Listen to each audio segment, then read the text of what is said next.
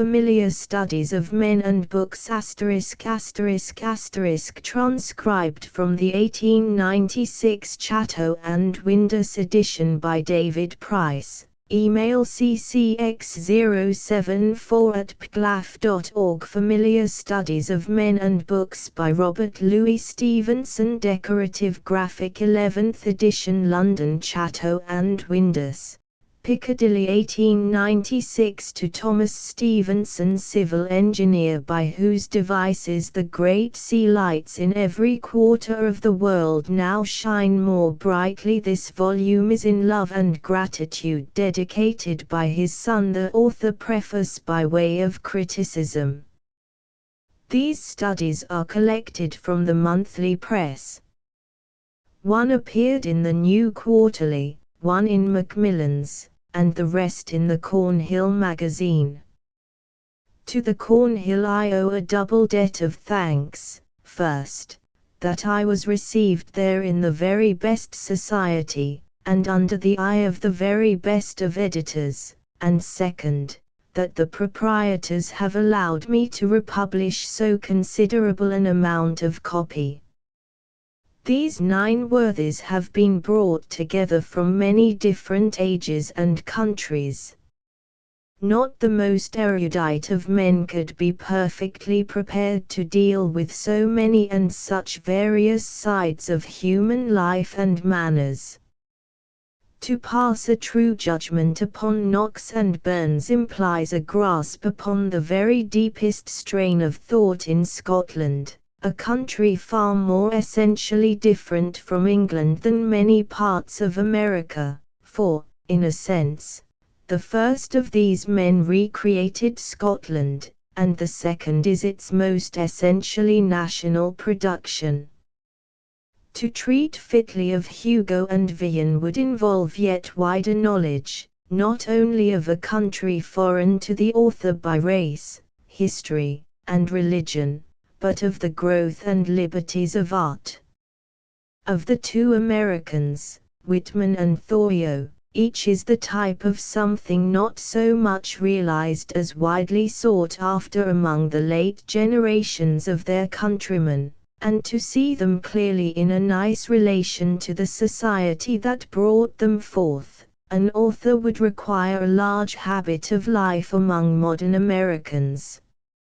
As for Yoshida, I have already disclaimed responsibility. It was but my hand that held the pen. In truth, these are but the readings of a literary vagrant. One book led to another, one study to another.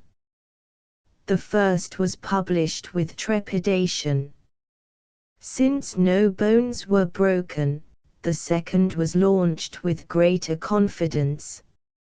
So, by insensible degrees, a young man of our generation acquires, in his own eyes, a kind of roving judicial commission through the ages, and, having once escaped the perils of the Freemans and the Furnivals, sets himself up to right the wrongs of universal history and criticism. Now, it is one thing to write with enjoyment on a subject while the story is hot in your mind from recent reading, colored with recent prejudice, and it is quite another business to put these writings coldly forth again in a bound volume. We are most of us attached to our opinions. That is one of the natural affections of which we hear so much in youth, but few of us are altogether free from paralyzing doubts and scruples. For my part, I have a small idea of the degree of accuracy possible to man, and I feel sure these studies teem with error. One and all were written with genuine interest in the subject. Many, however, have been conceived and finished with imperfect knowledge, and all have lain, from beginning to end, under the disadvantages inherent in this style of writing. Of these disadvantages a word must here be said. The writer of short studies having to condense in a few pages the events of a whole lifetime, and the effect on his own mind of many various volumes, is bound, above all things, to make that condensation logical and striking. For the only justification of his writing at all is that he shall present a brief, reasoned, and memorable view. By the necessity of the case, all the more neutral circumstances are omitted from his narrative, and that of itself, by the negative exaggeration of which I have spoken in the text, lends to the matter in hand a certain false and specious glitter. By the necessity of the case, again, he is forced to view his subject throughout in a particular illumination, like a studio artifice. Like Hales with Pepys, he must nearly break his sitter's neck to get the proper shadows on the portrait. It is from one side only that he has time to represent his subject. The side selected will either be the one most striking to himself, or the one most obscured by controversy, and in both cases that will be the one most liable to strained and sophisticated reading. In a biography, this and that is displayed. The hero is seen at home, playing the flute. The different tendencies of his work come, one after another, into notice, and thus something like a true, general impression of the subject may at last be struck. But in the short study, the writer, having seized his point of view, must keep his eye steadily to that. He seeks, perhaps, rather to differentiate than truly to characterize. The proportions of the sitter must be sacrificed to the proportions of the portrait. The lights are heightened, the shadows overcharged, the chosen expression, continually forced, may degenerate at length into a grimace, and we have at best something of a caricature, at worst a calumny. Hence, if they be readable at all, and hang together by their own ends, the peculiar convincing force of these brief representations. They take so little a while to read, and yet in that little while the subject is so repeatedly introduced in the same light and with the same expression, that, by sheer force of repetition, that view is imposed upon the reader. The two English masters of the style, Macaulay and Carlyle, largely exemplify its dangers.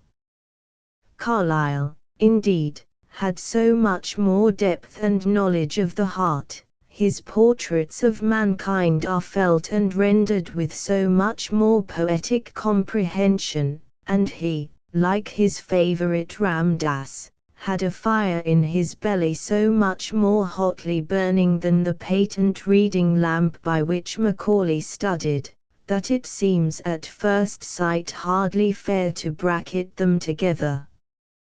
But the point of view was imposed by Carlyle on the men he judged of in his writings with an austerity not only cruel but almost stupid. They are too often broken outright on the Procrustean bed, they are probably always disfigured. The rhetorical artifice of Macaulay is easily spied, it will take longer to appreciate the moral bias of Carlyle. So with all writers who insist on forcing some significance from all that comes before them, and the writer of short studies is bound, by the necessity of the case, to write entirely in that spirit. What he cannot vivify he should omit. Had it been possible to rewrite some of these papers, I hope I should have had the courage to attempt it. But it is not possible. Short studies are, or should be, things woven like a carpet, from which it is impossible to detach a strand. What is perverted has its place there forever, as a part of the technical means by which what is right has been presented. It is only possible to write another study, and then, with a new point of view would follow new perversions and perhaps a fresh caricature. Hence, it will be, at least, honest to offer a few grains of salt to be taken with the text, and as some words of apology, addition, correction, or amplification fall to be said on almost every study in the volume, it will be most simple to run them over in their order. But this must not be taken as a propitiatory offering to the gods of shipwreck. I trust my cargo unreservedly to the chances of the sea, and do not, by criticizing myself, seek to disarm the wrath of other and less partial critics. Hugo's romances. This is an instance of the point of view. The 5 romances studied with a different purpose might have given different results, even with a critic so warmly interested in their favor. The great contemporary master of workmanship, and indeed of all literary arts and technicalities, had not unnaturally dazzled a beginner. But it is best to dwell on merits, for it is these that are most often overlooked. Burns. I have left the introductory sentences on principal Shep, partly to explain my own paper, which was merely supplemental to his amiable but imperfect book, partly because that book appears to me truly misleading both as to the character and the genius of Burns. This seems ungracious, but Mr. Shep has himself to blame. So good a Wordsworthian was out of character upon that stage. This half-apology apart, nothing more falls to be said except upon a remark called forth by my study in the columns of a literary review. The exact terms in which that sheet disposed of Burns I cannot now recall, but they were to this effect, that Burns was a bad man, the impure vehicle of fine verses, and that this was the view to which all criticism tended. Now I knew, for my own part, that it was with the profoundest pity, but with a growing esteem, that I studied the man's desperate efforts to do right, and the more I reflected, the stranger it appeared to me that any thinking being should feel otherwise. The complete letters shed, indeed, a light on the depths to which Burns had sunk in his character of Don Juan, but they enhance in the same proportion the hopeless nobility of his marrying Jean. That I ought to have stated this more noisily I now see, but that any one should fail to see it for himself, is to me a thing both incomprehensible and worthy of open scorn. If Burns, on the facts dealt with in this study, is to be called a bad man, I question very much whether either I or the writer in the review have ever encountered what it would be fair to call a good one. All have some fault. The fault of each grinds down the hearts of those about him, and, let us not blink the truth, hurries both him and them into the grave. And when we find a man persevering indeed, in his fault, as all of us do, and openly overtaken, as not all of us are, by its consequences, to gloss the matter over, with 2 polite biographers, is to do the work of the wrecker disfiguring beacons on a perilous seaboard, but to call him bad, with a self-righteous chuckle, is to be talking in one's sleep with heedless and too bold in the arbor.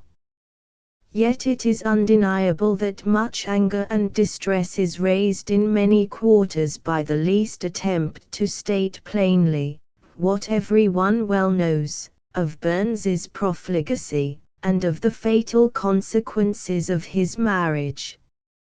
And for this there are perhaps two subsidiary reasons. For, first, there is, in our drunken land, a certain privilege extended to drunkenness. In Scotland, in particular, it is almost respectable, above all when compared with any irregularity between the sexes. The selfishness of the one, so much more gross in essence, is so much less immediately conspicuous in its results that our demiurgus Mrs. Grundy smiles apologetically on its victims.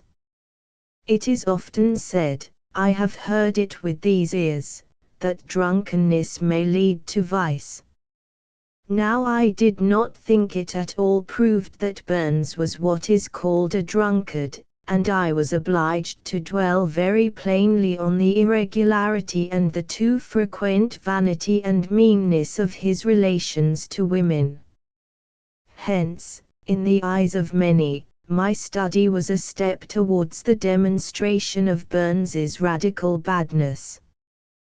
But second, there is a certain class, professors of that low morality so greatly more distressing than the better sort of vice, to whom you must never represent an act that was virtuous in itself, as attended by any other consequences than a large family and fortune.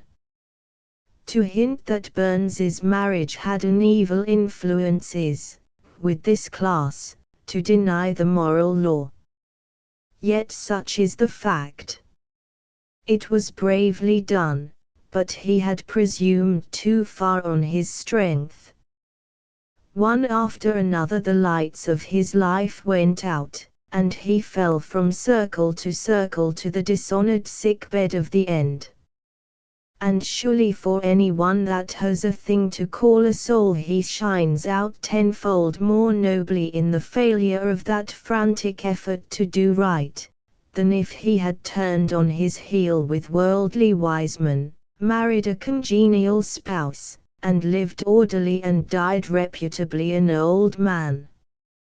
It is his chief title that he refrained from the wrong that amendeth wrong. But the common, trashy mind of our generation is still aghast, like the Jews of old, at any word of an unsuccessful virtue. Job has been written and read.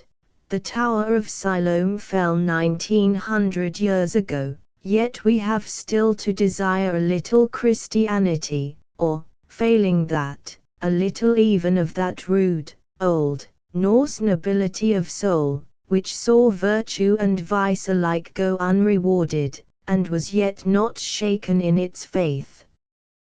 Walt Whitman. This is a case of a second difficulty which lies continually before the writer of critical studies, that he has to mediate between the author whom he loves and the public who are certainly indifferent and frequently averse. Many articles had been written on this notable man. One after another had leaned, in my eyes, either to praise or blame unduly. In the last case, they helped to blindfold our fastidious public to an inspiring writer; in the other, by an excess of unadulterated praise, they moved the more candid to revolt. I was here on the horns of a dilemma, and between these horns I squeezed myself with perhaps some loss to the substance of the paper. Seeing so much in Whitman that was merely ridiculous, as well as so much more that was unsurpassed in force and fitness, seeing the true prophet doubled, as I thought, in places with the bull in a china shop, it appeared best to steer a middle course, and to laugh with the scorners when I thought they had any excuse, while I made haste to rejoice with the rejoicers over what is imperishably good, lovely, human, or divine, in his extraordinary poems. That was perhaps the right road, yet I cannot help feeling that in this attempt to trim my sails between an author whom I love and honor and a public too averse to recognize his merit, I have been led into a tone unbecoming from one of my stature to one of Whitman's. But the good and the great man will go on his way not vexed with my little shafts of merriment. He, first of any one, will understand how, in the attempt to explain him credibly to Mrs. Grundy, I have been led into certain airs of the man of the world, which are merely ridiculous in me, and were not intentionally discourteous to himself. But there is a worse side to the question, for in my eagerness to be all things to all men, I am afraid I may have sinned against proportion. It will be enough to say here that Whitman's faults are few and unimportant when they are set beside his surprising merits. I had written another paper full of gratitude for the help that had been given me in my life, full of enthusiasm for the intrinsic merit of the poems, and conceived in the noisiest extreme of youthful eloquence. The present study was a rafforzamento. From it, with the design already mentioned, and in a fit of horror at my old excess, the big words and emphatic passages were ruthlessly excised. But this sort of prudence is frequently its own punishment. Along with the exaggeration, some of the truth is sacrificed, and the result is cold, constrained, and grudging. In short, I might almost everywhere have spoken more strongly than I did. Thoreau. Here is an admirable instance of the point of view forced throughout, and of too earnest reflection on imperfect facts. Upon me this pure, narrow, sunnily ascetic Thoreau had exercised a great charm. I have scarce written 10 sentences since I was introduced to him, but his influence might be somewhere detected by a close observer. Still it was as a writer that I had made his acquaintance. I took him on his own explicit terms, and when I learned details of his life, they were, by the nature of the case and my own parti pris, read even with a certain violence in terms of his writings. There could scarce be a perversion more justifiable than that, yet it was still a perversion. The study indeed raised so much ire in the breast of Dr. Japp, H. Page, Thoreau's sincere and learned disciple, that had either of us been men, I please myself with thinking, of less temper and justice, the difference might have made us enemies instead of making us friends. To him who knew the man from the inside, many of my statements sounded like inversions made on purpose, and yet when we came to talk of them together, and he had understood how I was looking at the man through the books, while he had long since learned to read the books through the man, I believe he understood the spirit in which I had been led astray. On 2 most important points, Dr. Japp added to my knowledge, and with the same blow fairly demolished that part of my criticism. First, if Thoreau were content to dwell by Walden Pond, it was not merely with designs of self-improvement, but to serve mankind in the highest sense. Hither came the fleeing slave, thence was he dispatched along the road to freedom. That shanty in the woods was a station in the great underground railroad, That adroit and philosophic solitary was an ardent worker, soul and body, in that so much more than honorable movement, which, if atonement were possible for nations, should have gone far to wipe away the guilt of slavery. But in history sin always meets with condign punishment. The generation passes, the offense remains, and the innocent must suffer. No underground railroad could atone for slavery, even as no bills in Parliament can redeem the ancient wrongs of Ireland. But here at least is a new light shed on the Walden episode. Second, it appears, and the point is capital, that Thorio was once fairly and manfully in love, and, with perhaps too much aping of the angel, relinquished the woman to his brother. Even though the brother were like to die of it, we have not yet heard the last opinion of the woman. But be that as it may, we have here the explanation of the rarefied and freezing air in which I complained that he had taught himself to breathe. Reading the man through the books, I took his professions in good faith. He made a dupe of me, even as he was seeking to make a dupe of himself, wresting philosophy to the needs of his own sorrow. But in the light of this new fact, those pages, seemingly so cold, are seen to be alive with feeling. What appeared to be a lack of interest in the philosopher turns out to have been a touching insincerity of the man to his own heart, and that fine spun airy theory of friendship, so devoid, as I complained, of any quality of flesh and blood, a mere anodyne to lull his pains. The most temperate of living critics once marked a passage of my own with a cross and the words, "This seems nonsense." It not only seemed, it was so. It was a private bravado of my own, which I had so often repeated to keep up my spirits, that I had grown at last wholly to believe it, and had ended by setting it down as a contribution to the theory of life. So with the more icy parts of this philosophy of Thorio's.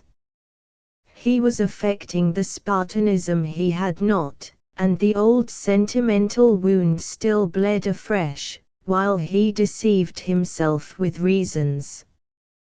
Thorio's theory, in short, was one thing and himself another. Of the first, the reader will find what I believe to be a pretty faithful statement and a fairly just criticism in the study. Of the second he will find but a contorted shadow. So much of the man as fitted nicely with his doctrines, in the photographer's phrase, came out. But that large part which lay outside and beyond, for which he had found or sought no formula, on which perhaps his philosophy even looked askance, is wanting in my study, as it was wanting in the guide I followed. In some ways a less serious writer, in all ways a nobler man, the true Thorio still remains to be depicted. Vian. I am tempted to regret that I ever wrote on this subject, not merely because the paper strikes me as too picturesque by half, but because I regarded Vian as a bad fellow. Others still think well of him, and can find beautiful and human traits where I saw nothing but artistic evil, and by the principle of the art, those should have written of the man, and not I. Where you see no good, silence is the best. Though this penitence comes too late, it may be well, at least, to give it expression. The spirit of Vian is still living in the literature of France. Fat Peg is oddly of a piece with the work of Zola, the Goncourts, and the infinitely greater flaw but, and, while similar in ugliness, still surpasses them in native power. The old author, breaking with an éclat de voix, out of his tongue-tied century, has not yet been touched on his own ground, and still gives us the most vivid and shocking impression of reality. Even if that were not worth doing at all, it would be worth doing as well as he has done it, for the pleasure we take in the author's skill repays us, or at least reconciles us to the baseness of his attitude.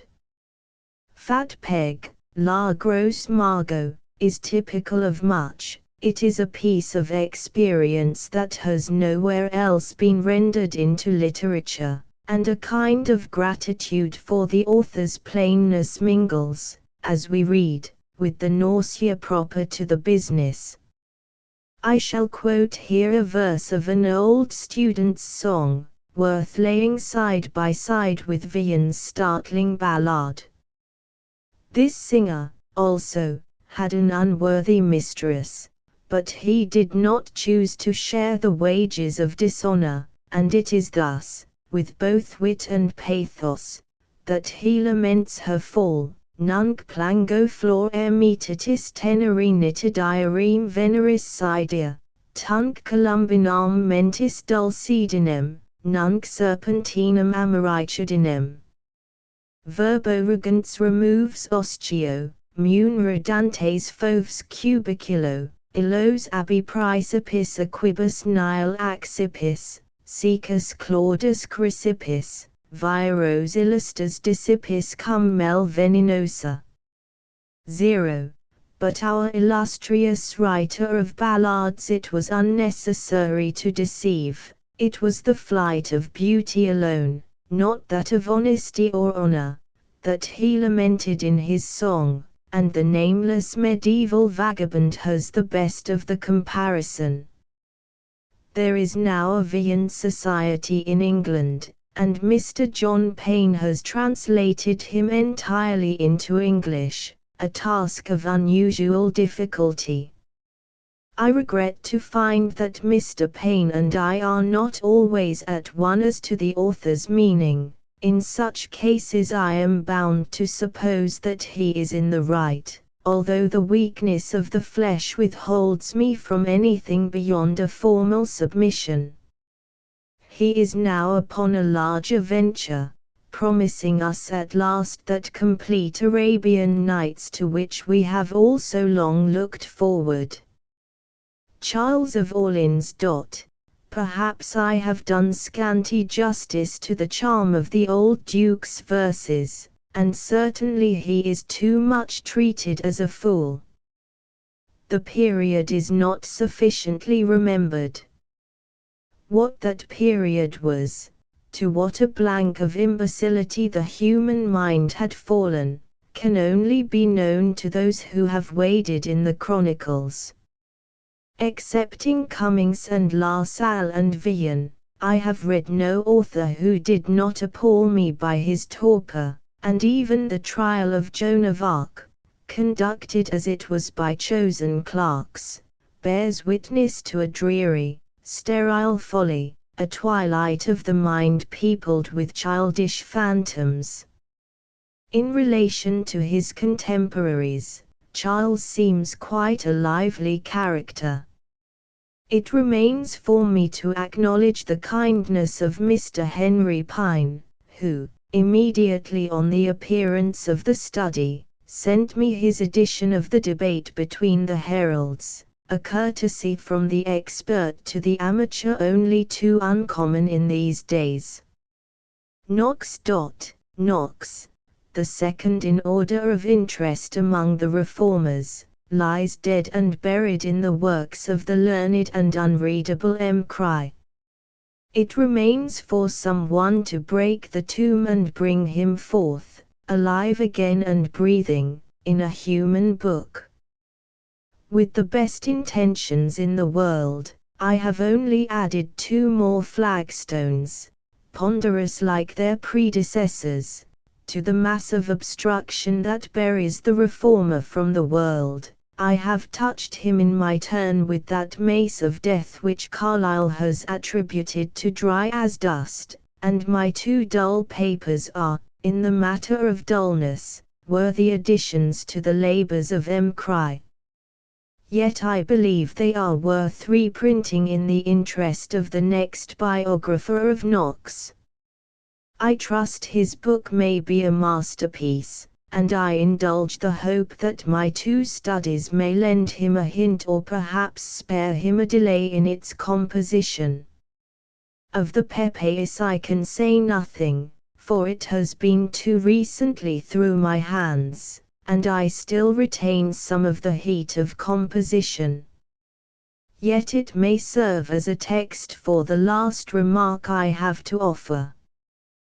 To Pepeus I think I have been amply just, to the others, to Burns, Thoreau, Whitman, Charles of Orleans, even Villon, I have found myself in the retrospect ever too grudging of praise, ever too disrespectful in manner. It is not easy to see why I should have been most liberal to the man of least pretensions. Perhaps some cowardice withheld me from the proper warmth of tone. Perhaps it is easier to be just to those nearer us in rank of mind. Such at least is the fact, which other critics may explain. For these were all men whom, for one reason or another, I loved, or when I did not love the men, my love was the greater to their books. I had read them and lived with them, for months they were continually in my thoughts, I seemed to rejoice in their joys and to sorrow with them in their griefs, and behold, when I came to write of them, my tone was sometimes hardly courteous and seldom wholly just. RLS Contents. Page Victor Hugo's Romances 1 Some Aspects of Robert Burns 38 Walt Whitman 91 Henry David Thoreau, His Character and Opinions 129 Yoshida Torre Giro 172 François Villon, Student, Poet, and Housebreaker 192 Charles of Orleans 236 Samuel Pepys 290 John Knox and Women 328 Victor Hugo's Romances.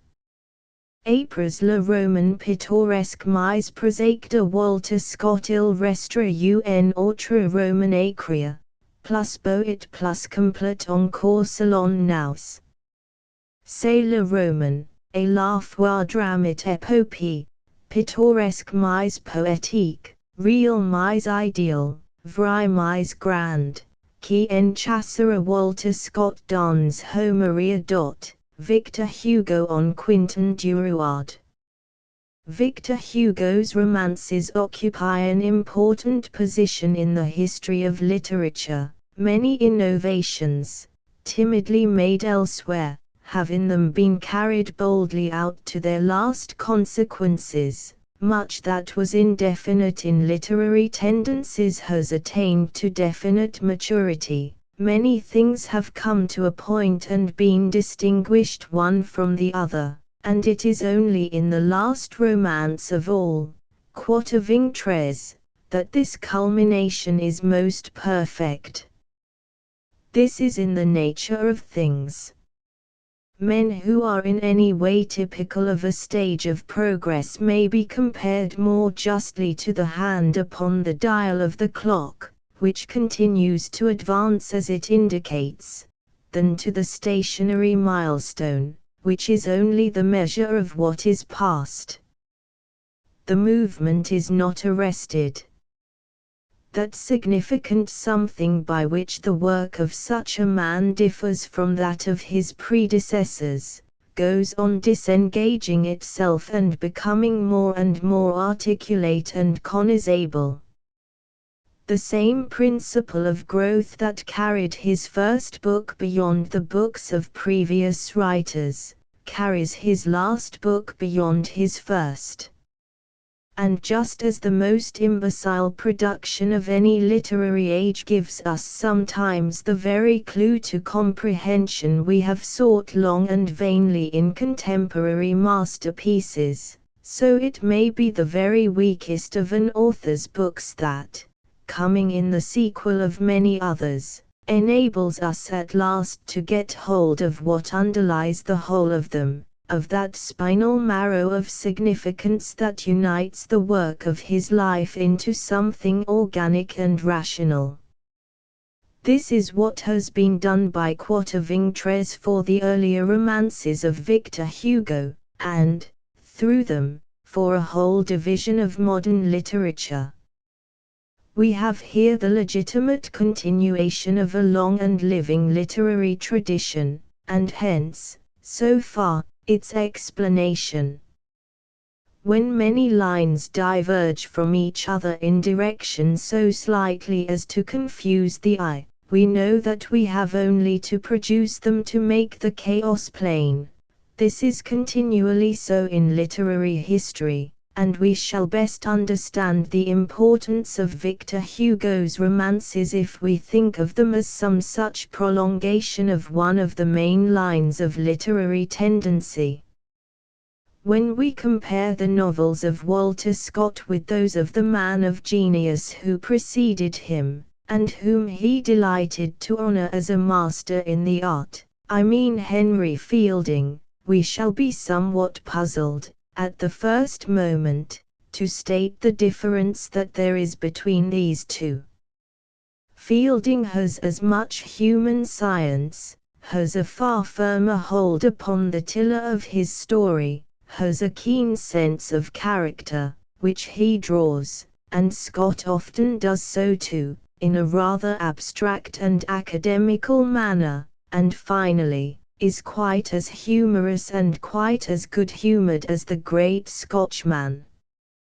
With all these points of resemblance between the men, it is astonishing that their work should be so different.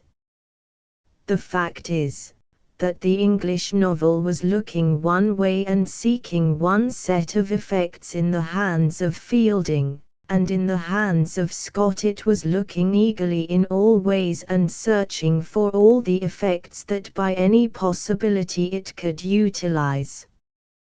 The difference between these two men marks a great enfranchisement. With Scott the romantic movement, the movement of an extended curiosity and an enfranchised imagination, has begun.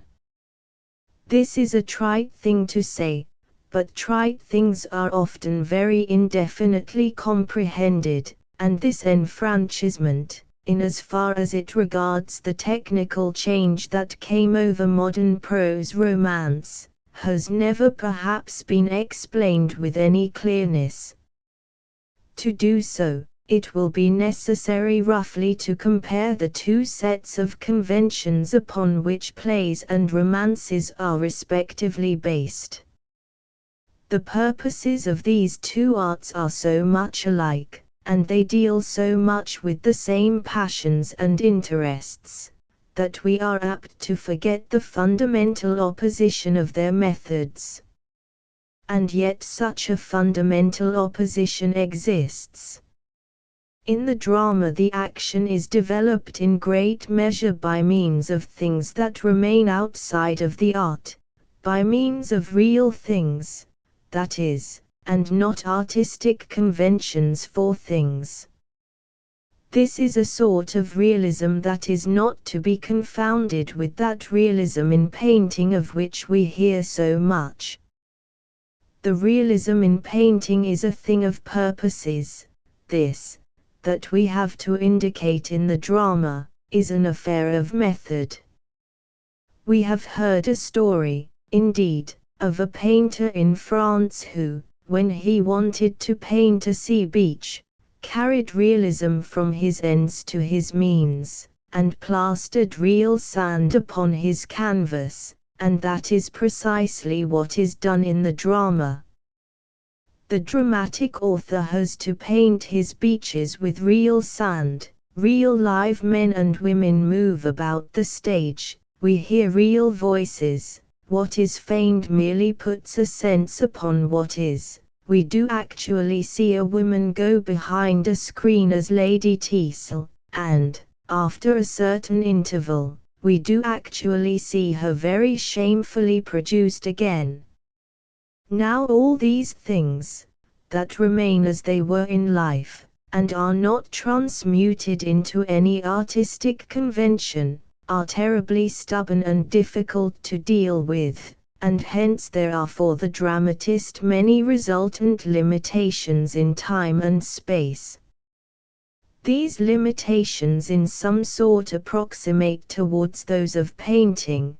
The dramatic author is tied down, not indeed to a moment, but to the duration of each scene or act. He is confined to the stage, almost as the painter is confined within his frame.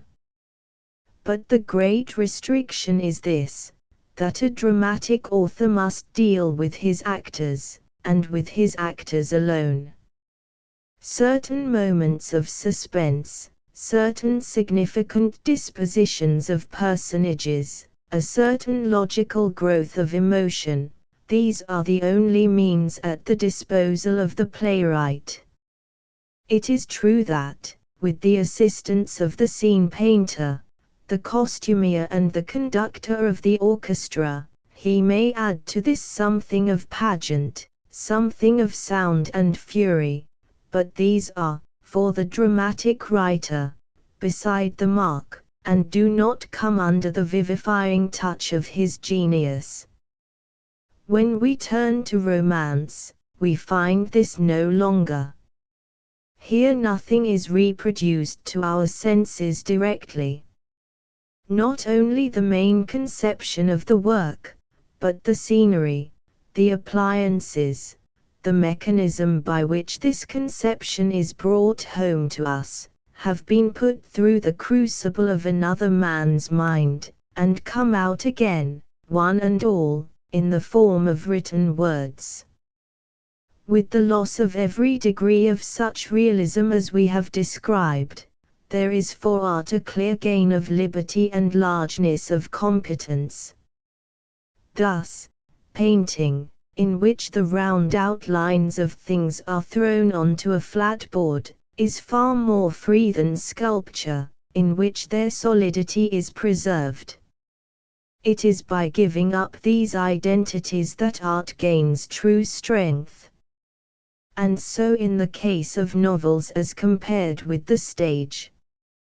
Continuous narration is the flat board onto which the novelist throws everything. And from this there results for him a great loss of vividness, but a great compensating gain in his power over the subject, so that he can now subordinate one thing to another in importance, and introduce all manner of very subtle detail, to a degree that was before impossible. He can render just as easily the flourish of trumpets before a victorious emperor and the gossip of country market women, the gradual decay of 40 years of a man's life and the gesture of a passionate moment. He finds himself equally unable, if he looks at it from one point of view, equally able, if he looks at it from another point of view, to reproduce a color, a sound, an outline, a logical argument, a physical action. He can show his readers, behind and around the personages that for the moment occupy the foreground of his story, the continual suggestion of the landscape, the turn of the weather that will turn with it men's lives and fortunes, dimly foreshadowed on the horizon, the fatality of distant events, the stream of national tendency, the salient framework of causation. And all this thrown upon the flat board, all this entering, naturally and smoothly, into the texture of continuous intelligent narration. This touches the difference between Fielding and Scott. In the work of the latter, true to his character of a modern and a romantic, we become suddenly conscious of the background. Fielding, on the other hand, although he had recognized that the novel was nothing else than an epic in prose, wrote in the spirit not of the epic, but of the drama. This is not, of course, to say that the drama was in any way incapable of a regeneration similar in kind to that of which I am now speaking with regard to the novel. The notorious contrary fact is sufficient to guard the reader against such a misconstruction. All that is meant is, that Fielding remained ignorant of certain capabilities which the novel possesses over the drama, or, at least, neglected and did not develop them. To the end he continued to see things as a playwright sees them. The world with which he dealt, the world he had realized for himself and sought to realize and set before his readers, was a world of exclusively human interest. As for landscape, he was content to underline stage directions, as it might be done in a playbook. Tom and Molly retire into a practicable wood.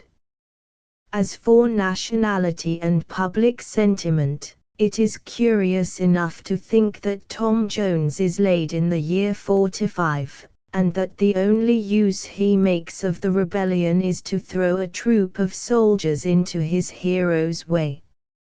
It is most really important, however, to remark the change which has been introduced into the conception of character by the beginning of the Romantic movement and the consequent introduction into fiction of a vast amount of new material. Fielding tells us as much as he thought necessary to account for the actions of his creatures. He thought that each of these actions could be decomposed on the spot into a few simple personal elements, as we decompose a force in a question of abstract dynamics. The larger motives are all unknown to him. He had not understood that the nature of the landscape or the spirit of the times could be for anything in a story, and so, naturally and rightly, he said nothing about them. But Scott's instinct, the instinct of the man of an age profoundly different, taught him otherwise, and, in his work, the individual characters begin to occupy a comparatively small proportion of that canvas on which armies maneuver, and great hills pile themselves upon each other's shoulders. Fielding's characters were always great to the full stature of a perfectly arbitrary will. Already in Scott we begin to have a sense of the subtle influences that moderate and qualify a man's personality, that personality is no longer thrown out in unnatural isolation, but is resumed into its place in the constitution of things. It is this change in the manner of regarding men and their actions first exhibited in romance, that has since renewed and vivified history. For art precedes philosophy and even science. People must have noticed things and interested themselves in them before they begin to debate upon their causes or influence. And it is in this way that art is the pioneer of knowledge.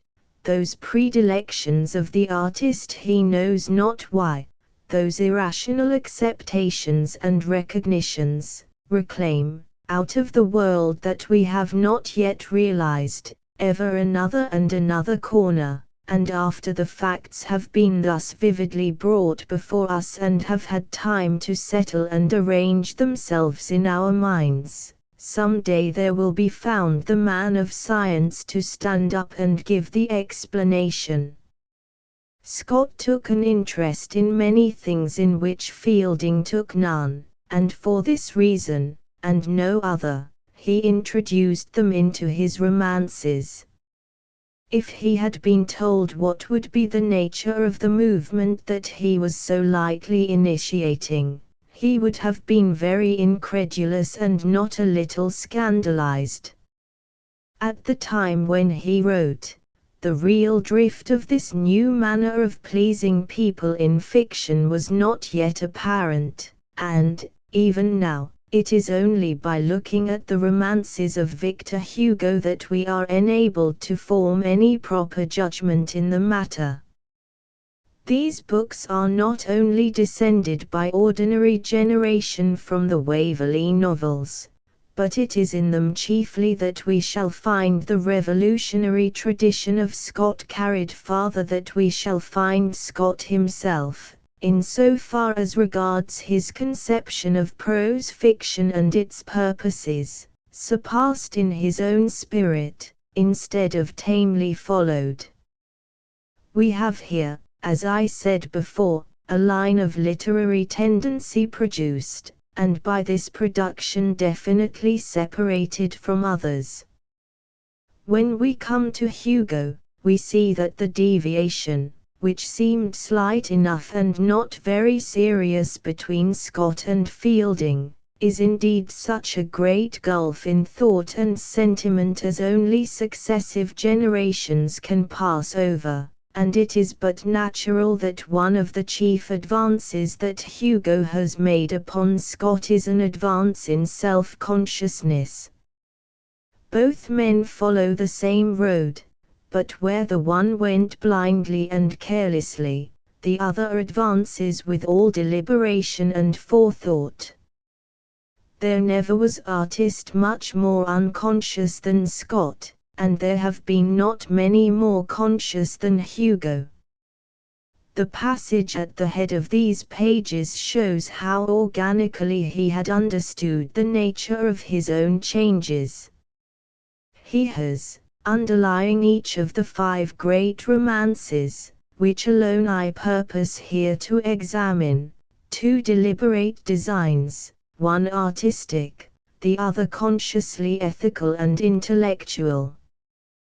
This is a man living in a different world from Scott, who professes sturdily, in one of his introductions, that he does not believe in novels having any moral influence at all, but still Hugo is too much of an artist to let himself be hampered by his dogmas, and the truth is that the artistic result seems, in at least one great instance, to have very little connection with the other, or directly ethical result.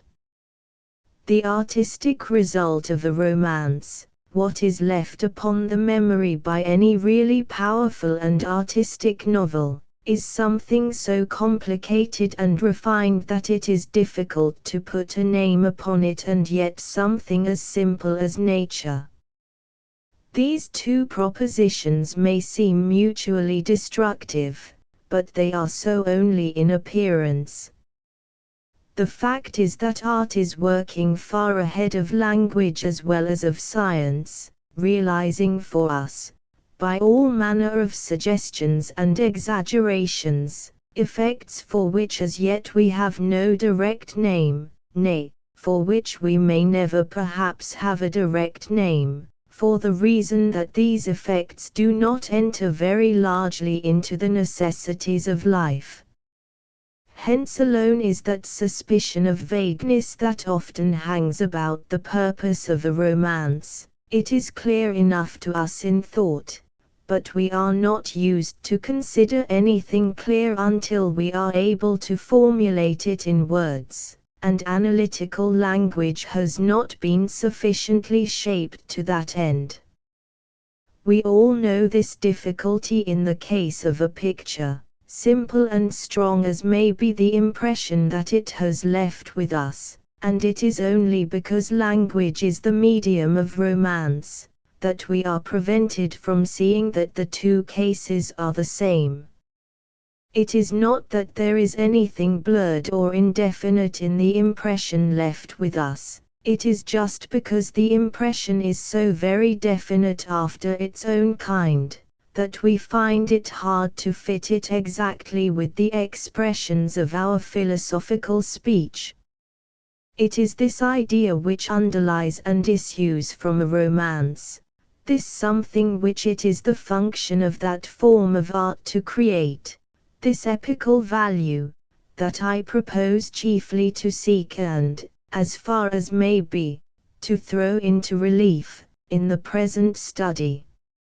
It is thus, I believe, that we shall see most clearly the great stride that Hugo has taken beyond his predecessors, and how, no longer content with expressing more or less abstract relations of man to man, he has set before himself the task of realizing, in the language of romance, much of the involution of our complicated lives.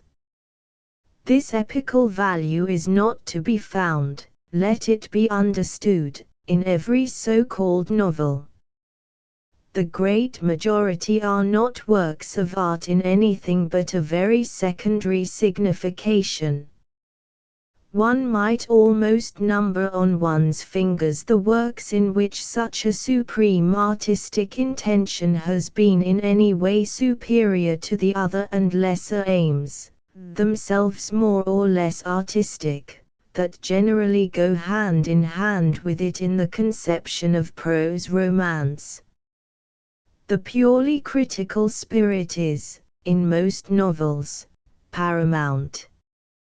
At the present moment we can recall one man only, for whose works it would have been equally possible to accomplish our present design, and that man is Hawthorne.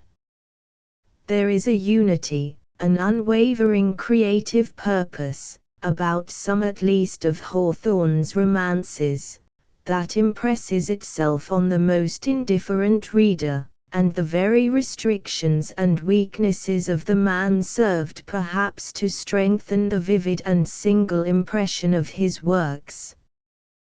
There is nothing of this kind in Hugo. Unity, if he attains to it, is indeed unity out of multitude, and it is the wonderful power of subordination and synthesis thus displayed, that gives us the measure of his talent.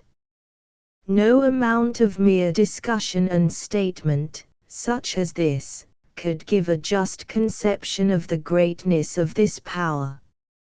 It must be felt in the books themselves, and all that can be done in the present essay is to recall to the reader the more general features of each of the 5 great romances, hurriedly and imperfectly, as space will permit, and rather as a suggestion than anything more complete. The moral end that the author had before him in the conception of Notre Dame de Paris was, he tells us, to denounce the external fatality that hangs over men in the form of foolish and inflexible superstition. To speak plainly, this moral purpose seems to have mighty little to do with the artistic conception, moreover it is very questionably handled, while the artistic conception is developed with the most consummate success. Old Paris lives for us with newness of life. We have ever before our eyes the city cut into 3 by the 2 arms of the river, the boat-shaped island moored by 5 bridges to the different shores, and the 2 unequal towns on either hand. We forget all that enumeration of palaces and churches and convents which occupies so many pages of admirable description, and the thoughtless reader might be inclined to conclude from this, that they were pages thrown away, but this is not so. We forget, indeed, the details, as we forget or do not see the different layers of paint on a completed picture, but the thing desired has been accomplished, and we carry away with us a sense of the Gothic profile of the city, of the surprising forest. of pinnacles and towers and belfries, and we know not what of rich and intricate and quaint. And throughout, Notre Dame has been held up over Paris by a height far greater than that of its twin towers. The cathedral is present to us from the first page to the last. The title has given us the clue, and already in the Palace of Justice the story begins to attach itself to that central building by character after character. It is purely an effect of mirage. Notre Dame does not, in reality, thus dominate and stand out above the city, and anyone who should visit it, in the spirit of the Scot tourists to Edinburgh or the Trossachs, would be almost offended at finding nothing more than this old church thrust away into a corner. It is purely an effect of mirage, as we say, but it is an effect that permeates and possesses the whole book with astonishing consistency and strength. And then, Hugo has peopled this Gothic city, and, above all, this Gothic church, with a race of men even more distinctly Gothic than their surroundings. We know this generation already. We have seen them clustered about the worn capitals of pillars, or craning forth over the church leads with the open mouths of gargoyles. About them all there is that sort of stiff quaint unreality, that conjunction of the grotesque, and even of a certain bourgeois snugness, with passionate contortion and horror, that is so characteristic of Gothic art. Esmeralda is somewhat an exception. She and the goat traverse the story like two children who have wandered in a dream. The finest moment of the book is when these two share with the two other leading characters, Dom Claude and Quasimodo, the chill shelter of the old cathedral. It is here that we touch most intimately the generative artistic idea of the romance. Are they not all four taken out of some quaint moulding, illustrative of the Beatitudes, or the Ten Commandments, or the Seven Deadly Sins? What is Quasimodo but an animated gargoyle? What is the whole book but the reanimation of Gothic art? It is curious that in this, the earliest of the five great romances, there should be so little of that extravagance that latterly we have come almost to identify with the author's manner. Yet even here we are distressed by words, thoughts, and incidents that defy belief and alienate the sympathies. The scene of the impasse, for example, in spite of its strength, verges dangerously on the province of the penny novelist. I do not believe that Quasimodo rode upon the bell. I should as soon imagine that he swung by the clapper. And again the following two sentences, out of an otherwise admirable chapter, surely surpass what it has ever entered into the heart of any other man to imagine. Volume 2 p. 180. Il souffrit tant que par instance il s'arrachait des poignées de chevaux, pour voir s'ils n'y blanchissient pas. And, p. 181, Ses pensées étaient si insupportables question il prenait sa tête et deux mains it tâchait de l'arracher de ses épaules pour la briser sur le pave. One other fault, before we pass on. In spite of the horror and misery that pervade all of his later work, there is in it much less of actual melodrama than here, and rarely, I should say never, that sort of brutality, that useless insufferable violence to the feelings, which is the last distinction between melodrama and true tragedy. Now, in Notre Dame, The whole story of Esmeralda's passion for the worthless archer is unpleasant enough, but when she betrays herself in her last hiding place, herself and her wretched mother, by calling out to this sordid hero who has long since forgotten her, well, that is just one of those things that readers will not forgive. They do not like it, and they are quite right. Life is hard enough for poor mortals, without having it indefinitely embittered for them by bad art. We look in vain for any similar blemish in Les Miserables. Here, on the other hand, there is perhaps the nearest approach to literary restraint that Hugo has ever made.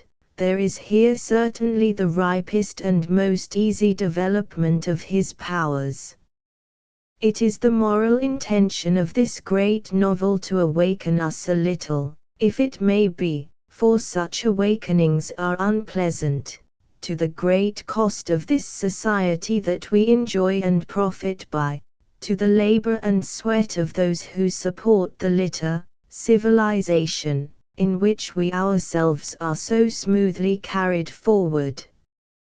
People are all glad to shut their eyes, and it gives them a very simple pleasure when they can forget that our laws commit a million individual injustices, to be once roughly just in the general, that the bread that we eat, and the quiet of the family, and all that embellishes life and makes it worth having, have to be purchased by death, by the deaths of animals, and the deaths of men wearied out with labor, and the deaths of those criminals called tyrants and revolutionaries, and the deaths of those revolutionaries called criminals. It is to something of all this that Victor Hugo wishes to open men's eyes in Les Miserables, and this moral lesson is worked out in masterly coincidence with the artistic effect. The deadly weight of civilization to those who are below presses sensibly on our shoulders as we read. A sort of mocking indignation grows upon us as we find society rejecting, again and again, the services of the most serviceable, setting Jean Valjean to pick oakum, casting Galileo into prison, even crucifying Christ. There is a haunting and horrible sense of insecurity about the book.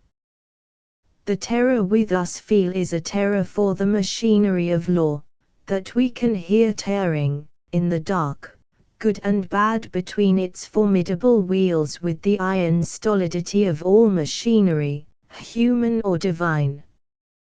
This terror incarnates itself sometimes and leaps horribly out upon us, as when the crouching mendicant looks up, and Jean Valjean, in the light of the street lamp, recognizes the face of the detective, as when the lantern of the patrol flashes suddenly through the darkness of the sewer, or as when the fugitive comes forth at last at evening, by the quiet riverside, and finds the police there also, waiting stolidly for vice and stolidly satisfied to take virtue instead.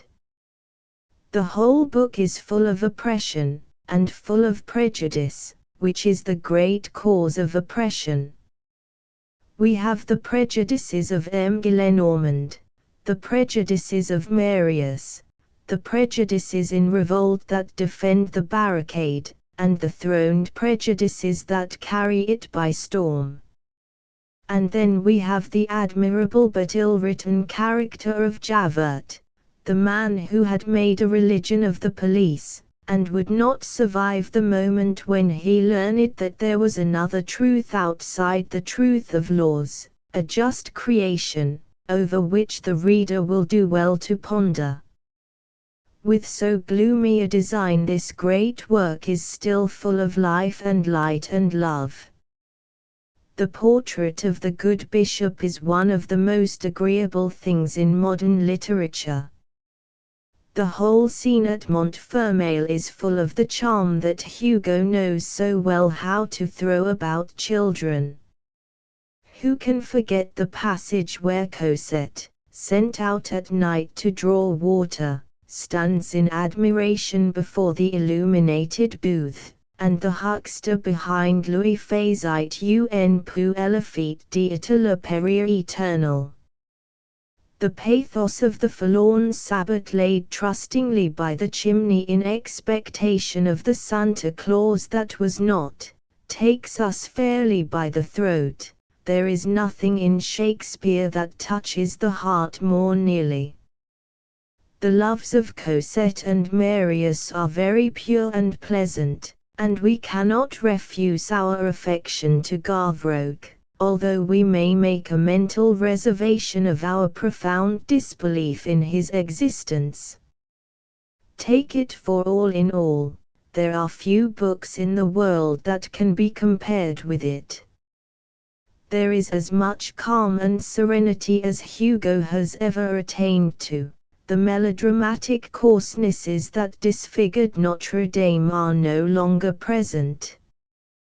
There is certainly much that is painfully improbable, and again, the story itself is a little too well constructed. It produces on us the effect of a puzzle, and we grow incredulous as we find that every character fits again and again into the plot, and is, like the child's cube, serviceable on 6 faces.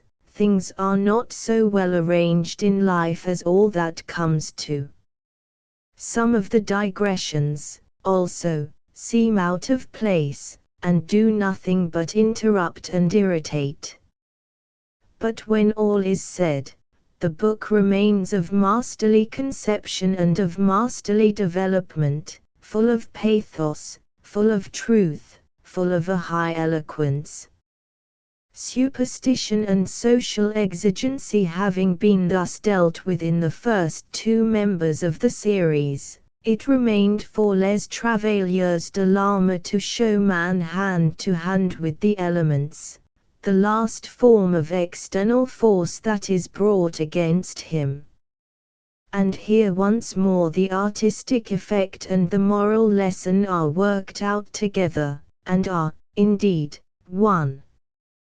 Gillet, alone upon the reef at his Herculean task, offers a type of human industry in the midst of the vague diffusion of forces into the illimitable and the visionary development of wasted labor in the sea, and the winds, and the clouds. No character was ever thrown into such strange relief as Gillet. The great circle of seabirds that come wanderingly around him on the night of his arrival, strikes at once the note of his preeminence and isolation. He fills the whole reef with his indefatigable toil. This solitary spot in the ocean rings with the clamor of his anvil. We see him as he comes and goes, thrown out sharply against the clear background of the sea. And yet his isolation is not to be compared with the isolation of Robinson Crusoe, for example. Indeed, no 2 books could be more instructive to set side by side than Les Travailleurs and this other of the old days before art had learned to occupy itself with what lies outside of human will. Crusoe was one sole center of interest in the midst of a nature utterly dead and utterly unrealized by the artist. But this is not how we feel with Gillet. We feel that he is opposed by a dark coalition of forces, that an immense animosity surrounds him. We are the witnesses of the terrible warfare that he wages with the silent inclemency of phenomena going their own way, and the great general law, implacable and passive. A conspiracy of the indifferency of things is against him. There is not one interest on the reef, but 2.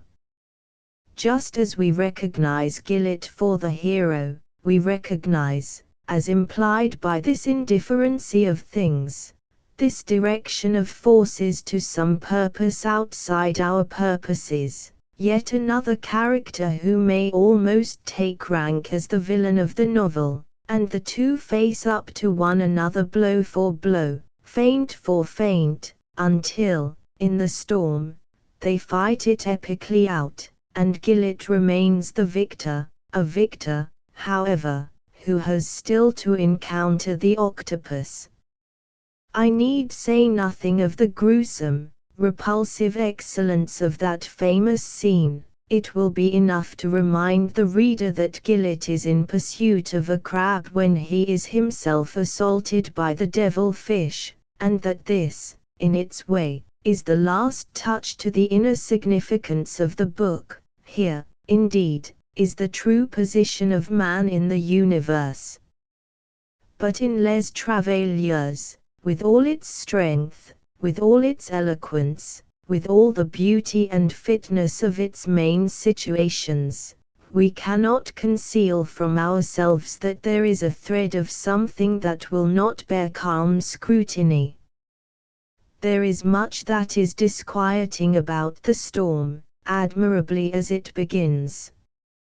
I am very doubtful whether it would be possible to keep the boat from foundering in such circumstances, by any amount of breakwater and broken rock. I do not understand the way in which the waves are spoken of, and prefer just to take it as a loose way of speaking, and pass on. And lastly, how does it happen that the sea was quite calm next day? Is this great hurricane a piece of scene painting after all?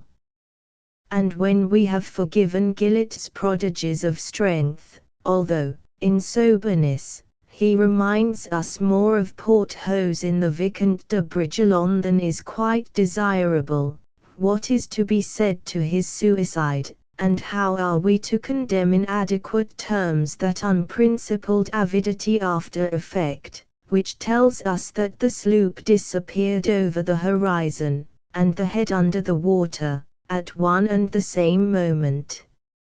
Monsieur Hugo may say what he will, but we know better. We know very well that they did not. A thing like that raises up a despairing spirit of opposition in a man's readers. They give him the lie fiercely, as they read. Lastly, we have here already some beginning of that curious series of English blunders, that makes us wonder if there are neither proof sheets nor judicious friends in the whole of France, and affects us sometimes with a sickening uneasiness as to what may be our own exploits when we touch upon foreign countries and foreign tongues. It is here that we shall find the famous first of the fourth and many English words that may be comprehensible perhaps in Paris. It is here that we learn that Laird in Scotland is the same title as Lord in England. Here, also, is an account of a Highland soldier's equipment, which we recommend to the lovers of genuine fun. In El Homme qui rit, it was Hugo's object to denounce, as he would say himself, the aristocratic principle as it was exhibited in England, and this purpose, somewhat more unmitigatedly satiric than that of the two last, must answer for much that is unpleasant in the book. The repulsiveness of the scheme of the story, and the manner in which it is bound up with impossibilities and absurdities, discourage the reader at the outset, and it needs an effort to take it as seriously as it deserves. And yet when we judge it deliberately, it will be seen that, here again, the story is admirably adapted to the moral. The constructive ingenuity exhibited throughout is almost morbid. Nothing could be more happily imagined, as a reductio ad absurdum of the aristocratic principle, than the adventures of Gwynplaine, the itinerant mountebank, snatched suddenly out of his little way of life, and installed without preparation as one of the hereditary legislators of a great country. It is with a very bitter irony that the paper, on which all this depends, is left to float for years at the will of wind and tide. What, again, can be finer in conception than that voice from the people heard suddenly in the House of Lords, in solemn arraignment of the pleasures and privileges of its splendid occupants? The horrible laughter, stamped forever by order of the king upon the face of this strange spokesman of democracy, adds yet another feature of justice to the scene. In all time, travesty has been the argument of oppression, and, in all time, the oppressed might have made this answer: if I am vile, is it not your system that has made me so? This ghastly laughter gives occasion, moreover, for the one strain of tenderness running through the web of this unpleasant story, the love of the blind girl for the monster. It is a most benignant providence that thus harmoniously brings together these two misfortunes. It is one of those compensations, one of those afterthoughts of a relenting destiny, that reconcile us from time to the evil that is in the world. The atmosphere of the book is purified by the presence of this pathetic love. It seems to be above the story somehow, and not of it, as the full moon over the night of some foul and feverish city. There is here a quality in the narration more intimate and particular than is general with Hugo, but it must be owned, on the other hand, that the book is wordy, and even, now and then, a little wearisome. Ursus and his wolf are pleasant enough companions, but the former is nearly as much an abstract type as the latter. There is a beginning, also, of an abuse of conventional conversation, such as may be quite pardonable in the drama where needs must, but is without excuse in the romance. Lastly, I suppose one must say a word or two about the weak points of this not immaculate novel, and if so, it will be best to distinguish at once. The large family of English blunders, to which we have alluded already in speaking of Les Travailleurs, are of a sort that is really indifferent in art. If Shakespeare makes his ships cast anchor by some seaport of Bohemia, if Hugo imagines Tom Tim Jack to be a likely nickname for an English sailor, or if either Shakespeare, or Hugo, or Scott, for that matter, be guilty of figments enough to confuse the march of a whole history, anachronisms enough to overset all, chronology, 27, the life of their creations, the artistic truth and accuracy of their work, is not so much as compromised. But when we come upon a passage like the sinking of the Auk in this romance, we can do nothing but cover our face with our hands. The conscientious reader feels a sort of disgrace in the very reading. For such artistic falsehoods, springing from what I have called already an unprincipled avidity after effect, no amount of blame can be exaggerated, and above all, when the criminal is such a man as Victor Hugo. We cannot forgive in him what we might have passed over in a third-rate sensation novelist. Little as he seems to know of the sea and nautical affairs, he must have known very well that vessels do not go down as he makes the Auk go down. He must have known that such a liberty with fact was against the laws of the game, and incompatible with all appearance of sincerity in conception or workmanship. In each of these books, one after another, there has been some departure from the traditional canons of romance, but taking each separately, one would have feared to make too much of these departures, or to found any theory upon what was perhaps purely accidental. The appearance of Quaternary has put us out of the region of such doubt. Like a doctor who has long been hesitating how to classify an epidemic malady, we have come at last upon a case so well marked that our uncertainty is at an end. It is a novel built upon a sort of enigma which was at that date laid before revolutionary France, and which is presented by Hugo to Telmache, to Lantignac, to Gavain, and very terribly to Simardane, each of whom gives his own solution of the question, clement or stern, according to the temper of his spirit. That enigma was this: can a good action be a bad action? Does not he who spares the wolf kill the sheep? This question, as I say, meets with one answer after another during the course of the book, and yet seems to remain undecided to the end. And something in the same way, although one character, or one set of characters, after another comes to the front and occupies our attention for the moment, we never identify our interest with any of these temporary heroes nor regret them after they are withdrawn. We soon come to regard them somewhat as special cases of a general law. What we really care for is something that they only imply and body forth to us.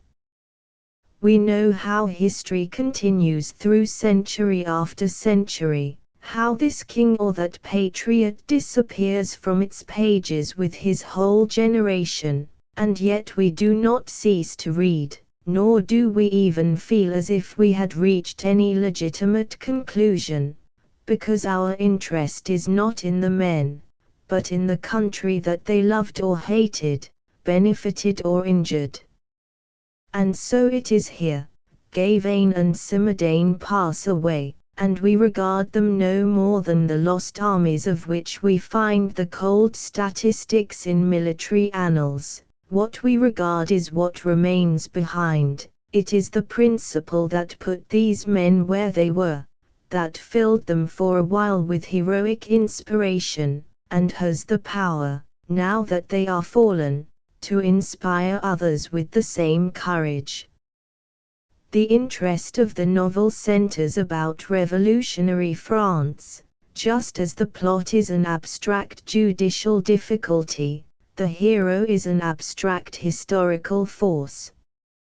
And this has been done, not, as it would have been before, by the cold and cumbersome machinery of allegory, but with bold, straightforward realism, dealing only with the objective materials of art, and dealing with them so masterfully that the palest abstractions of thought come before us, and move our hopes and fears, as if they were the young men and maidens of customary romance. The episode of the mother and children in Quaternary is equal to anything that Hugo has ever written.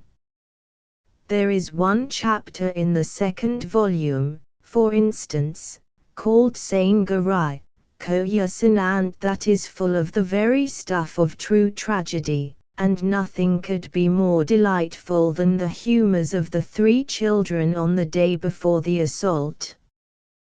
The passage on La Vendée is really great, and the scenes in Paris have much of the same broad merit. The book is full, as usual, of pregnant and splendid sayings. But when thus much is conceded by way of praise, we come to the other scale of the balance, and find this, also, somewhat heavy. There is here a yet greater over-employment of conventional dialogue than in El Homme qui rit, and much that should have been said by the author himself, if it were to be said at all, he has most unwarrantably put into the mouths of one or other of his characters. We should like to know what becomes of the main body of the troop in the wood of La Soudre during the 30 pages or so in which the foreguard lays aside all discipline, and stops to gossip over a woman and some children. We have an unpleasant idea forced upon us at one place, in spite of all the good-natured incredulity that we can summon up to resist it. Is it possible that Monsieur Hugo thinks they ceased to steer the corvette while the gun was loose? Of the chapter in which Lantignac and Halmelho are alone together in the boat, the less said the better. Of course, if there were nothing else, they would have been swamped 30 times over during the course of Lantignac's harangue. Again, after Lantignac has landed, we have scenes of almost inimitable workmanship that suggest the epithet statuesque by their clear and trenchant outline, but the Tarxin scene will not do, and the Tarxin unfortunately pervades the whole passage, ringing continually in our ears with a taunting accusation of falsehood. And then, when we come to the place where Lantignac meets the Royalists, under the idea that he is going to meet the Republicans, it seems as if there were a hitch in the stage mechanism. I have tried it over in every way, and I cannot conceive any disposition that would make the scene possible as narrated. Such then, with their faults and their signal excellences, are the 5 great novels. Romance is a language in which many persons learn to speak with a certain appearance of fluency, but there are few who can ever bend it to any practical need, few who can ever be said to express themselves in it. It has become abundantly plain in the foregoing examination that Victor Hugo occupies a high place among those few. He has always a perfect command over his stories, and we see that they are constructed with a high regard to some ulterior purpose, and that every situation is informed with moral significance and grandeur. Of no other man can the same thing be said in the same degree. His romances are not to be confused with the novel with a purpose as familiar to the English reader. This is generally the model of incompetence, and we see the moral clumsily forced into every hole and corner of the story, or thrown externally over it like a carpet over a railing. Now the moral significance, with Hugo, is of the essence of the romance, it is the organizing principle. If you could somehow despoil Les Miserables or Les Travailleurs of their distinctive lesson, you would find that the story had lost its interest and the book was dead. Having thus learned to subordinate his story to an idea, to make his art speak, he went on to teach it to say things heretofore unaccustomed. If you look back at the 5 books of which we have now so hastily spoken, you will be astonished at the freedom with which the original purposes of storytelling have been laid aside and passed by. Where are now the 2 lovers who descended the main watershed of all the Waverley novels, and all the novels that have tried to follow in their wake? Sometimes they are almost lost sight of before the solemn isolation of a man against the sea and sky, as in Les Travailleurs. Sometimes, as in Les Miserables, they merely figure for a while, as a beautiful episode in the epic of oppression. Sometimes they are entirely absent, as in Quatre Vingtres. There is no hero in Notre Dame. In Les Miserables it is an old man, in El Homme qui rit it is a monster, in Quatre Vingtres it is the revolution. those elements that only began to show themselves timidly, as adjuncts, in the novels of Walter Scott, have usurped ever more and more of the canvas, until we find the whole interest of one of Hugo's romances centering around matter that Fielding would have banished from his altogether, as being out of the field of fiction. So we have elemental forces occupying nearly as large a place, playing, so to speak, nearly as important a role, as the man, Gillett, who opposes and overcomes them. So we find the fortunes of a nation put upon the stage with as much vividness as ever before the fortunes of a village maiden or a lost heir, and the forces that oppose and corrupt a principle holding the attention quite as strongly as the wicked barons or dishonest attorneys of the past. Hence those individual interests that were supreme in Fielding, and even in Scott, stood out over everything else and formed as it were the spine of the story, figure here only as one set of interests among many sets, one force among many forces, one thing to be treated out of a whole world of things equally vivid and important. So that, for Hugo, man is no longer an isolated spirit without antecedent or relation here below, but a being involved in the action and reaction of natural forces, himself a center of such action and reaction or an unit in a great multitude, chased hither and thither by epidemic terrors and aspirations, and, in all seriousness, blown about by every wind of doctrine. This is a long way that we have traveled.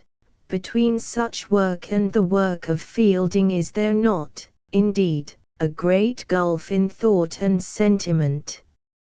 Art, thus conceived, realizes for men a larger portion of life, and that portion one that it is more difficult for them to realize unaided, and, besides helping them to feel more intensely those restricted personal interests which are patent to all, it awakes in them some consciousness of those more general relations that are so strangely invisible to the average man in ordinary moods. It helps to keep man in his place in nature, and, above all, it helps him to understand more intelligently the responsibilities of his place in society. And in all this generalization of interest, we never miss those small humanities that are at the opposite pole of excellence in art, and while we admire the intellect that could see life thus largely, we are touched with another sentiment for the tender heart that slipped the piece of gold into Cosette's sabot, that was virginally troubled at the fluttering of her dress in the spring wind, or put the blind girl beside the deformity of the laughing man. This, then, is the last praise that we can award to these romances. The author has shown a power of just subordination hitherto unequalled, and as, in reaching forward to one class of effects, he has not been forgetful or careless of the other, his work is more nearly complete work, and his art, with all its imperfections, deals more comprehensively with the materials of life than that of any of his otherwise more sure and masterly predecessors. These 5 books would have made a very great fame for any writer, and yet they are but one facade of the monument that Victor Hugo has erected to his genius. Everywhere we find somewhat the same greatness, somewhat the same infirmities. In his poems and plays there are the same unaccountable perturbities that have already astonished us in the romances. There, too, is the same feverish strength, welding the fiery iron of his idea under forge-hammer repetitions, an emphasis that is somehow akin to weaknesses, strength that is a little epileptic. He stands so far above all his contemporaries, and so incomparably excels them in richness, breadth, variety, and moral earnestness, that we almost feel as if he had a sort of right to fall oftener and more heavily than others, but this does not reconcile us to seeing him profit by the privilege so freely. We like to have, in our great men, something that is above question. We like to place an implicit faith in them, and see them always on the platform of their greatness, and this, unhappily, cannot be with Hugo. As Heine said long ago, his is a genius somewhat deformed, but, deformed as it is, we accept it gladly. We shall have the wisdom to see where his foot slips, but we shall have the justice also to recognize in him one of the greatest artists of our generation, and, in many ways, one of the greatest artists of time. If we look back, yet once, upon these 5 romances, we see blemishes such as we can lay to the charge of no other man in the number of the famous, but to what other man can we attribute such sweeping innovations, such a new and significant presentment of the life of man, such an amount, if we merely think of the amount, of equally consummate performance? Some aspects of Robert Burns. To write with authority about another man, we must have fellow feeling and some common ground of experience with our subject. We may praise or blame according as we find him related to us by the best or worst in ourselves, but it is only in virtue of some relationship that we can be his judges, even to condemn. Feelings which we share and understand enter for us into the tissue of the man's character. Those to which we are strangers in our own experience we are inclined to regard as blots, exceptions, inconsistencies, and excursions of the diabolic. We conceive them with repugnance, explain them with difficulty, and raise our hands to heaven in wonder when we find them in conjunction with talents that we respect or virtues that we admire. David, king of Israel, would pass a sounder judgment on a man than either Nathaniel or David Hume. Now, Principal Sharp's recent volume, although I believe no one will read it without respect and interest, has this one capital defect, that there is imperfect sympathy between the author and the subject, between the critic and the personality under criticism. Hence an inorganic, if not an incoherent, presentation of both the poems and the man. Of Holy Willie's Prayer, Principal Sharp remarks that those who have loved most what was best in Burns's poetry must have regretted that it was ever written.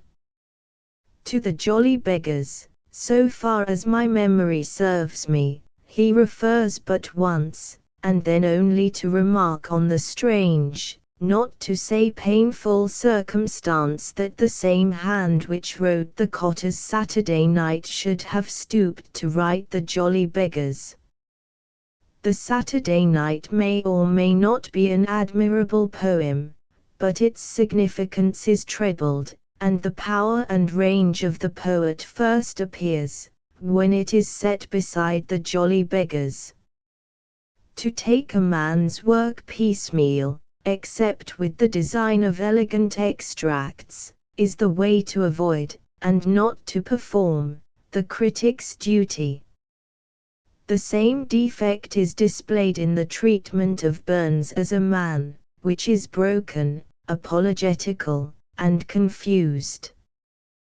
The man here presented to us is not that Burns, teres et cretundus, a burly figure in literature, as, From our present vantage of time, we have begun to see him.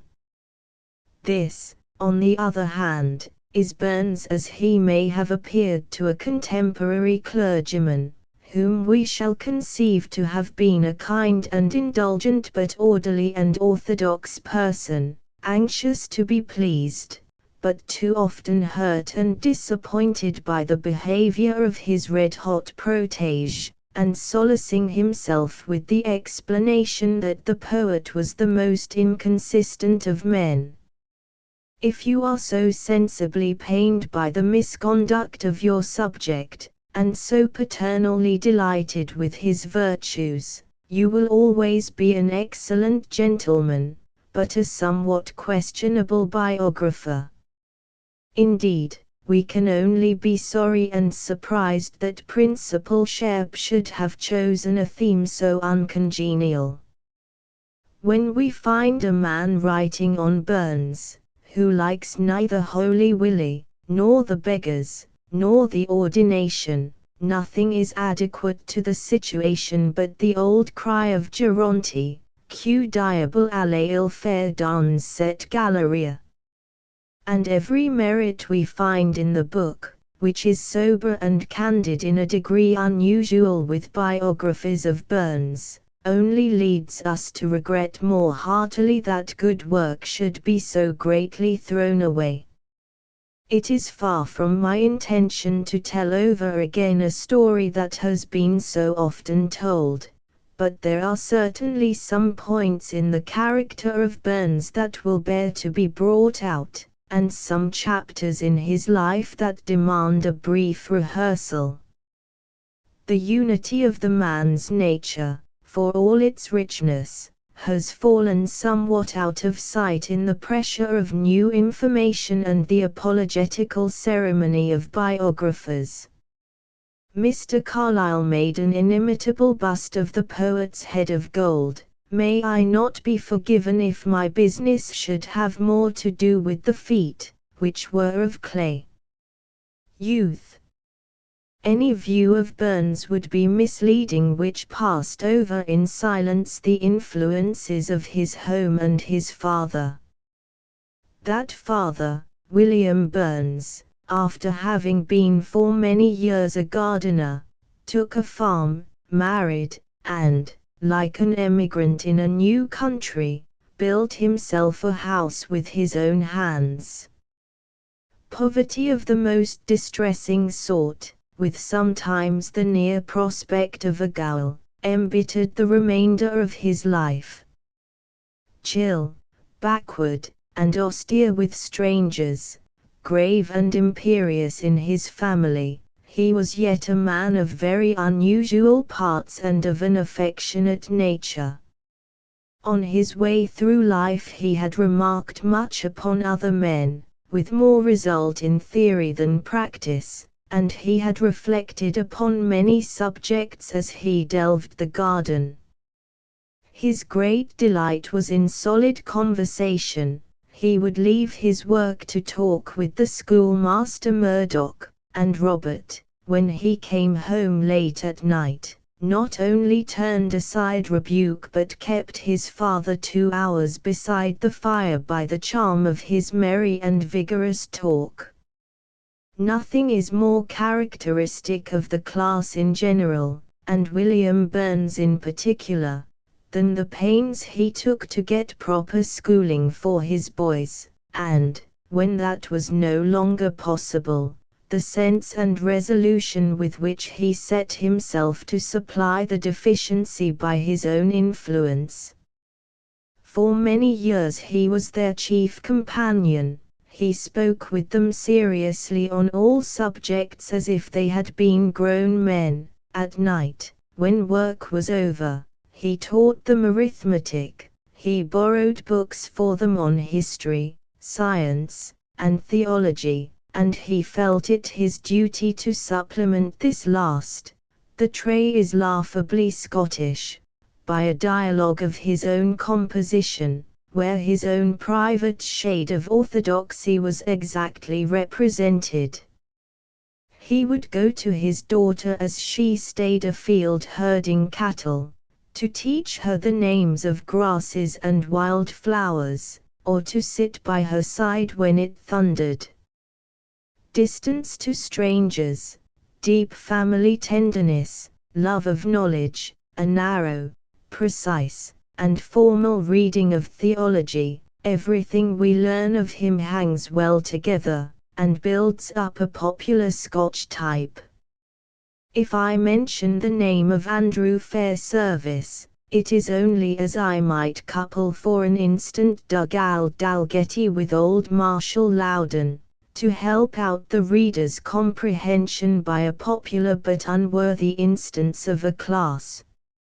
Such was the influence of this good and wise man that his household became a school to itself, and neighbors who came into the farm at mealtime would find the whole family, father, brothers, and sisters, helping themselves with one hand, and holding a book in the other.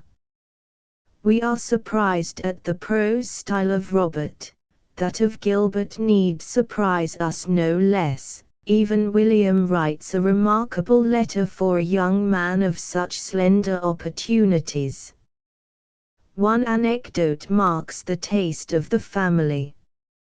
Murdoch brought Titus Andronicus, and, with such dominie elocution as we may suppose, began to read it aloud before this rustic audience. But when he had reached the passage where Tamora insults Lavinia, with one voice and in an agony of distress they refused to hear it to an end.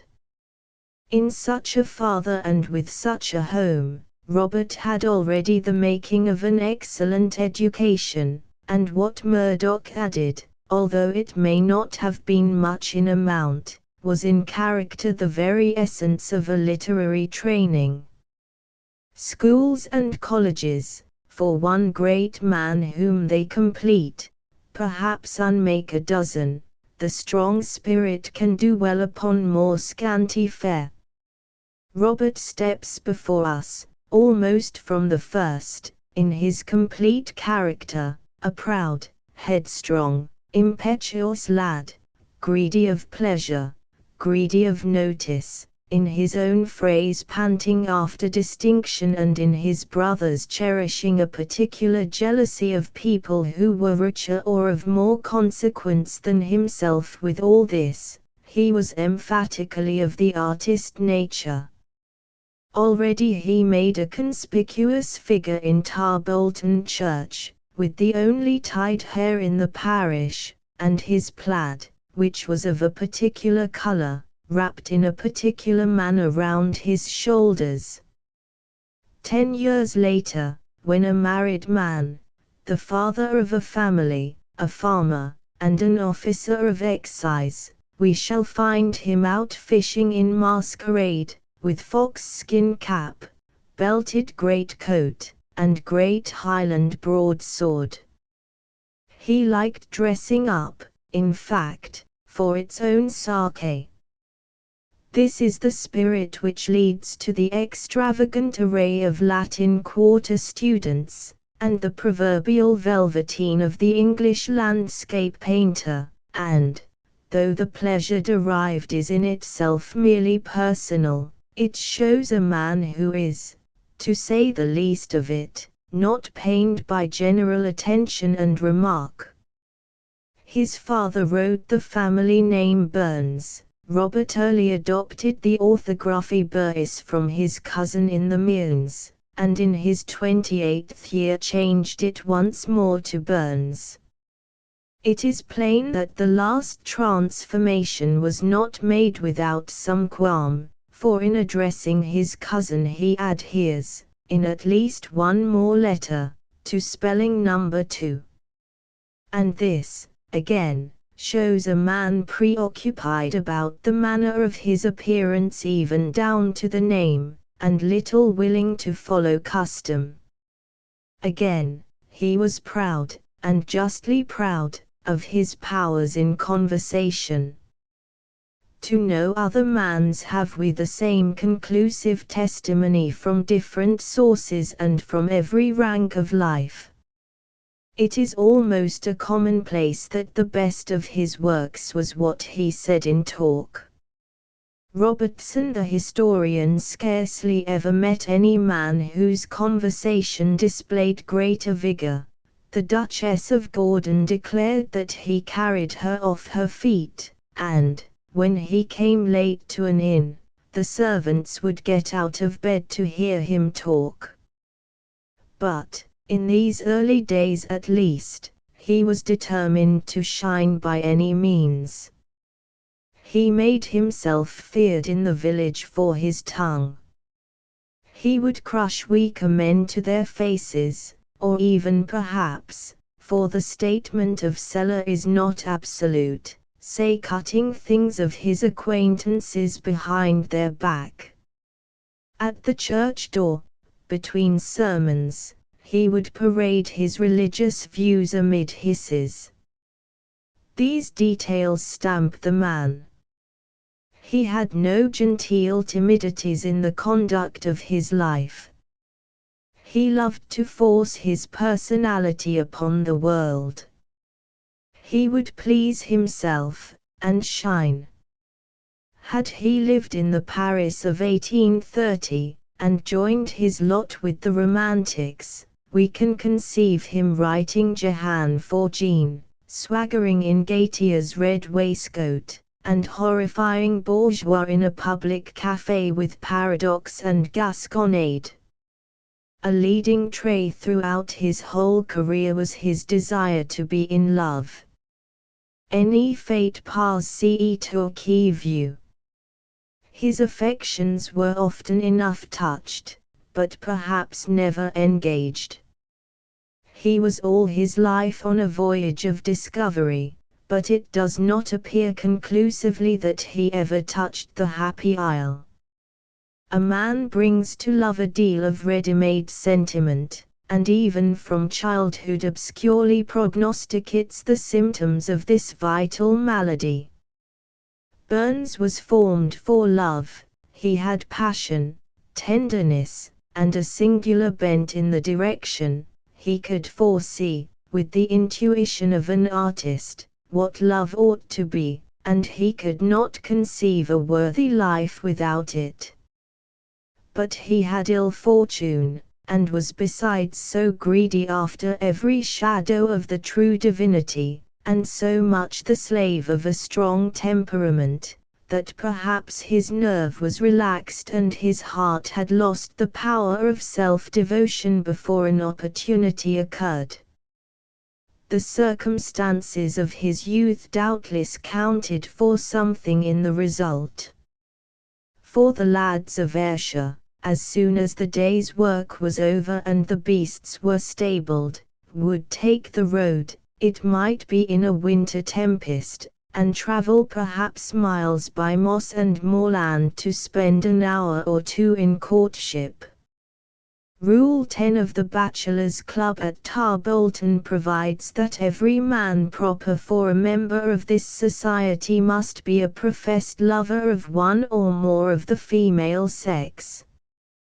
The rich, as Burns himself points out, may have a choice of pleasurable occupations, but these lads had nothing but their canny hour at EEN. It was upon love and flirtation that this rustic society was built. Gallantry was the essence of life among the Ayrshire hills as well as in the court of Versailles, and the days were distinguished from each other by love letters, meetings, tiffs, reconciliations, and expansions to the chosen confidant, as in a comedy of Marie Vaux's. Here was a field for a man of Burns's indiscriminate personal ambition, where he might pursue his voyage of discovery in quest of true love, and enjoy temporary triumphs by the way. He was constantly the victim of some fair enslaver, at least, when it was not the other way about, and there were often underplots and secondary fair enslavers in the background. Many, or may we not say most, of these affairs were entirely artificial. 1. he tells us, he began out of a vanity of showing his parts in courtship, for he piqued himself on his ability at a love letter. But, however they began, these flames of his were fanned into a passion ere the end, and he stands unsurpassed in his power of self-deception, and positively without a competitor in the art, to use his own words, of battering himself into a warm affection, a debilitating and futile exercise. Once he had worked himself into the vein, the agitations of his mind and body were an astonishment to all who knew him. Such a course as this, however pleasant to a thirsty vanity, was lowering to his nature. He sank more and more towards the professional Don Juan. With a leer of what the French call fatuity, he bids the belles of Mortline beware of his seductions, and the same cheap self-satisfaction finds a yet uglier vent when he plumes himself on the scandal at the birth of his first bastard. We can well believe what we hear of his facility in striking up an acquaintance with women. He would have conquering manners, he would bear down upon his rustic game with the grace that comes of absolute assurance, the Richelieu of Locklear or Mosquiel. In yet another manner did these quaint ways of courtship help him into fame. If he were great as principal, he was unrivaled as confidant. He could enter into a passion, he could counsel wary moves, being, in his own phrase, so old a hawk, nay, he could turn a letter for some unlucky swain, or even string a few lines of verse that should clinch the business and fetch the hesitating fair one to the ground. Nor, perhaps, was it only his curiosity, zeal, and intrepid dexterity that recommended him for a second in such affairs. It must have been a distinction to have the assistance and advice of Rab the ranter, and one who was in no way formidable by himself might grow dangerous and attractive through the fame of his associate. I think we can conceive him, in these early years, in that rough moorland country, poor among the poor with his £7 a year, looked upon with doubt by respectable elders, but for all that the best talker, the best letter-writer, the most famous lover and confidant, the laureate poet, and the only man who wore his hair tied in the parish. He says he had then as high a notion of himself as ever after, and I can well believe it.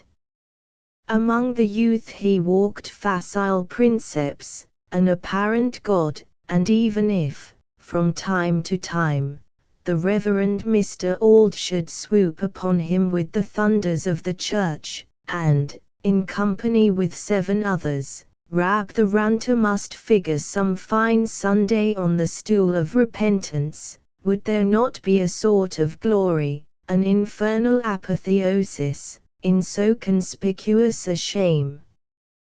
Was not Richelieu in disgrace more idolized than ever by the dames of Paris? And when was the highwayman most acclaimed but on his way to Tyburn? Or, to take a simile from nearer home, and still more exactly to the point, what could even corporal punishment avail, administered by a cold, abstract, unearthly schoolmaster, against the influence and fame of the school's hero? And now we come to the culminating point of Burns's early period. He began to be received into the unknown upper world. His fame soon spread from among his fellow rebels on the benches, and began to reach the ushers and monitors of this great Ayrshire Academy. This arose in part from his lax views about religion, For at this time that old war of the creeds and confessors, which is always grumbling from end to end of our poor Scotland, brisked up in these parts into a hot and virulent skirmish, and Burns found himself identified with the opposition party, a clique of roaring lawyers and half-heretical divines, with wit enough to appreciate the value of the poet's help, and not sufficient taste to moderate his grossness and personality. We may judge of their surprise when Holy Willie was put into their hand. Like the amorous lads of Tarbolton, they recognized in him the best of seconds. His satires began to go the round in manuscript. Mr. Aiken, one of the lawyers, read him into fame. He himself was soon welcome in many houses of a better sort, where his admirable talk, and his manners, which he had direct from his Maker, except for a brush he gave them at a country dancing school, completed what his poems had begun. We have a sight of him at his first visit to Adamill, in his ploughman's shoes, coasting around the carpet as though that were sacred ground. But he soon grew used to carpets and their owners, and he was still the superior of all whom he encountered, and ruled the roost in conversation. Such was the impression made, that a young clergyman, himself a man of ability, trembled and became confused when he saw Robert enter the church in which he was to preach. It is not surprising that the poet determined to publish. He had now stood the test of some publicity, and under this hopeful impulse he composed in 6 winter months the bulk of his more important poems. Here was a young man who, from a very humble place, was mounting rapidly. From the cynosure of a parish, he had become the talk of a county. Once the bard of rural courtships, he was now about to appear as a bound and printed poet in the world's bookshops. A few more intimate strokes are necessary to complete the sketch. This strong young ploughman, who feared no competitor with the flail, suffered like a fine lady from sleeplessness and vapors. He would fall into the blackest melancholies, and be filled with remorse for the past and terror for the future. He was still not perhaps devoted to religion, but haunted by it, and at a touch of sickness prostrated himself before God in what I can only call unmanly penitence. As he had aspirations beyond his place in the world, so he had tastes, thoughts, and weaknesses to match. He loved to walk under a wood to the sound of a winter tempest. He had a singular tenderness for animals. He carried a book with him in his pocket when he went abroad, and wore out in this service 2 copies of the Man of Feeling. With young people in the field at work he was very long-suffering, and when his brother Gilbert spoke sharply to them, "O man, ye are no for young folk," he would say, and give the defaulter a helping hand and a smile. In the hearts of the men whom he met, he read as in a book, and, what is yet more rare, his knowledge of himself equaled his knowledge of others. There are no truer things said of Burns than what is to be found in his own letters. Country Don Juan as he was, he had none of that blind vanity which values itself on what it is not. He knew his own strength and weakness to a hair. He took himself boldly for what he was, and, except in moments of hypochondria, declared himself content. The Love Stories.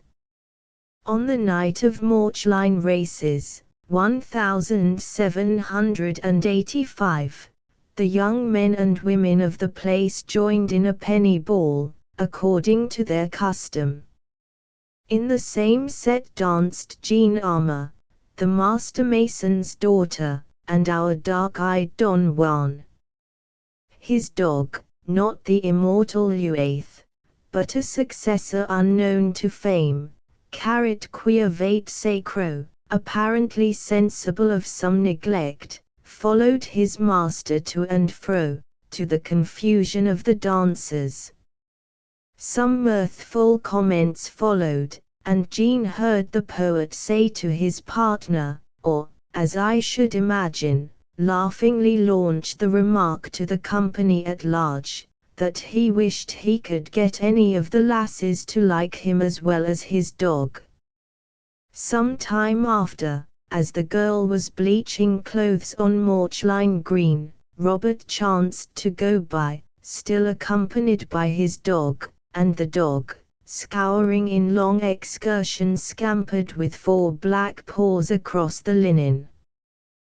This brought the two into conversation, when Jean, with a somewhat hoydenish advance, inquired if he had yet got any of the lasses to like him as well as his dog. It is one of the misfortunes of the professional Don Juan that his honor forbids him to refuse battle. He is in life like the Roman soldier upon duty, or like the sworn physician who must attend on all diseases. Burns accepted the provocation. Hungry hope reawakened in his heart. Here was a girl, pretty, simple at least, if not honestly stupid, and plainly not averse to his attentions. It seemed to him once more as if love might here be waiting him. Had he but known the truth. For this facile and empty-headed girl had nothing more in view than a flirtation, and her heart, from the first and on to the end of her story, was engaged by another man. Burns once more commenced the celebrated process of battering himself into a warm affection, and the proofs of his success are to be found in many verses of the period. Nor did he succeed with himself only. Jean, with her heart still elsewhere, succumbed to his fascination, and early in the next year the natural consequence became manifest. It was a heavy stroke for this unfortunate couple. They had trifled with life, and were now rudely reminded of life's serious issues. Jean awoke to the ruin of her hopes. The best she had now to expect was marriage with a man who was a stranger to her dearest thoughts. She might now be glad if she could get what she would never have chosen. As for Burns, at the stroke of the calamity he recognized that his voyage of discovery had led him into a wrong hemisphere, that he was not, and never had been, really in love with Jean. Hear him in the pressure of the hour. Against 2 things he writes, I am as fixed as fate, staying at home, and owning her conjugally. The first, by heaven, I will not do, the last, by hell, I will never do. And then he adds, perhaps already in a more relenting temper, if you see Jean, tell her I will meet her, so God help me in my hour of need. They met accordingly, and Burns, touched with her misery, came down from these heights of independence, and gave her a written acknowledgment of marriage. It is the punishment of Don Juanism to create continually false positions, relations in life which are wrong in themselves, and which it is equally wrong to break or to perpetuate. This was such a case. Worldly wise men would have laughed and gone his way. Let us be glad that Burns was better counseled by his heart. When we discover that we can be no longer true, the next best is to be kind. I dare say he came away from that interview not very content, but with a glorious conscience, and as he went homeward, he would sing his favorite, "How are thy servants blessed, O Lord." Jean, on the other hand, armed with her lines, confided her position to the master mason, her father, and his wife. Burns and his brother were then in a fair way to ruin themselves in their farm. The poet was an execrable match for any well-to-do country lass, and perhaps old Armour had an inkling of a previous attachment on his daughter's part. At least, he was not so much incensed by her slip from virtue as by the marriage which had been designed to cover it. Of this he would not hear a word. Jean, who had besought the acknowledgment only to appease her parents, and not at all from any violent inclination to the poet, readily gave up the paper for destruction, and all parties imagined, although wrongly, that the marriage was thus dissolved. To a proud man like Burns here was a crushing blow. The concession which had been wrung from his pity was now publicly thrown back in his teeth. The Armour family preferred disgrace to his connection. Since the promise, besides, he had doubtless been busy battering himself back again into his affection for the girl, and the blow would not only take him in his vanity, but wound him at the heart. He relieved himself in verse, but for such a smarting affront manuscript poetry was insufficient to console him. He must find a more powerful remedy in good flesh and blood, and after this discomfiture, set forth again at once upon his voyage of discovery in quest of love. It is perhaps one of the most touching things in human nature, as it is a commonplace of psychology, that when a man has just lost hope or confidence in one love, he is then most eager to find and lean upon another. The universe could not be yet exhausted, there must be hope and love waiting for him somewhere, and so, with his head down, this poor, insulted poet ran once more upon his fate. There was an innocent and gentle Highland nursery-maid at service in a neighbouring family, and he had soon battered himself and her into a warm affection and a secret engagement.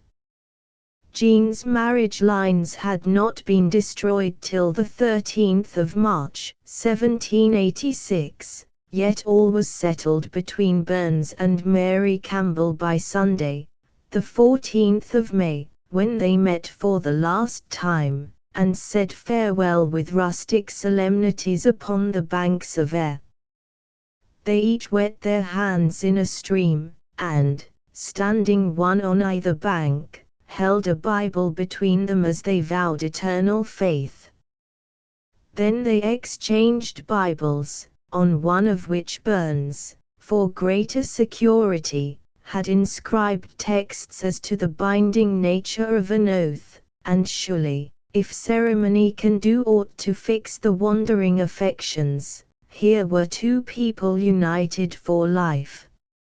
Mary came of a superstitious family, so that she perhaps insisted on these rites, but they must have been eminently to the taste of Burns at this period, for nothing would seem superfluous, and no oath great enough, to stay his tottering constancy. Events of consequence now happened thickly in the poet's life. His book was announced. The Armours sought to summon him at law for the aliment of the child. He lay here and there in hiding to correct the sheets.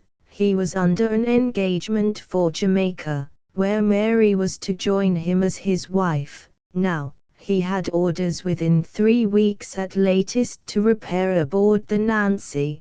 Captain Smith, Now his chest was already on the road to Greenock, and now, in the wild autumn weather on the moorland, he measures verses of farewell, the bursting tears my heart declare. Farewell the bonny banks of Ayr.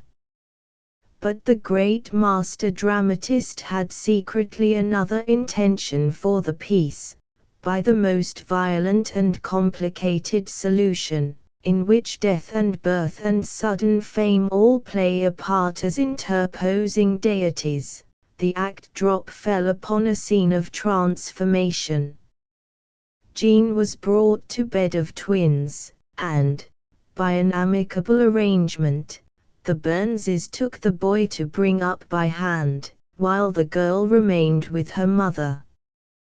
The success of the book was immediate and emphatic. It put £20 at once into the author's purse, and he was encouraged upon all hands to go to Edinburgh and push his success in a second and larger edition.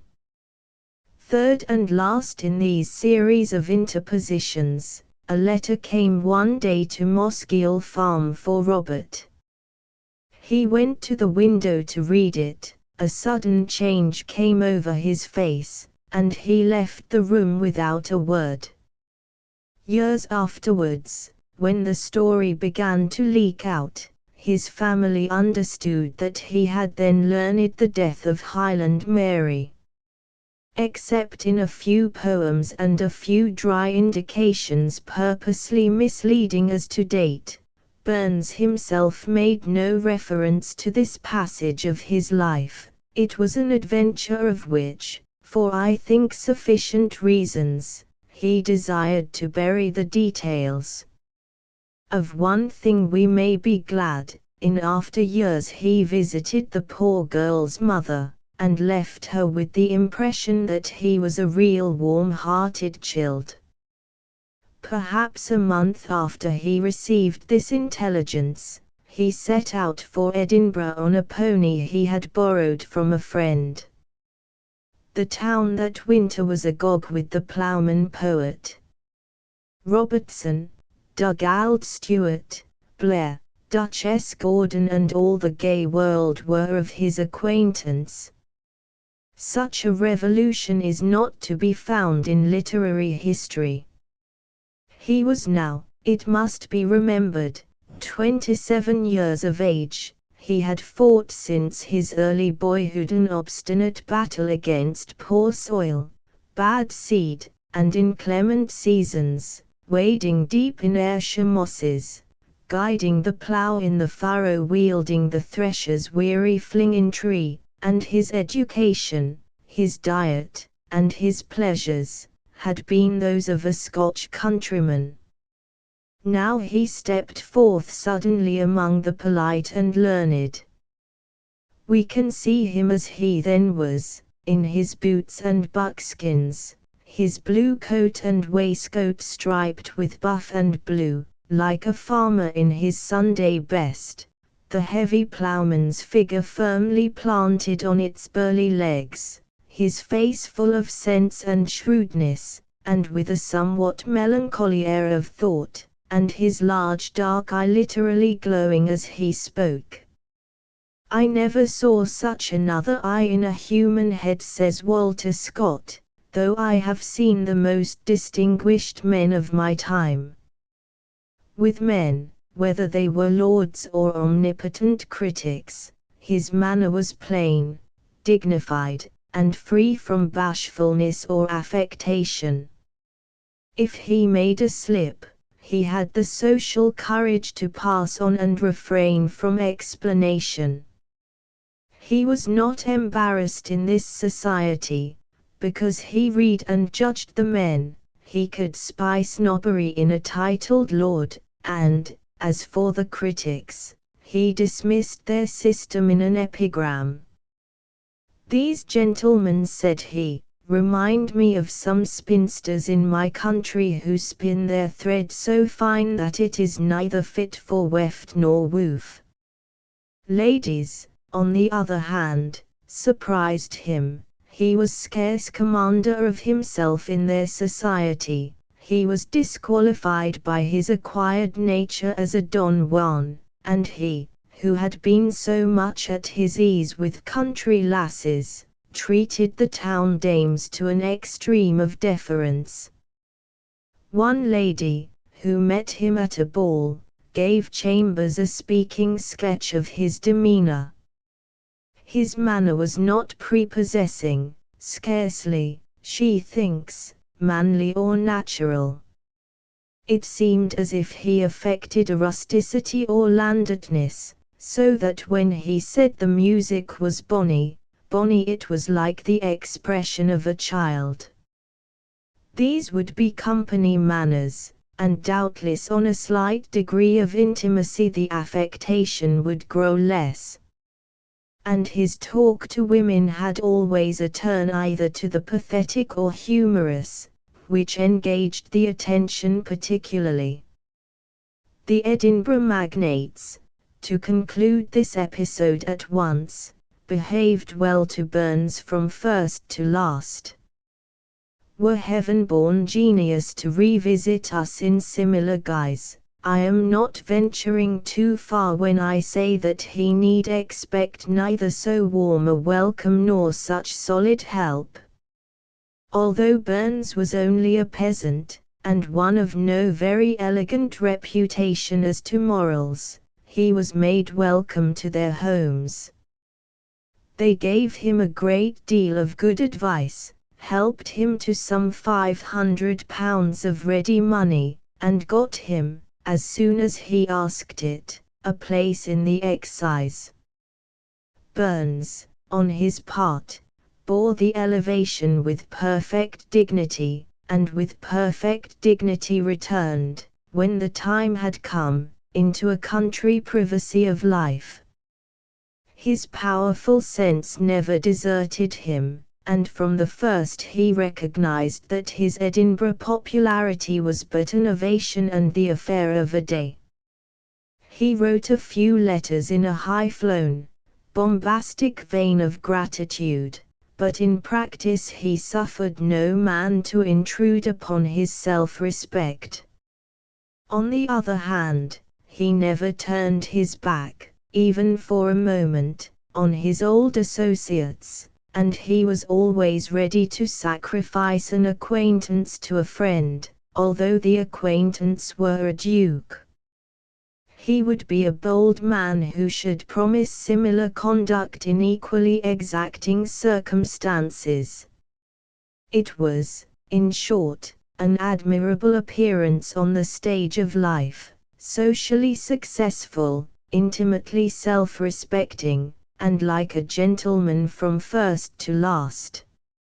In the present study, this must only be taken by the way, while we return to Burns's love affairs. Even on the road to Edinburgh he had seized upon the opportunity of a flirtation, and had carried the battering so far that when next he moved from town, it was to steal 2 days with this anonymous fair one.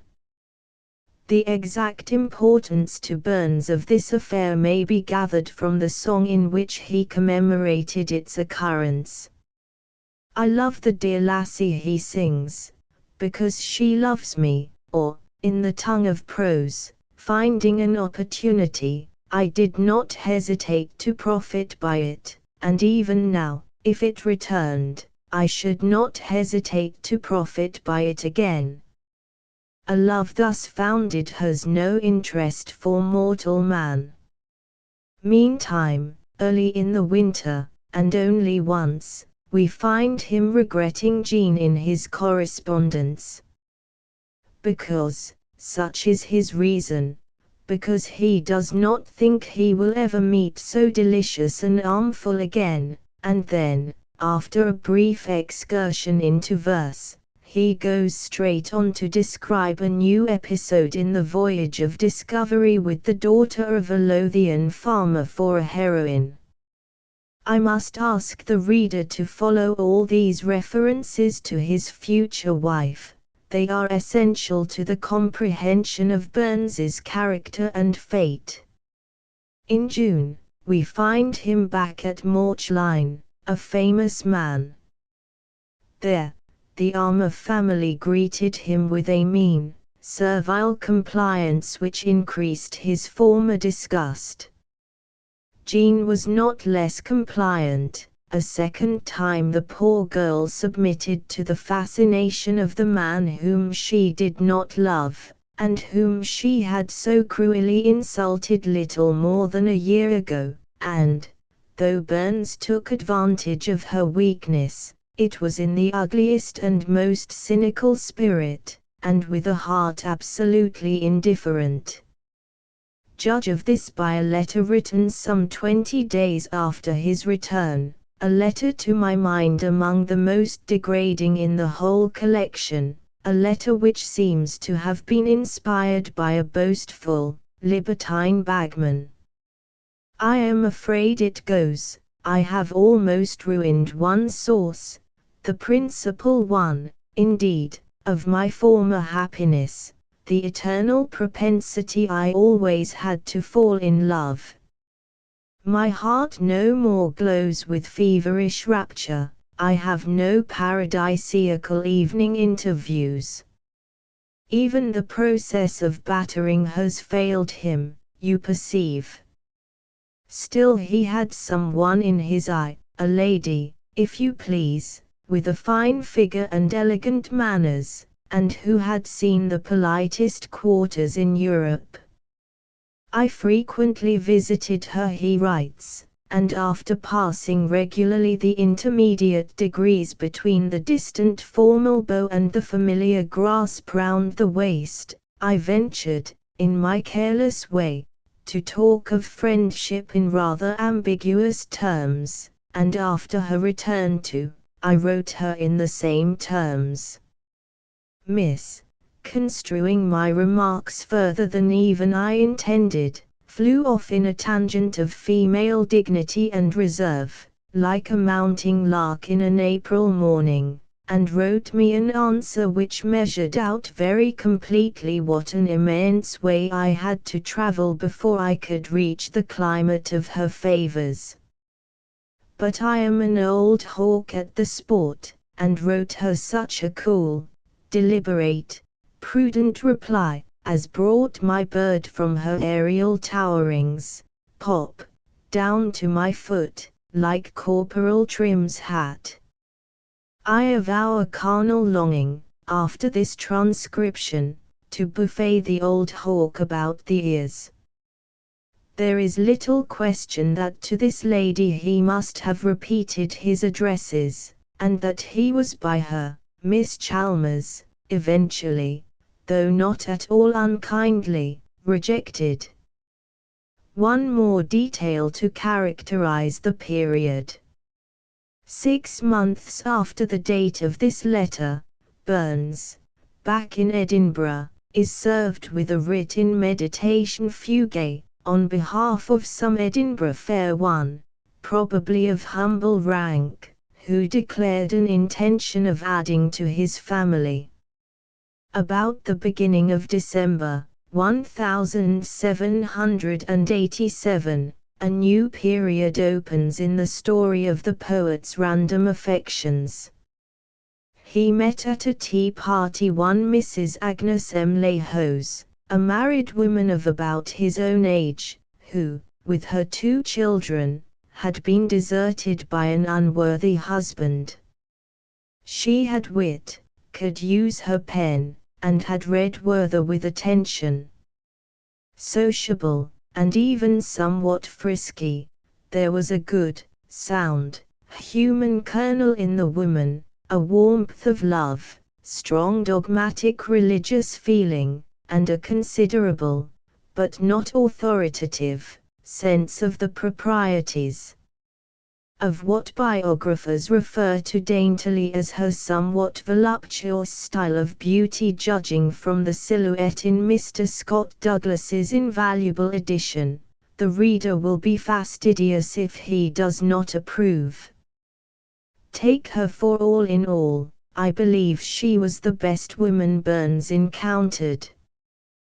The pair took a fancy for each other on the spot. Mrs. Emley Hose, in her turn, invited him to tea, but the poet, in his character of the old hawk, preferred a tête-à-tête, excused himself at the last moment, and offered a visit instead.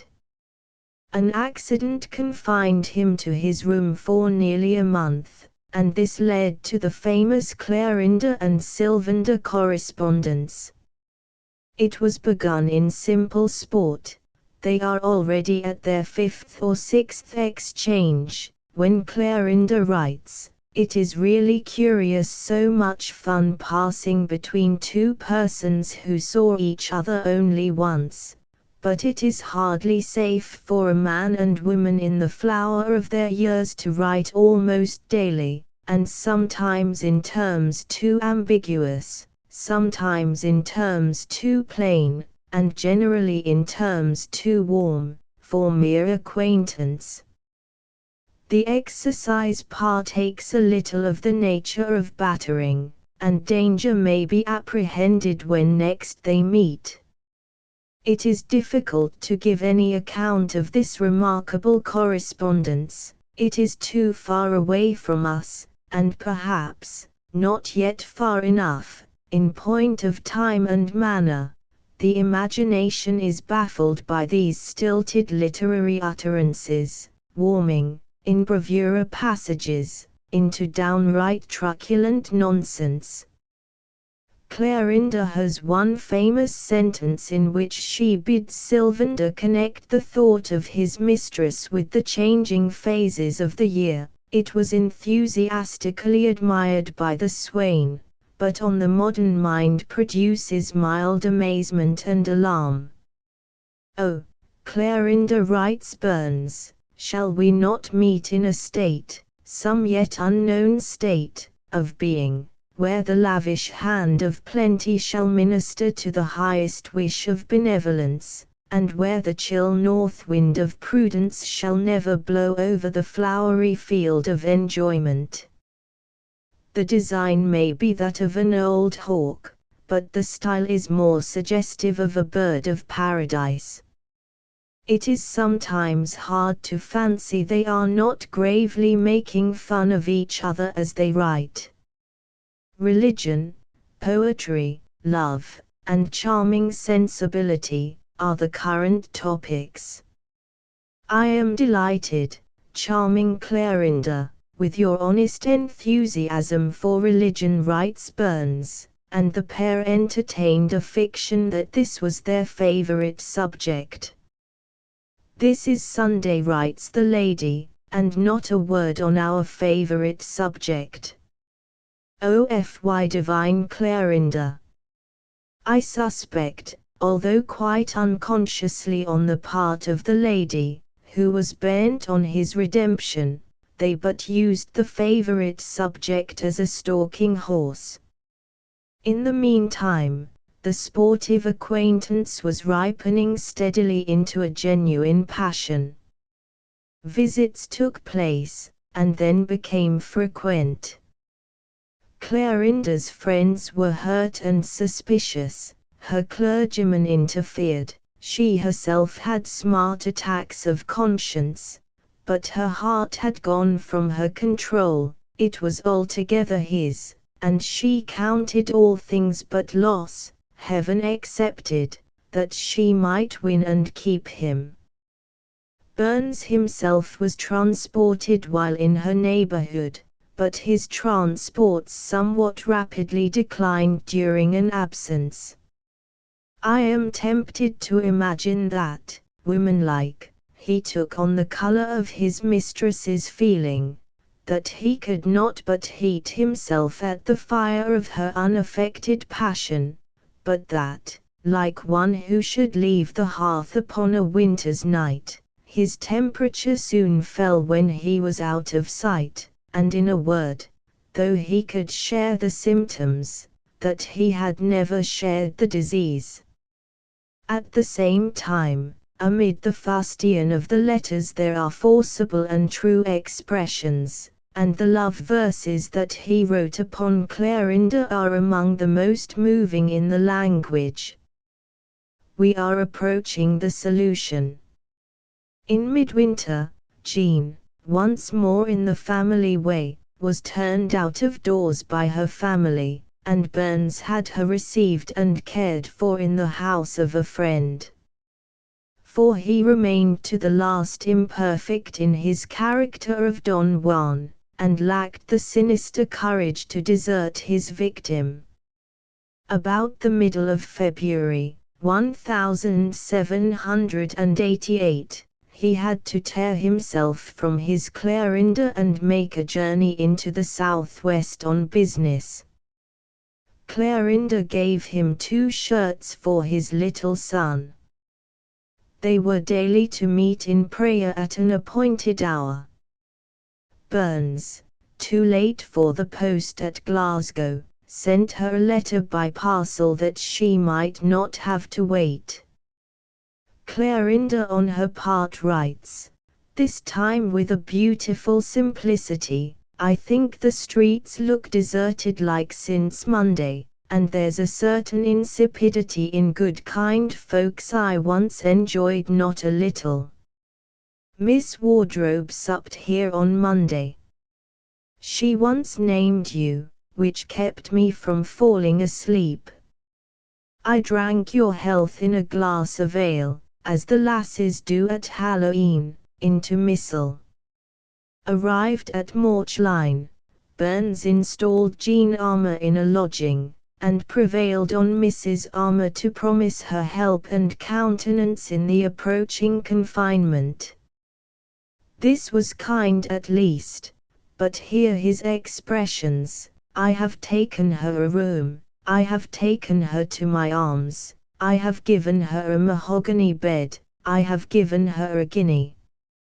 I swore her privately and solemnly never to attempt any claim on me as a husband, even though anybody should persuade her she had such a claim, which she has not, neither during my life nor after my death. She did all this like a good girl. And then he took advantage of the situation. To Clarinda he wrote, I this morning called for a certain woman. I am disgusted with her, I cannot endure her, and he accused her of tasteless insipidity, vulgarity of soul, and mercenary fawning. This was already in March. By the 13th of that month he was back in Edinburgh. On the 17th, he wrote to Clarinda, your hopes, your fears, your cares, my love, are mine, so don't mind them. I will take you in my hand through the dreary wilds of this world, and scare away the ravening bird or beast that would annoy you.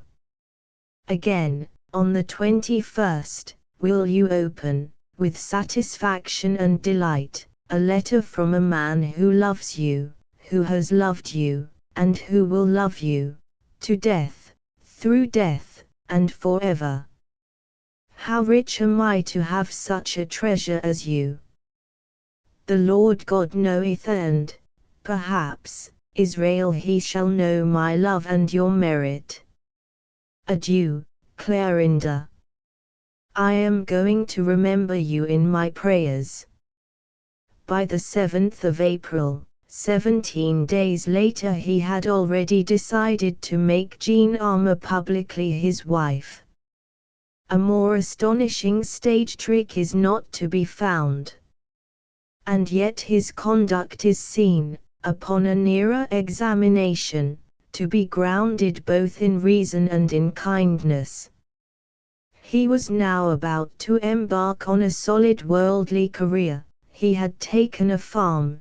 The affair with Clarinda, however gratifying to his heart, was too contingent to offer any great consolation to a man like Burns, to whom marriage must have seemed the very dawn of hope and self-respect. This is to regard the question from its lowest aspect, but there is no doubt that he entered on this new period of his life with a sincere determination to do right. He had just helped his brother with a loan of £180. Should he do nothing for the poor girl whom he had ruined? It was true he could not do as he did without brutally wounding Clorinda. That was the punishment of his bygone fault. He was, as he truly says, damned with a choice only of different species of error and misconduct. To be professional Don Juan, to accept the provocation of any lively lass upon the village green, may thus lead a man through a series of detestable words and actions, and land him at last in an undesired and most unsuitable union for life. If he had been strong enough to refrain or bad enough to persevere in evil, if he had only not been Don Juan at all, or been Don Juan altogether, there had been some possible road for him throughout this troublesome world. But a man, alas, who is equally at the call of his worse and better instincts, stands among changing events without foundation or resource. 71. Downward course. It may be questionable whether any marriage could have tamed Burns, but it is at least certain that there was no hope for him in the marriage he contracted. He did right, but then he had done wrong before. It was, as I said, one of those relations in life which it seems equally wrong to break or to perpetuate. He neither loved nor respected his wife. God knows, he writes, my choice was as random as blind man's buff. He consoles himself by the thought that he has acted kindly to her, that she has the most sacred enthusiasm of attachment to him, that she has a good figure, that she has a wood note while her voice rising with ease to be natural no less. The effect on the reader is one of unmingled pity for both parties concerned. This was not the wife who, in his own words, could enter into his favorite studies or relish his favorite authors. This was not even a wife, after the affair of the marriage lines, in whom a husband could joy to place his trust. Let her manage a farm with sense, let her voice rise to be natural all day long, she would still be a peasant to her lettered lord, and an object of pity rather than of equal affection.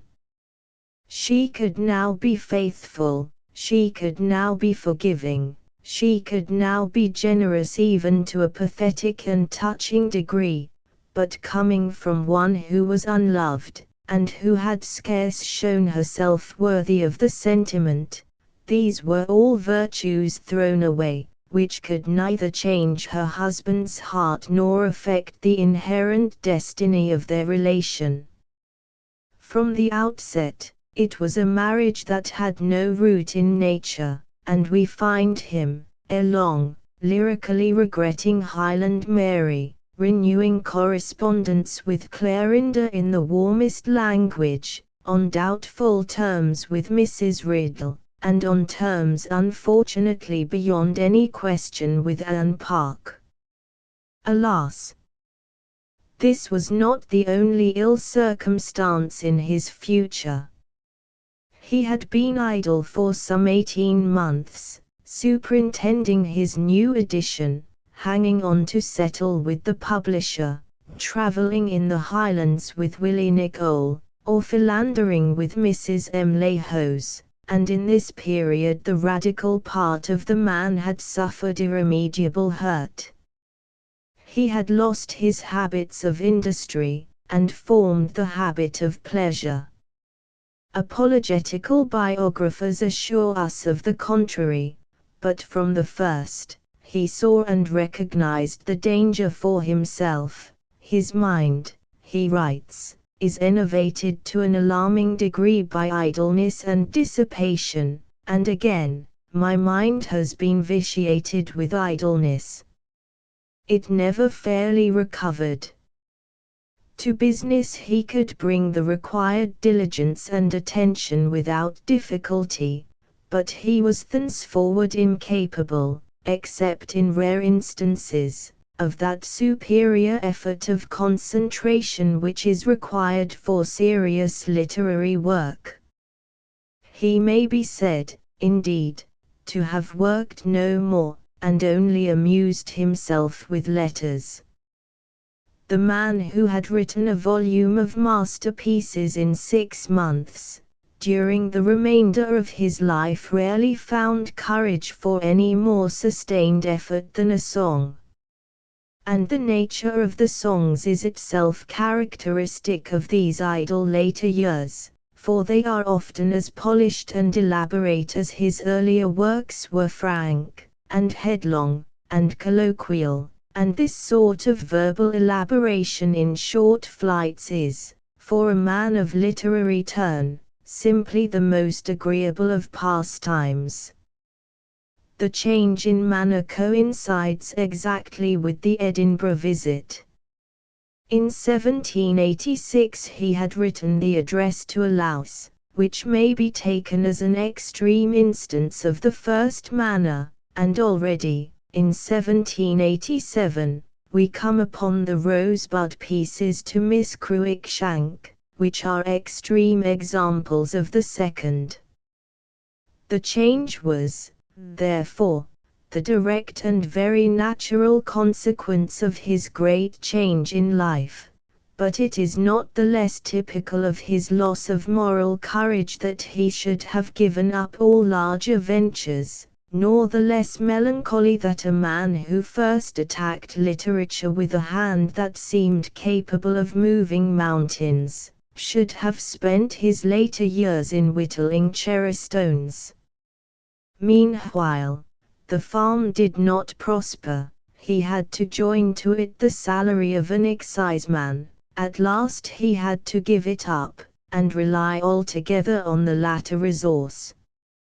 He was an active officer, and, though he sometimes tempered severity with mercy, we have local testimony oddly representing the public feeling of the period, that, while in everything else he was a perfect gentleman, when he met with anything seizable he was no better than any other gauger.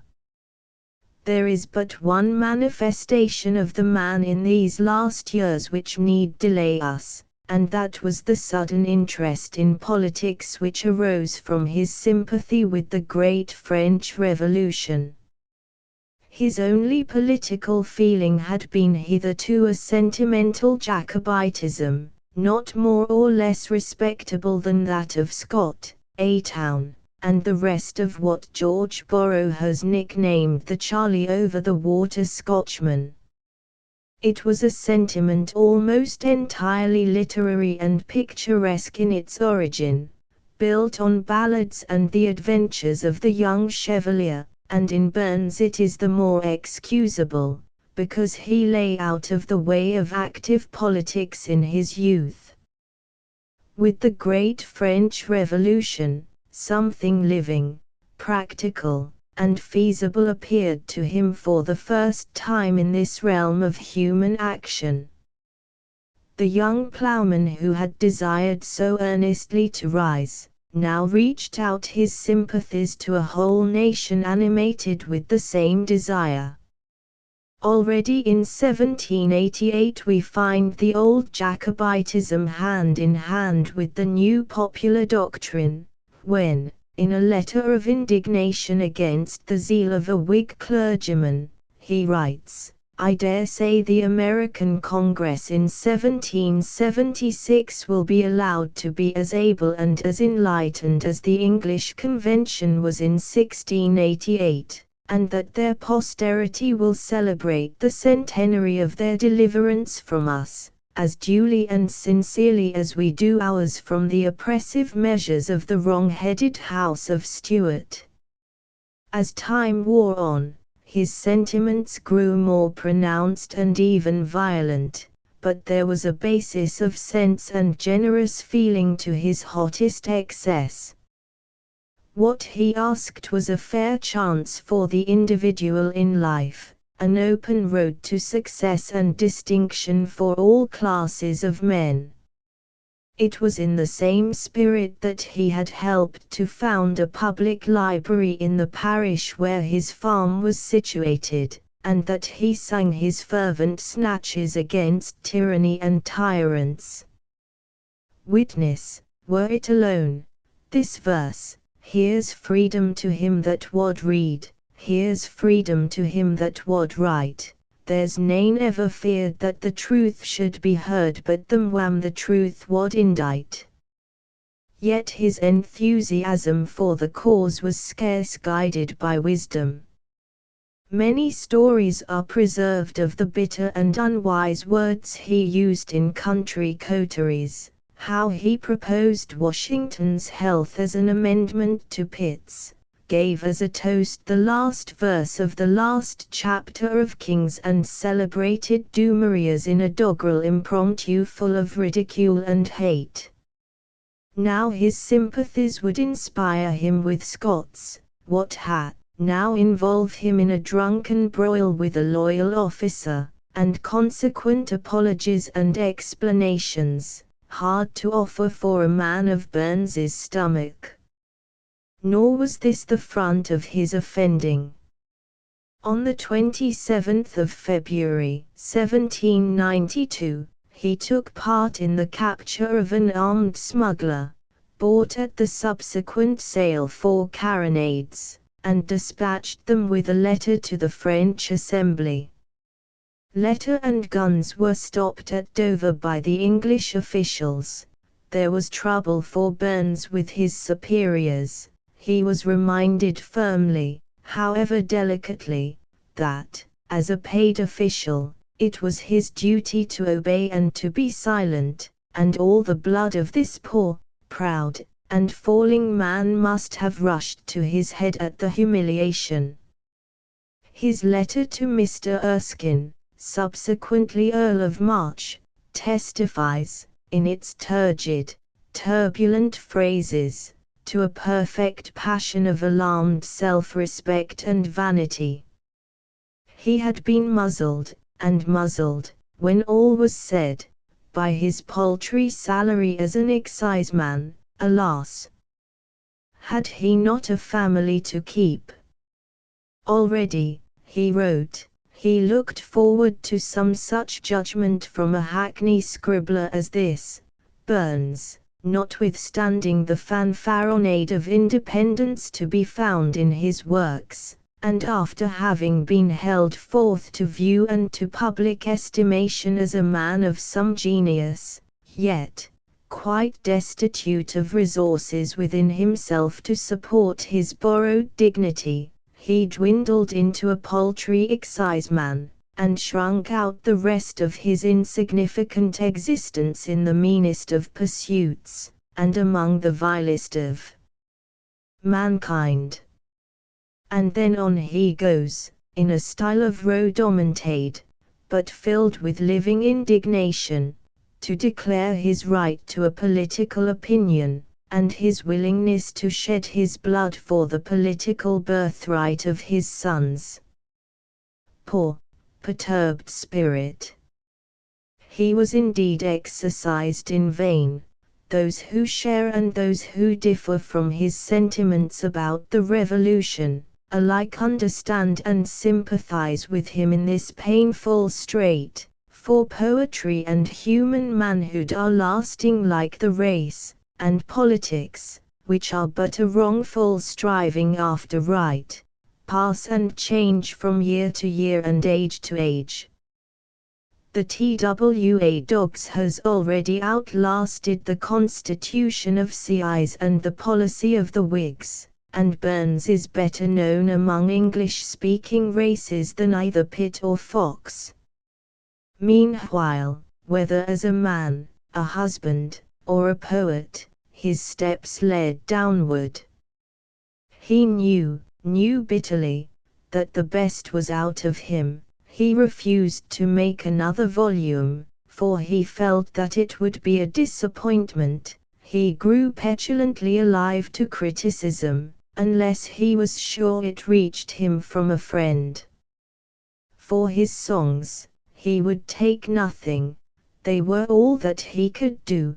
The proposed Scotch play, the proposed series of Scotch tales in verse, all had gone to water, and in a fling of pain and disappointment, which is surely noble with the nobility of a Viking, he would rather stoop to borrow than to accept money for these last and inadequate efforts of his muse.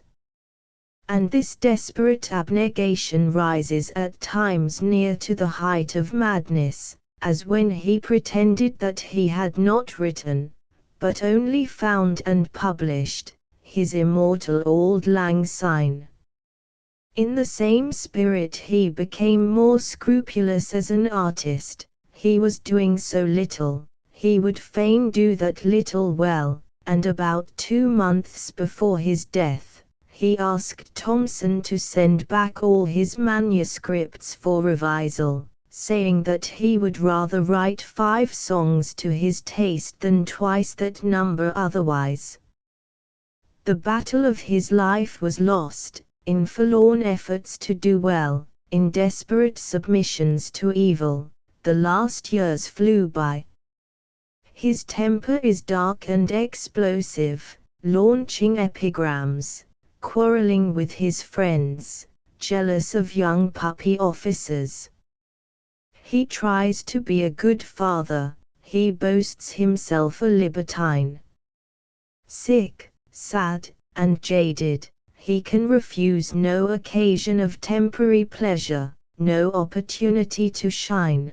And he who had once refused the invitations of lords and ladies is now whistled to the inn by any curious stranger. His death, the 21st of July, 1796, in his 37th year, was indeed a kindly dispensation. It is the fashion to say he died of drink. Many a man has drunk more and yet lived with reputation, and reached a good age. That drink and debauchery helped to destroy his constitution, and were the means of his unconscious suicide, is doubtless true, but he had failed in life, had lost his power of work, and was already married to the poor, unworthy, patient Jean, before he had shown his inclination to convivial nights, or at least before that inclination had become dangerous either to his health or his self-respect. He had trifled with life, and must pay the penalty. He had chosen to be Don Juan, he had grasped at temporary pleasures, and substantial happiness and solid industry had passed him by. He died of being Robert Burns, and there is no levity in such a statement of the case, for shall we not, one and all, deserve a similar epitaph? Works. The somewhat cruel necessity which has lain upon me throughout this paper only to touch upon those points in the life of Burns where correction or amplification seemed desirable, leaves me little opportunity to speak of the works which have made his name so famous. Yet, even here, a few observations seem necessary. At the time when the poet made his appearance and great first success, his work was remarkable in 2 ways. For, first, in an age when poetry had become abstract and conventional, instead of continuing to deal with shepherds, thunderstorms, and personifications, he dealt with the actual circumstances of his life, however matter-of-fact and sordid these might be. And, second, in a time when English versification was particularly stiff, lame, and feeble, and words were used with ultra-academical timidity, he wrote verses that were easy, racy, graphic, and forcible, and used language with absolute tact and courage as it seemed most fit to give a clear impression. If you take even those English authors whom we know Burns to have most admired and studied, you will see at once that he owed them nothing but a warning. Take Shenstone, for instance, and watch that elegant author as he tries to grapple with the facts of life. He has a description, I remember, of a gentleman engaged in sliding or walking on thin ice, which is a little miracle of incompetence. You see, my memory fails me, and I positively cannot recollect whether his hero was sliding or walking, as though a writer should describe a skirmish, and the reader, at the end, be still uncertain whether it were a charge of cavalry or a slow and stubborn advance of foot. There could be no such ambiguity in Burns. His work is at the opposite pole from such indefinite and stammering performances, and a whole lifetime passed in the study of Shenstone would only lead a man further and further from writing the address to a louse. Yet Burns, like most great artists, proceeded from a school and continued a tradition, only the school and tradition were Scotch, and not English. While the English language was becoming daily more pedantic and inflexible, and English letters more colourless and slack, there was another dialect in the sister country, and a different school of poetry tracing its descent, through King James I, from Chaucer. The dialect alone accounts for much, for it was then written colloquially, which kept it fresh and supple, and, although not shaped for heroic flights, it was a direct and vivid medium for all that had to do with social life. Hence, whenever Scotch poets left their laborious imitations of bad English verses, and fell back on their own dialect, their style would kindle, and they would write of their convivial and somewhat gross existences with pith and point. In Ramsay, and far more in the poor lad Fergusson, there was metal, humour, literary courage, and a power of saying what they wished to say definitely and brightly, which in the latter case should have justified great anticipations. Had Burns died at the same age as Fergusson, he would have left us literally nothing worth remark. To Ramsay and to Fergusson, then, he was indebted in a very uncommon degree, not only following their tradition and using their measures, but directly and avowedly imitating their pieces. The same tendency to borrow a hint, to work on someone else's foundation, is notable in Burns from first to last, in the period of songwriting as well as in that of the early poems, and strikes one oddly in a man of such deep originality, who left so strong a print on all he touched, and whose work is so greatly distinguished by that character of inevitability which Wordsworth denied to Goethe. When we remember Burns's obligations to his predecessors, we must never forget his immense advances on them. They had already discovered nature, but Burns discovered poetry, a higher and more intense way of thinking of the things that go to make up nature, a higher and more ideal key of words in which to speak of them. Ramsay and Fergusson excelled at making a popular, or shall we say vulgar, sort of society verses, comical and prosaic, written, you would say, in taverns while a supper party waited for its laureate's word, but on the appearance of Burns, this coarse and laughing literature was touched to finer issues, and learned gravity of thought and natural pathos. What he had gained from his predecessors was a direct, speaking style, and to walk on his own feet instead of on academical stilts. There was never a man of letters with more absolute command of his means, and we may say of him, without excess, that his style was his slave.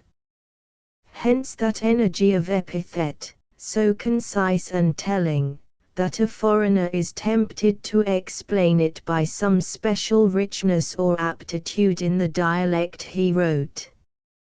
Hence that Homeric justice and completeness of description which gives us the very physiognomy of nature, in body and detail, as nature is.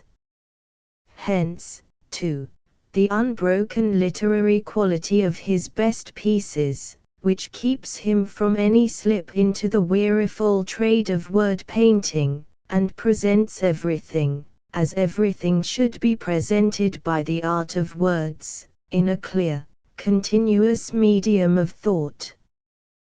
Principal Shep, for instance, gives us a paraphrase of one tough verse of the original, and for those who know the Greek poets only by paraphrase, this has the very quality they are accustomed to look for and admire in Greek. The contemporaries of Burns were surprised that he should visit so many celebrated mountains and waterfalls, and not seize the opportunity to make a poem. Indeed, it is not for those who have a true command of the art of words, but for peddling, professional amateurs, that these pointed occasions are most useful and inspiring.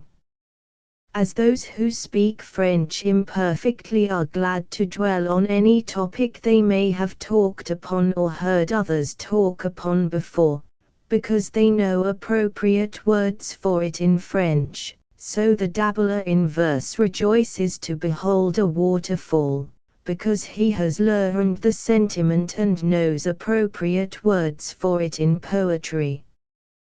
But the dialect of Burns was fitted to deal with any subject, and whether it was a stormy night, a shepherd's collie, a sheep struggling in the snow, the conduct of cowardly soldiers in the field, the gait and cogitations of a drunken man, or only a village cock-crow in the morning, he could find language to give it freshness, body, and relief.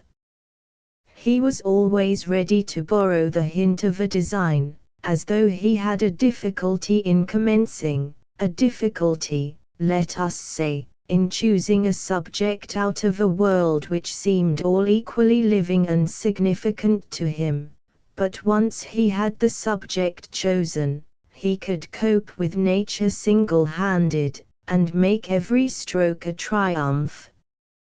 Again, his absolute mastery in his art enabled him to express each and all of his different humors, and to pass smoothly and congruously from one to another.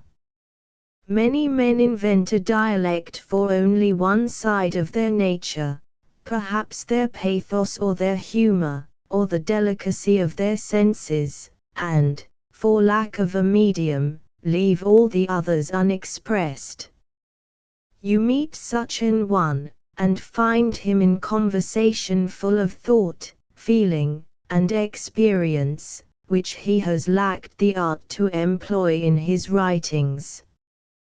But Burns was not thus hampered in the practice of the literary art. He could throw the whole weight of his nature into his work, and impregnate it from end to end. If Dr. Johnson, that stilted and accomplished stylist, had lacked the sacred Boswell, what should we have known of him? And how should we have delighted in his acquaintance as we do? Those who spoke with Burns tell us how much we have lost who did not. But I think they exaggerate their privilege. I think we have the whole Burns in our possession set forth in his consummate verses. It was by his style, and not by his matter, that he affected Wordsworth and the world. There is, indeed, only one merit worth considering in a man of letters, that he should write well, and only one damning fault, that he should write ill. We are little the better for the reflections of the sailor's parrot in the story. And so, if Burns helped to change the course of literary history, it was by his frank, direct, and masterly utterance, and not by his homely choice of subjects. That was imposed upon him, not chosen upon a principle. He wrote from his own experience, because it was his nature so to do, and the tradition of the school from which he proceeded was fortunately not opposed to homely subjects. But to these homely subjects he communicated the rich commentary of his nature. They were all steeped in Burns, and they interest us not in themselves, but because they have been passed through the spirit of so genuine and vigorous a man. Such is the stamp of living literature, and there was never any more alive than that of Burns. What a gust of sympathy there is in him, sometimes flowing out in byways hitherto unused, upon mice, and flowers, and the devil himself, sometimes speaking plainly between human hearts, sometimes ringing out in exultation like a peal of bells. When we compare the farmer's salutation to his old mare Maggie, with the clever and inhumane production of half a century earlier, The Old Man's Mare's Dead, we see in a nutshell the spirit of the change introduced by Burns. And as to its manner, who that has read it can forget how the collie, Eluaith, in the TWA Dogs, describes and enters into the merrymaking in the cottage. The luntin pipe and sneeshin mill are handed round wi writ good will, the canty old folks crackin' crouse, the young aints rantin' through the house. My heart has been sae fain to see them that I for joy ha barkit with them. It was this ardent power of sympathy that was fatal to so many women, and, through Jean Armour, to himself at last. His humor comes from him in a stream so deep and easy that I will venture to call him the best of humorous poets. He turns about in the midst to utter a noble sentiment or a trenchant remark on human life, and the style changes and rises to the occasion. I think it is Principal Sharp who says, happily, that Burns would have been no Scotchman if he had not loved to moralize, neither, may we add, would he have been his father's son, but, what is worthy of note, his moralizings are to a large extent the moral of his own career. He was among the least impersonal of artists. Except in The Jolly Beggars, he shows no gleam of dramatic instinct. Mr. Carlyle has complained that Tam O'Shanter is, from the absence of this quality, only a picturesque and external piece of work, and I may add that in the TWA Dogs it is precisely in the infringement of dramatic propriety that a great deal of the humor of the speeches depends for its existence and effect. Indeed, Burns was so full of his identity that it breaks forth on every page, and there is scarce an appropriate remark either in praise or blame of his own conduct, but he has put it himself into verse. Alas! For the tenor of these remarks. They are, indeed, his own pitiful apology for such a marred existence and talents so misused and stunted, and they seem to prove forever how small a part is played by reason in the conduct of man's affairs. Here was one, at least, who with unfailing judgment predicted his own fate, yet his knowledge could not avail him, and with open eyes he must fulfill his tragic destiny. 10 years before the end he had written his epitaph, and neither subsequent events, nor the critical eyes of posterity, have shown us a word in it to alter.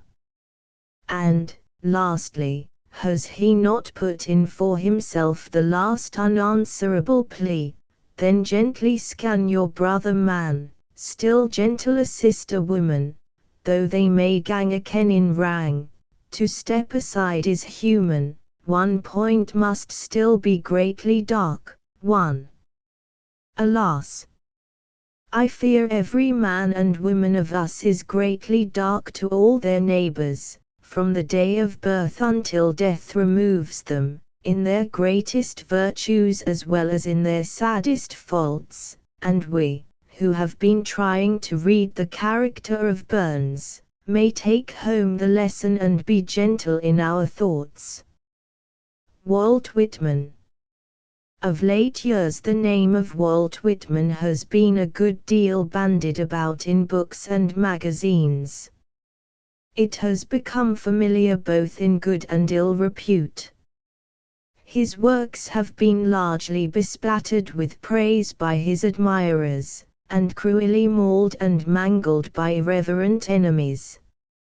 Now, whether his poetry is good or bad as poetry, is a matter that may admit of a difference of opinion without alienating those who differ. We could not keep the peace with a man who should put forward claims to taste and yet depreciate the choruses in Samson agonists, but, I think, we may shake hands with one who sees no more in Walt Whitman's volume, from a literary point of view, than a farrago of incompetent essays in a wrong direction. That may not be at all our own opinion. We may think that, when a work contains many unforgettable phrases, it cannot be altogether devoid of literary merit. We may even see passages of a high poetry here and there among its eccentric contents.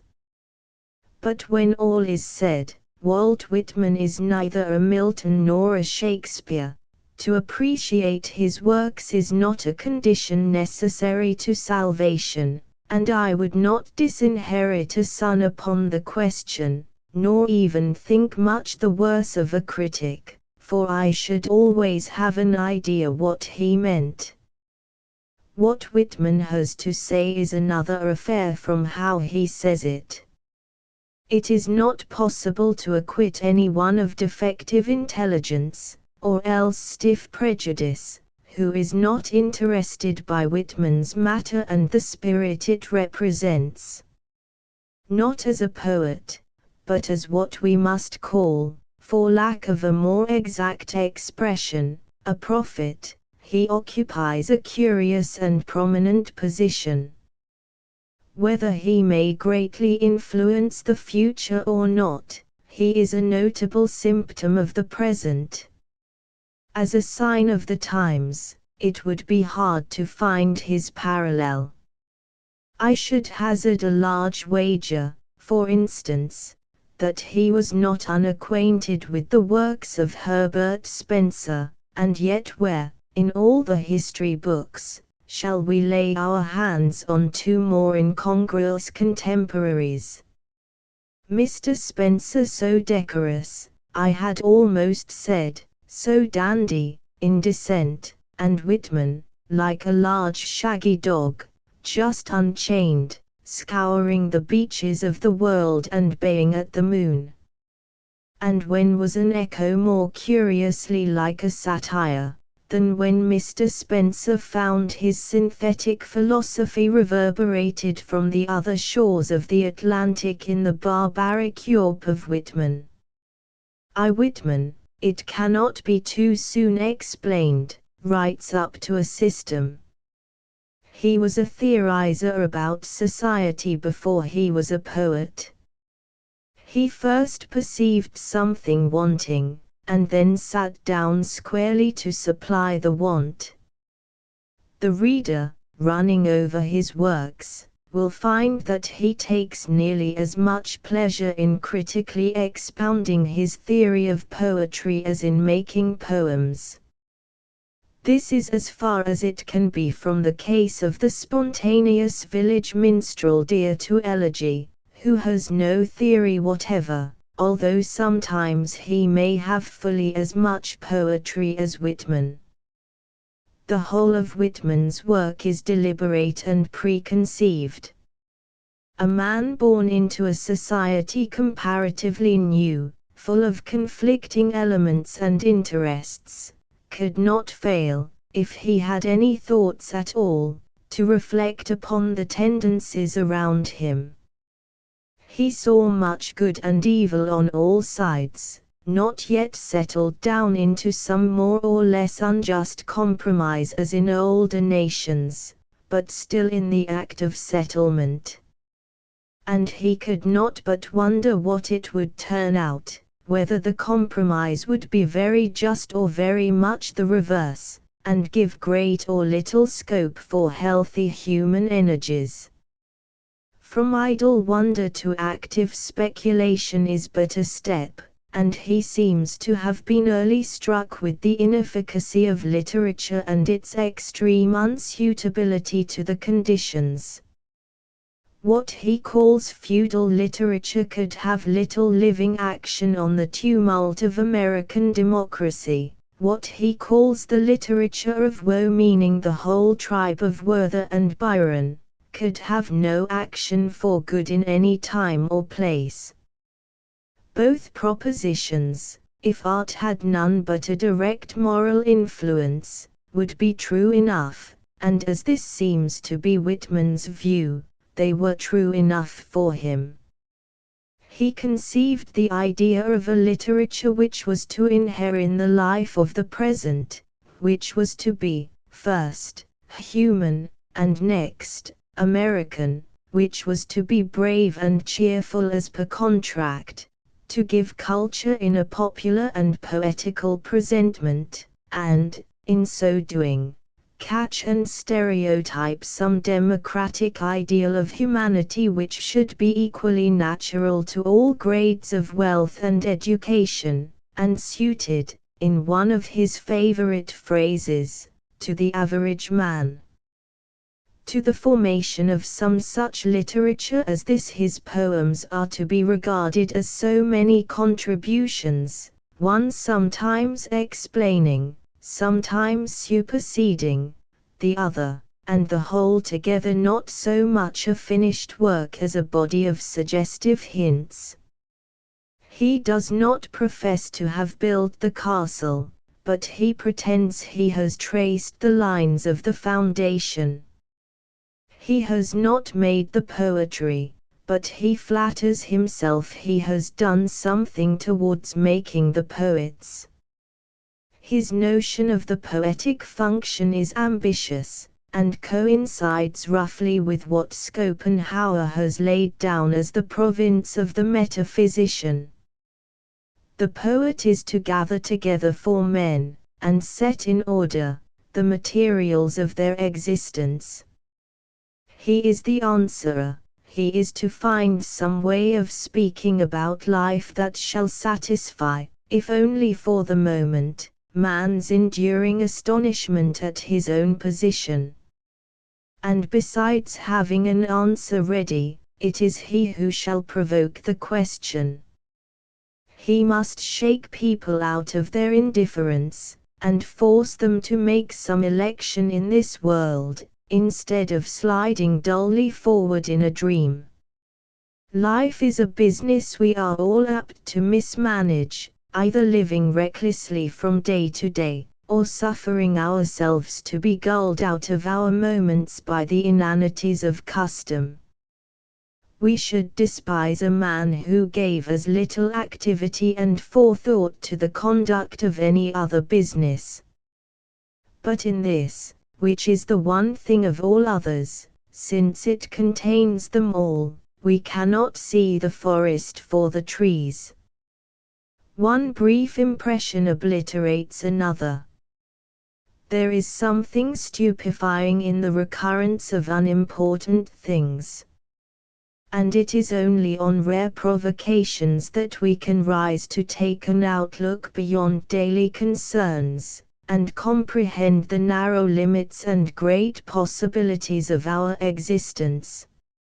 It is the duty of the poet to induce such moments of clear sight.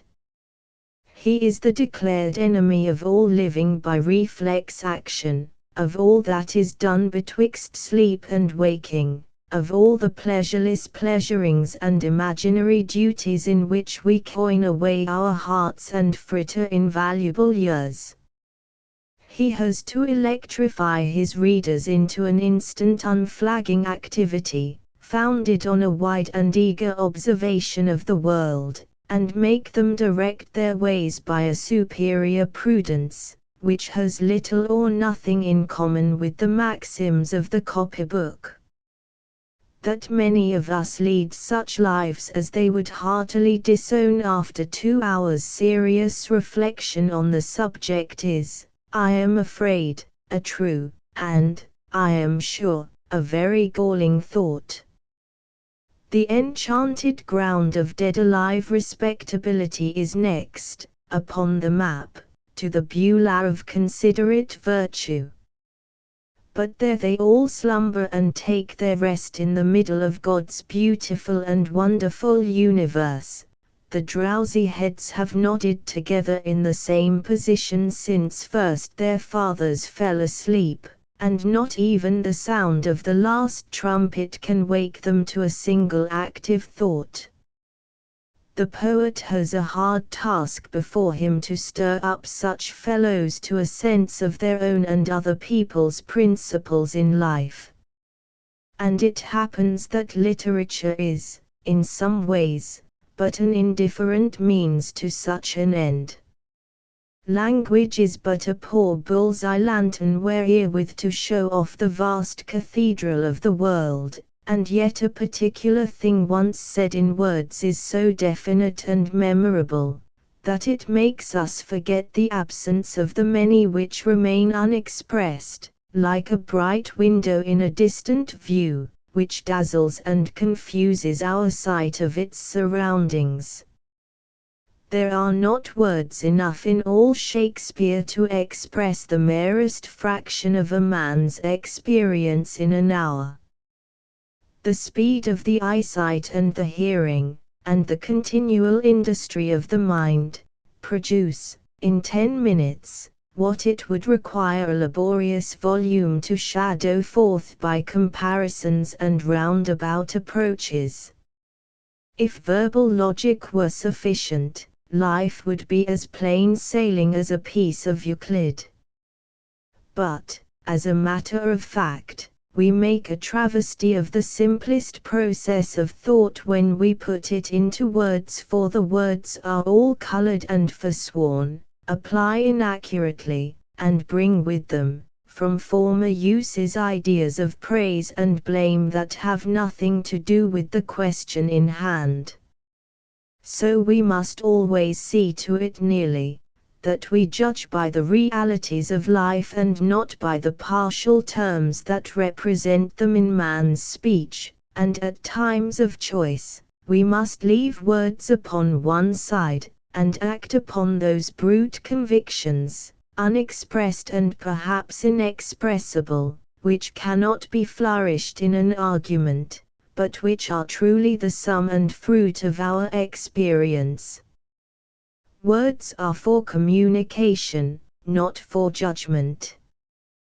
This is what every thoughtful man knows for himself, for only fools and silly schoolmasters push definitions over far into the domain of conduct, and the majority of women, not learned in these scholastic refinements, live all of a piece and unconsciously, as a tree grows, without caring to put a name upon their acts or motives.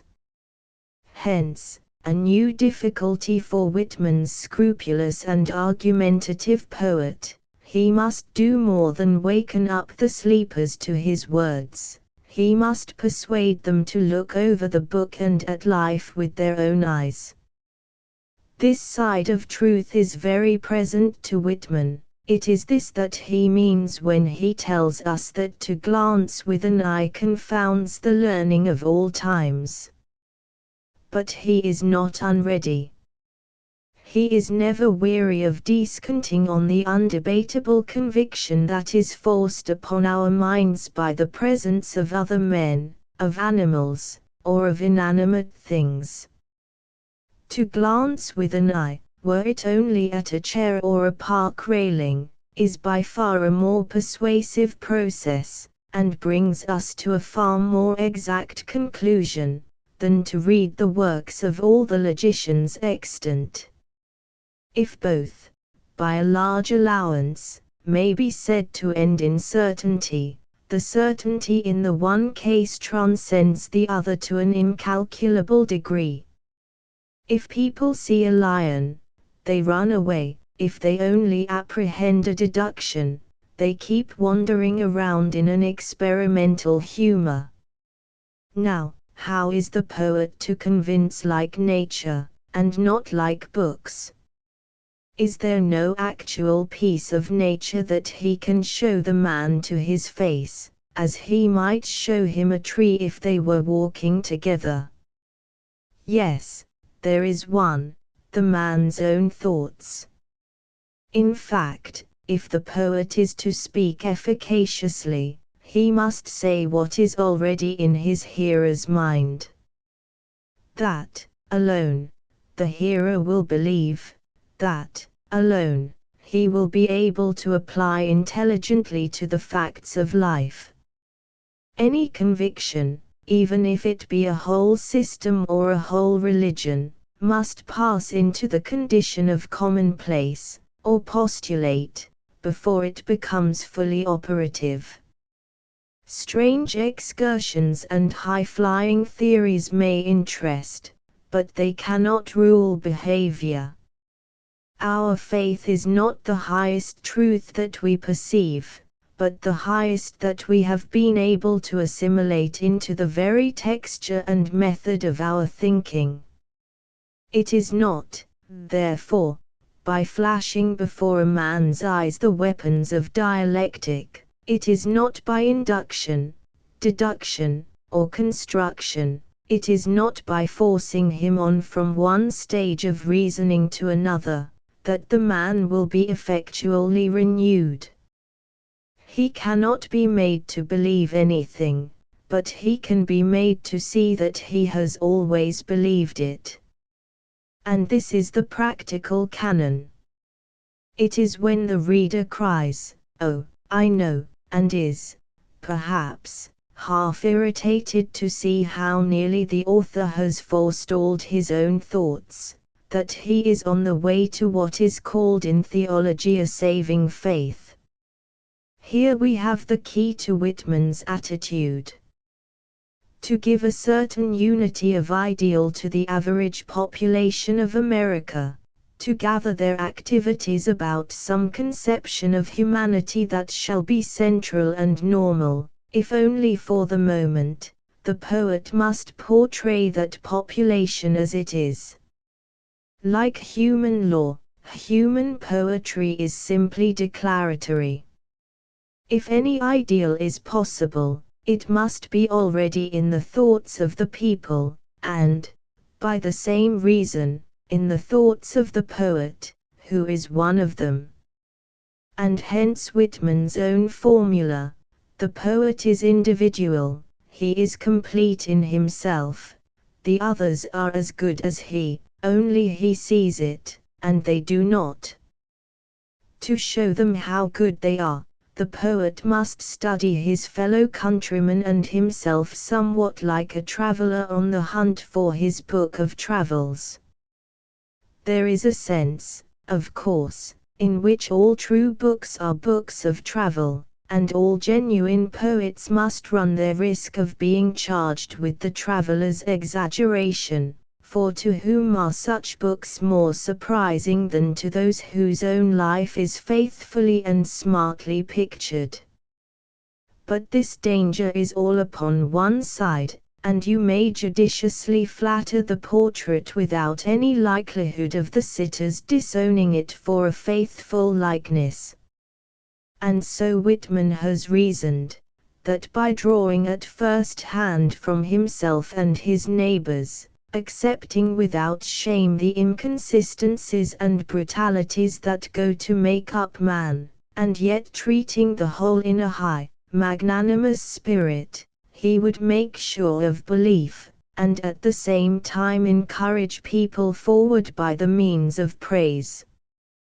2. We are accustomed nowadays to a great deal of puling over the circumstances in which we are placed.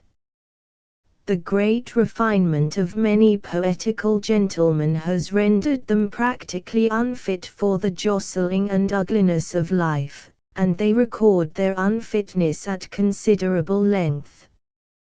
The bold and awful poetry of Job's complaint produces too many flimsy imitators, for there is always something consolatory in grandeur, but the symphony transposed for the piano becomes hysterically sad. This literature of woe, as Whitman calls it, this maladie de René, as we like to call it in Europe, is in many ways a most humiliating and sickly phenomenon. Young gentlemen with 300 or 400 a year of private means look down from a pinnacle of doleful experience on all the grown and hearty men who have dared to say a good word for life since the beginning of the world. There is no profit but the melancholy jacks, and the blue devils dance on all our literary wires. It would be a poor service to spread culture, if this be its result, among the comparatively innocent and cheerful ranks of men. When our little poets have to be sent to look at the ploughman and learn wisdom, we must be careful how we tamper with our ploughman.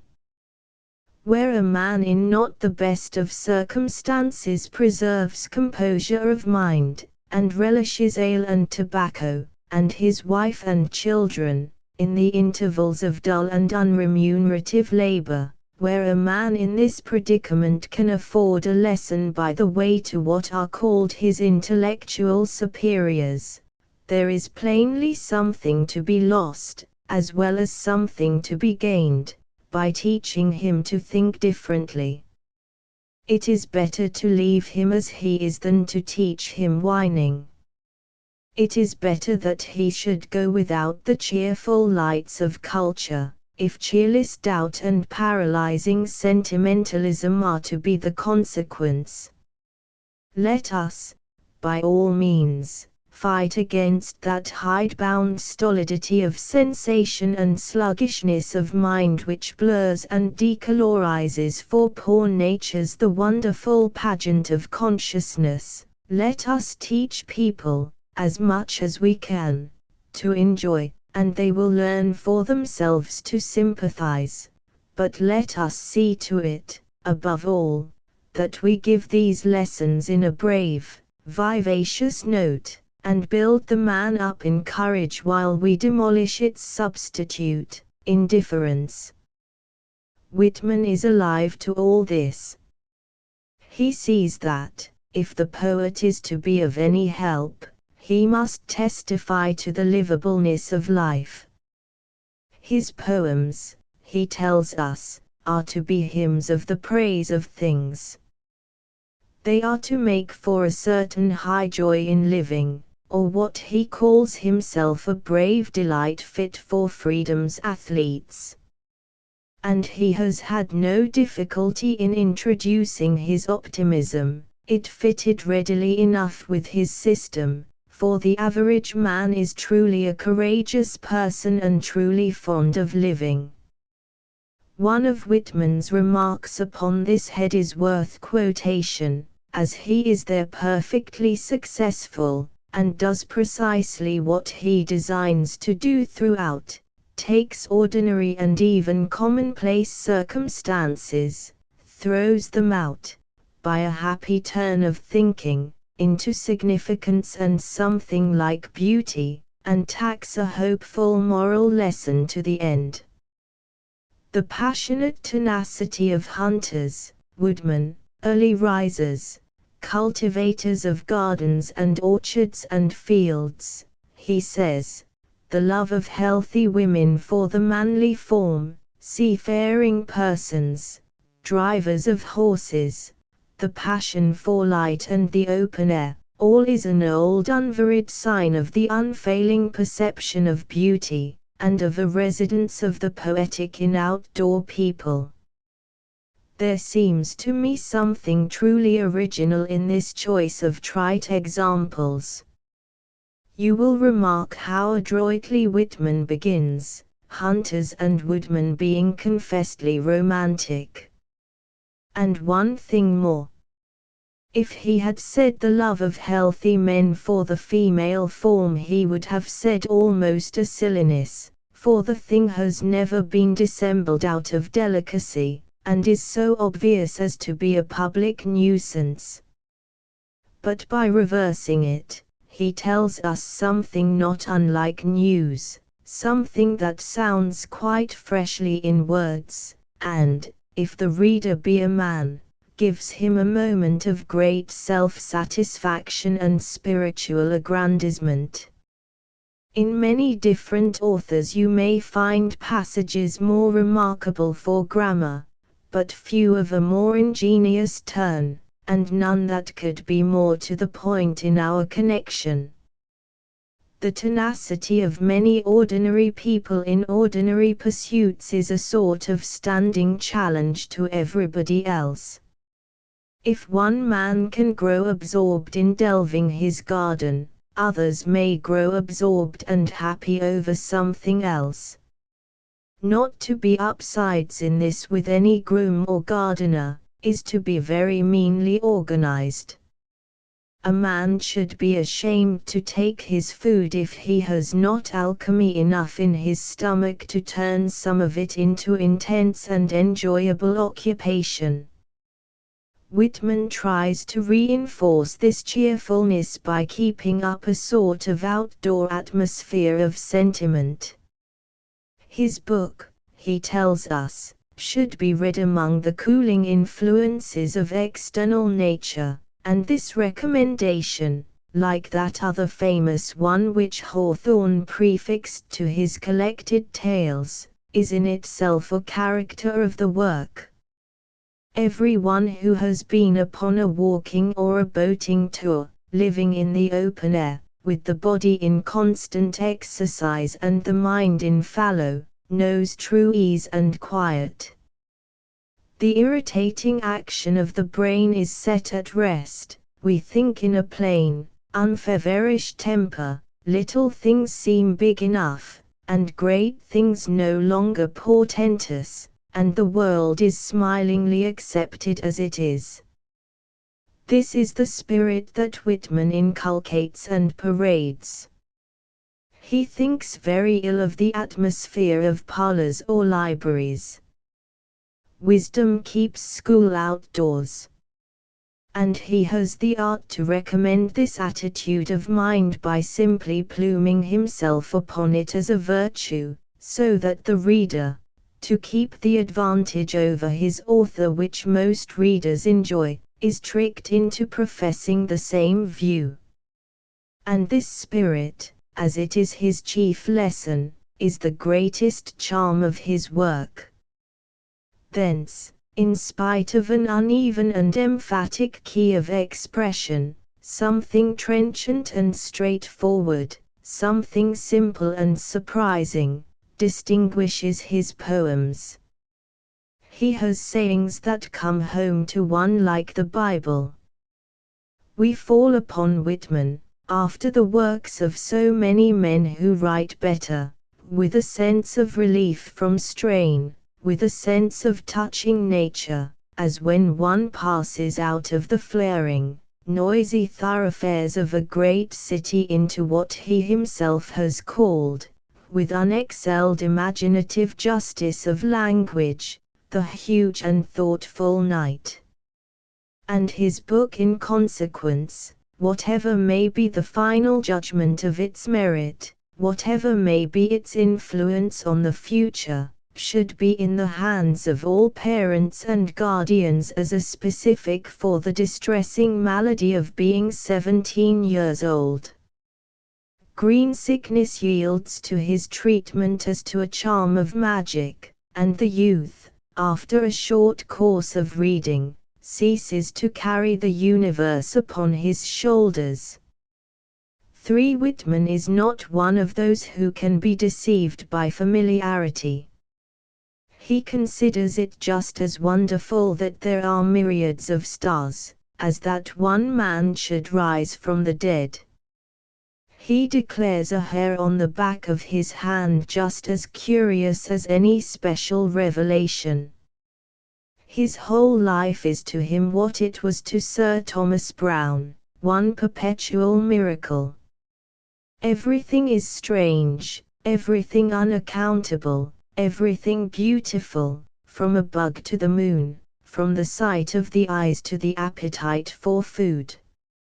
He makes it his business to see things as if he saw them for the first time, and professes astonishment on principle.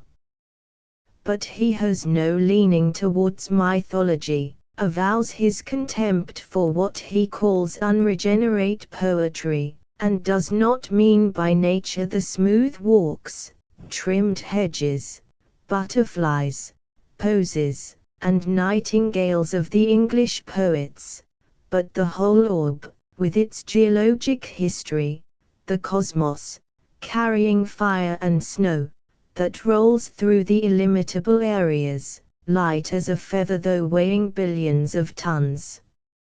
Nor is this exhaustive, for in his character of idealist all impressions, all thoughts, trees and people, love and faith, astronomy, history, and religion, enter upon equal terms into his notion of the universe. He is not against religion, not, indeed, against any religion. He wishes to drag with a larger net, to make a more comprehensive synthesis, than any or than all of them put together. In feeling after the central type of man, he must embrace all eccentricities, his cosmology must subsume all cosmologies, and the feelings that gave birth to them. His statement of facts must include all religion and all irreligion, Christ and Buddha, God and the devil. The world as it is, and the whole world as it is, physical, and spiritual, and historical, with its good and bad, with its manifold inconsistencies, is what he wishes to set forth, in strong, picturesque, and popular lineaments, for the understanding of the average man.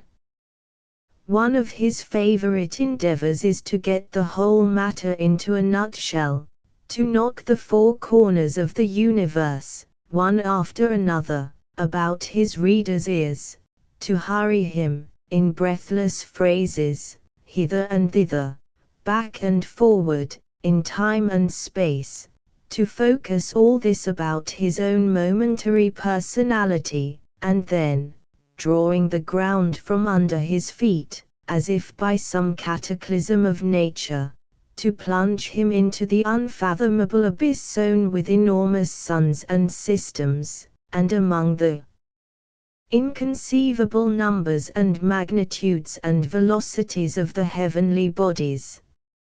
So that he concludes by striking into us some sense of that disproportion of things which Shelley has illuminated by the ironical flash of these 8 words, the desire of the moth for the star. The same truth, but to what a different purpose. Whitman's moth is mightily at his ease about all the planets in heaven, and cannot think too highly of our sublunary tapers. The universe is so large that imagination flags in the effort to conceive it, but here, in the meantime, is the world under our feet, a very warm and habitable corner.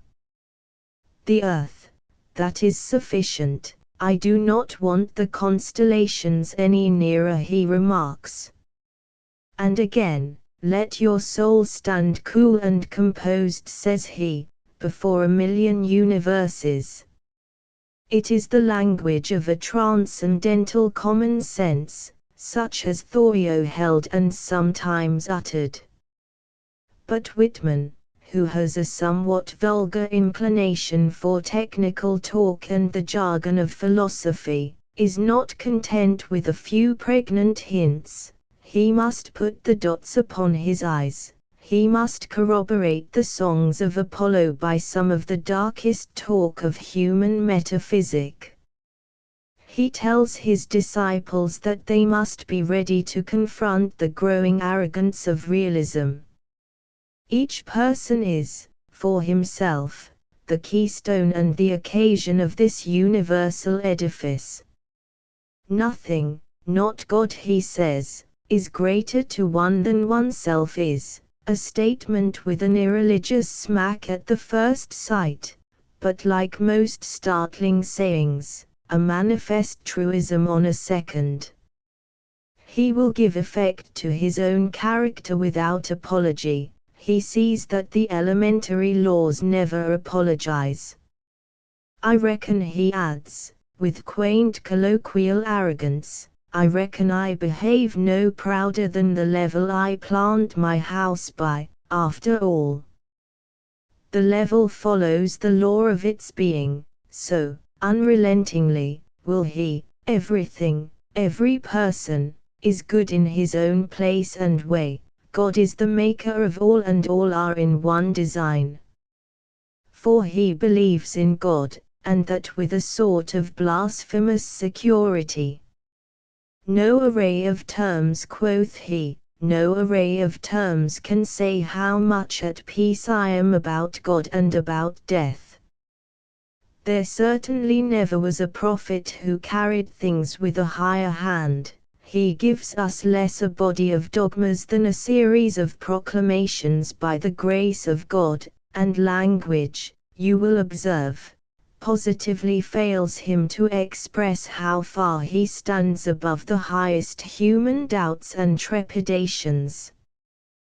But next in order of truths to a person's sublime conviction of himself, comes the attraction of one person for another, and all that we mean by the word love, the dear love of man for his comrade, the attraction of friend for friend, of the well-married husband and wife, of children and parents, of city for city and land for land.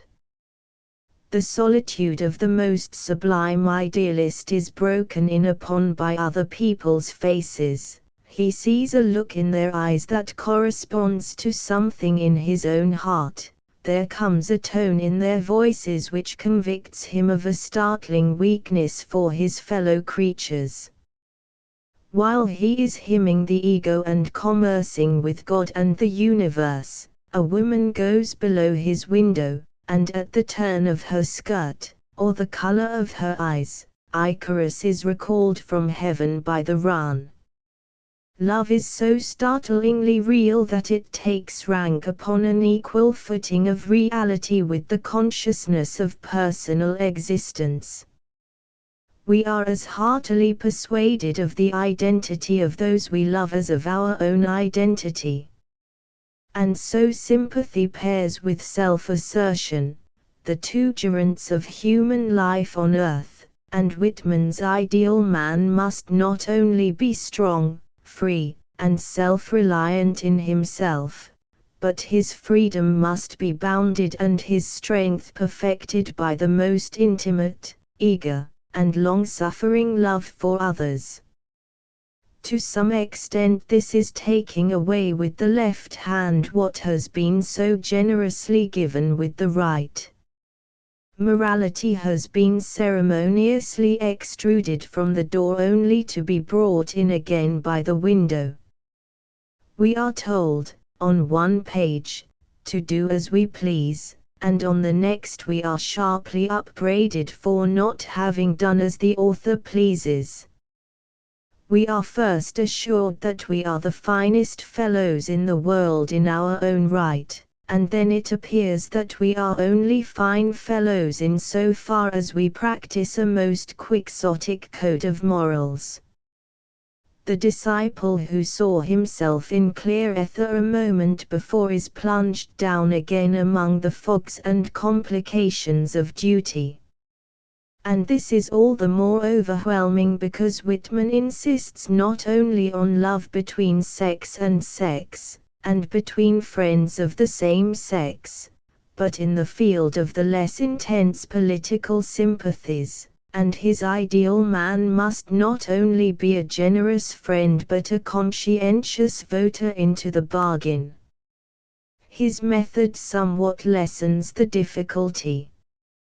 He is not, the reader will remember, to tell us how good we ought to be, but to remind us how good we are.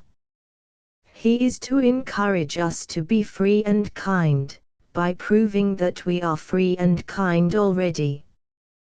He passes our corporate life under review, to show that it is upheld by the very virtues of which he makes himself the advocate. There is no object so soft, he says somewhere in his big, plain way, there is no object so soft but it makes a hub for the wieldy universe. Rightly understood, it is on the softest of all objects, the sympathetic heart, that the wheel of society turns easily and securely as on a perfect axle. There is no room, of course, for doubt or discussion about conduct, where everyone is to follow the law of his being with exact compliance. Whitman hates doubt, deprecates discussion, and discourages to his utmost the craving, carping sensibilities of the conscience. We are to imitate, to use one of his absurd and happy phrases, the satisfaction and aplomb of animals. If he preaches a sort of ranting Christianity in morals, a fit consequent to the ranting optimism of his cosmology, it is because he declares it to be the original deliverance of the human heart, or at least, for he would be honestly historical in method, of the human heart as at present Christianist. His is a morality without a prohibition, his policy is one of encouragement all round. A man must be a born hero to come up to Whitman's standard in the practice of any of the positive virtues, but of a negative virtue, such as temperance or chastity, he has so little to say, that the reader need not be surprised if he drops a word or two upon the other side. He would lay down nothing that would be a clog, he would prescribe nothing that cannot be done ruddily, in a heat. The great point is to get people under way. To the faithful Whitmanite this would be justified by the belief that God made all, and that all was good.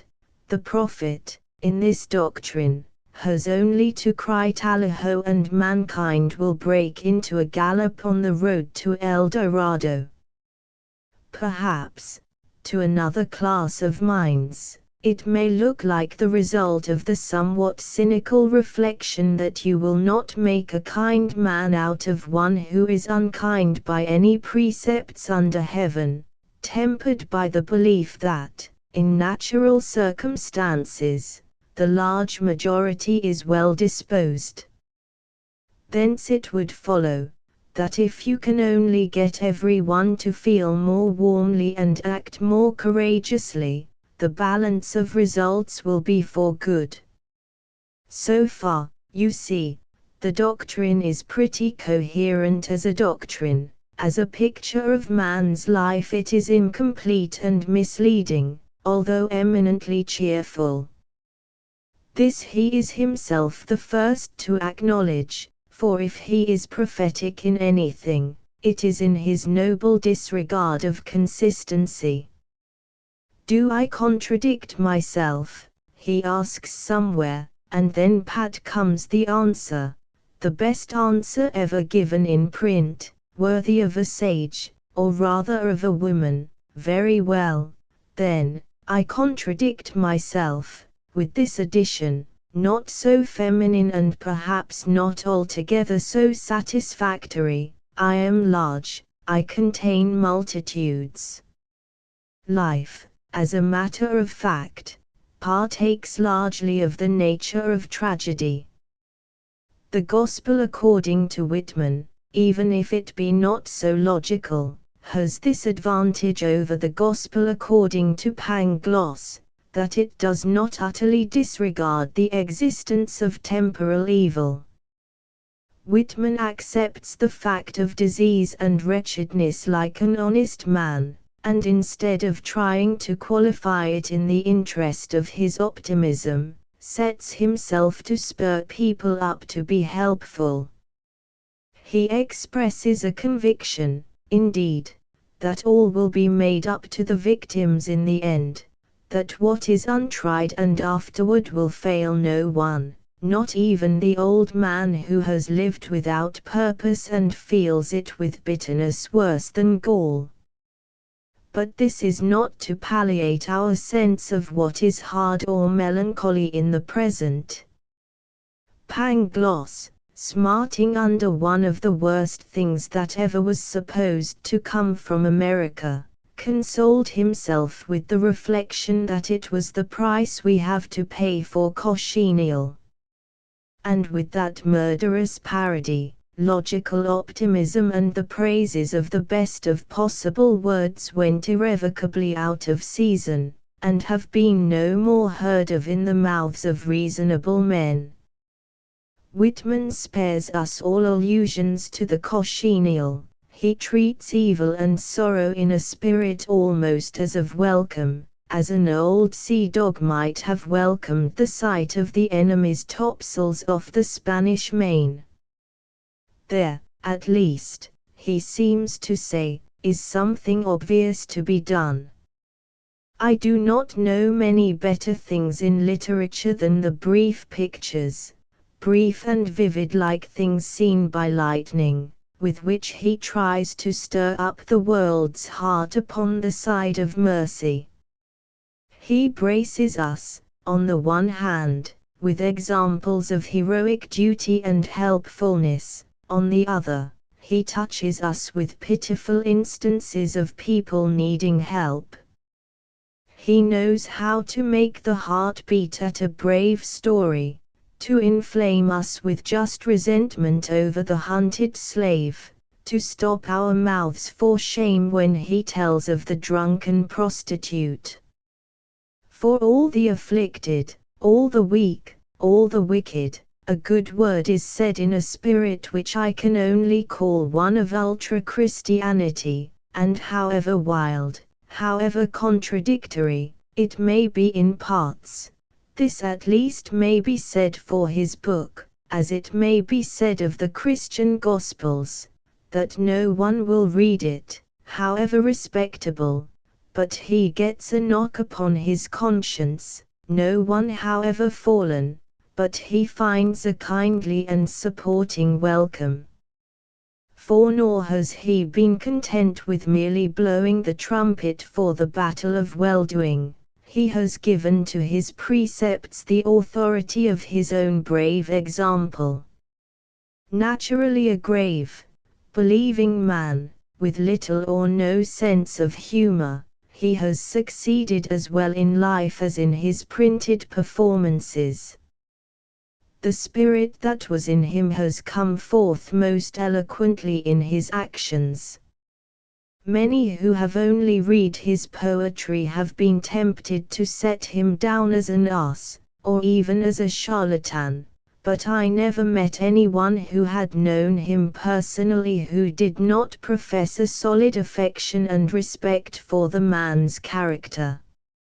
He practices as he professes. He feels deeply that Christian love for all men, that toleration, that cheerful delight in serving others, which he often celebrates in literature with a doubtful measure of success.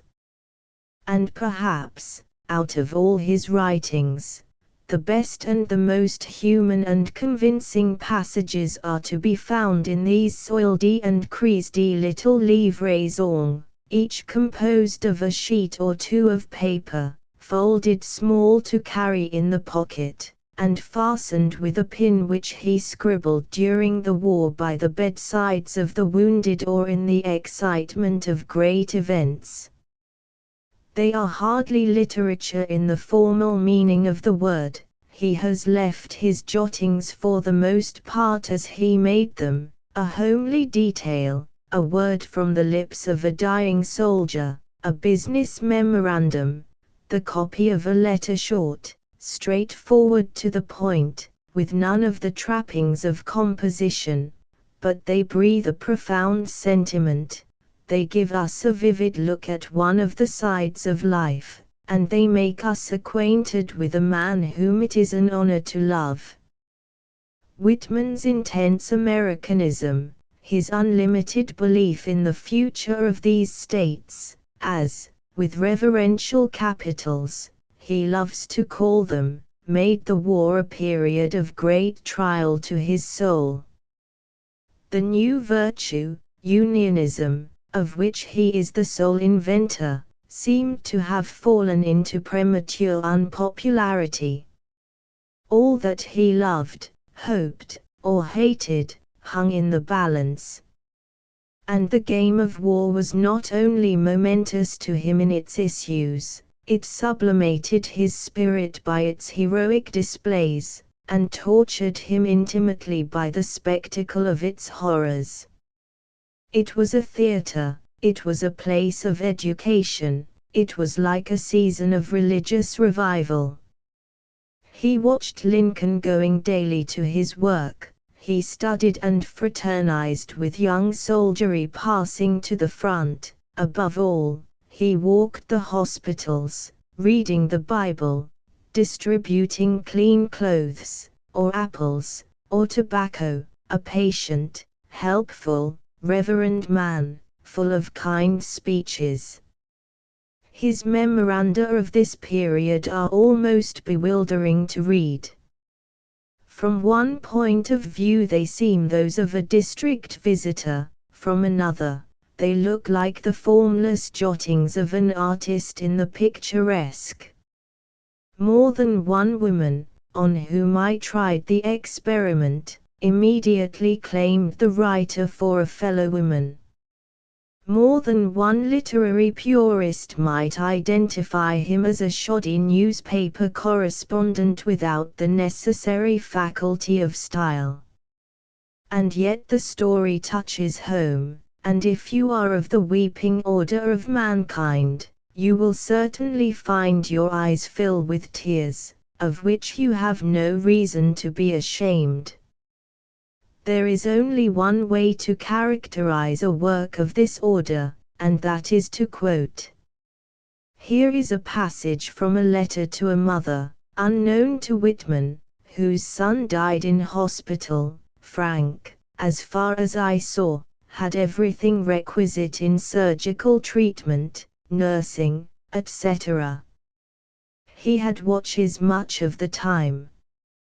He was so good and well behaved, and affectionate, I myself liked him very much. I was in the habit of coming in afternoons and sitting by him, and he liked to have me, liked to put out his arm and lay his hand on my knee, would keep it so a long while.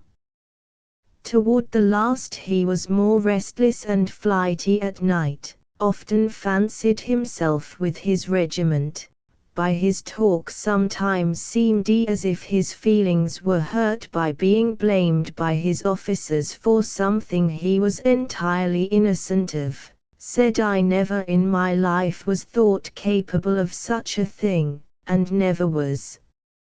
At other times he would fancy himself talking as it seemed to children or such like, his relatives, I suppose, and giving them good advice, would talk to them a long while. All the time he was out of his head, not one single bad word, or thought, or idea escaped him. It was remarked that many a man's conversation in his senses was not half so good as Frank's delirium. He was perfectly willing to die, he had become very weak, and had suffered a good deal, and was perfectly resigned. Poor boy.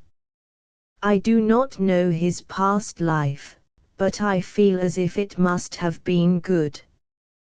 At any rate, what I saw of him here, under the most trying circumstances, with a painful wound, and among strangers, I can say that he behaved so brave, so composed, and so sweet and affectionate, it could not be surpassed. And now, like many other noble and good men, after serving his country as a soldier, he has yielded up his young life at the very outset in her service. Such things are gloomy, yet there is a text, God doth all things well, the meaning of which, after due time, appears to the soul. I thought perhaps a few words, though from a stranger, about your son, from one who was with him at the last, might be worth while, for I loved the young man, though I but saw him immediately to lose him. It is easy enough to pick holes in the grammar of this letter, but what are we to say of its profound goodness and tenderness? It is written as though he had the mother's face before his eyes, and saw her wincing in the flesh at every word. And what, again, are we to say of its sober truthfulness, not exaggerating, not running to phrases, not seeking to make a hero out of what was only an ordinary but good and brave young man? Literary reticence is not Whitman's stronghold, and this reticence is not literary, but humane. It is not that of a good artist but that of a good man. He knew that what the mother wished to hear about was Frank, and he told her about her Frank as he was. Something should be said of Whitman's style, for style is of the essence of thinking. And where a man is so critically deliberate as our author, and goes solemnly about his poetry for an ulterior end, every indication is worth notice. He has chosen a rough, unaimed, lyrical verse, sometimes instinct with a fine processional movement, often so rugged and careless that it can only be described by saying that he has not taken the trouble to write prose. I believe myself that it was selected principally because it was easy to write, although not without recollections of the marching measures of some of the prose in our English Old Testament. According to Whitman, on the other hand, the time has arrived to essentially break down the barriers of form between prose and poetry for the most cogent purposes of those great inland states, and for Texas, and California, and Oregon, a statement which is among the happiest achievements of American humor. He calls his verses recitatives in easily followed allusion to a musical form. Easily written, loose-fingered chords, he cries, I feel the thrum of your climax and close. Too often, I fear, he is the only one who can perceive the rhythm, and in spite of Mr. Swinburne, a great part of his work considered as verses is poor bald stuff. Considered, not as verse, but as speech, a great part of it is full of strange and admirable merits. The right detail is seized, the right word, bold and trenchant, is thrust into its place. Whitman has small regard to literary decencies, and is totally free from literary timidities. He is neither afraid of being slangy nor of being dull, nor, let me add, of being ridiculous.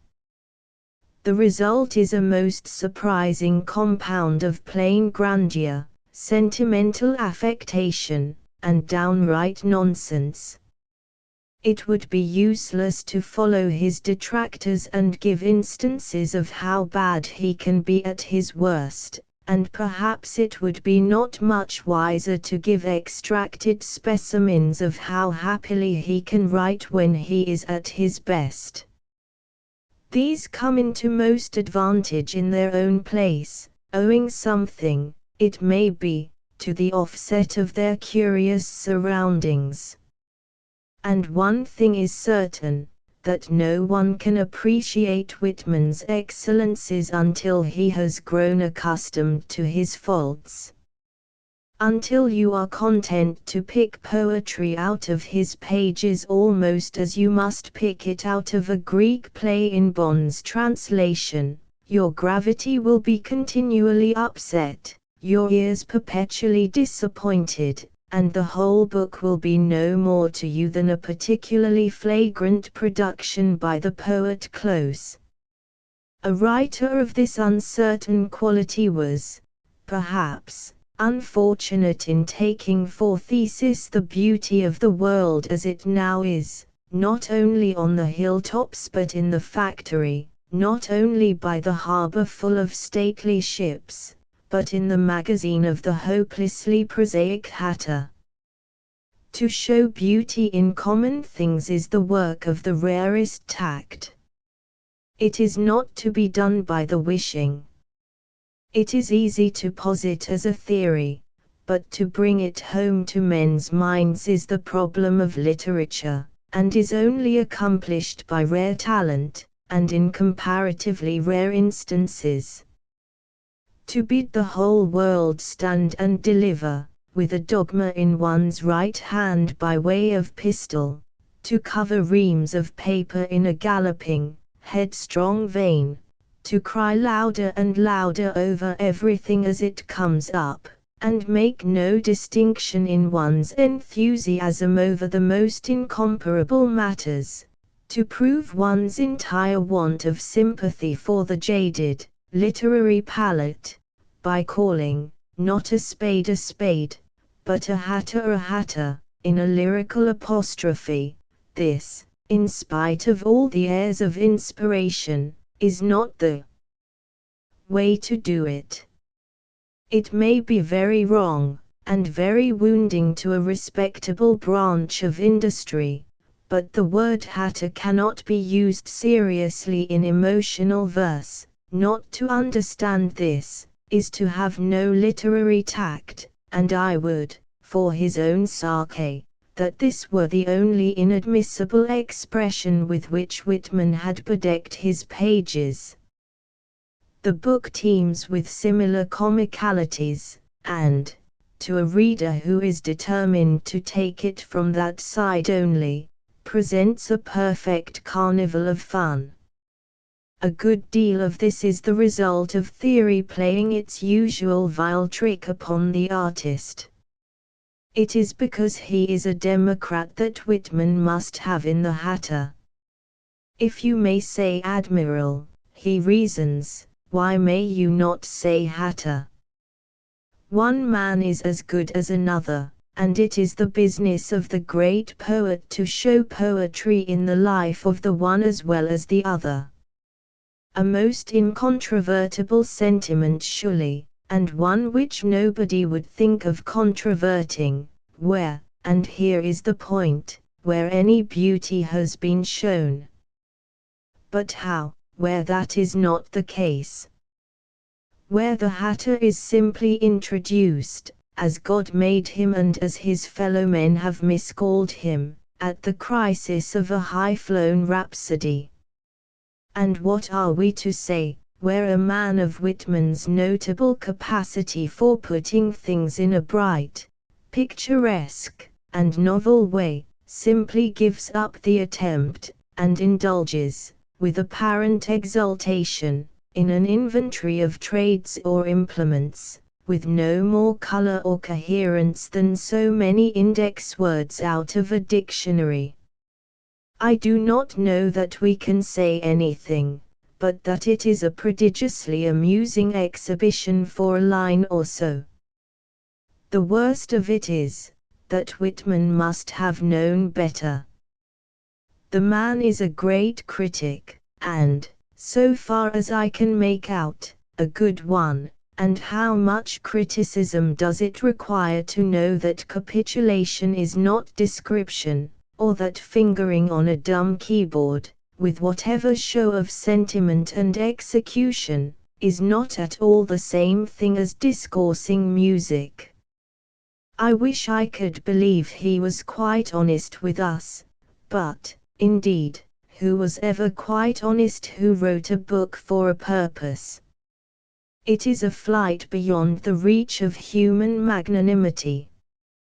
One other point, where his means failed him, must be touched upon, however shortly. In his desire to accept all facts loyally and simply, it fell within his program to speak at some length and with some plainness on what is, for I really do not know what reason, the most delicate of subjects.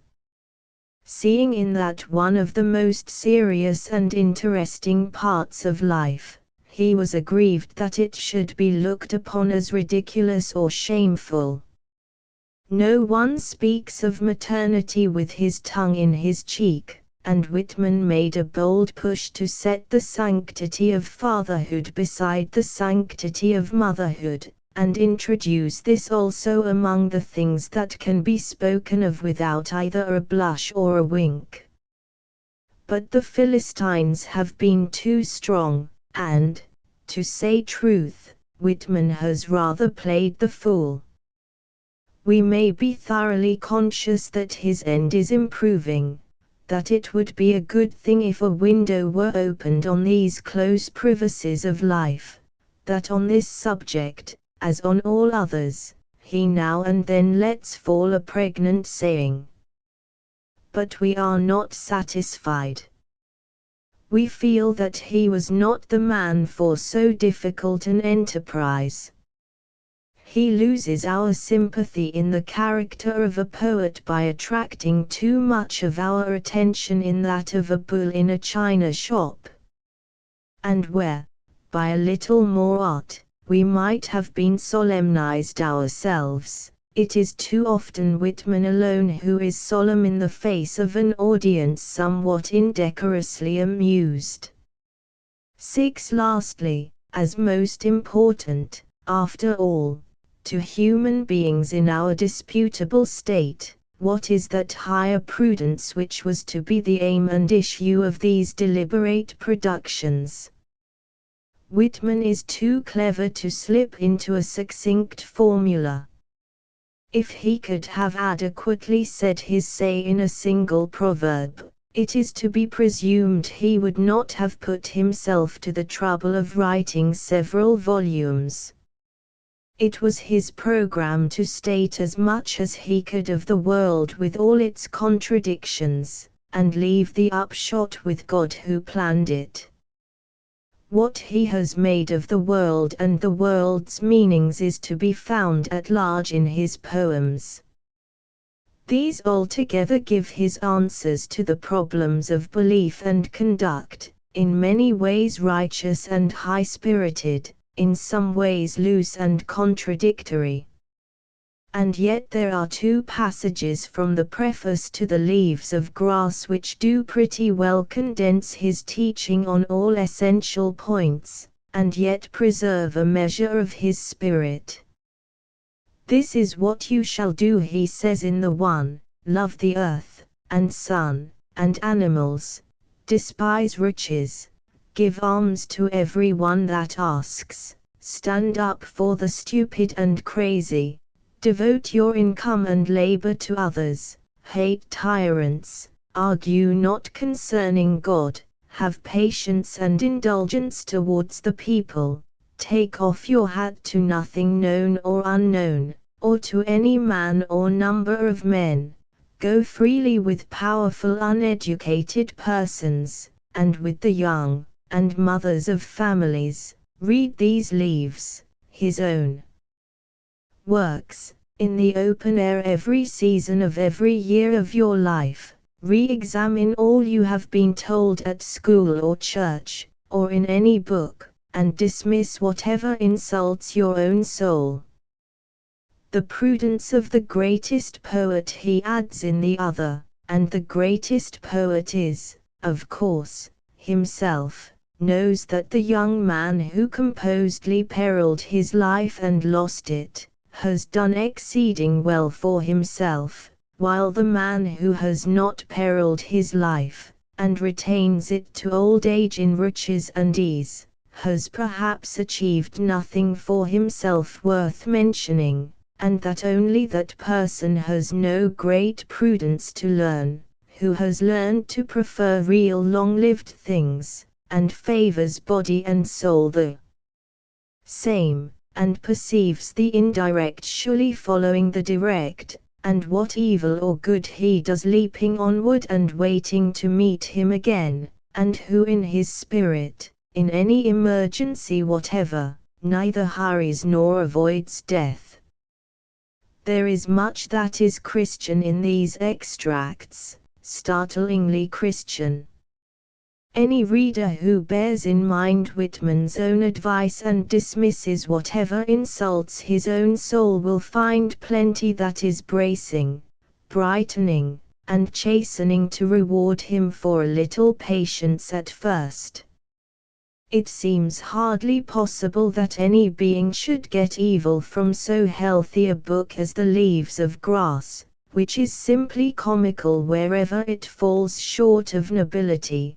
But if there be any such, who cannot both take and leave, who cannot let a single opportunity pass by without some unworthy and unmanly thought, I should have as great difficulty, and neither more nor less, in recommending the works of Whitman as in lending them Shakespeare, or letting them go abroad outside of the grounds of a private asylum.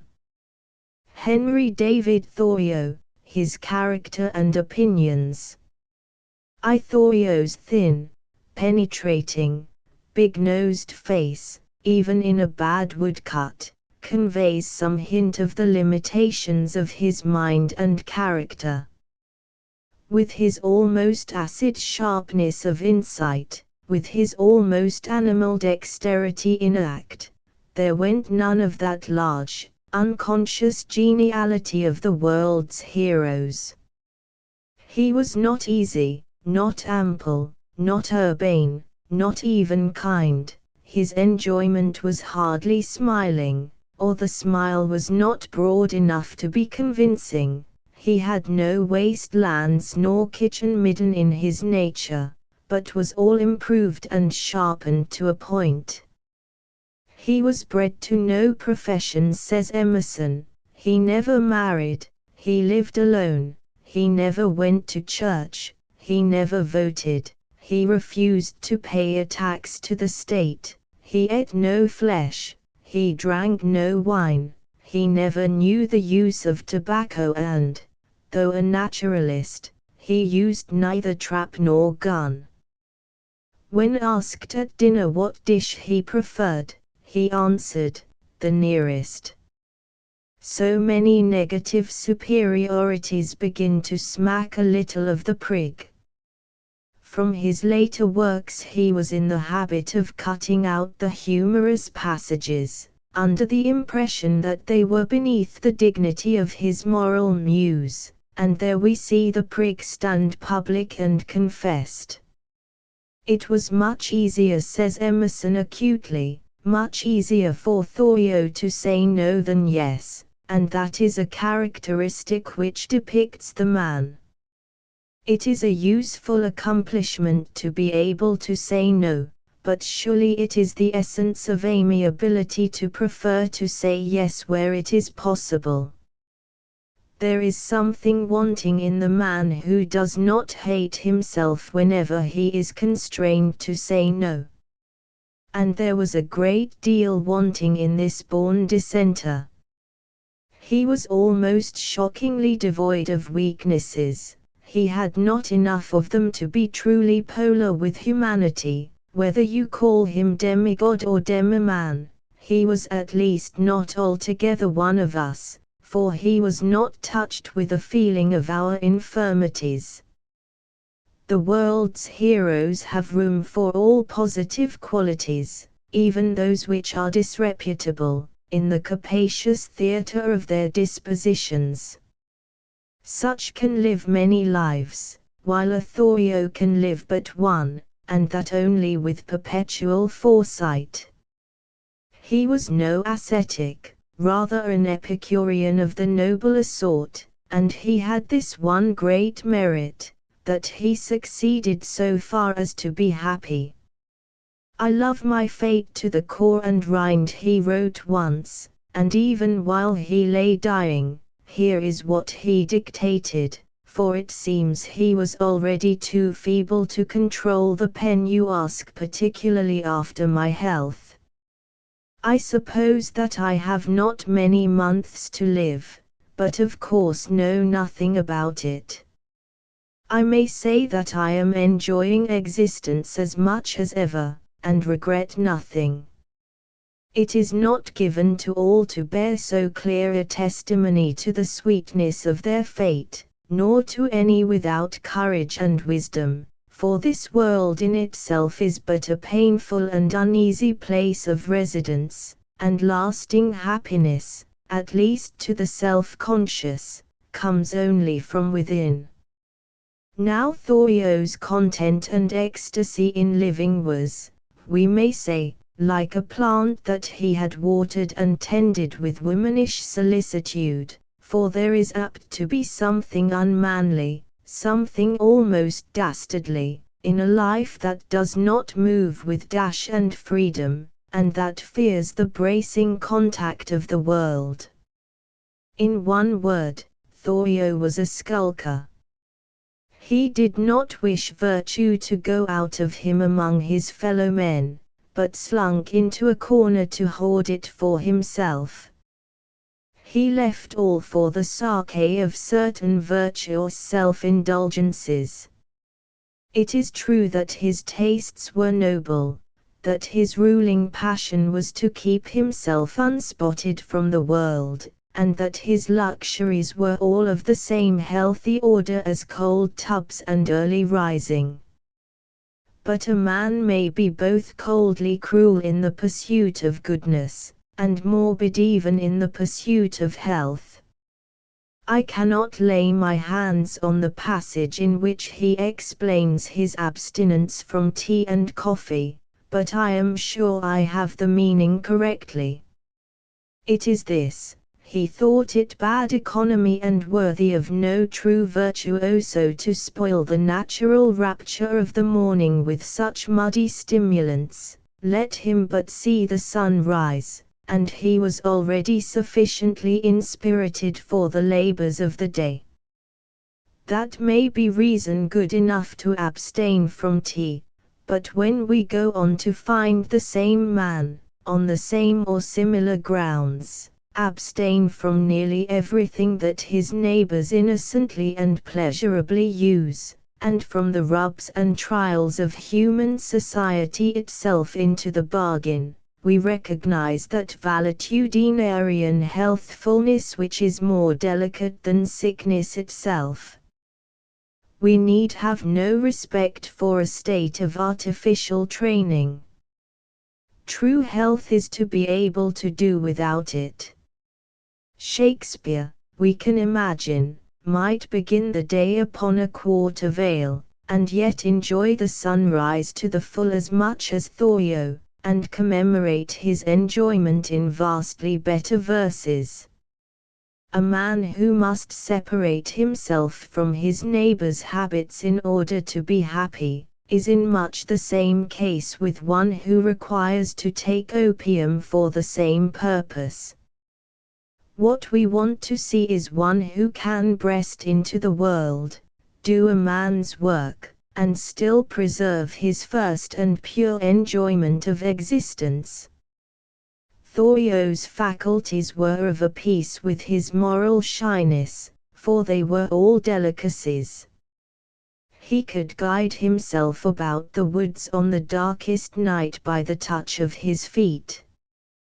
He could pick up at once an exact dozen of pencils by the feeling, pace distances with accuracy, and gauge cubic contents by the eye.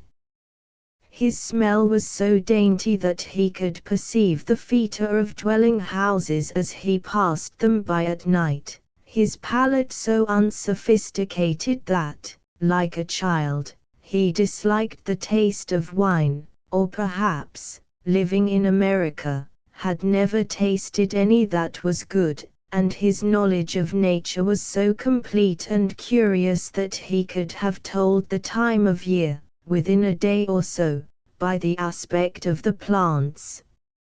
In his dealings with animals, he was the original of Hawthorne's Donatello. He pulled the woodchuck out of its hole by the tail, the hunted fox came to him for protection, wild squirrels have been seen to nestle in his waistcoat, he would thrust his arm into a pool and bring forth a bright, panting fish, lying undismayed in the palm of his hand. There were few things that he could not do. He could make a house, a boat, a pencil, or a book. He was a surveyor, a scholar, a natural historian. He could run, walk, climb, skate, swim, and manage a boat. The smallest occasion served to display his physical accomplishment, and a manufacturer, from merely observing his dexterity with the window of a railway carriage, offered him a situation on the spot. The only fruit of much living, he observes, is the ability to do some slight thing better.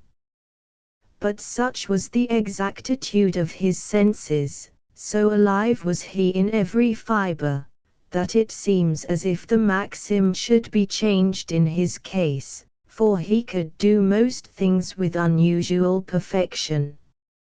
And perhaps he had an approving eye to himself when he wrote, "Though the youth at last grows indifferent, the laws of the universe are not indifferent, but are forever on the side of the most sensitive."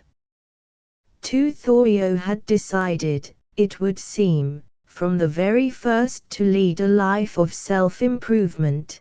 The needle did not tremble as with richer natures, but pointed steadily north, and as he saw duty and inclination in one, he turned all his strength in that direction.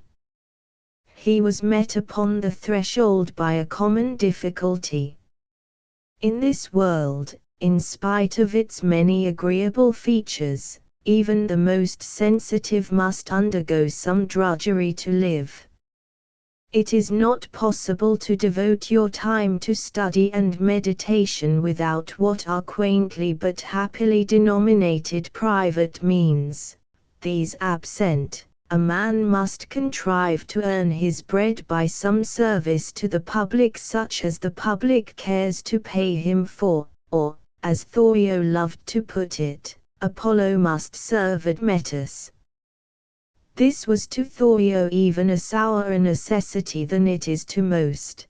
There was a love of freedom, a strain of the wild man, in his nature, that rebelled with violence against the yoke of custom, and he was so eager to cultivate himself and to be happy in his own society, that he could consent with difficulty even to the interruptions of friendship. Such are my engagements to myself that I dare not promise, he once wrote in answer to an invitation, and the italics are his own. Marcus Aurelius found time to study virtue, and between whiles to conduct the imperial affairs of Rome, but Thorio is so busy improving himself, that he must think twice about a morning call. And now imagine him condemned for 8 hours a day to some uncongenial and unmeaning business. He shrank from the very look of the mechanical in life. All should, if possible, be sweetly spontaneous and swimmingly progressive. Thus he learned to make lead pencils, and, when he had gained the best certificate and his friends began to congratulate him on his establishment in life, calmly announced that he should never make another. "Why should I?" said he. "I would not do again what I have done once. For when a thing has once been done as well as it wants to be, it is of no further interest to the self-improver." Yet in after years, and when it became needful to support his family, he returned patiently to this mechanical art, a step more than worthy of himself.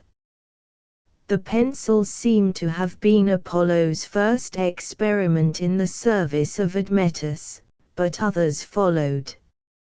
"I have thoroughly tried school-keeping," he writes, "and found that my expenses were in proportion, or rather out of proportion, to my income, for I was obliged to dress and train, not to say think and believe, accordingly, and I lost my time into the bargain.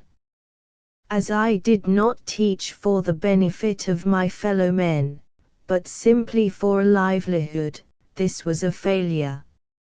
I have tried trade, but I found that it would take 10 years to get under way in that, and that then I should probably be on my way to the devil." Nothing, indeed, can surpass his scorn for all so-called business. Upon that subject gall squirts from him at a touch. "The whole enterprise of this nation is not illustrated by a thought," he writes, "it is not warmed by a sentiment, there is nothing in it for which a man should lay down his life, nor even his gloves." And again, "If our merchants did not most of them fail, and the banks too, my faith in the old laws of this world would be staggered." The statement that 96 in 100 doing such business surely break down is perhaps the sweetest fact that statistics have revealed. The wish was probably father to the figures, but there is something enlivening in a hatred of so genuine a brand, hot as Corsican revenge, and sneering like Voltaire. Pencils, school-keeping, and trade being thus discarded one after another, Thorio, with a stroke of strategy, turned the position. He saw his way to get his board and lodging for practically nothing, and Admetus never got less work out of any servant since the world began. It was his ambition to be an Oriental philosopher, but he was always a very Yankee sort of Oriental. Even in the peculiar attitude in which he stood to money, his system of personal economics, as we may call it, he displayed a vast amount of truly down-east calculation, and he adopted poverty like a piece of business. Yet his system is based on one or two ideas which, I believe, come naturally to all thoughtful youths, and are only pounded out of them by city uncles. Indeed, something essentially youthful distinguishes all Thorio's knockdown blows at current opinion. Like the poses of a child, they leave the orthodox in a kind of speechless agony. These know the thing is nonsense. They are sure there must be an answer, yet somehow cannot find it. So it is with his system of economy. He cuts through the subject on so new a plane that the accepted arguments apply no longer. He attacks it in a new dialect where there are no catchwords ready-made for the defender. After you have been boxing for years on a polite, gladiatorial convention, here is an assailant who does not scruple to hit below the belt. The cost of a thing, says he, is the amount of what I will call life which is required to be exchanged for it, immediately or in the long run. I have been accustomed to put it to myself, perhaps more clearly, that the price we have to pay for money is paid in liberty. Between these two ways of it, at least, the reader will probably not fail to find a third definition of his own, and it follows, on one or other, that a man may pay too dearly for his livelihood, by giving, in Thoreau's terms, his whole life for it, or, in mine, bartering for it the whole of his available liberty, and becoming a slave till death. There are two questions to be considered: the quality of what we buy, and the price we have to pay for it. Do you want 1,000 a year, a 2,000 a year, or a 10,000 a year livelihood? And can you afford the one you want? It is a matter of taste. It is not in the least degree a question of duty, though commonly supposed so. But there is no authority for that view anywhere. It is nowhere in the Bible. It is true that we might do a vast amount of good if we were wealthy, but it is also highly improbable. Not many do, and the art of growing rich is not only quite distinct from that of doing good, but the practice of the one does not at all train a man for practicing the other. Money might be of great service to me, writes Thoreau, but the difficulty now is that I do not improve my opportunities, and therefore I am not prepared to have my opportunities increased. It is a mere illusion that, above a certain income, the personal desires will be satisfied and leave a wider margin for the generous impulse. It is as difficult to be generous, or anything else, except perhaps a member of Parliament, on 30,000 as on 200 a year. Now Thoreau's tastes were well defined. He loved to be free, to be master of his times and seasons, to indulge the mind rather than the body. He preferred long rambles to rich dinners, his own reflections to the consideration of society, and an easy, calm, unfettered, active life among green trees to dull toiling at the counter of a bank. And such being his inclination, he determined to gratify it. A poor man must save off something. He determined to save off his livelihood. When a man has attained those things which are necessary to life, he writes, there is another alternative than to obtain the superfluities. He may adventure on life now, his vacation from humbler toil having commenced. Thoreau would get shelter, some kind of covering for his body, and necessary daily bread. Even these he should get as cheaply as possible, and then, his vacation from humbler toil having commenced, devote himself to Oriental philosophers, the study of nature, and the work of self-improvement.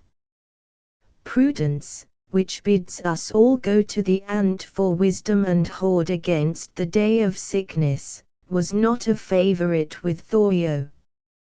He preferred that other, whose name is so much misappropriated, faith.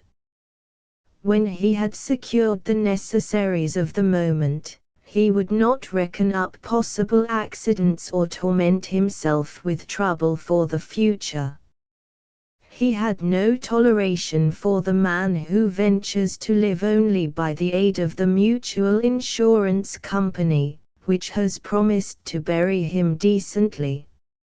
He would trust himself a little to the world. We may safely trust a good deal more than we do, says he. How much is not done by us, or what if we had been taken sick? And then, with a stab of satire, he describes contemporary mankind in a phrase, all the day long on the alert, at night we unwillingly say our prayers and commit ourselves to uncertainties. It is not likely that the public will be much affected by Thoreau, when they blink the direct injunctions of the religion they profess, and yet, whether we will or no, we make the same hazardous ventures, we back our own health and the honesty of our neighbors for all that we are worth, and it is chilling to think how many must lose their wager. In 1845, 28 years old, an age by which the liveliest have usually declined into some conformity with the world, Thoreau, with a capital of something less than £5 and a borrowed axe, walked forth into the woods by Walden Pond, and began his new experiment in life. He built himself a dwelling, and returned the axe, he says with characteristic and workmanlike pride, sharper than when he borrowed it. He reclaimed a patch, where he cultivated beans, peas, potatoes, and sweet corn. He had his bread to bake, his farm to dig, and for the matter of 6 weeks in the summer he worked at surveying, carpentry, or some other of his numerous dexterities, for hire. For more than 5 years, this was all that he required to do for his support, and he had the winter and most of the summer at his entire disposal. For 6 weeks of occupation, a little cooking and a little gentle hygienic gardening, the man, you may say, had as good as stolen his livelihood. Or we must rather allow that he had done far better, for the thief himself is continually and busily occupied, and even one born to inherit $1 million will have more calls upon his time than Thoreau. Well might he say, what old people tell you you cannot do, you try and find you can. And how surprising is his conclusion, I am convinced that to maintain oneself on this earth is not a hardship, but a pastime, if we will live simply and wisely, as the pursuits of simpler nations are still the sports of the more artificial.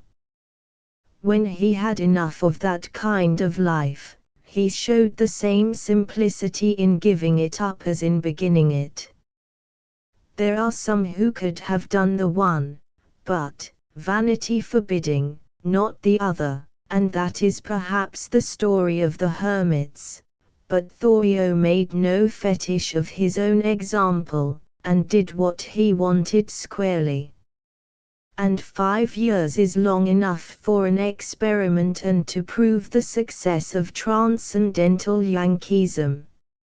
It is not his frugality which is worthy of note, for, to begin with, that was inborn, and therefore inimitable by others who are differently constituted, and again, it was no new thing, but has often been equalled by poor Scotch students at the universities. The point is the sanity of his view of life, and the insight with which he recognized the position of money, and thought out for himself the problem of riches and a livelihood. Apart from his eccentricities, he had perceived, and was acting on, a truth of universal application. For money enters in two different characters into the scheme of life.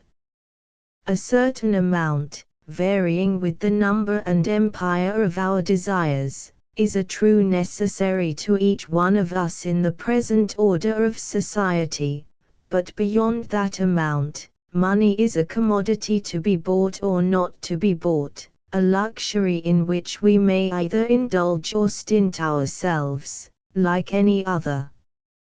And there are many luxuries that we may legitimately prefer to it, such as a grateful conscience, a country life, or the woman of our inclination. Trite, flat, and obvious as this conclusion may appear, we have only to look round us in society to see how scantily it has been recognized, and perhaps even ourselves, after a little reflection, may decide to spend a trifle less for money, and indulge ourselves a trifle more in the article of freedom. 3. To have done anything by which you earned money merely, says Thoreau, is to be, have been, he means, idle and worse.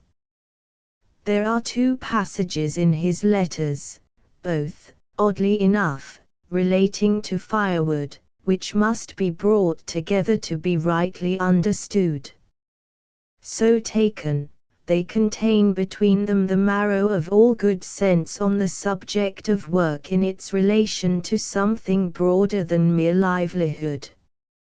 Here is the first. I suppose I have burned up a good-sized tree tonight, and for what? I settled with Mr. Tarbell for it the other day, but that wasn't the final settlement.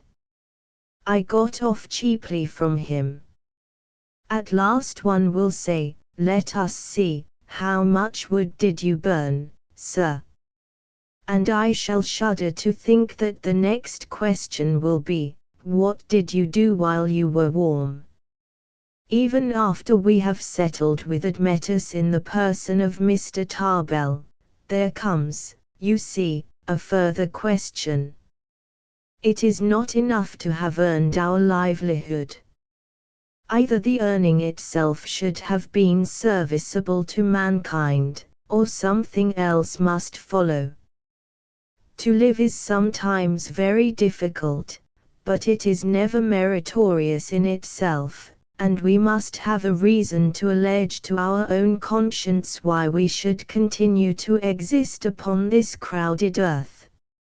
If Thoreau had simply dwelt in his house at Walden, a lover of trees, birds, and fishes, and the open air and virtue, a reader of wise books, an idle, selfish self-improver, he would have managed to cheat Admetus, but, to cling to metaphor, the devil would have had him in the end.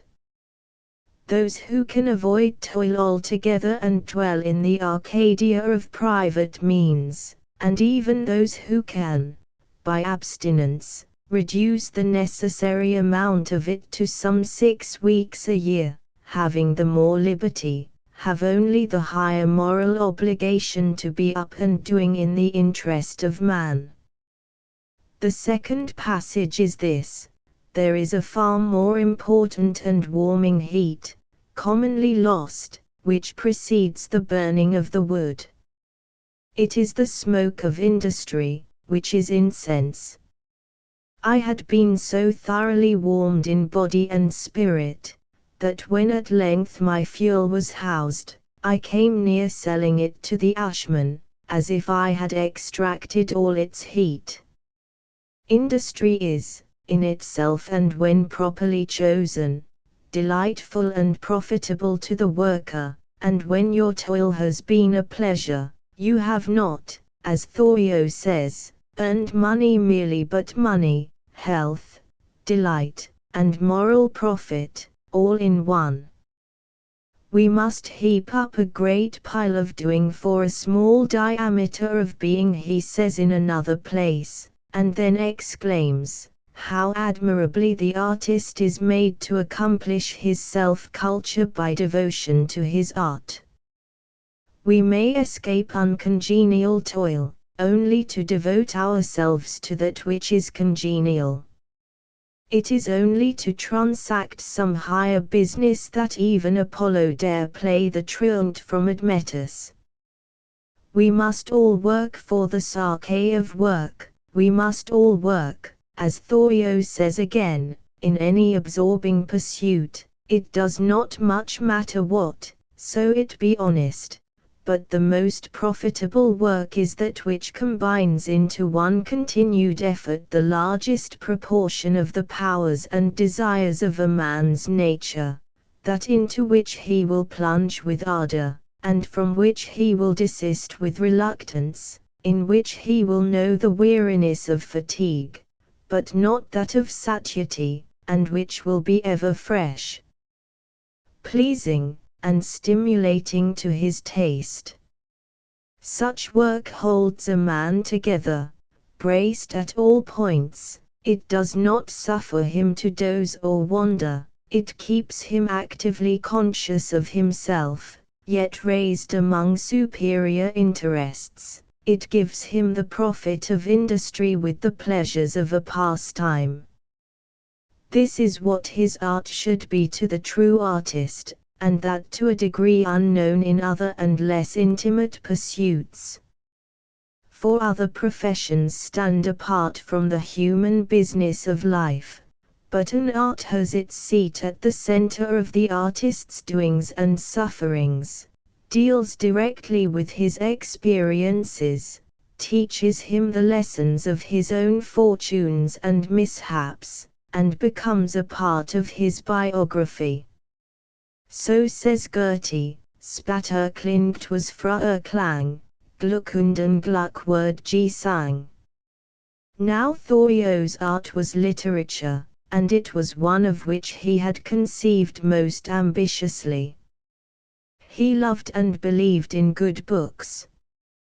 He said, well, life is not habitually seen from any common platform so truly and unexaggerated as in the light of literature. But the literature he loved was of the heroic order.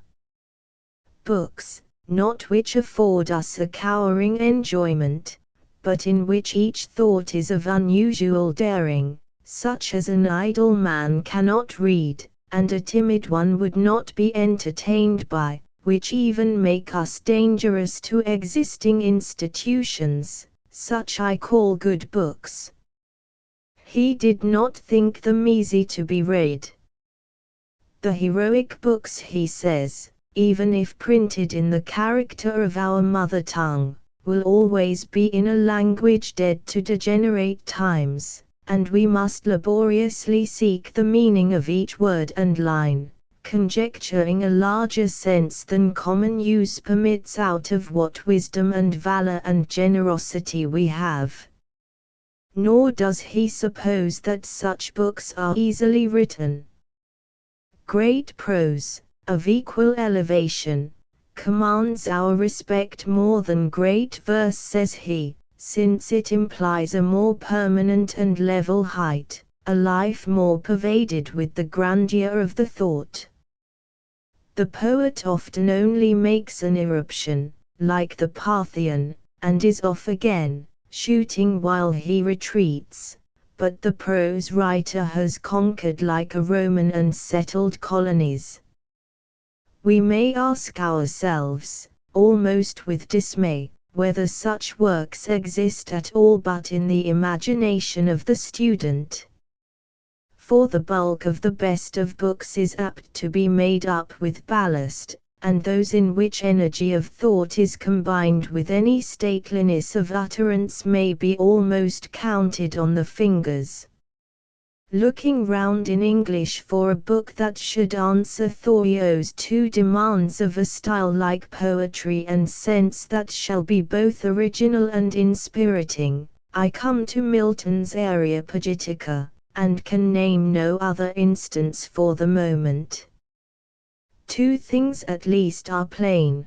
that if a man will condescend to nothing more commonplace in the way of reading, he must not look to have a large library, and that if he proposes himself to write in a similar vein, he will find his work cut out for him. Thoreau composed seemingly while he walked, or at least exercise and composition were with him intimately connected, for we are told that the length of his walk uniformly made the length of his writing. He speaks in one place of plainness and vigor, the ornaments of style which is rather too paradoxical to be comprehensively true. In another he remarks, as for style of writing, if one has anything to say it drops from him simply as a stone falls to the ground. We must conjecture a very large sense indeed for the phrase if one has anything to say. When truth flows from a man, fittingly clothed in style and without conscious effort, it is because the effort has been made and the work practically completed before he sat down to write. It is only out of fullness of thinking that expression drops perfect like a ripe fruit, and when Thoreau wrote so nonchalantly at his desk, it was because he had been vigorously active during his walk. For neither clearness compression, nor beauty of language, come to any living creature till after a busy and a prolonged acquaintance with the subject on hand. Easy writers are those who, like Walter Scott, choose to remain contented with a less degree of perfection than is legitimately within the compass of their powers. We hear of Shakespeare and his clean manuscript, but in face of the evidence of the style itself and of the various editions of Hamlet, this merely proves that Messrs. Heming and Kendall were unacquainted with the common enough phenomenon called a fair copy. He who would recast a tragedy already given to the world must frequently and earnestly have revised details in the study. Thoreau himself, and in spite of his protestations, is an instance of even extreme research in one direction, and his effort after heroic utterance is proved not only by the occasional finish, but by the determined exaggeration of his style. I trust you realize what an exaggerator I am, that I lay myself out to exaggerate, he writes. And again, hinting at the explanation, who that has heard a strain of music feared lest he should speak extravagantly any more forever. And yet once more, in his essay on Carlyle, and this time with his meaning well in hand, no truth, we think, was ever expressed but with this sort of emphasis, that for the time there seemed to be no other. Thus Thoreau was an exaggerative and a parabolical writer, not because he loved the literature of the East, but from a desire that people should understand and realize what he was writing.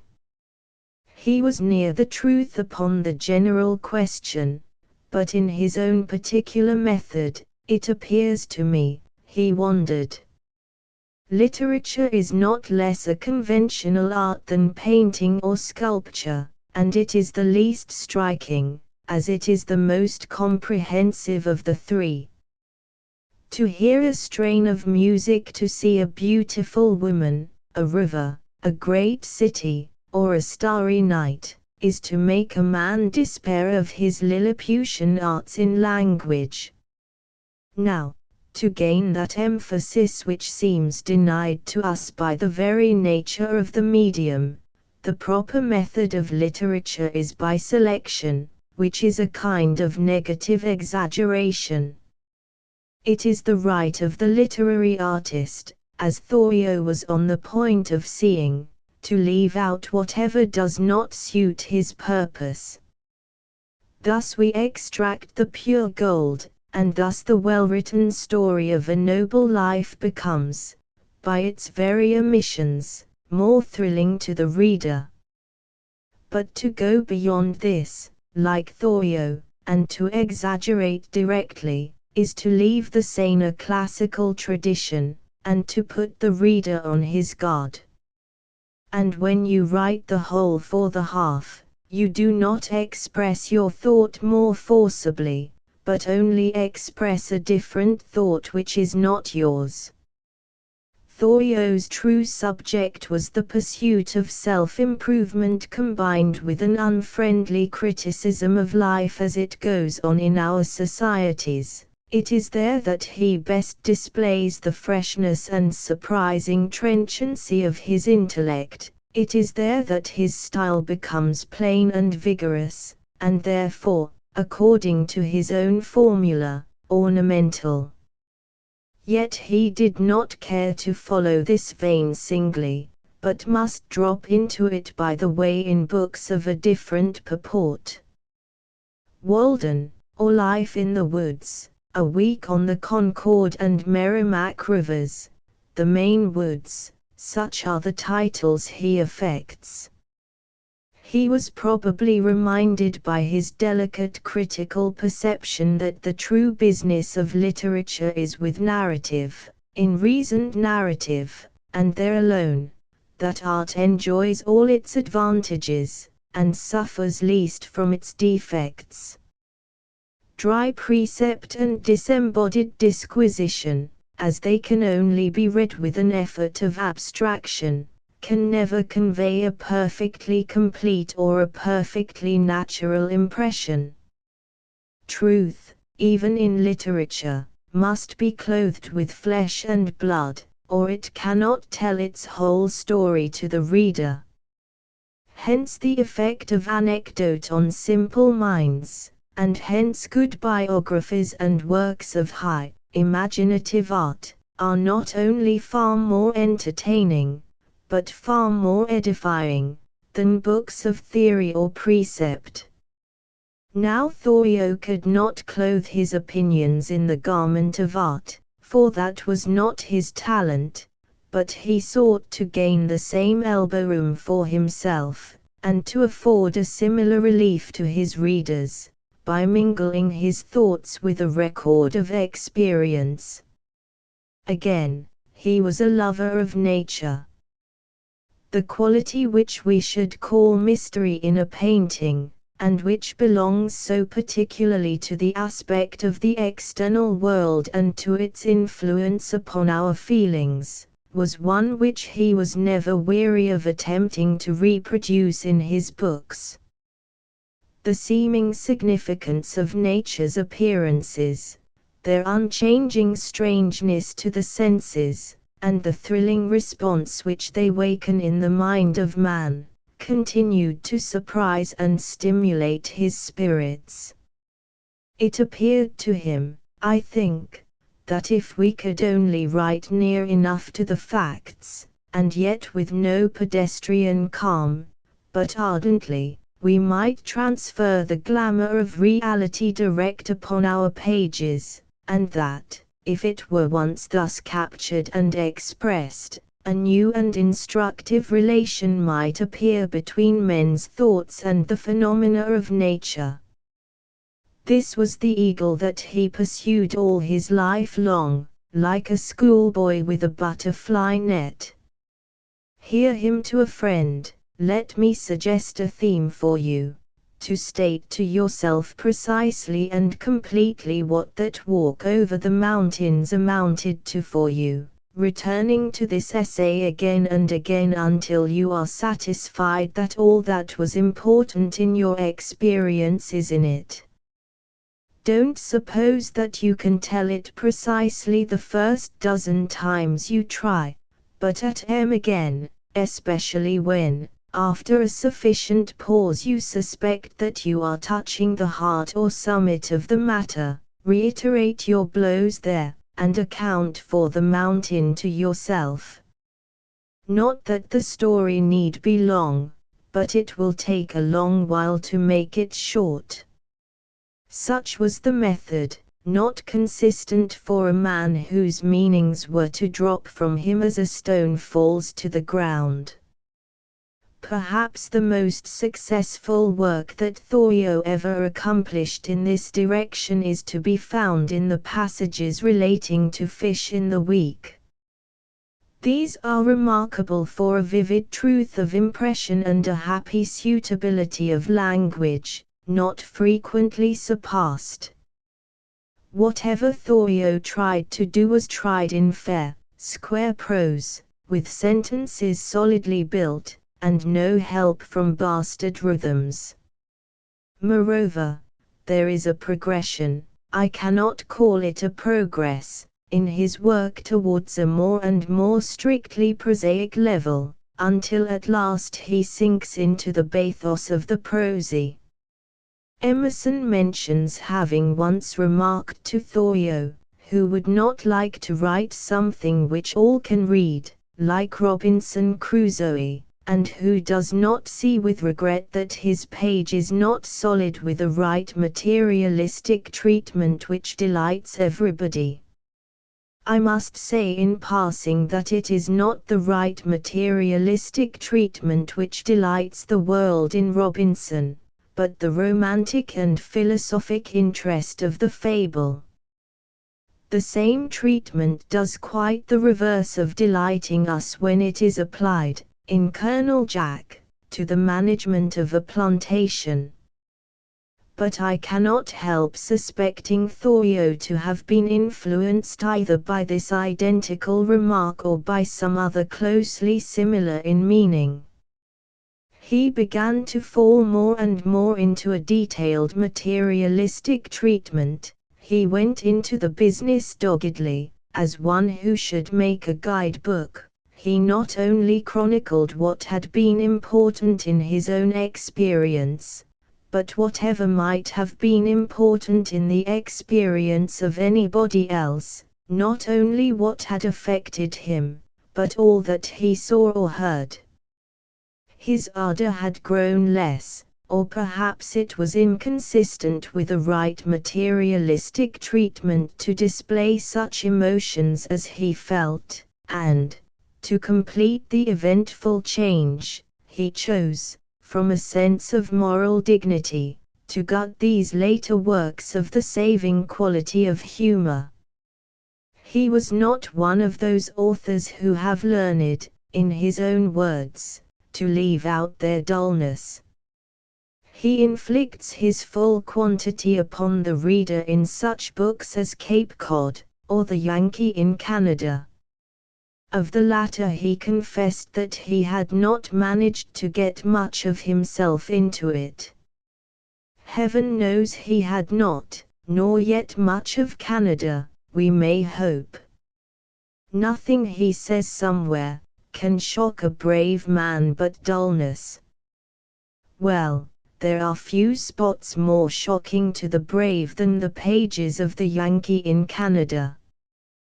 There are but 3 books of his that will be read with much pleasure: The Week, Walden, and The Collected Letters. As to his poetry, Emerson's word shall suffice for us. It is so accurate and so prettily said, the time and majorum are not yet honey. In this, as in his prose, he relied greatly on the goodwill of the reader, and wrote throughout in faith. It was an exercise of faith to suppose that many would understand the sense of his best work, or that any could be exhilarated by the dreary chronicling of his worst. But as he says, the gods do not hear any rude or discordant sound, as we learn from the echo, and I know that the nature towards which I launch these sounds is so rich that it will modulate anew and wonderfully improve my rudest strain.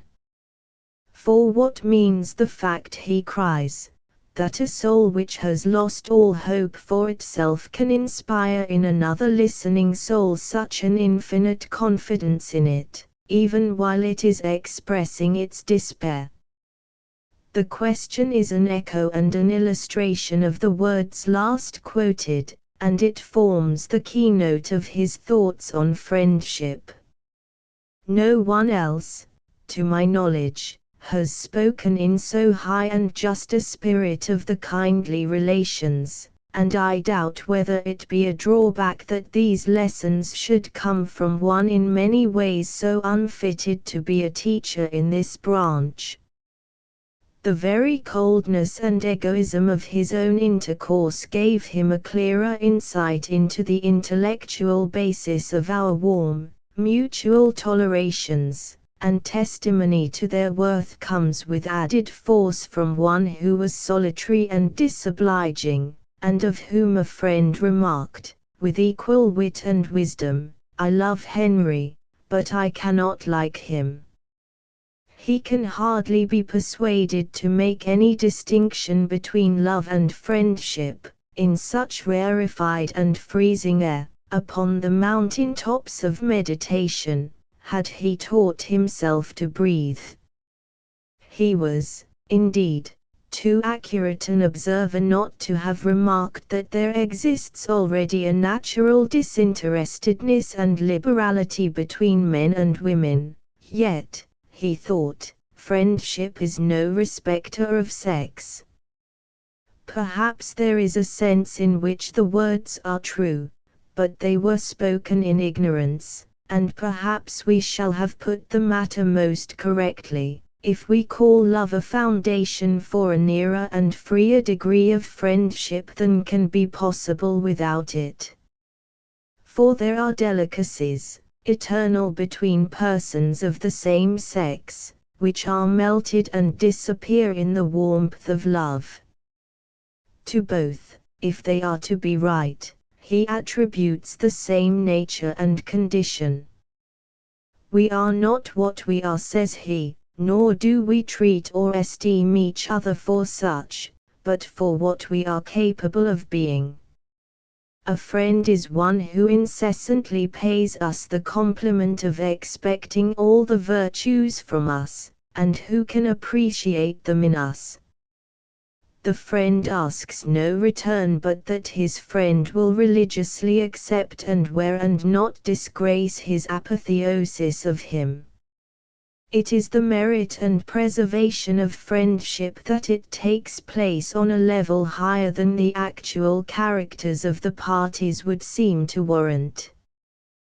This is to put friendship on a pedestal indeed, and yet the root of the matter is there, and the last sentence, in particular, is like a light in a dark place, and makes many mysteries plain. We are different with different friends, yet if we look closely we shall find that every such relation reposes on some particular apotheosis of oneself. With each friend, although we could not distinguish it in words from any other, we have at least one special reputation to preserve, and it is thus that we run, when mortified, to our friend or the woman that we love, not to hear ourselves called better, but to be better men in point of fact. We seek this society to flatter ourselves with our own good conduct. And hence any falsehood in the relation, any incomplete or perverted understanding, will spoil even the pleasure of these visits. Thus says Thoreau again, only lovers know the value of truth. And yet again, they ask for words and deeds, when a true relation is word and deed. But it follows that since they are neither of them so good as the other hopes, and each is, in a very honest manner, playing a part above his powers, such an intercourse must often be disappointing to both. We may bid farewell sooner than complain, says Thoreau, for our complaint is too well grounded to be uttered. We have not so good a right to hate any as our friend. It were treason to our love and a sin to God above, one iota to abate of a pure, impartial hate.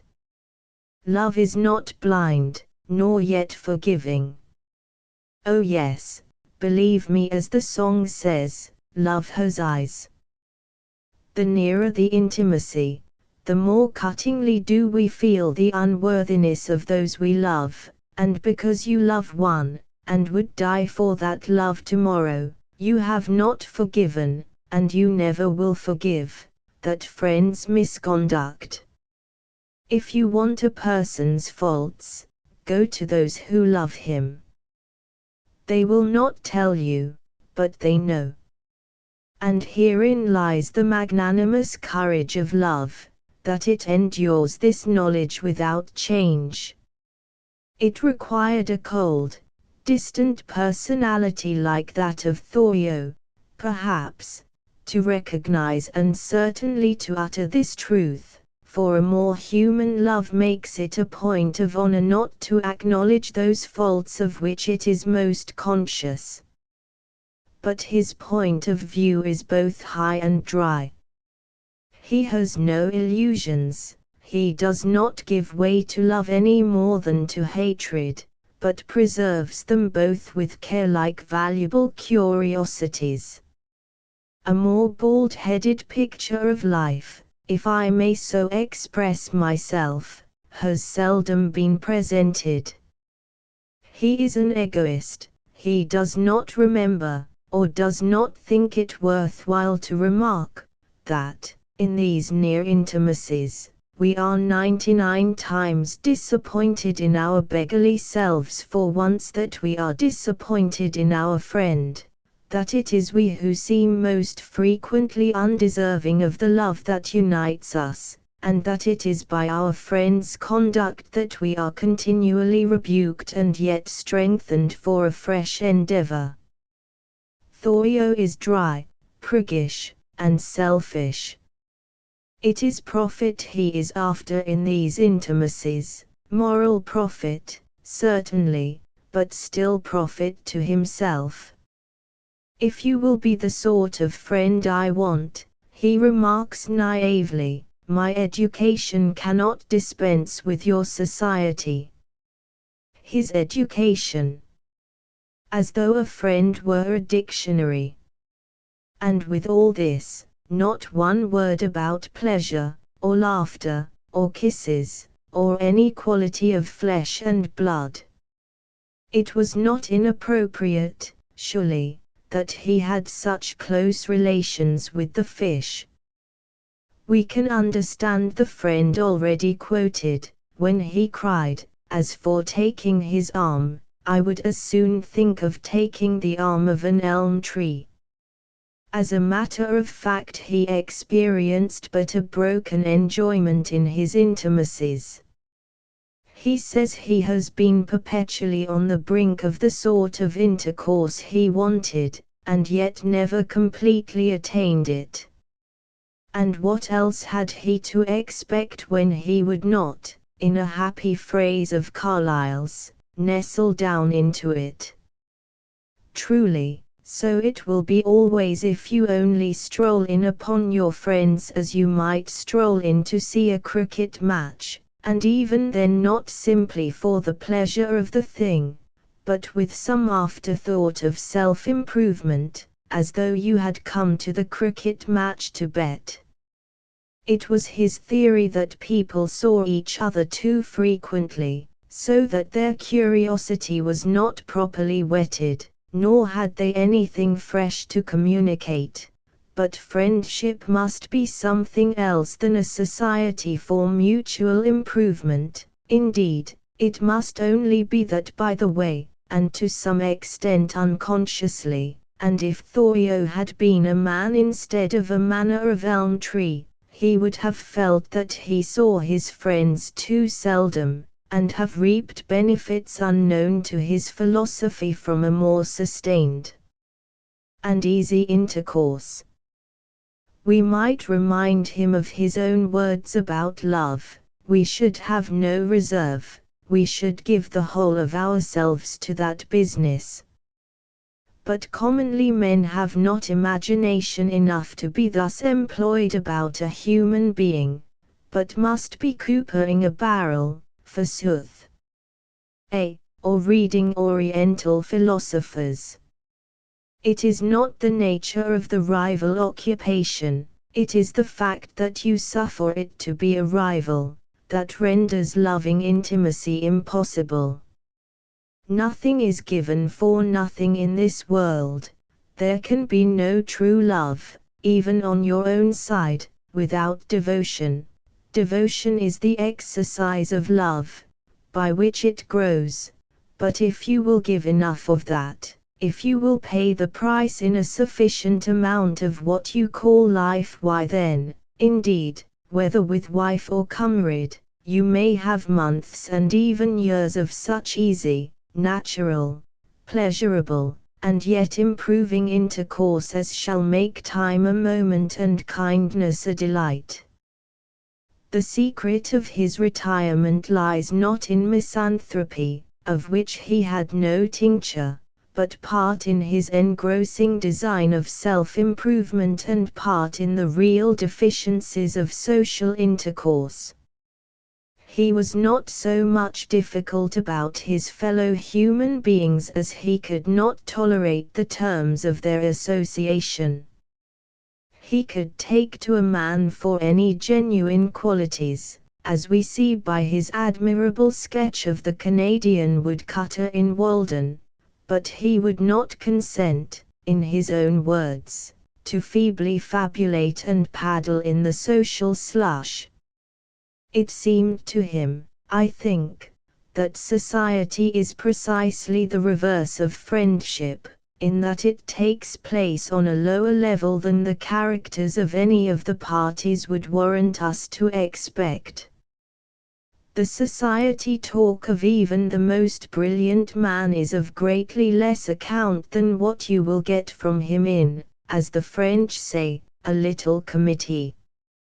And Thoreau wanted geniality. He had not enough of the superficial, even at command. He could not swoop into a parlor and, in the naval phrase, cut out a human being from that dreary port, nor had he inclination for the task. I suspect he loved books and nature as well and near as warmly as he loved his fellow creatures, a melancholy, lean degeneration of the human character. As for the dispute about solitude and society, he thus sums up, any comparison is impertinent. It is an idling down on the plain at the base of the mountain instead of climbing steadily to its top. Of course you will be glad of all the society you can get to go up with. Will you go to glory with me? Is the burden of the song. It is not that we love to be alone, but that we love to soar, and when we do soar the company grows thinner and thinner till there is none at all. It is either the tribune on the plain, a sermon on the mount, or a very private ecstasy still higher up. Use all the society that will abet you. But surely it is no very extravagant opinion that it is better to give than to receive, to serve than to use our companions, and above all, where there is no question of service upon either side, that it is good to enjoy their company like a natural man. It is curious and in some ways dispiriting that a writer may be always best corrected out of his own mouth. And so, to conclude, here is another passage from Thoreau which seems aimed directly at himself. Do not be too moral, you may cheat yourself out of much life so. All fables, indeed, have their morals, but the innocent enjoy the story. The only obligation, says he, which I have a right to assume is to do at any time what I think right. Why should we ever go abroad, even across the way, to ask a neighbor's advice? There is a nearer neighbor within, who is incessantly telling us how we should behave. But we wait for the neighbor without to tell us of some false, easier way. The greater part of what my neighbors call good I believe in my soul to be bad. To be what we are, and to become what we are capable of becoming, is the only end of life. It is when we fall behind ourselves that we are cursed with duties and the neglect of duties. I love the wild, he says, not less than the good. And again, the life of a good man will hardly improve us more than the life of a freebooter, for the inevitable laws appear as plainly in the infringement as in the observance, and, mark this, our lives are sustained by a nearly equal expense of virtue of some kind. Even although he were a prig, it will be owned he could announce a startling doctrine. As for doing good, he writes elsewhere, that is one of the professions that are full. Moreover, I have tried it fairly, and, strange as it may seem, am satisfied that it does not agree with my constitution. Probably I should not conscientiously and deliberately forsake my particular calling to do the good which society demands of me, to save the universe from annihilation, and I believe that a like but infinitely greater steadfastness elsewhere is all that now preserves it. If you should ever be betrayed into any of these philanthropies, do not let your left hand know what your right hand does, for it is not worth knowing. Elsewhere he returns upon the subject, and explains his meaning thus: if I ever did a man any good in their sense, of course it was something exceptional and insignificant compared with the good or evil I am constantly doing by being what I am. There is a rude nobility, like that of a barbarian king, in this unshaken confidence in himself and indifference to the wants, thoughts, or sufferings of others. In his whole works I find no trace of pity. This was partly the result of theory, for he held the world too mysterious to be criticized, and asks conclusively, what right have I to grieve who have not ceased to wonder? But it sprang still more from constitutional indifference and superiority, and he grew up healthy, composed, and unconscious from among life's horrors, like a green bay tree from a field of battle. It was from this lack in himself that he failed to do justice to the Spirit of Christ, for while he could glean more meaning from individual precepts than any score of Christians, yet he conceived life in such a different hope, and viewed it with such contrary emotions, that the sense and purport of the doctrine as a whole seems to have passed him by or left him unimpressed. He could understand the idealism of the Christian view, but he was himself so unaffectedly unhuman that he did not recognize the human intention and essence of that teaching. Hence he complained that Christ did not leave us a rule that was proper and sufficient for this world, not having conceived the nature of the rule that was laid down, for things of that character that are sufficiently unacceptable become positively non-existent to the mind. But perhaps we shall best appreciate the defect in Thoreau by seeing it supplied in the case of Whitman. For the one, I feel confident, is the disciple of the other. It is what Thoreau clearly whispered that Whitman so uproariously bawls. It is the same doctrine, but with how immense a difference. The same argument, but used to what a new conclusion. Thoreau had plenty of humor until he tutored himself out of it, and so forfeited that best birthright of a sensible man. Whitman, in that respect, seems to have been sent into the world naked and unashamed, and yet by a strange consummation, it is the theory of the former that is arid, abstract, and claustral.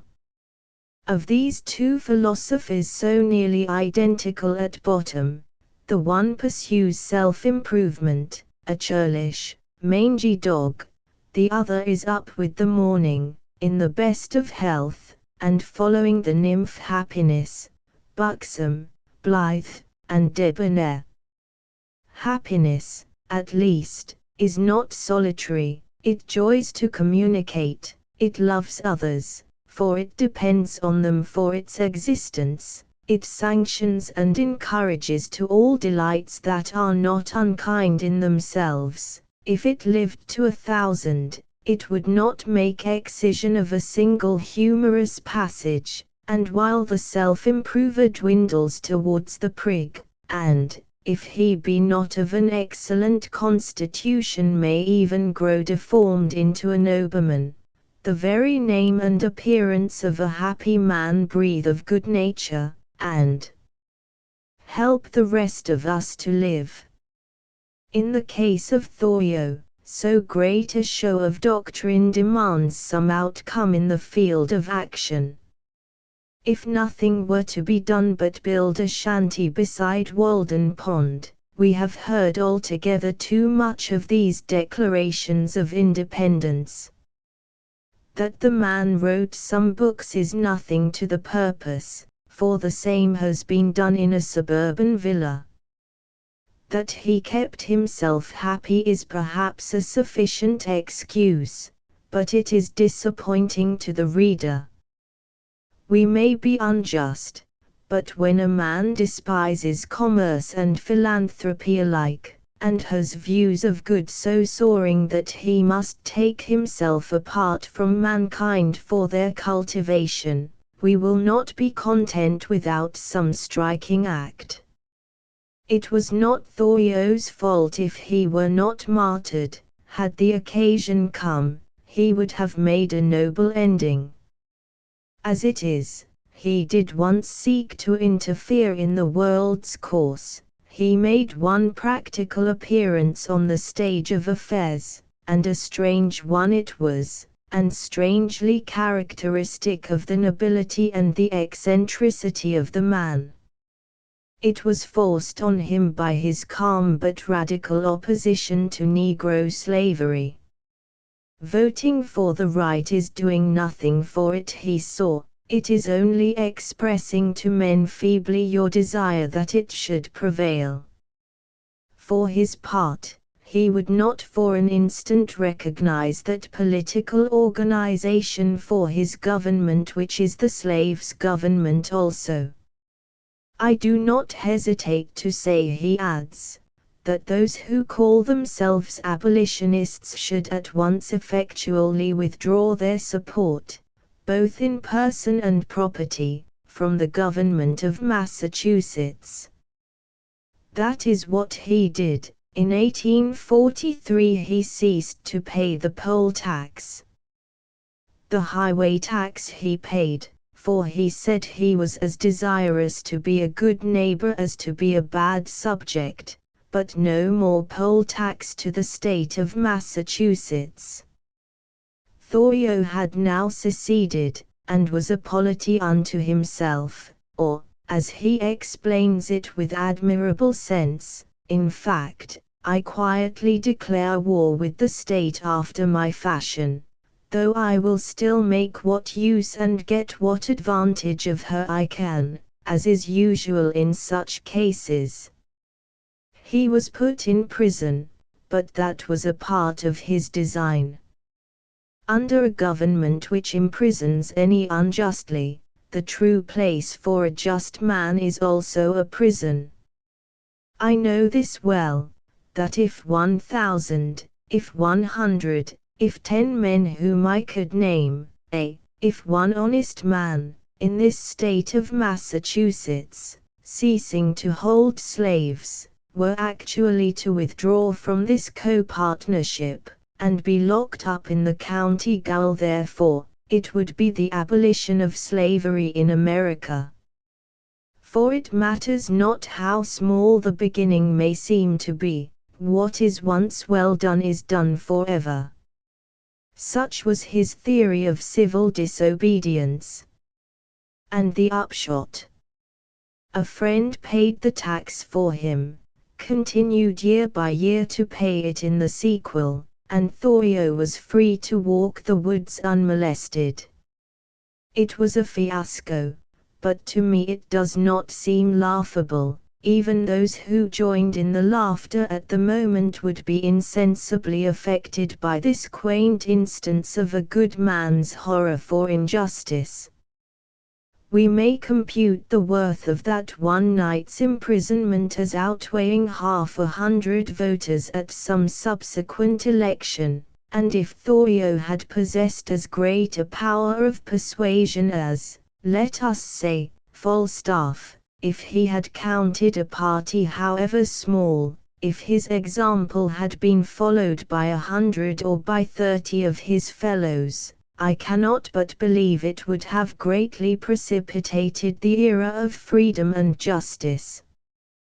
We feel the misdeeds of our country with so little fervor, for we are not witnesses to the suffering they cause, but when we see them wake an active horror in our fellow man, when we see a neighbor prefer to lie in prison rather than be so much as passively implicated in their perpetration, even the dullest of us will begin to realize them with a quicker pulse. Not far from 20 years later, when Captain John Brown was taken at Harper's Ferry, Thorio was the first to come forward in his defense. The committees wrote to him unanimously that his action was premature. "I did not send to you for advice," said he, "but to announce that I was to speak." I have used the word defense. In truth, he did not seek to defend him, even declared it would be better for the good cause that he should die, but he praised his action as I think Brown would have liked to hear it praised. Thus this singularly eccentric and independent mind, wedded to a character of so much strength, singleness, and purity, pursued its own path of self-improvement for more than half a century, part Gymnosophist, part backwoodsman, and thus did it come twice, though in a subaltern attitude, into the field of political history. Note. For many facts in the above essay, among which I may mention the incident of the squirrel, I am indebted to Thorio, His Life and Aims, by J. A. Page, or, as is well known, Dr. Jap. Yoshida Torajiro. The name at the head of this page is probably unknown to the English reader, and yet I think it should become a household word like that of Garibaldi or John Brown. Some day soon, we may expect to hear more fully the details of Yoshida's history, and the degree of his influence in the transformation of Japan. Even now there must be Englishmen acquainted with the subject, and perhaps the appearance of this sketch may elicit something more complete and exact. I wish to say that I am not, rightly speaking, the author of the present paper. I tell the story on the authority of an intelligent Japanese gentleman, Mr. Taiso Maizaki, who told it me with an emotion that does honor to his heart, and though I have taken some pains, and sent my notes to him to be corrected, this can be no more than an imperfect outline. Yoshida Torajiro was son to the hereditary military instructor of the House of Choshu.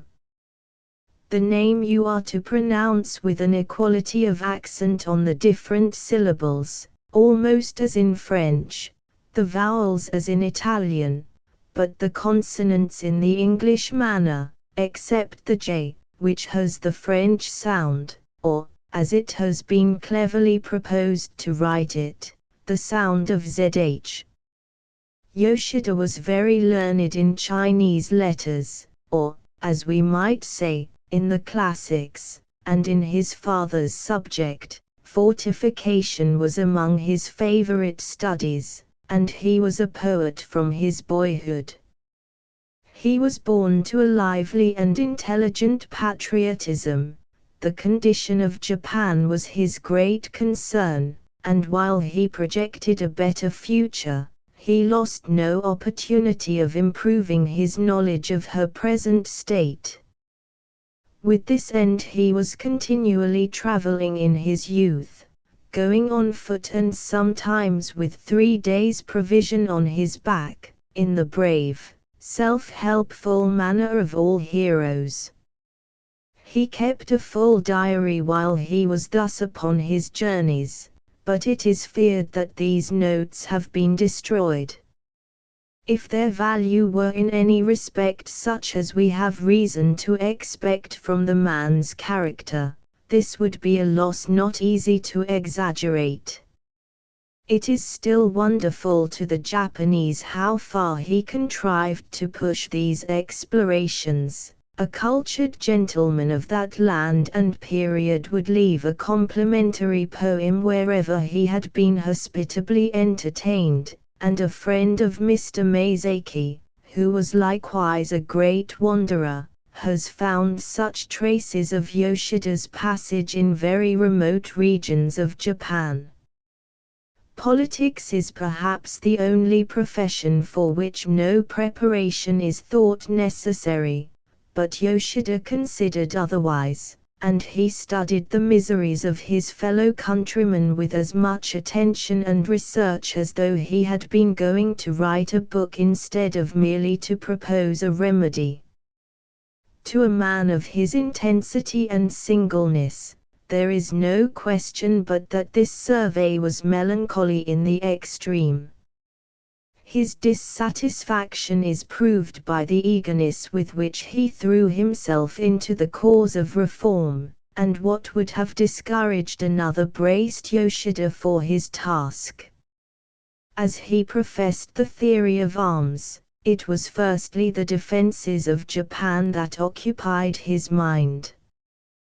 The external feebleness of that country was then illustrated by the manners of overriding barbarians, and the visits of big barbarian warships. She was a country beleaguered.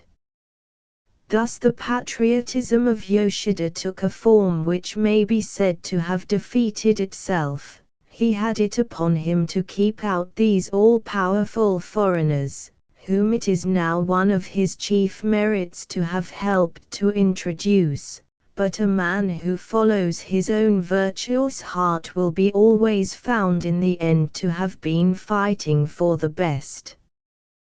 One thing leads naturally to another in an awakened mind, and that with an upward progress from effect to cause. The power and knowledge of these foreigners were things inseparable. By envying them their military strength, Yoshida came to envy them their culture. From the desire to equal them in the first, sprang his desire to share with them in the second, and thus he is found treating in the same book of a new scheme to strengthen the defenses of Kyoto and of the establishment, in the same city, of a university of foreign teachers. He hoped, perhaps, to get the good of other lands without their evil, to enable Japan to profit by the knowledge of the barbarians, and still keep her inviolate with her own arts and virtues. But whatever was the precise nature of his hope, the means by which it was to be accomplished were both difficult and obvious. Someone with eyes and understanding must break through the official cordon, escape into the new world, and study this other civilization on the spot. And who could be better suited for the business? It was not without danger, but he was without fear. It needed preparation and insight, and what had he done since he was a child but prepare himself with the best culture of Japan, and acquire in his excursions the power and habit of observing. He was but 22, and already all this was clear in his mind, when news reached Chushu that Commodore Perry was lying near to Yedo. Here, then, was the patriot's opportunity. Among the samurai of Chushu, and in particular among the councillors of the daimyo, his general culture, his views, which the enlightened were eager to accept, and, above all, the prophetic charm, the radiant persuasion of the man, had gained him many and sincere disciples.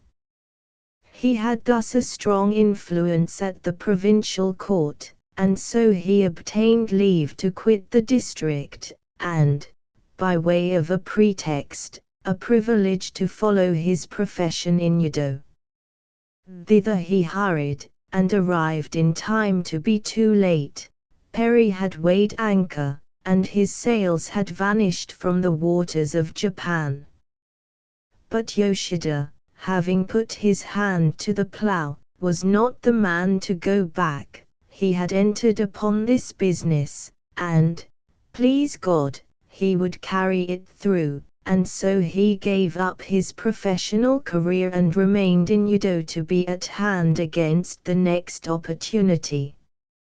By this behavior he put himself into an attitude towards his superior, the daimyo of Chushu, which I cannot thoroughly explain. Certainly, he became a ronin, a broken man, a feudal outlaw. Certainly he was liable to be arrested if he set foot upon his native province, yet I am cautioned that he did not really break his allegiance but only so far separated himself as that the prince could no longer be held accountable for his late vassal's conduct. There is some nicety of feudal custom here that escapes my comprehension. In Yedo, with this nondescript political status, and cut off from any means of livelihood, he was joyfully supported by those who sympathized with his design. One was Sakuma Shozen, hereditary retainer of one of the shogun's councillors, and from him he got more than money or than money's worth. A steady, respectable man, with an eye to the world's opinion, Sakuma was one of those who, if they cannot do great deeds in their own person, have yet an ardor of admiration for those who can, that recommends them to the gratitude of history.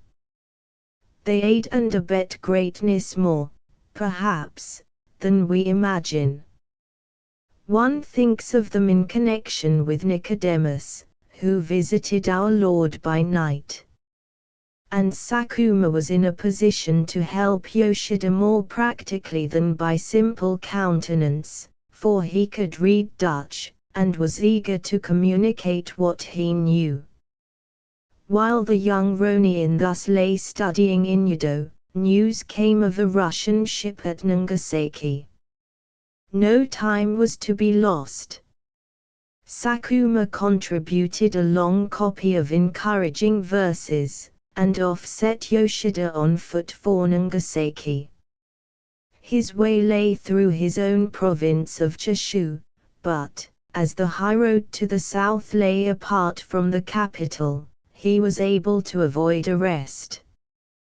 He supported himself, like a trouvier, by his proficiency in verse.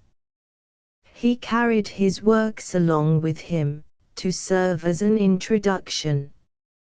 When he reached a town he would inquire for the house of anyone celebrated for swordsmanship, or poetry, or some of the other acknowledged forms of culture, and there, on giving a taste of his skill, he would be received and entertained, and leave behind him, when he went away, a compliment in verse. Thus he traveled through the Middle Ages on his voyage of discovery into the 19th century. When he reached Nagasaki, he was once more too late.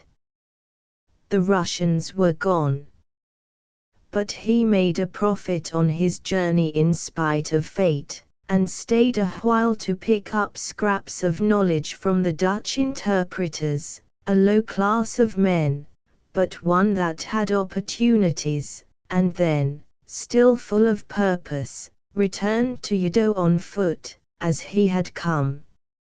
It was not only his youth and courage that supported him under these successive disappointments, but the continual affluence of new disciples. The man had the tenacity of a Bruce or a Columbus, with a pliability that was all his own. He did not fight for what the world would call success, but for the wages of going on. Check him off in a dozen directions, he would find another outlet and break forth. He missed one vessel after another, and the main work still halted, but so long as he had a single Japanese to enlighten and prepare for the better future, he could still feel that he was working for Japan. Now, he had scarce returned from Nagasaki, when he was sought out by a new inquirer, the most promising of all.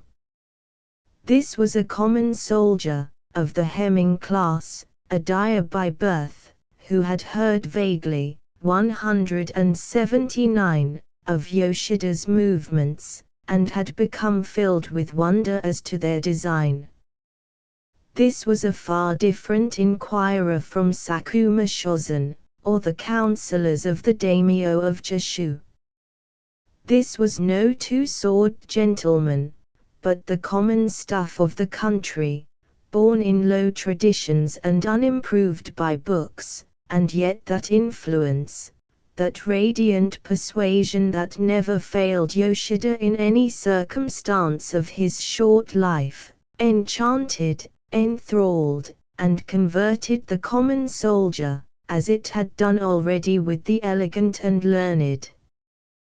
The man instantly burned up into a true enthusiasm. His mind had been only waiting for a teacher. He grasped in a moment the profit of these new ideas. He, too, would go to foreign, outlandish parts, and bring back the knowledge that was to strengthen and renew Japan, and in the meantime, that he might be the better prepared, Yoshida set himself to teach, and he to learn, the Chinese literature. It is an episode most honorable to Yoshida, and yet more honorable still to the soldier, and to the capacity and virtue of the common people of Japan. And now, at length, Commodore Perry returned to Shimoda. Friends crowded round Yoshida with help, counsels, and encouragement. One presented him with a great sword, 3 feet long and very heavy, which, in the exaltation of the hour, he swore to carry throughout all his wanderings, and to bring back, a far-traveled weapon, to Japan.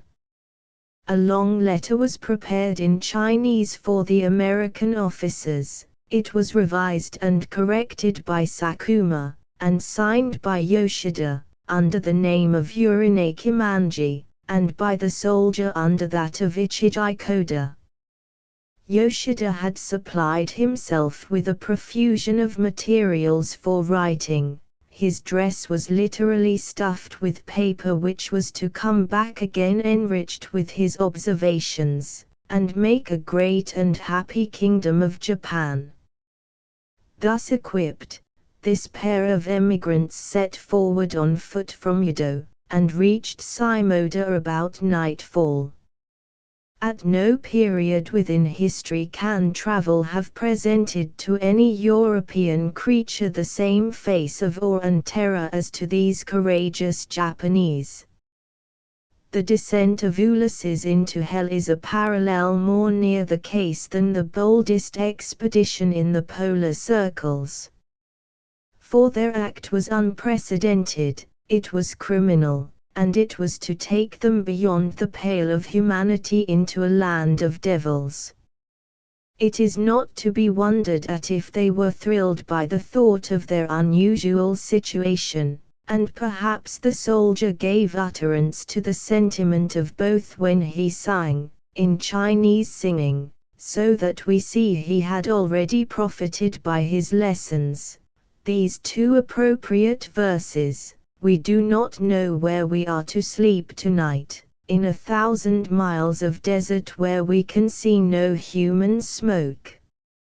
In a little temple, hard by the seashore, they lay down to repose, sleep overtook them as they lay, and when they awoke, the east was already white for their last morning in Japan. They seized a fisherman's boat and rowed out, Perry lying far to sea because of the two tides." Their very manner of boarding was significant of determination, for they had no sooner caught hold upon the ship than they kicked away their boat to make return impossible. And now you would have thought that all was over. But the Commodore was already in treaty with the Shogun's government. It was one of the stipulations that no Japanese was to be aided in escaping from Japan, and Yoshida and his followers were handed over as prisoners to the authorities at Shimoda. That night he who had been to explore the secrets of the barbarians slept, if he might sleep at all, in a cell too short for lying down at full length, and too low for standing upright. There are some disappointments too great for commentary. Sakuma, implicated by his handwriting, was sent into his own province in confinement, from which he was soon released. Yoshida and the soldiers suffered a long and miserable period of captivity, and the latter, indeed, died, while yet in prison, of a skin disease. But such a spirit as that of Yoshida Torajiro is not easily made or kept a captive, and that which cannot be broken by misfortune you shall seek in vain to confine in a Bastille. He was indefatigably active, writing reports to government and treatises for dissemination. These latter were contraband, and yet he found no difficulty in their distribution, for he always had the jailer on his side. It was in vain that they kept changing him from one prison to another. Government by that plan only hastened the spread of new ideas, for Yoshida had only to arrive to make a convert. Thus, though he himself has laid by the heels, he confirmed and extended his party in the state. At last, after many lesser transferences, he was given over from the prisons of the shogun to those of his own superior, the daimyo of Chushu. I conceive it possible that he may then have served out his time for the attempt to leave Japan, and was now resigned to the provincial government on a less account, as a Ronin or feudal rebel. But, however that may be, the change was of great importance to Yoshida, for by the influence of his admirers in the daimyo's council, he was allowed the privilege, underhand, of dwelling in his own house. And there, as well to keep up communication with his fellow reformers as to pursue his work of education, he received boys to teach. It must not be supposed that he was free, he was too marked a man for that. He was probably assigned to some small circle, and lived, as we should say, under police surveillance, but to him, who had done so much from under lock and key, This would seem a large and profitable liberty. It was at this period that Mr. Masaaki was brought into personal contact with Yoshida, and hence, through the eyes of a boy of 13, we get one good look at the character and habits of the hero. He was ugly and laughably disfigured with the smallpox, and while nature had been so niggardly with him from the first, his personal habits were even sluttish. His clothes were wretched. When he ate or washed he wiped his hands upon his sleeves, and as his hair was not tied more than once in the 2 months, it was often disgusting to behold. With such a picture, it is easy to believe that he never married. A good teacher, gentle in act, although violent and abusive in speech, his lessons were apt to go over the heads of his scholars and to leave them gaping, or more often laughing. Such was his passion for study that he even grudged himself natural repose, and when he grew drowsy over his books he would, if it was summer, put mosquitoes up his sleeve, and, if it was winter, take off his shoes and run barefoot on the snow. His handwriting was exceptionally villainous. Poet though he was, he had no taste for what was elegant, and in a country where to write beautifully was not the mark of a scrivener but an admired accomplishment for gentlemen, he suffered his letters to be jolted out of him by the press of matter and the heat of his convictions. He would not tolerate even the appearance of a bribe, for bribery lay at the root of much that was evil in Japan, as well as in countries nearer home, and once when a merchant brought him his son to educate, and added, as was customary, 185, a little private sweetener, Yoshida dashed the money in the giver's face, and launched into such an outbreak of indignation as made the matter public in the school. He was still, when Masaaki knew him, much weakened by his hardships in prison, and the presentation sword, 3 feet long, was too heavy for him to wear without distress, yet he would always gird it on when he went to dig in his garden. That is a touch which qualifies the man. A weaker nature would have shrunk from the sight of what only commemorated a failure. But he was of Thoreau's mind, that if you can make your failure tragical by courage, it will not differ from success. He could look back without confusion to his enthusiastic promise. If events had been contrary, and he found himself unable to carry out that purpose, well, there was but the more reason to be brave and constant in another. If he could not carry the sword into barbarian lands, it should at least be witness to a life spent entirely for Japan. This is the sight we have of him as he appeared to schoolboys, but not related in the schoolboy spirit. A man so careless of the graces must be out of court with boys and women. And, indeed, as we have all been more or less to school, it will astonish no one that Yoshida was regarded by his scholars as a laughing stock. The schoolboy has a keen sense of humor. Heroes he learns to understand and to admire in books, but he is not forward to recognize the heroic under the trays of any contemporary man, and least of all in a brawling, dirty, and eccentric teacher.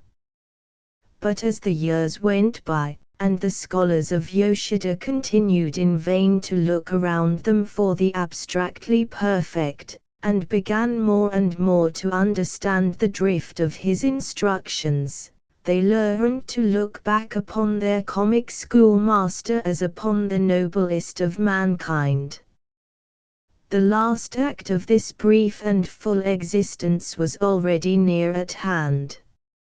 Some of his work was done, for already there had been Dutch teachers admitted into Nagasaki, and the country at large was keen for the new learning. But though the Renaissance had begun, it was impeded and dangerously threatened by the power of the shogun. His minister, the same who was afterwards assassinated in the snow in the very midst of his bodyguard, not only held back pupils from going to the Dutchman, but by spies and detectives, by imprisonment and death, kept thinning out of Japan the most intelligent and active spirits.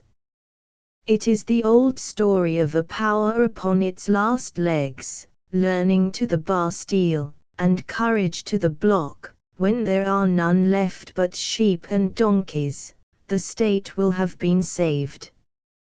But a man must not think to cope with a revolution, nor a minister, however fortified with guards, to hold in check a country that had given birth to such men as Yoshida and his soldier follower.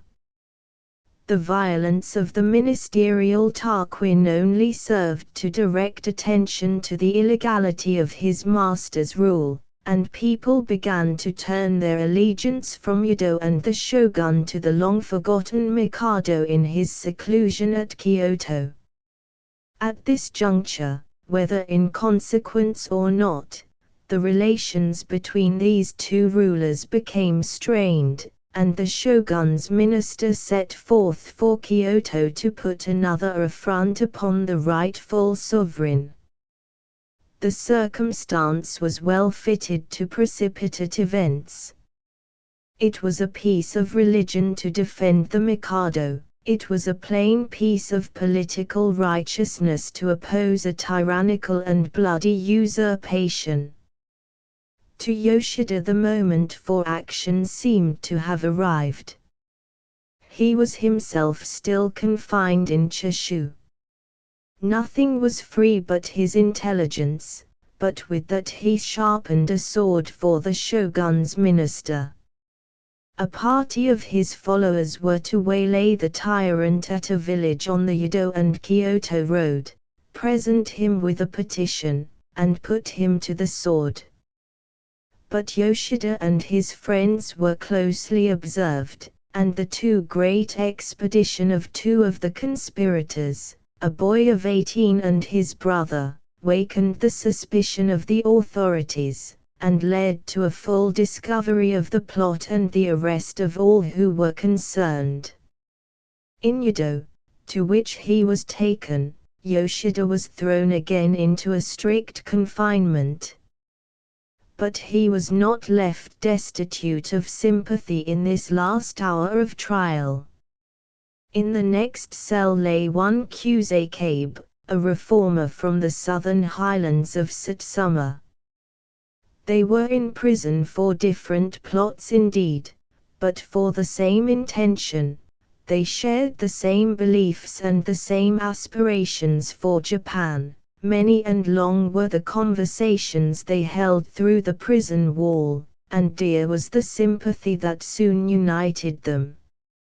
It fell first to the lot of Kusakabe to pass before the judges, and when sentence had been pronounced he was led towards the place of death below Yoshida's window. To turn the head would have been to implicate his fellow prisoner, but he threw him a look from his eye, and bade him farewell in a loud voice, with these two Chinese verses: "It is better to be a crystal and be broken, than to remain perfect like a tile upon the housetop." So Kusakabe, from the highlands of Satsuma, passed out of the theatre of this world. His death was like an antique worthy's. A little after, and Yoshida too must appear before the court. His last scene was of a piece with his career, and fitly crowned it. He seized on the opportunity of a public audience, confessed and gloried in his design, and, reading his auditors a lesson in the history of their country, told at length the illegality of the shogun's power and the crimes by which its exercise was sullied. So, having said his say for once, he was led forth and executed, 31 years old. A military engineer, a bold traveler, at least in wish, a poet, a patriot, a schoolmaster, a friend to learning, a martyr to reform, there are not many men, dying at 70, who have served their country in such various characters. He was not only wise and provident in thought, but surely one of the fieriest of heroes in execution. It is hard to say which is most remarkable, his capacity for command, which subdued his very jailers, his hot, unflagging zeal, or his stubborn superiority to defeat. He failed in each particular enterprise that he attempted, and yet we have only to look at his country to see how complete has been his general success. His friends and pupils made the majority of leaders in that final revolution, now some 12 years old, and many of them are, or were until the other day, high-placed among the rulers of Japan. And when we see all round us these brisk intelligent students, with their strange foreign air, we should never forget how Yoshida marched afoot from Chushu to Yedo, and from Yedo to Nagasaki, and from Nagasaki back again to Yedo, how he boarded the American ship, his dress stuffed with writing material, nor how he languished in prison, and finally gave his death, as he had formerly given all his life and strength and leisure, to gain for his native land that very benefit which she now enjoys so largely. It is better to be Yoshida and perish, than to be only Sakuma and yet save the hide. Kusei of Satsuma, has said the word, it is better to be a crystal and be broken. I must add a word, for I hope the reader will not fail to perceive that this is as much the story of a heroic people as that of a heroic man. It is not enough to remember Yoshida, we must not forget the common soldier, nor Kusei, nor the boy of 18, Nomura, of Chushu, whose eagerness betrayed the plot. It is exhilarating to have lived in the same days with these great-hearted gentlemen. Only a few miles from us, to speak by the proportion of the universe, while I was droning over my lessons, Yoshida was goading himself to be wakeful with the stings of the mosquito, and while you were grudging a penny income tax, Kusei was stepping to death with a noble sentence on his lips. François Villon, student, poet, and housebreaker. Perhaps one of the most curious revolutions in literary history is the sudden bull's-eye light cast by M. Longnon on the obscure existence of François Villon. 192. His book is not remarkable merely as a chapter of biography exhumed after 4 centuries. To readers of the poet it will recall, with a flavor of satire, that characteristic passage in which he bequeaths his spectacles, with a humorous reservation of the case, to the hospital for blind paupers known as the 15 score. Thus equipped, let the blind paupers go and separate the good from the bad in the cemetery of the innocents. For his own part the poet can see no distinction. Much have the dead people made of their advantages. What does it matter now that they have lain in state beds and nourished portly bodies upon cakes and cream? Here they all lie, to be trodden in the mud, the large estate and the small, sounding virtue and adroit or powerful vice, in very much the same condition, and a bishop not to be distinguished from a lamplighter with even the strongest spectacles. Such was Vian's cynical philosophy. 400 years after his death, when surely all danger might be considered at an end, a pair of critical spectacles have been applied to his own remains, and though he left behind him a sufficiently ragged reputation from the first, it is only after these 400 years that his delinquencies have been finally tracked home, and we can assign him to his proper place among the good or wicked. It is a staggering thought, and one that affords a fine figure of the imperishability of men's acts, that the stealth of the private inquiry office can be carried so far back into the dead and dusty past. We are not so soon quit of our concerns as Vian fancied. In the extreme of dissolution, when not so much as a man's name is remembered, when his dust is scattered to the four winds, and perhaps the very grave and the very graveyard where he was laid to rest have been forgotten, desecrated, and buried under populous towns, even in this extreme let an antiquary fall across a sheet of manuscript, and the name will be recalled. The old infamy will pop out into daylight like a toad out of a fissure in the rock, and the shadow of the shade of what was once. A man will be heartily pilloried by his descendants. A little while ago and Vian was almost totally forgotten, then he was revived for the sarcasm of his verses, and now he is being revived with a vengeance in the detection of his misdemeanors. How unsubstantial is this projection of a man's existence, which can lie in abeyance for centuries and then be brushed up again and set forth for the consideration of posterity by a few dips in an antiquary's inkpot.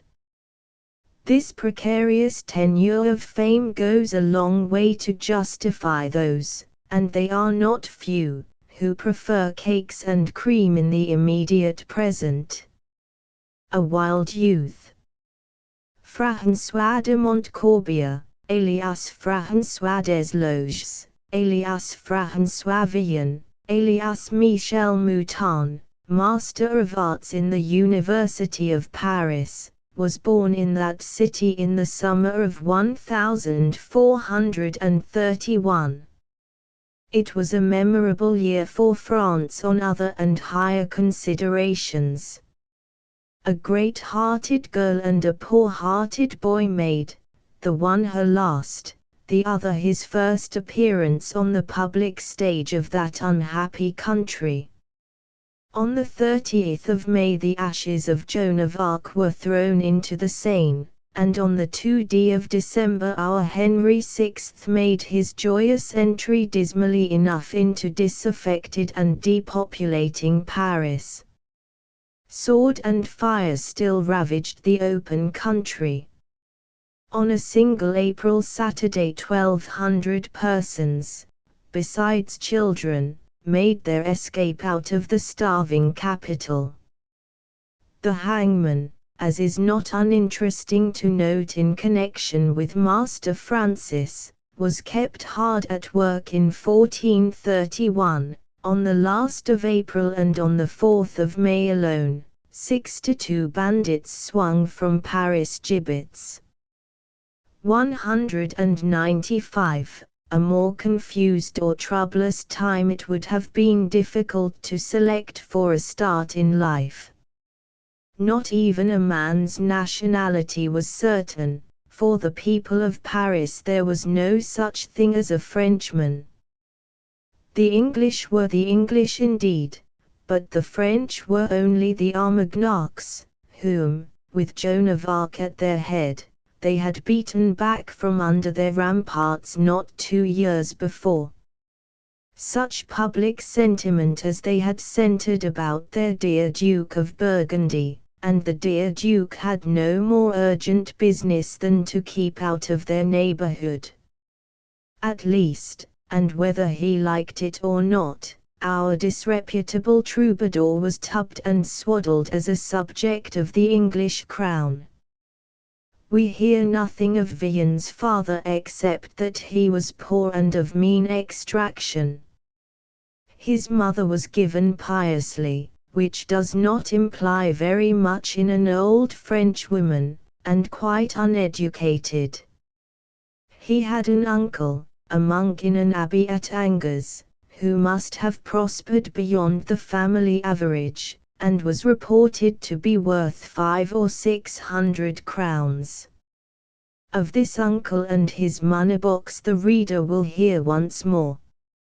In 1448 Francis became a student of the University of Paris, in 1450 he took the degree of bachelor, and in 1452 that of Master of Arts. His bourse, or the sum paid weekly for his board, was of the amount of 2 sous. Now 2 sous was about the price of a pound of salt butter in the bad times of 1417, it was the price of half a pound in the worst times of 1419, and in 1444, just 4 years before Vian joined the university, it seems to have been taken as the average wage for a day's manual labor. 196, in short, it cannot have been a very profuse allowance to keep a sharp-set lad in breakfast and supper for 7 mortal days, and Vian's share of the cakes and pastry and general good cheer, to which he is never weary of referring, must have been slender from the first. The educational arrangements of the University of Paris were, to our way of thinking, somewhat incomplete.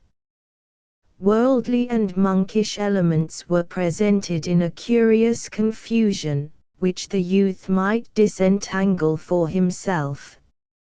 If he had an opportunity, on the one hand, of acquiring much hair-drawn divinity and a taste for formal disputation, he was put in the way of much gross and flaunting vice upon the other.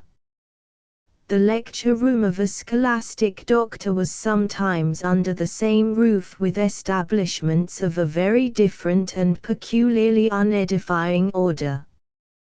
The students had extraordinary privileges, which by all accounts they abused extraordinarily. And while some condemned themselves to an almost sepulchral regularity and seclusion, others fled the schools, swaggered in the street with their thumbs in their girdle, passed the night in riot, and behaved themselves as the worthy forerunners of Jehan Frollo in the romance of Notre Dame de Paris. Vian tells us himself that he was among the truants, but we hardly needed his avowal. The burlesque erudition in which he sometimes indulged implies no more than the merest smattering of knowledge, whereas his acquaintance with blackguard haunts and industries could only have been acquired by early and consistent impiety and idleness. He passed his degrees, it is true, but some of us who have been to modern universities will make their own reflections on the value of the test. As for his 3 pupils, Colin Laurent, Girard Gossuin, and Jehan Marceau, if they were really his pupils in any serious sense, what can we say but God help them? And sure enough, by his own description, they turned out as ragged, rowdy, and ignorant as was to be looked for from the views and manners of their rare preceptor. At some time or other, before or during his university career, the poet was adopted by Master Guillaume de Vian, chaplain of Saint Benoit le Breton near the Sorbonne. From him he borrowed the surname by which he is known to posterity. It was most likely from his house, called the Porte Rouge, and situated in a garden in the cloister of Saint Benoit, that Master Francis heard the bell of the Sorbonne ring out the Angelus while he was finishing his small testament at Christmastide in 1456. Towards this benefactor he usually gets credit for a respectable display of gratitude. But with his trap and pitfall style of writing, it is easy to make too sure. His sentiments are about as much to be relied on as those of a professional beggar, and in this, as in so many other matters, he comes towards us whining and piping the eye, and goes off again with a whoop and his finger to his nose.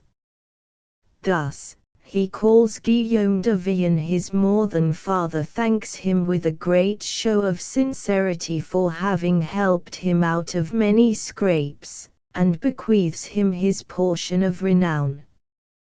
But the portion of renown which belonged to a young thief, distinguished, if, at the period when he wrote this legacy, he was distinguished at all, for having written some more or less obscene and scurrilous ballads, must have been little fitted to gratify the self-respect or increase the reputation of a benevolent ecclesiastic. The same remark applies to a subsequent legacy of the poet's library, with specification of one work which was plainly neither decent nor devout. We are thus left on the horns of a dilemma. If the chaplain was a godly, philanthropic personage, who had tried to graft good principles and good behavior on this wild slip of an adopted son, these jesting legacies would obviously cut him to the heart. The position of an adopted son towards his adoptive father is one full of delicacy. Where a man lends his name he looks for great consideration. And this legacy of Vienne's portion of renown may be taken as the mere fling of an unregenerate scapegrace who has wit enough to recognize in his own shame the readiest weapon of offense against a prosy benefactor's feelings. The gratitude of Master Francis figures, on this reading, as a frightful minus quantity. If, on the other hand, those jests were given and taken in good humor, the whole relation between the pair degenerates into the unedifying complicity of a debauched old chaplain and a witty and dissolute young scholar. At this rate the house with the red door may have rung with the most mundane minstrelsy, and it may have been below its roof that Vienne, through a hole in the plaster, studied, as he tells us, the leisures of a rich ecclesiastic. It was, perhaps, of some moment in the poet's life that he should have inhabited the cloister of Saint Benoit. Three of the most remarkable among his early acquaintances are Catherine de Vaucelles, for whom he entertained a short-lived affection and an enduring and most unmanly resentment, Regnier de Montigny, a young blackguard of good birth, and Colin de Cao, a fellow with a marked aptitude for picking locks. Now we are on a foundation of mere conjecture, but it is at least curious to find that two of the canons of Saint Benoit answered respectively to the names of Pierre de Vaucelles and Etienne de Montigny, and that there was a householder called Nicolas de Cao in a street, the Rue des Poiries, in the immediate neighborhood of the cloister. M. Longnon is almost ready to identify Catherine as the niece of Pierre, Regnier as the nephew of Etienne, and Colin as the son of Nicolas. Without going so far, it must be owned that the approximation of names is significant. As we go on to see the part played by each of these persons in the sordid melodrama of the poet's life, we shall come to regard it as even more notable. Is it not Clough who has remarked that, after all, everything lies in juxtaposition? Many a man's destiny has been settled by nothing apparently more grave than a pretty face on the opposite side of the street and a couple of bad companions round the corner. Catherine de Vorsel's, or de Vorsel, the changes within the limits of Vian's license, had plainly delighted in the poet's conversation, near neighbors or not. They were much together, and Vian made no secret of his court, and suffered himself to believe that his feeling was repaid in kind. This may have been an error from the first, or he may have estranged her by subsequent misconduct or temerity. One can easily imagine Vian an impatient wooer. One thing, at least, is sure, that the affair terminated in a manner bitterly humiliating to Master Francis. In presence of his lady-love, perhaps under her window and certainly with her connivance, he was unmercifully thrashed by one Nuala Jolie, beaten, as he says himself, like dirty linen on the washing-board. It is characteristic that his malice had notably increased between the time when he wrote the small testament immediately on the back of the occurrence, and the time when he wrote the large testament 5 years after. On the latter occasion nothing is too bad for his damsel with the twisted nose, as he calls her. She is spared neither hint nor accusation, and he tells his messenger to accost her with the vilest insults. Vian, it is thought, was out of Paris when these amenities escaped his pen, or perhaps the strong arm of Nuala Jolie would have been again in requisition. So ends the love story, if love story it may properly be called.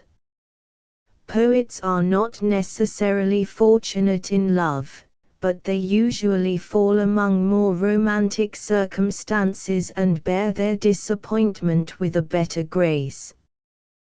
The neighborhood of Regnier de Montigny and Colin de Cayo was probably more influential on his afterlife than the contempt of Catherine. For a man who is greedy of all pleasures, and provided with little money and less dignity of character, we may prophesy a safe and speedy voyage downward. Humble or even truckling virtue may walk unspotted in this life. But only those who despise the pleasures can afford to despise the opinion of the world. A man of a strong, heady temperament, like Vian, is very differently tempted. His eyes lay hold on all provocations greedily, and his heart flames up at a look into imperious desire. He is snared and broached to by anything and everything, from a pretty face to a piece of pastry in a cook shop window. He will drink the rinsing of the wine cup, stay the latest at the tavern party, tap at the lit windows, follow the sound of singing, and beat the whole neighborhood for another reveler, as he goes reluctantly homeward, and grudge himself every hour of sleep as a black, empty period in which he cannot follow after pleasure. Such a person is lost if he have not dignity, or, failing that, at least pride, which is its shadow and in many ways its substitute. Master Francis, I fancy, would follow his own eager instincts without much spiritual struggle.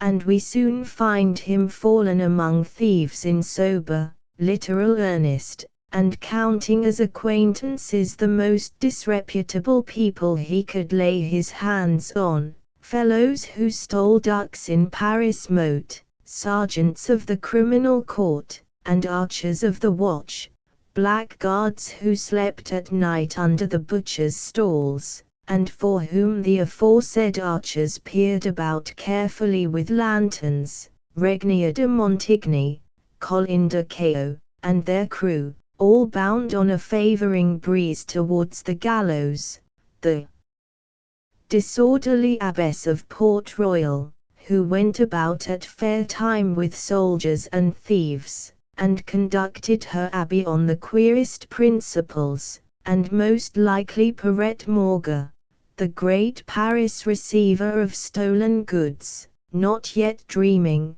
poor woman, of the last scene of her career when Henry Cousin, executor of the High Justice, shall bury her, alive and most reluctant, in front of the new Montigny gibbet. 204. Nay, our friend soon began to take a foremost rank in this society. He could string off verses, which is always an agreeable talent, and he could make himself useful in many other ways. The whole ragged army of Bohemia, and whosoever loved good cheer without at all loving to work and pay for it, are addressed in contemporary verses as the subjects of François Villon. He was a good genius to all hungry and unscrupulous persons, and became the hero of a whole legendary cycle of tavern tricks and cheateries.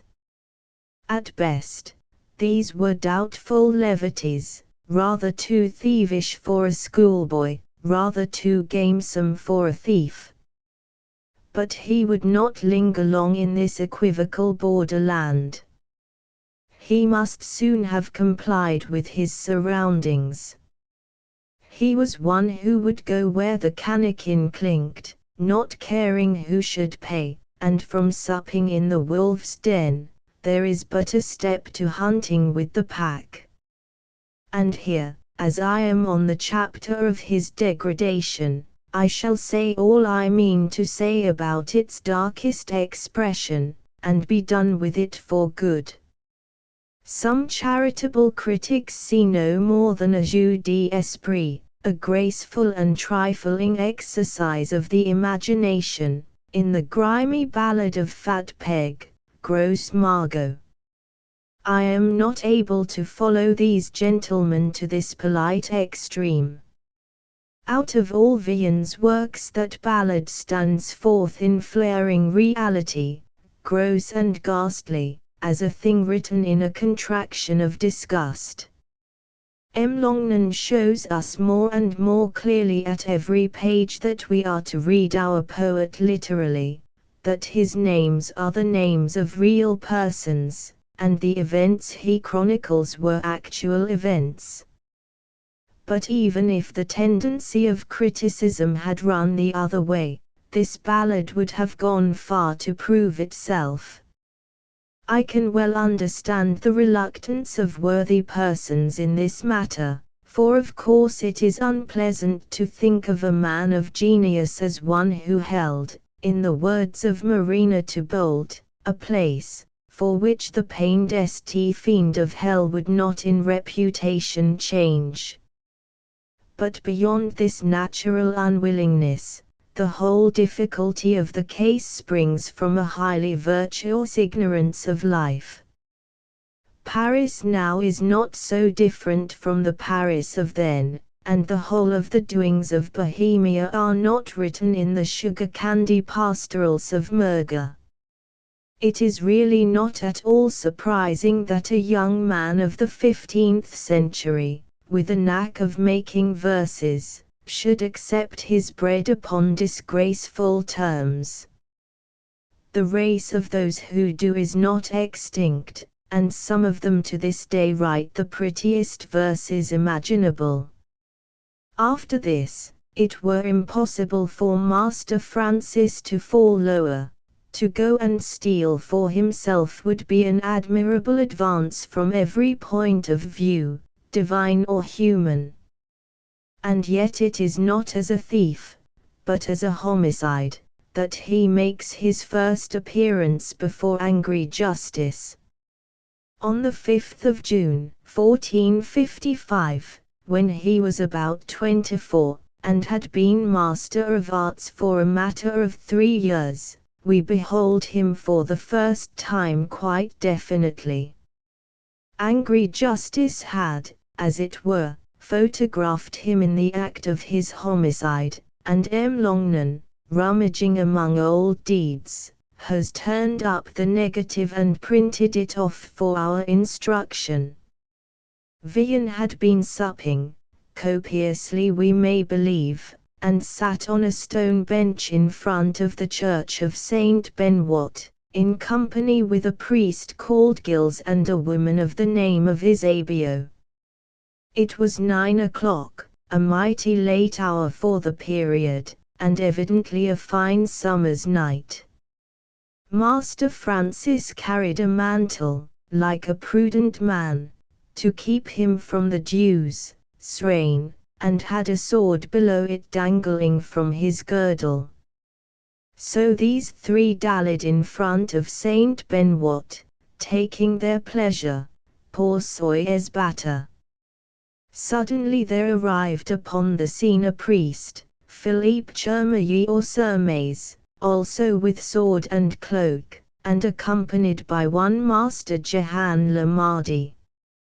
Sermais, according to Vian's account, which is all we have to go upon, came up blustering and denying God, as Vian rose to make room for him upon the bench, thrust him rudely back into his place, and finally drew his sword and cut open his lower lip, by what I should imagine was a very clumsy stroke. Up to this point, Vian professes to have been a model of courtesy, even of feebleness, and the brawl, in his version, reads like the fable of the wolf and the lamb. But now the lamb was roused, he drew his sword, stabbed Sermais in the groin, knocked him on the head with a big stone, and then, leaving him to his fate, went away to have his own lip doctored by a barber of the name of Fouquet.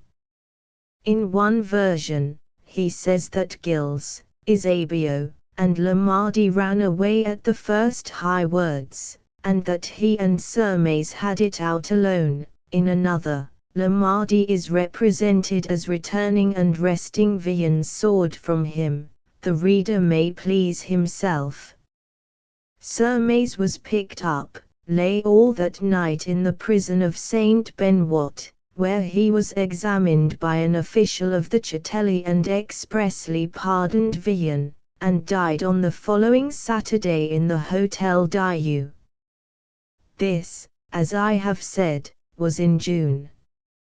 Not before January of the next year could Vian extract a pardon from the king, but while his hand was in, he got two.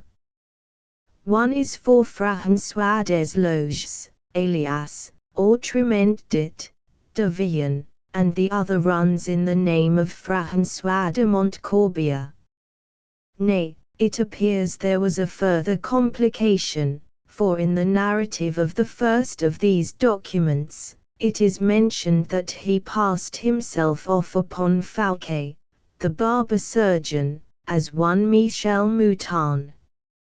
M. Longman has a theory that this unhappy accident with Sermais was the cause of Vian's subsequent irregularities, and that up to that moment he had been the pink of good behavior.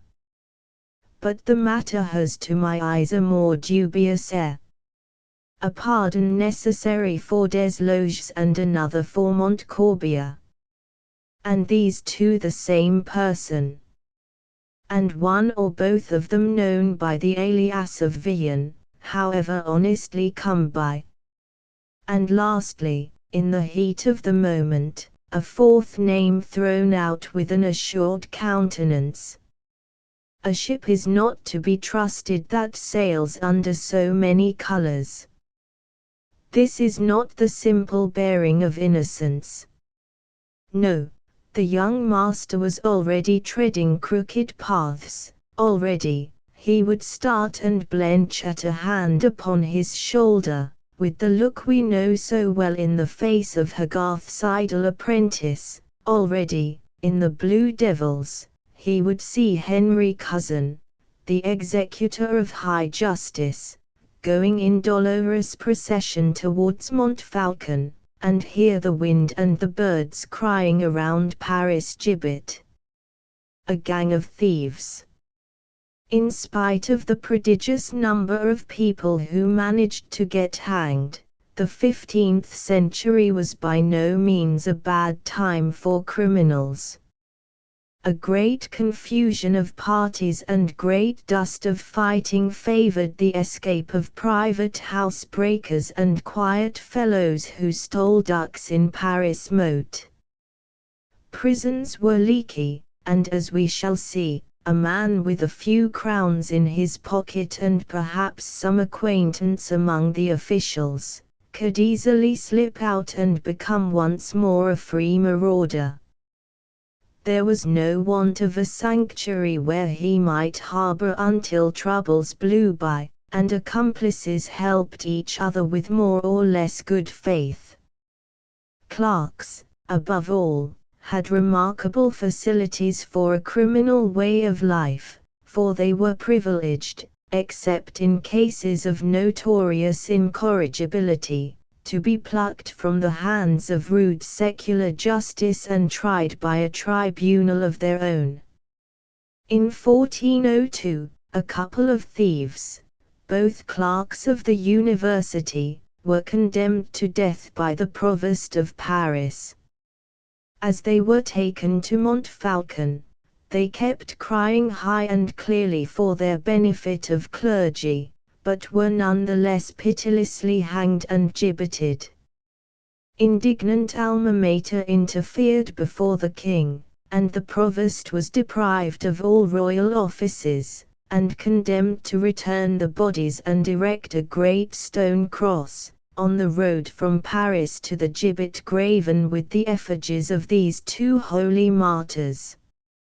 210. We shall hear more of the benefit of clergy, for after this the reader will not be surprised to meet with thieves in the shape of tonsured clerks, or even priests and monks.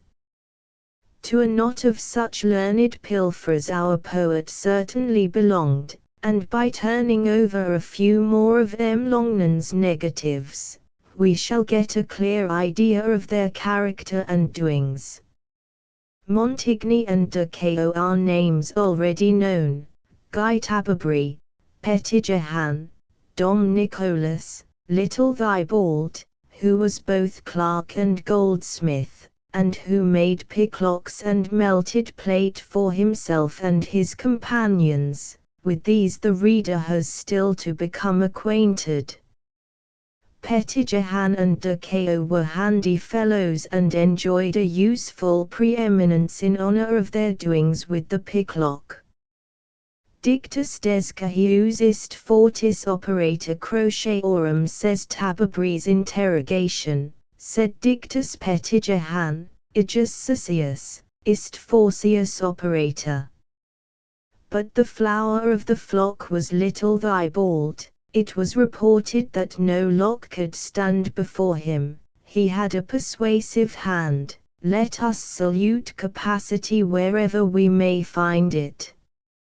Perhaps the term gang is not quite properly applied to the persons whose fortunes we are now about to follow. Rather, they were independent malefactors, socially intimate, and occasionally joining together for some serious operation, just as modern stock jobbers form a syndicate for an important loan. Nor were they at all particular to any branch of misdoing. They did not scrupulously confine themselves to a single sort of theft, as I hear is common among modern thieves. They were ready for anything, from pitch and toss to manslaughter. Montigny, for instance, had neglected neither of these extremes, and we find him accused of cheating at games of hazard on the one hand, and on the other of the murder of one Thevenin Penset in a house by the cemetery of St. John. If time had only spared us some particulars, might not this last have furnished us with the matter of a grisly winter's tale? At Christmas time in 1456, readers of Vian will remember that he was engaged on the Small Testament. About the same period, circa festum nativitatis Domini, he took part in a memorable supper at the Mule Tavern, in front of the church of St. Mathurin. Taberbury, who seems to have been very much Vian's creature, had ordered the supper in the course of the afternoon. He was a man who had had troubles in his time and languished in the Bishop of Paris's prisons on a suspicion of picking locks, confiding, convivial, not very astute, who had copied out a whole improper romance with his own right hand. This supper party was to be his first introduction to Decao and Petitjehan, which was probably a matter of some concern to the poor man's muddy wits. In the sequel, at least, he speaks of both with an undisguised respect, based on professional inferiority in the matter of picklocks. Dom Nicholas, a Picardy monk, was the fifth and last at table. When supper had been dispatched and fairly washed down, we may suppose, with white bano or red bone, which were favourite wines among the fellowship, Taberbury was solemnly sworn over to secrecy on the night's performances, and the party left the Mule and proceeded to an unoccupied house belonging to Robert de Saint Simon. This, over a low wall, they entered without difficulty. All but Taberbury took off their upper garments. A ladder was found and applied to the high wall which separated St. Simon's house from the court of the College of Navarre. The four fellows in their shirt sleeves, as we might say, clambered over in a twinkling, and Master Guy Taberbury remained alone beside the overcoats. From the court the burglars made their way into the vestry of the chapel, where they found a large chest, strengthened with iron bands and closed with 4 locks. One of these locks they picked, and then, by levering up the corner, forced the other 3. Inside was a small coffer, of walnut wood, also barred with iron, but fastened with only 3 locks, which were all comfortably picked by way of the keyhole. In the walnut coffer, a joyous sight by our thieves' lantern, were 500 crowns of gold. There was some talk of opening the armories, where, if they had only known, a booty 8 or 9 times greater lay ready to their hand, but one of the party, I have a humorous suspicion it was Dom Nicholas, the Picardy monk, hurried them away. It was 10 o'clock when they mounted the ladder. It was about midnight before Taberbury beheld them coming back. To him they gave 10 crowns, and promised a share of a 2-crown dinner on the morrow, whereat we may suppose his mouth watered. In course of time, he got wind of the real amount of their booty and understood how scurvily he had been used, but he seems to have borne no malice.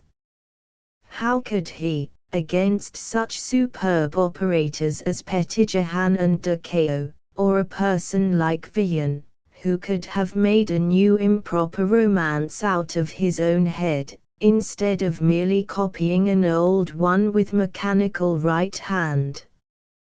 The rest of the winter was not uneventful for the gang. First they made a demonstration against the Church of St. Mathurin after chalices, and were ignominiously chased away by barking dogs.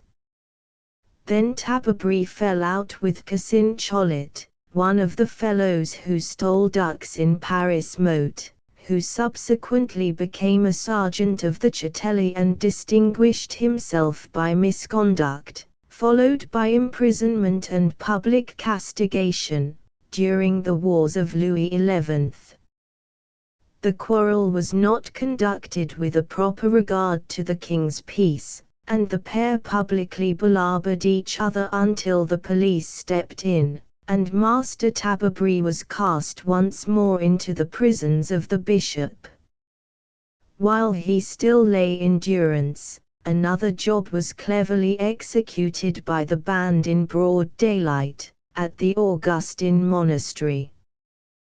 Brother Guillaume Coiffure was beguiled by an accomplice to Saint Mathurin to say Mass, and during his absence, his chamber was entered and 500 or 600 crowns in money and some silver plate successfully abstracted. A melancholy man was Coiffure on his return. 8 crowns from this adventure were forwarded by Little Thibault to the incarcerated Tababri, and with these he bribed the jailer and reappeared in Paris taverns. Some time before or shortly after this, Vian set out for Angers, as he had promised in the Small Testament. The object of this excursion was not merely to avoid the presence of his cruel mistress or the strong arm of Nuala Jolie, but to plan a deliberate robbery on his uncle the monk. As soon as he had properly studied the ground, the others were to go over in force from Paris, picklocks and all, and away with my uncle's strong box. This throws a comical sidelight on his own accusation against his relatives, that they had forgotten natural duty and disowned him because he was poor. A poor relation is a distasteful circumstance at the best, but a poor relation who plans deliberate robberies against those of his blood, and trudges hundreds of weary leagues to put them into execution, is surely a little on the wrong side of toleration. The uncle at Angers may have been monstrously undutiful, but the nephew from Paris was upsides with him. On the 23rd April, that venerable and discreet person, Master Pierre Marchand, curate and prior of Para-Illimonial, in the Diocese of Chartres, arrived in Paris and put up at the sign of the 3 Chandeliers, in the Rue de la Huchte. Next day, or the day after, as he was breakfasting at the sign of the Armchair, he fell into talk with 2 customers, one of whom was a priest and the other our friend Tababri. The idiotic Tababri became mighty confidential as to his past life. Pierre Marchand, who was an acquaintance of Guillaume Coiffure's and had sympathized with him over his loss, pricked up his ears at the mention of picklocks, and led on the transcriber of improper romances from one thing to another, until they were fast friends. For picklocks the prior of Paris professed a keen curiosity, but Tababri, upon some late alarm, had thrown all his into the Seine. Let that be no difficulty, however, for was there not Little Thibault, who could make them of all shapes and sizes, and to whom Tababri, smelling an accomplice, would be only too glad to introduce his new acquaintance. On the morrow, accordingly, they met, and Tababri, after having first wet his whistle at the prior's expense, led him to Notre Dame and presented him to 4 or 5 young companions who were keeping sanctuary in the church. They were all clerks, recently escaped, like Tabberbury himself, from the episcopal prisons. Among these we may notice Thibault, the operator, a little fellow of 26, wearing long hair behind. The prior expressed, through Tabberbury, his anxiety to become their accomplice, and altogether such as they were, de lo sortit de los complices. Mighty polite they showed themselves, and made him many fine speeches in return. But for all that, perhaps because they had longer heads than Tabberbury, perhaps because it is less easy to wheedle men in a body, they kept obstinately to generalities and gave him no information as to their exploits, past, present, or to come. I suppose Tabberbury groaned under this reserve, for no sooner were he and the prior out of the church than he fairly emptied his heart to him, gave him full details of many hanging matters in the past, and explained the future intentions of the band. The scheme of the hour was to rob another Augustine monk, Robert de la Porte, and in this the prior agreed to take a hand with simulated greed. Thus, in the course of 2 days, he had turned this wineskin of a Tabberbury inside out. For a while longer the farce was carried on. The prior was introduced to Pettigrew, whom he describes as a little, very smart man of 30, with a black beard and a short jacket. An appointment was made and broken in the de la Porte affair. Tabberbury had some breakfast at the prior's charge and leaked out more secrets under the influence of wine and friendship, and then all of a sudden, on the 17th of May, an alarm sprang up. The prior picked up his skirts and walked quietly over to the Chatelet to make a deposition, and the whole band took to their heels and vanished out of Paris and the sight of the police. Vanish as they like, they all go with a clog about their feet. Sooner or later, here or there, they will be caught in the fact, and ignominiously sent home. From our vantage of 4 centuries afterwards, it is odd and pitiful to watch the order in which the fugitives are captured and dragged in. Montigny was the first. In August of that same year, he was laid by the heels on many grievous counts, sacrilegious robberies, frauds, incorrigibility, and that bad business about Thevenin Penset in the house by the cemetery of St. John. He was reclaimed by the ecclesiastical authorities as a clerk, but the claim was rebutted on the score of incorrigibility, and ultimately fell to the ground, and he was condemned to death by the provost of Paris. It was a very rude hour for Montigny, but hope was not yet over. He was a fellow of some birth. His father had been King's Pantler, his sister, probably married to someone about the court, was in the family way, and her health would be endangered if the execution was proceeded with. So down comes Charles VII with letters of mercy, commuting the penalty to a year in a dungeon on bread and water, and a pilgrimage to the shrine of St. James in Galicia. Alas! The document was incomplete. It did not contain the full tale of Montigny's enormities. It did not recite that he had been denied benefit of clergy, and it said nothing about Thevenin Penset. Montigny's hour was at hand. Benefit of clergy, honourable descent from King's Pantler, sister in the family way, royal letters of commutation, all were of no avail.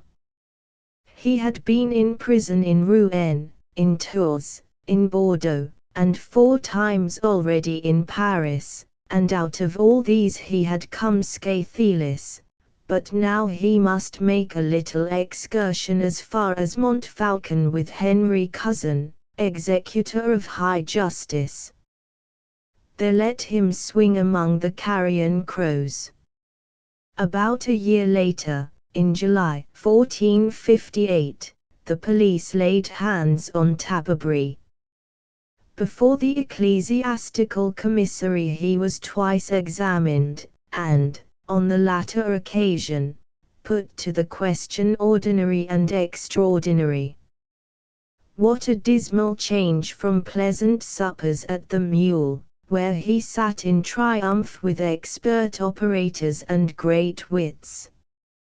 He is at the lees of life, poor rogue, and those fingers which once transcribed improper romances are now agonizingly stretched upon the rack.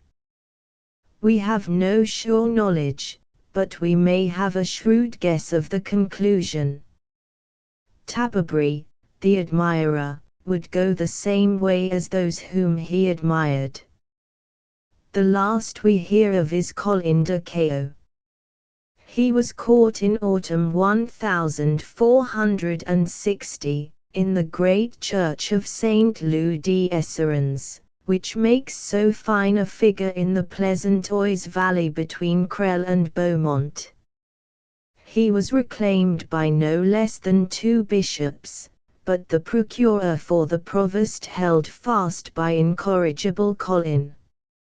1460 was an ill-starred year, for justice was making a clean sweep of poor and indigent persons, thieves, cheats, and lock-pickers in the neighborhood of Paris.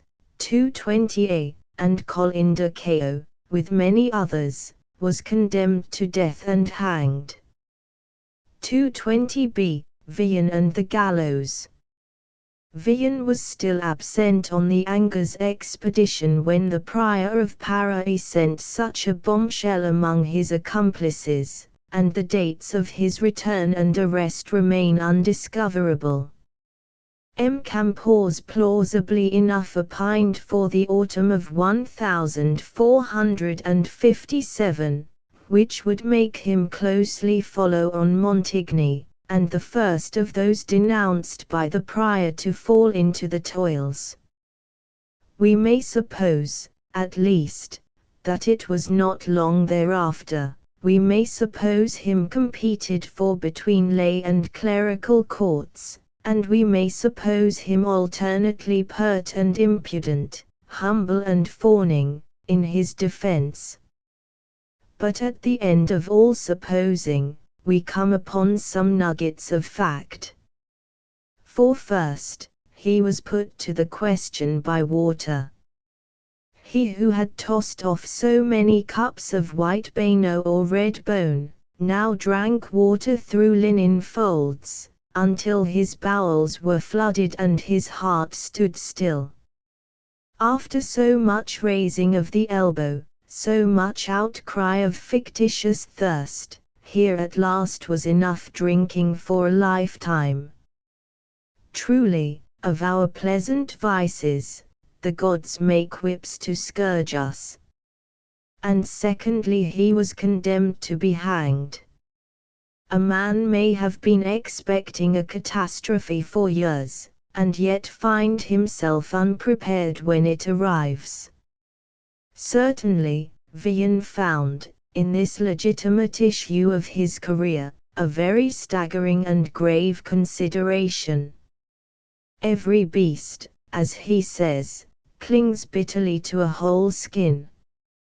If everything is lost, and even honor, life still remains, nay, and it becomes, like the ewe lamb in Nathan's parable, as dear as all the rest. Do you fancy, he asks, in a lively ballad, that I had not enough philosophy under my hood to cry out, I appeal? If I had made any bones about the matter, I should have been planted upright in the fields, by the St. Denis road, Montfalcon being on the way to St. Denis. An appeal to Parliament, as we saw in the case of Colin de Cayo, did not necessarily lead to an acquittal or a commutation, and while the matter was pending, our poet had ample opportunity to reflect on his position. Hanging is a sharp argument, and to swing with many others on the gibbet adds a horrible corollary for the imagination. With the aspect of Montfalcon he was well acquainted, indeed, as the neighbourhood appears to have been sacred to junketing and nocturnal picnics of wild young men and women. He had probably studied it under all varieties of hour and weather. And now, as he lay in prison waiting the mortal push, these different aspects crowded back on his imagination with a new and startling significance, and he wrote a ballad, by way of epitaph for himself and his companions, which remains unique in the annals of mankind. It is, in the highest sense, a piece of his biography. La pluie nous déboisit laves, it le soleil desséché it noises, pais, corbolx, nous ont les yeux caves, it arraches la barbe it les sources. Jamais, nul temps, nous en sommes rassis, puis ci, puis là, comme le vent verie, a son plays a song cessa nous chéri. Plus paquetes de oiscolx que des écoldra. Ni sois donc de nostra confrérie, mais prise diucutus nous viel absoldra. Here is some genuine thieves' literature after so much that was spurious, sharp as an etching, written with a shuddering soul. There is an intensity of consideration in the piece that shows it to be the transcript of familiar thoughts. It is the quintessence of many a doleful nightmare on the straw, when he felt himself swing helpless in the wind, and saw the birds turn about him, screaming and menacing his eyes. And, after all, the Parliament changed his sentence into one of banishment, and to Roussillon, in Dauphiny, our poet must carry his woes without delay. Travellers between Lyons and Marseilles may remember a station on the line, some way below Vienne, where the Rhône fleets seaward between vine-clad hills. This was Vienne's Siberia.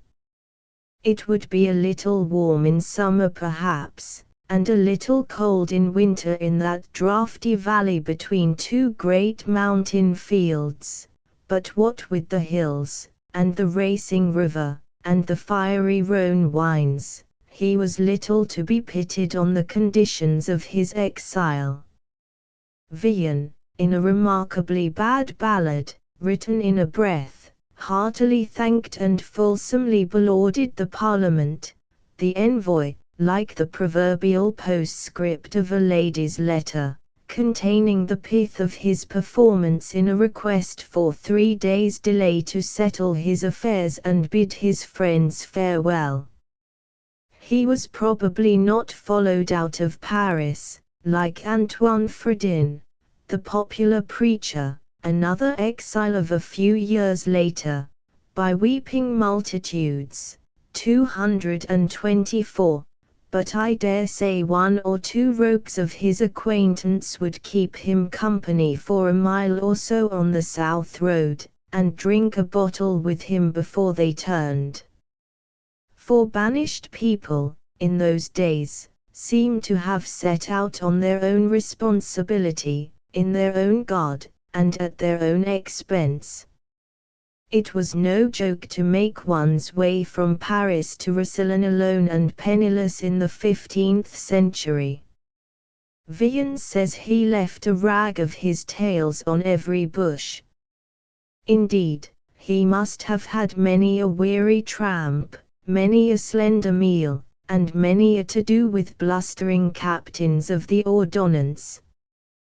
But with one of his light fingers, we may fancy that he took as good as he gave. For every rag of his tail, he would manage to indemnify himself upon the population in the shape of food, or wine, or ringing money, and his route would be traceable across France and Burgundy by housewives and innkeepers lamenting over petty thefts, like the track of a single human locust. A strange figure he must have cut in the eyes of the good country people, this ragged, blackguard city poet, with a smack of the Paris student, and a smack of the Paris street Arab, posting along the highways, in rain or sun, among the green fields and vineyards. For himself, he had no taste for rural loveliness. Green fields and vineyards would be mighty indifferent to Master Francis, but he would often have his tongue in his cheek at the simplicity of rustic dupes, and often, at city gates, he might stop to contemplate the gibbet with its swinging bodies, and hug himself on his escape. How long he stayed at Roussillon, how far he became the protege of the Bourbons, to whom that town belonged, or when it was that he took part, under the auspices of Charles of Orleans, in a rhyming tournament to be referred to once again in the pages of the present volume, are matters that still remain in darkness, in spite of M. Longnan's diligent rummaging among archives. When we next find him, in summer 1461, alas! He is once more in durance, this time at Mansurloire, in the prisons of Thibault d'Orsini, Bishop of Orleans. He had been lowered in a basket into a noisome pit, where he lay, all summer, gnawing hard crusts and railing upon fate. His teeth, he says, were like the teeth of a rake, a touch of haggard portraiture all the more real for being excessive and burlesque, and all the more proper to the man for being a caricature of his own misery. His eyes were bandaged with thick walls. It might blow hurricanes overhead, the lightning might leap in high heaven, but no word of all this reached him in his noisome pit. Il en enter, o juste, en escalani tourbillon. Above all, he was fevered with envy and anger at the freedom of others, and his heart flowed over into curses as he thought of Thibault d'Orsini, walking the streets in God's sunlight, and blessing people with extended fingers. So much we find sharply lined in his own poems. Why he was cast again into prison, how he had again managed to shave the gallows, this we know not, nor, from the destruction of authorities, are we ever likely to learn. But on October 2d, 1461, or some day immediately preceding, the new king, Louis XI, made his joyous entry into Man. Now it was a part of the formality on such occasions for the new king to liberate certain prisoners, and so the basket was let down into Vian's pit, and hastily did Master Francis scramble in, and was most joyfully hauled up, and shot out, blinking and tottering, but once more a free man, into the blessed sun and wind. Now or never is the time for verses. Such a happy revolution would turn the head of a stocking weaver, and set him jingling rhymes. And so, after a voyage to Paris, where he finds Montigny and de Caot clattering, their bones upon the gibbet, and his 3 pupils roistering in Paris streets, with their thumbs under their girdles, down sits Master Francis to write his large testament, and perpetuate his name in a sort of glorious ignominy. The large testament. Of this capital achievement and, with it, of Vian's style in general, it is here the place to speak. The large testament is a hurlyburly of cynical and sentimental reflections about life, jesting legacies to friends and enemies, and, interspersed among these many admirable ballads, both serious and absurd. With so free a design, no thought that occurred to him would need to be dismissed without expression, and he could draw at full length the portrait of his own bedevilled soul, and of the bleak and blackguardly world which was the theatre of his exploits and sufferings. If the reader can conceive something between the slapdash inconsequence of Byron's Don Juan and the racy humorous gravity and brief noble touches that distinguish the vernacular poems of Burns, he will have formed some idea of Vian's style. To the latter writer, except in the ballads, which are quite his own, and can be paralleled from no other language known to me, he bears a particular resemblance. In common with Burns he has a certain rugged compression, a brutal vivacity of epithet, a homely vigor, a delight in local personalities, and an interest in many sides of life, that are often despised and passed over by more effete and cultured poets. Both also, in their strong, easy colloquial way, tend to become difficult and obscure, the obscurity in the case of Vian passing at times into the absolute darkness of cant language.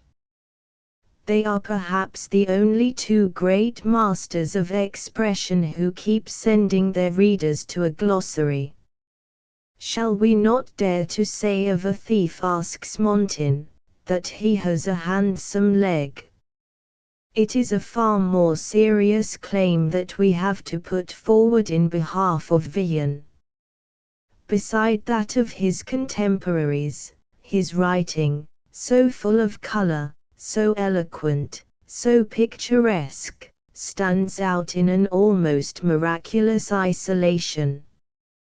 If only 1 or 2 of the chroniclers could have taken a leaf out of his book, history would have been a pastime, and the 15th century as present to our minds as the age of Charles II. This gallows bird was the one great writer of his age and country, and initiated modern literature for France. Boileau, long ago, in the period of perukes and snuff-boxes, recognized him as the first articulate poet in the language, and if we measure him, not by priority of merit, but living duration of influence, not on a comparison with obscure forerunners, but with great and famous successors, we shall install this ragged and disreputable figure in a far higher niche in glory's temple than was ever dreamed of by the critic. It is, in itself, a memorable fact that, before 1542, in the very dawn of printing, and while modern France was in the making, the works of Vian ran through 7 different editions. Out of him flows much of Rabelais, and through Rabelais, directly and indirectly, a deep, permanent, and growing inspiration. Not only his style, but his callous pertinent way of looking upon the sordid and ugly sides of life, becomes every day a more specific feature in the literature of France. And only the other year, a work of some power appeared in Paris, and appeared with infinite scandal, which owed its whole inner significance and much of its outward form to the study of our rhyming thief. The world to which he introduces us is, as before said, blackguardly and bleak. Paris swarms before us, full of famine, shame, and death. Monks and the servants of great lords hold high wassail upon cakes and pastry. The poor man licks his lips before the baker's window. People with patched eyes sprawl all night under the stalls. Chuckling Tababri transcribes an improper romance. Bare-bosomed lasses and ruffling students swagger in the streets. The drunkard goes stumbling homewards. The graveyard is full of bones, and away on Montfalcon, Colin de Cayo and Montigny hang, draggled in the rain. Is there nothing better to be seen than sordid misery and worthless joys? Only where the poor old mother of the poet kneels in church below painted windows, and makes tremulous supplication to the Mother of God. In our mixed world, full of green fields and happy lovers, where not long before, Joan of Arc had led one of the highest and noblest lives in the whole story of mankind, this was all worth chronicling that our poet could perceive. His eyes were indeed sealed with his own filth. He dwelt all his life in a pit more noisome than the dungeon at Man.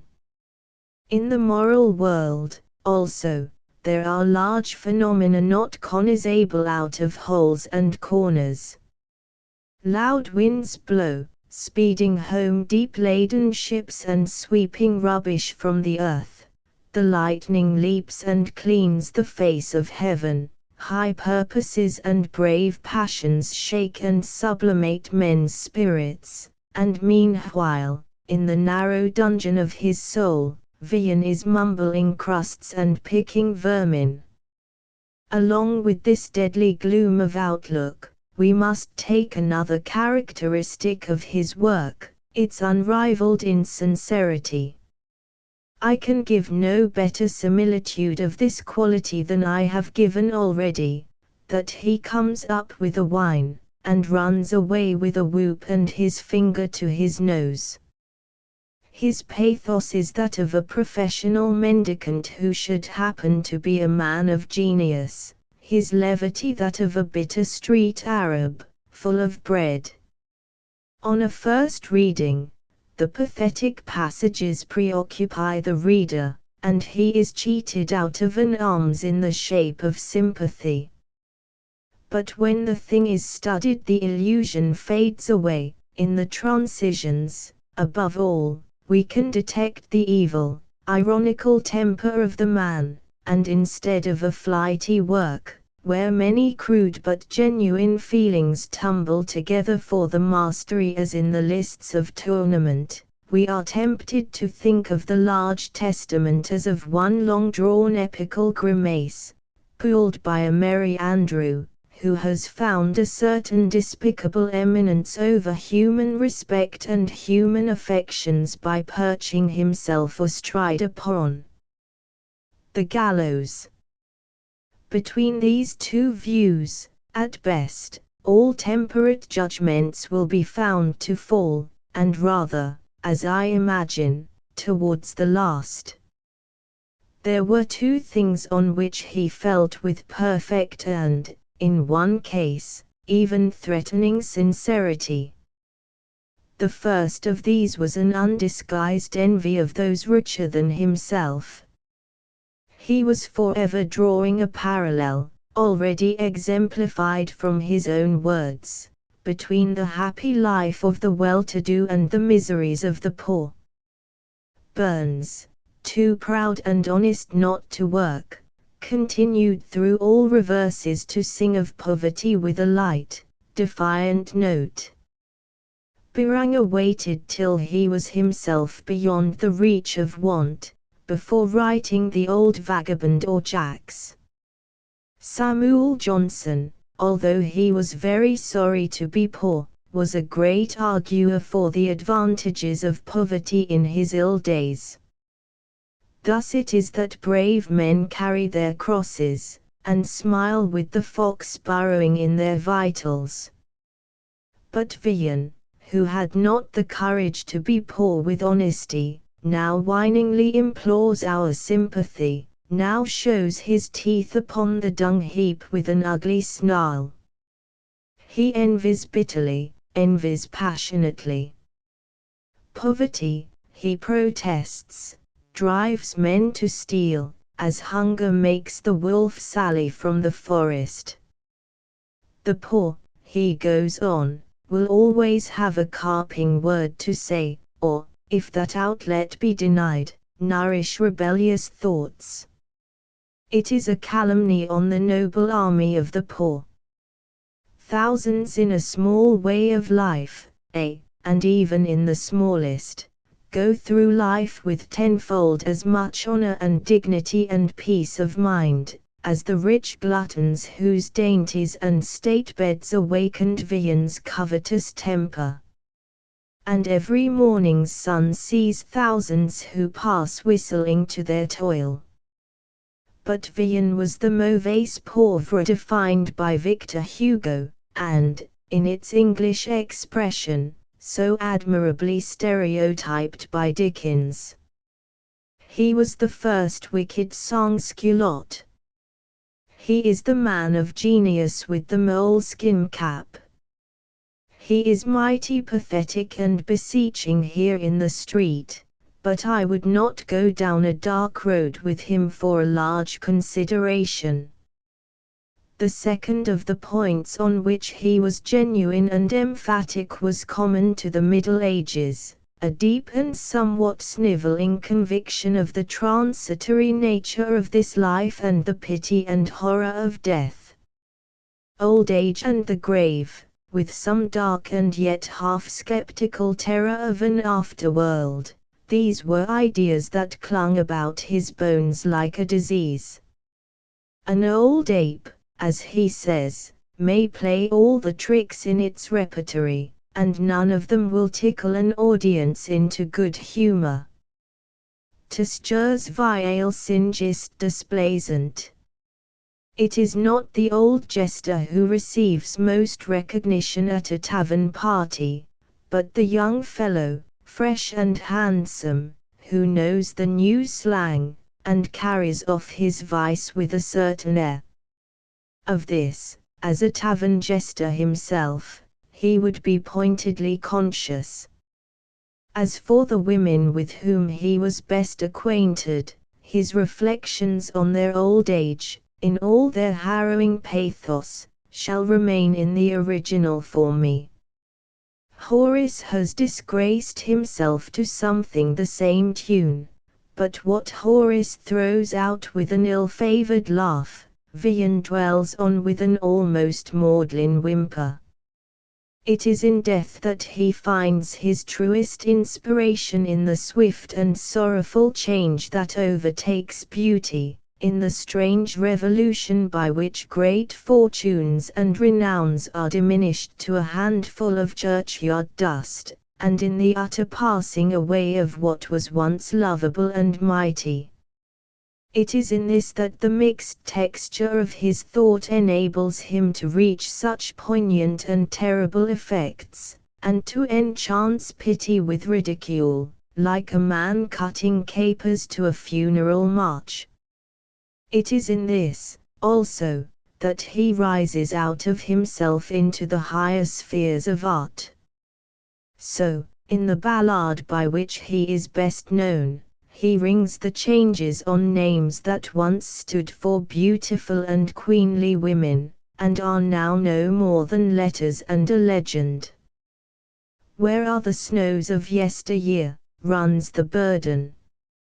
And so, in another not so famous, he passes in review the different degrees of bygone men, from the holy apostles and the golden emperor of the East, down to the heralds, pursuivants, and trumpeters, who also bore their part in the world's pageantries and ate greedily at great folks' tables, all this to the refrain of so much carry the winds away. Probably, there was some melancholy in his mind for a yet lower grade, and Montigny and Colin de Cayo clattering their bones on Paris gibbet. Alas, and with so pitiful an experience of life, Villon can offer us nothing but terror and lamentation about death. No one has ever more skillfully communicated his own disenchantment, no one ever blown a more ear-piercing note of sadness. This unrepentant thief can attain neither to Christian confidence, nor to the spirit of the bright Greek saying, that whom the gods love die early.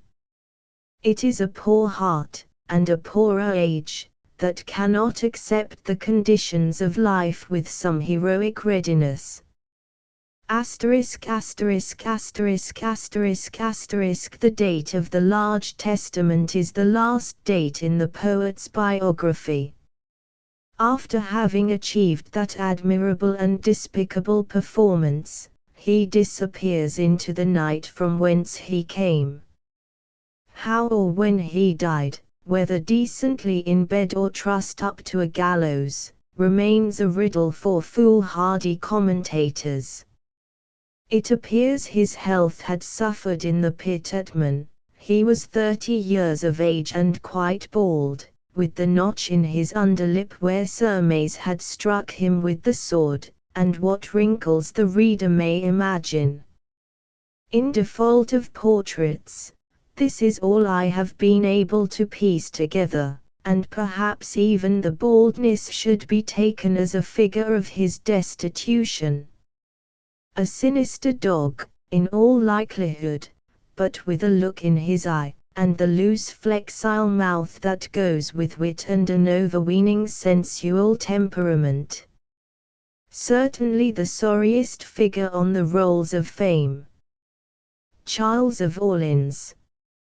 For one who was no great politician, nor, as men go, especially wise, capable or virtuous, Charles of Orleans is more than usually enviable to all who love that better sort of fame which consists in being known not widely, but intimately. To be content that time to come should know there was such a man, not caring whether they knew more of him, or to subsist under naked denominations, without deserts or noble acts is, says Sir Thomas Browne, a frigid ambition. It is to some more specific memory that youth looks forward in its vigils. Old kings are sometimes disinterred in all the emphasis of life, the hands untainted by decay, the beard that had so often wagged in camp or senate still spread upon the royal bosom, and in busts and pictures, some similitude of the great and beautiful of former days is handed down. In this way, public curiosity may be gratified, but hardly any private aspiration after fame. It is not likely that posterity will fall in love with us, but not impossible that it may respect or sympathize, and so a man would rather leave behind him the portrait of his spirit than a portrait of his face, figura animi magis quam corporis. Of those who have thus survived themselves most completely, left a sort of personal seduction behind them in the world, and retained, after death, the art of making friends, Montin and Samuel Johnson certainly stand first. But we have portraits of all sorts of men, from August Caesar to the King's Dwarf, and all sorts of portraits, from a Titian treasured in the Louvre to a profile over the grocer's chimney shelf. And so in a less degree, but no less truly, than the spirit of Montin lives on in the delightful essays, That of Charles of Orleans survives in a few old songs and old account books, and it is still in the choice of the reader to make this duke's acquaintance, and, if their humours suit, become his friend. His birth, if we are to argue from a man's parents, was above his merit. It is not merely that he was the grandson of one king, the father of another, and the uncle of a third, but something more specious was to be looked for from the son of his father, Louis de Valois, Duke of Orleans, brother to the mad King Charles VI, lover of Queen Isabel, and the leading patron of art and one of the leading politicians in France. And the poet might have inherited yet higher virtues from his mother, Valentina of Milan, a very pathetic figure of the age, the faithful wife of an unfaithful husband, and the friend of a most unhappy king. The father, beautiful, eloquent, and accomplished, exercised a strange fascination over his contemporaries. And among those who dip nowadays into the annals of the time there are not many, and these few are little to be envied, who can resist the fascination of the mother. All mankind owe her a debt of gratitude because she brought some comfort into the life of the poor madman who wore the crown of France. Born, May 1391, of such a noble stock, Charles was to know from the first all favors of nature and art. His father's gardens were the admiration of his contemporaries, his castles were situated in the most agreeable parts of France, and sumptuously adorned. We have preserved, in an inventory of 1403, the description of tapestried rooms where Charles may have played in childhood. 238, a green room, with the ceiling full of angels, and the dossier of shepherds and shepherdesses seeming, phasant countenance, to eat nuts and cherries. A room of gold, silk and worsted, with a device of little children in a river, and the sky full of birds. A room of green tapestry, showing a knight and lady at chess in a pavilion. Another green room, with shepherdesses in a trellised garden worked in gold and silk. A carpet representing cherry trees, where there is a fountain, and a lady gathering cherries in a basin. These were some of the pictures over which his fancy might busy itself of an afternoon, or at morning as he lay awake in bed. With our deeper and more logical sense of life, we can have no idea how large a space in the attention of medieval men might be occupied by such figured hangings on the wall. There was something timid and purblind in the view they had of the world.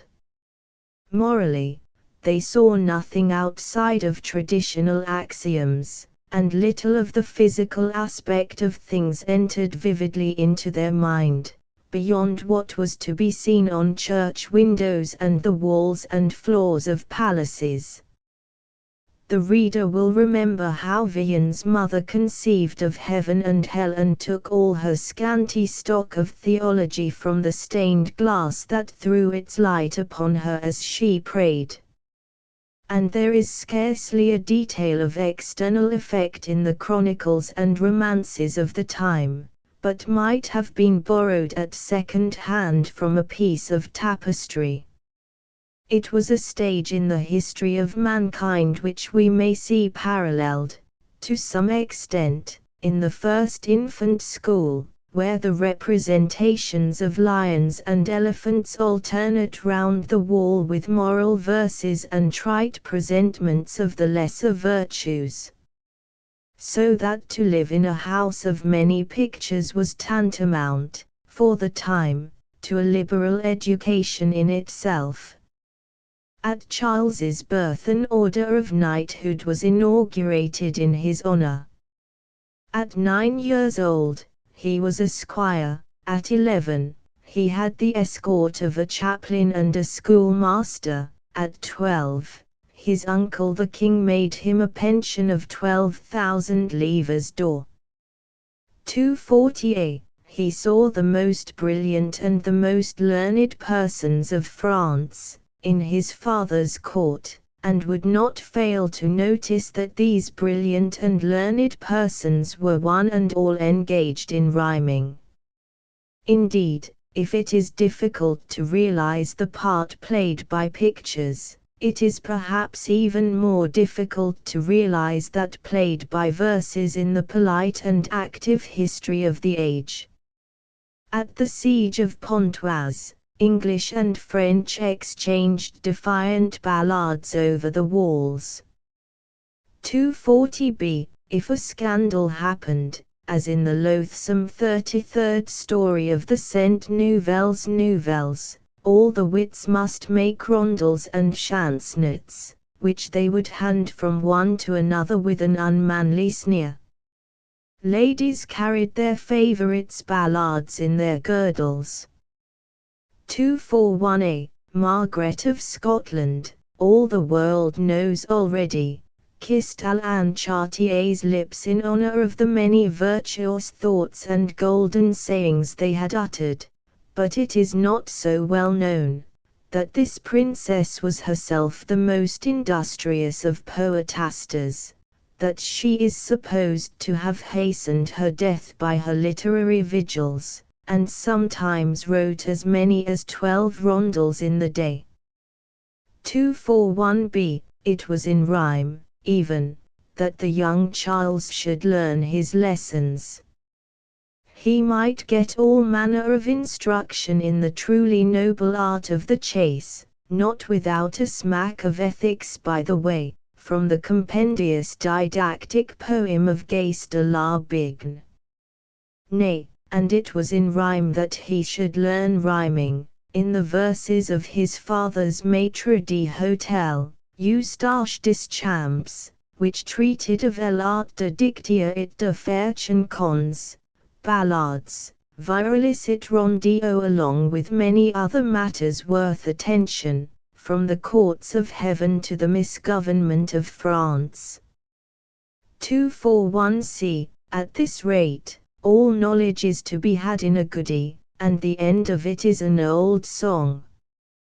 We need not wonder when we hear from Monstrelet that Charles was a very well-educated person.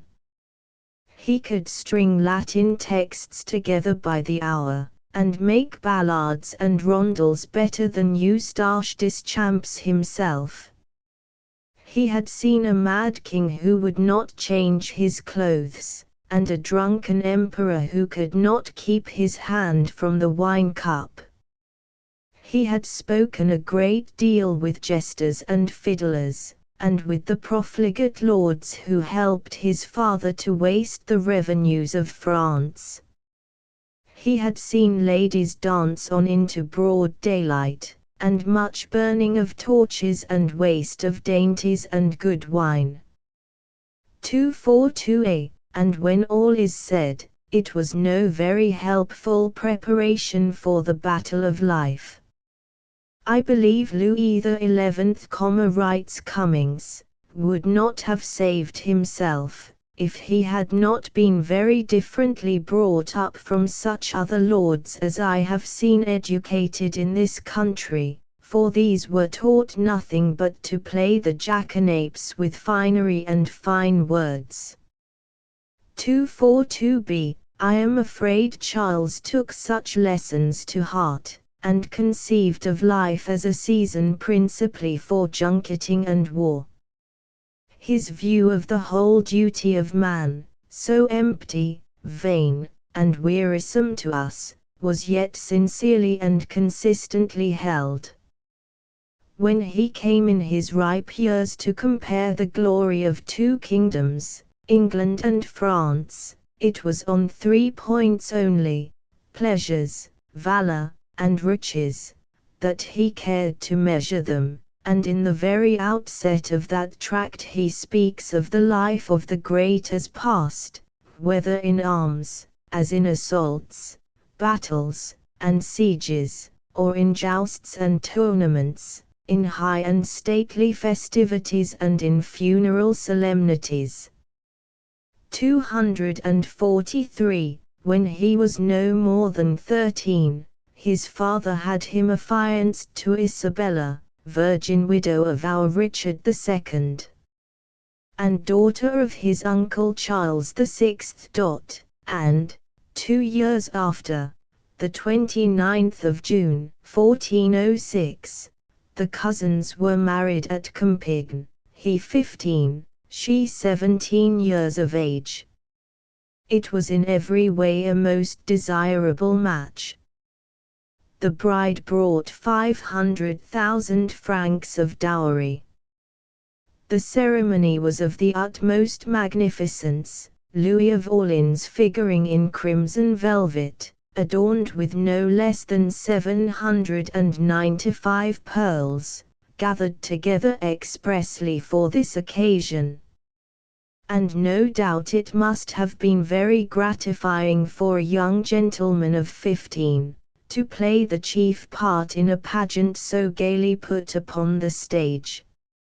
Only, the bridegroom might have been a little older, and, as ill luck would have it, the bride herself was of this way of thinking, and would not be consoled for the loss of her title as queen, or the contemptible age of her new husband.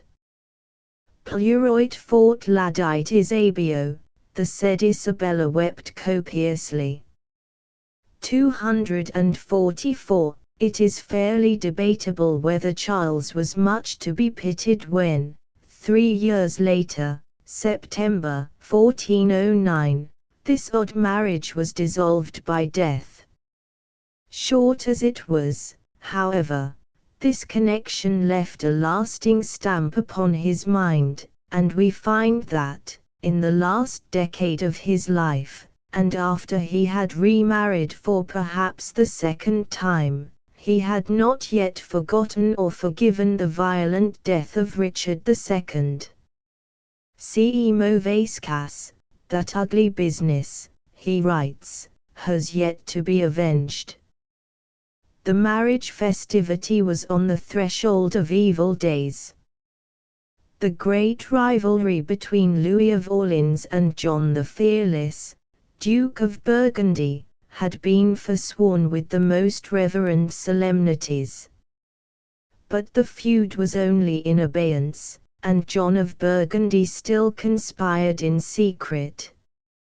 On the 23rd of November, 1407, in that black winter when the frost lasted 66 days on end, a summons from the king reached Louis of Orleans at the Hotel Barbet, where he had been supping with Queen Isabel. It was 7 or 8 in the evening, and the inhabitants of the quarter were abed. He set forth in haste, accompanied by 2 squires riding on 1 horse, a page, and a few varlets running with torches. As he rode, he hummed to himself and trifled with his glove. And so riding, he was beset by the bravos of his enemy and slain. My Lord of Burgundy set an ill precedent in this deed, as he found some years after on the bridge of Montero, and even in the meantime he did not profit quietly by his rival's death. The horror of the other princes seems to have perturbed himself. He avowed his guilt in the council, tried to brazen it out, finally lost heart and fled at full gallop, cutting bridges behind him, towards Bapaume and Lille. And so there we have the head of one faction, who had just made himself the most formidable man in France, engaged in a remarkably hurried journey, with black care on the pillion. And meantime, on the other side, the widowed Duchess came to Paris in appropriate mourning, to demand justice for her husband's death. Charles VI, who was then in a lucid interval, did probably all that he could, when he raised up the kneeling suppliant with kisses and smooth words. Things were at a deadlock. The criminal might be in the sorriest fright, but he was still the greatest of vassals. Justice was easy to ask and not difficult to promise. How it was to be executed was another question. No one in France was strong enough to punish John of Burgundy, and perhaps no one, except the widow, very sincere in wishing to punish him. She, indeed, was eaten up of zeal, but the intensity of her eagerness wore her out, and she died about a year after the murder, of grief and indignation, unrequited love and unsatisfied resentment. It was during the last months of her life that this fiery and generous woman, seeing the soft hearts of her own children, looked with envy on a certain natural son of her husband's destined to become famous in the sequel as the bastard of Orleans, or the brave Dunois. "You were stolen from me," she said, "it is you who are fit to avenge your father." These are not the words of ordinary mourning, or of an ordinary woman. It is a saying, over which Balzac would have rubbed his episcopal hands. That the child who was to avenge her husband had not been born out of her body, was a thing intolerable to Valentina of Milan, and the expression of this singular and tragic jealousy is preserved to us by a rare chance, in such straightforward and vivid words as we are accustomed to hear only on the stress of actual life, or in the theatre. In history, where we see things as in a glass darkly, and the fashion of former times is brought before us, deplorably adulterated and defaced, fitted to very vague and pompous words, and strained through many men's minds of everything personal or precise, this speech of the widowed Duchess startles a reader, somewhat as the footprint startled Robinson Crusoe. A human voice breaks in upon the silence of the study, and the student is aware of a fellow creature in his world of documents. With such a clue in hand, one may imagine how this wounded lioness would spur and exasperate the resentment of her children, and what would be the last words of counsel and command she left behind her. With these instances of his dying mother, almost a voice from the tomb, still tingling in his ears, the position of young Charles of Orleans, when he was left at the head of that great house, was curiously similar to that of Shakespeare's Hamlet. The times were out of joint. Here was a murdered father to avenge on a powerful murderer, and here, in both cases, a lad of inactive disposition born to set these matters right. Valentina's commendation of Dunois involved a judgment on Charles, and that judgment was exactly correct. Whoever might be, Charles was not the man to avenge his father. Like Hamlet, this son of a dear father murdered was sincerely grieved at heart.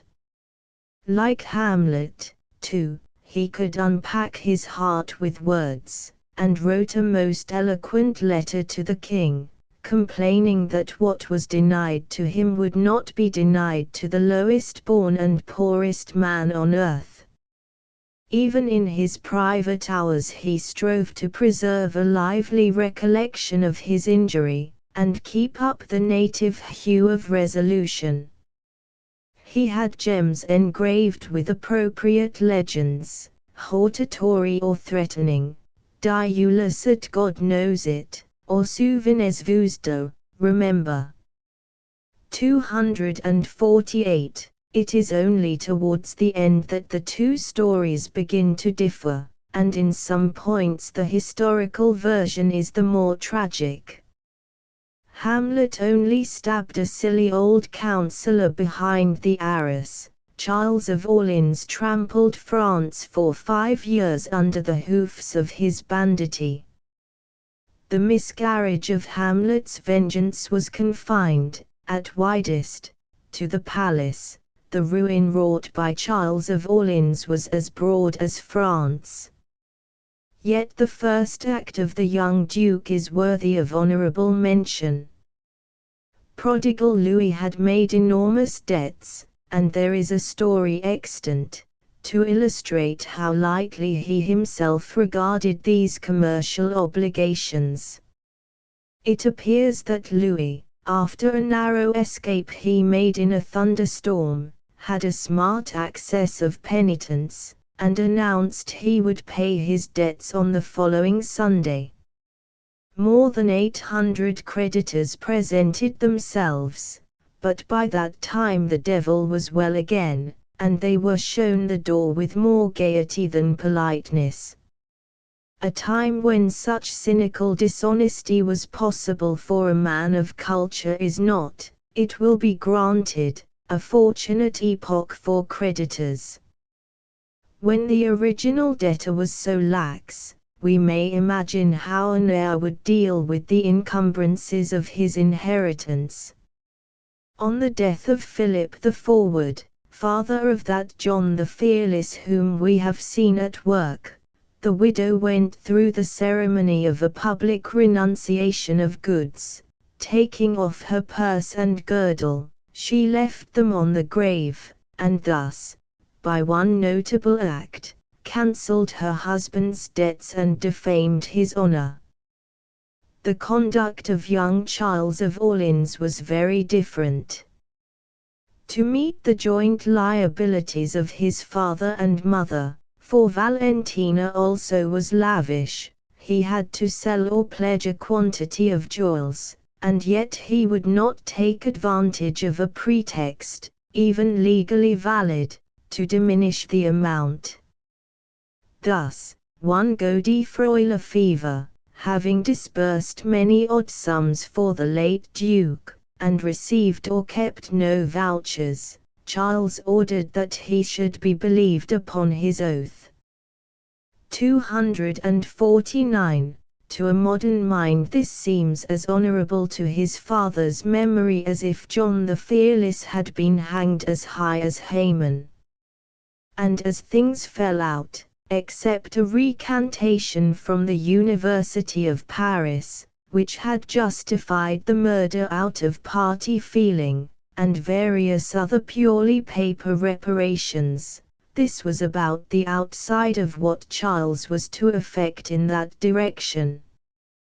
He lived 5 years, and grew up from 16 to 21, in the midst of the most horrible civil war, or series of civil wars, that ever devastated France, and from first to last his wars were ill-starred, or else his victories useless. 2 years after the murder, March 1409, John the Fearless having the upper hand for the moment, a shameful and useless reconciliation took place, by the king's command, in the church of Our Lady at Chartres. The advocate of the Duke of Burgundy stated that Louis of Orleans had been killed for the good of the king's person and realm. Charles and his brothers, with tears of shame, under protest, pour ne pas disobéir au roi, forgave their father's murderer and swore peace upon the missal. It was, as I say, a shameful and useless ceremony. The very greffier, entering it in his register, wrote in the margin, Pax, Pax, inquit profita, id non est Pax. 250. Charles was soon after allied with the abominable Bernard d'Armagnac, even betrothed or married to a daughter of his, called by a name that sounds like a contradiction in terms, born d'Armagnac. From that time forth, throughout all this monstrous period, a very nightmare in the history of France, he is no more than a stalking horse for the ambitious Gascon. Sometimes the smoke lifts, and you can see him for the twinkling of an eye, a very pale figure. At one moment there is a rumor he will be crowned king, at another, when the uproar has subsided, he will be heard still crying out for justice, and the next, 1412, he is showing himself to the applauding populace on the same horse with John of Burgundy. But these are exceptional seasons, and, for the most part, he merely rides at the Gascon's bridle over devastated France. His very party go, not by the name of Orleans, but by the name of Armagnac. Paris is in the hands of the butchers, the peasants have taken to the woods. Alliances are made and broken as if in a country dance, the English called in, now by this one, now by the other. Poor people sing in church, with white faces and lamentable music, Domin Jesu, pars populotio, dirige in viam passis principes. And the end and upshot of the whole affair for Charles of Orleans is another peace with John the Fearless. France is once more tranquil, with the tranquillity of ruin. He may ride home again to Blois, and look, with what countenance he may, on those gems he had got engraved in the early days of his resentment. Souvenez-vous de, remember. He has killed Polonius, to be sure, but the king is never a penny the worse. 2 From the Battle of Agincourt, October 1415, dates the second period of Charles's life. The English reader will remember the name of Orleans in the play of Henry V. And it is at least odd that we can trace a resemblance between the puppet and the original. The interjection, "I have heard a sonnet begin so to one's mistress," Act 3 Scene 7, may very well indicate one who was already an expert in that sort of trifle, and the game of proverbs he plays with the constable in the same scene would be quite in character for a man who spent many years of his life capping verses with his courtiers. Certainly, Charles was in the great battle with 500 lances, say, 3,000 men, and there he was made prisoner as he led the van. According to one story, some ragged English archer shot him down, and some diligent English pistol, hunting ransoms on the field of battle, extracted him from under a heap of bodies and retailed him to our King Henry. He was the most important capture of the day, and used with all consideration. On the way to Calais, Henry sent him a present of bread and wine, and bread, you will remember, was an article of luxury in the English camp, but Charles would neither eat nor drink. Thereupon, Henry came to visit him in his quarters. "Noble cousin," said he, "how are you?" Charles replied that he was well. "Why, then, do you neither eat nor drink?" And then with some asperity, as I imagine, the young Duke told him that truly he had no inclination for food. And our Henry improved the occasion with something of a snuffle, assuring his prisoner that God had fought against the French on account of their manifold sins and transgressions. Upon this there supervened the agonies of a rough sea passage, and many French lords, Charles, certainly, among the number, declared they would rather endure such another defeat than such another sore trial on shipboard. Charles, indeed, never forgot his sufferings. Long afterwards, he declared his hatred to a seafaring life, and willingly yielded to England the empire of the seas, because there is danger and loss of life, and God knows what pity when it storms, and seasickness is for many people hard to bear, and the rough life that must be led is little suitable for the nobility. 253, which, of all babyish utterances that ever fell from any public man, may surely bear the bell. Scarcely disembarked, he followed his victor, with such wry face as we may fancy, through the streets of holiday London. And then the doors closed upon his last day of garish life for more than a quarter of a century.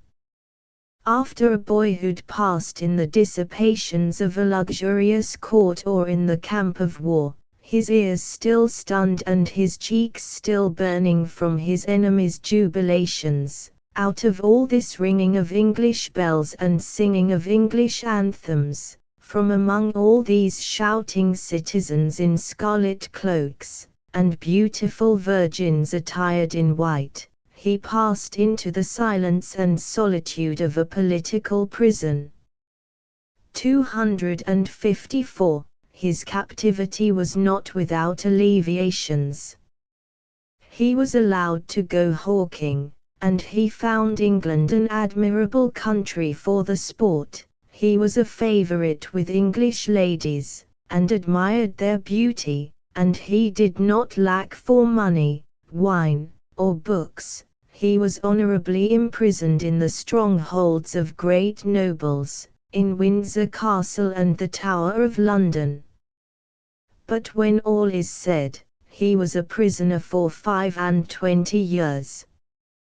For 25 years he could not go where he would, or do what he liked, or speak with any but his gaolers.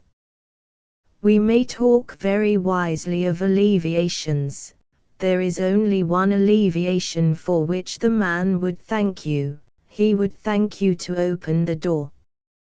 With what regret Scottish James I without him, in the next room perhaps to Charles, of the time when he rose as early as the day. What would he not have given to wet his boots once more with morning dew, and follow his vagrant fancy among the meadows? The only alleviation to the misery of constraint lies in the disposition of the prisoner. To each one this place of discipline brings his own lesson. It stirs Latude or Baron Trenck into heroic action. It is a hermitage for pious and conformable spirits. Beranger tells us he found prison life, with its regular hours and long evenings, both pleasant and profitable. The Pilgrim's Progress and Don Quixote were begun in prison. It was after they were become, to use the words of one of them, "Oh, worst imprisonment, the dungeon of themselves," that Homer and Milton worked so hard and so well for the profit of mankind. In the year 1415 Henry V had two distinguished prisoners, French Charles of Orleans and Scottish James I, who whiled away the hours of their captivity with rhyming.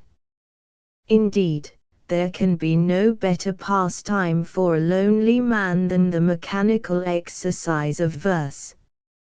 Such intricate forms as Charles had been used to from childhood, the ballad with its scanty rhymes, the rondel, with the recurrence first of the whole, then of half the burthen, in 13 verses, seem to have been invented for the prison and the sick bed. The common Scotch saying, "On the sight of anything operose and finical, he must have had little to do that made that might be put as epigraph on all the songbooks of old France. Making such sorts of verse belongs to the same class of pleasures as guessing acrostics or burying proverbs. It is almost purely formal, almost purely verbal. It must be done gently and gingerly. It keeps the mind occupied a long time, and never so intently as to be distressing, for anything like strain is against the very nature of the craft. Sometimes things go easily, the refrains fall into their place as if of their own accord, and it becomes something of the nature of an intellectual tennis. You must make your poem as the rhymes will go, just as you must strike your ball as your adversary played it. So that these forms are suitable rather for those who wish to make verses, than for those who wish to express opinions. Sometimes, on the other hand, difficulties arise, rival verses come into a man's head, and fugitive words elude his memory. Then it is that he enjoys at the same time the deliberate pleasures of a connoisseur comparing wines, and the ardor of the chase. He may have been sitting all day long in prison with folded hands, but when he goes to bed, the retrospect will seem animated and eventful. Besides confirming himself as an habitual maker of verses, Charles acquired some new opinions during his captivity. He was perpetually reminded of the change that had befallen him. He found the climate of England cold and prejudicial to the human frame. He had a great contempt for English fruit and English beer. Even the coal fires were unpleasant in his eyes. 257a. He was rooted up from among his friends and customs and the places that had known him. And so in this strange land he began to learn the love of his own. Sad people all the world over are like to be moved when the wind is in some particular quarter.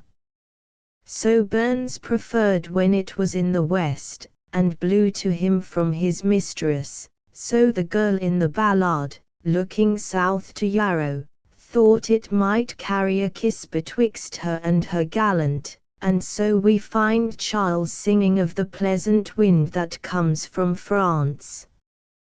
257b. One day, at Dover on the sea he looked across the straits, and saw the sand hills about Calais. And it happened to him, he tells us in a ballad, to remember his happiness over there in the past, and he was both sad and merry at the recollection, and could not have his fill of gazing on the shores of France. 257c. Although guilty of unpatriotic acts, he had never been exactly unpatriotic in feeling. But his sojourn in England gave, for the time at least, some consistency to what had been a very weak and ineffectual prejudice. He must have been under the influence of more than usually solemn considerations, when he proceeded to turn Henry's puritanical homily after Agincourt into a ballad, and reproach France, and himself by implication, with pride, gluttony, idleness, unbridled covetousness, and sensuality. 258a. For the moment, he must really have been thinking more of France than of Charles of Orleans. And another lesson he learned. He who was only to be released in case of peace, begins to think upon the disadvantages of war. Pray for peace is his refrain, a strange enough subject for the ally of Bernard d'Armagnac. 258b.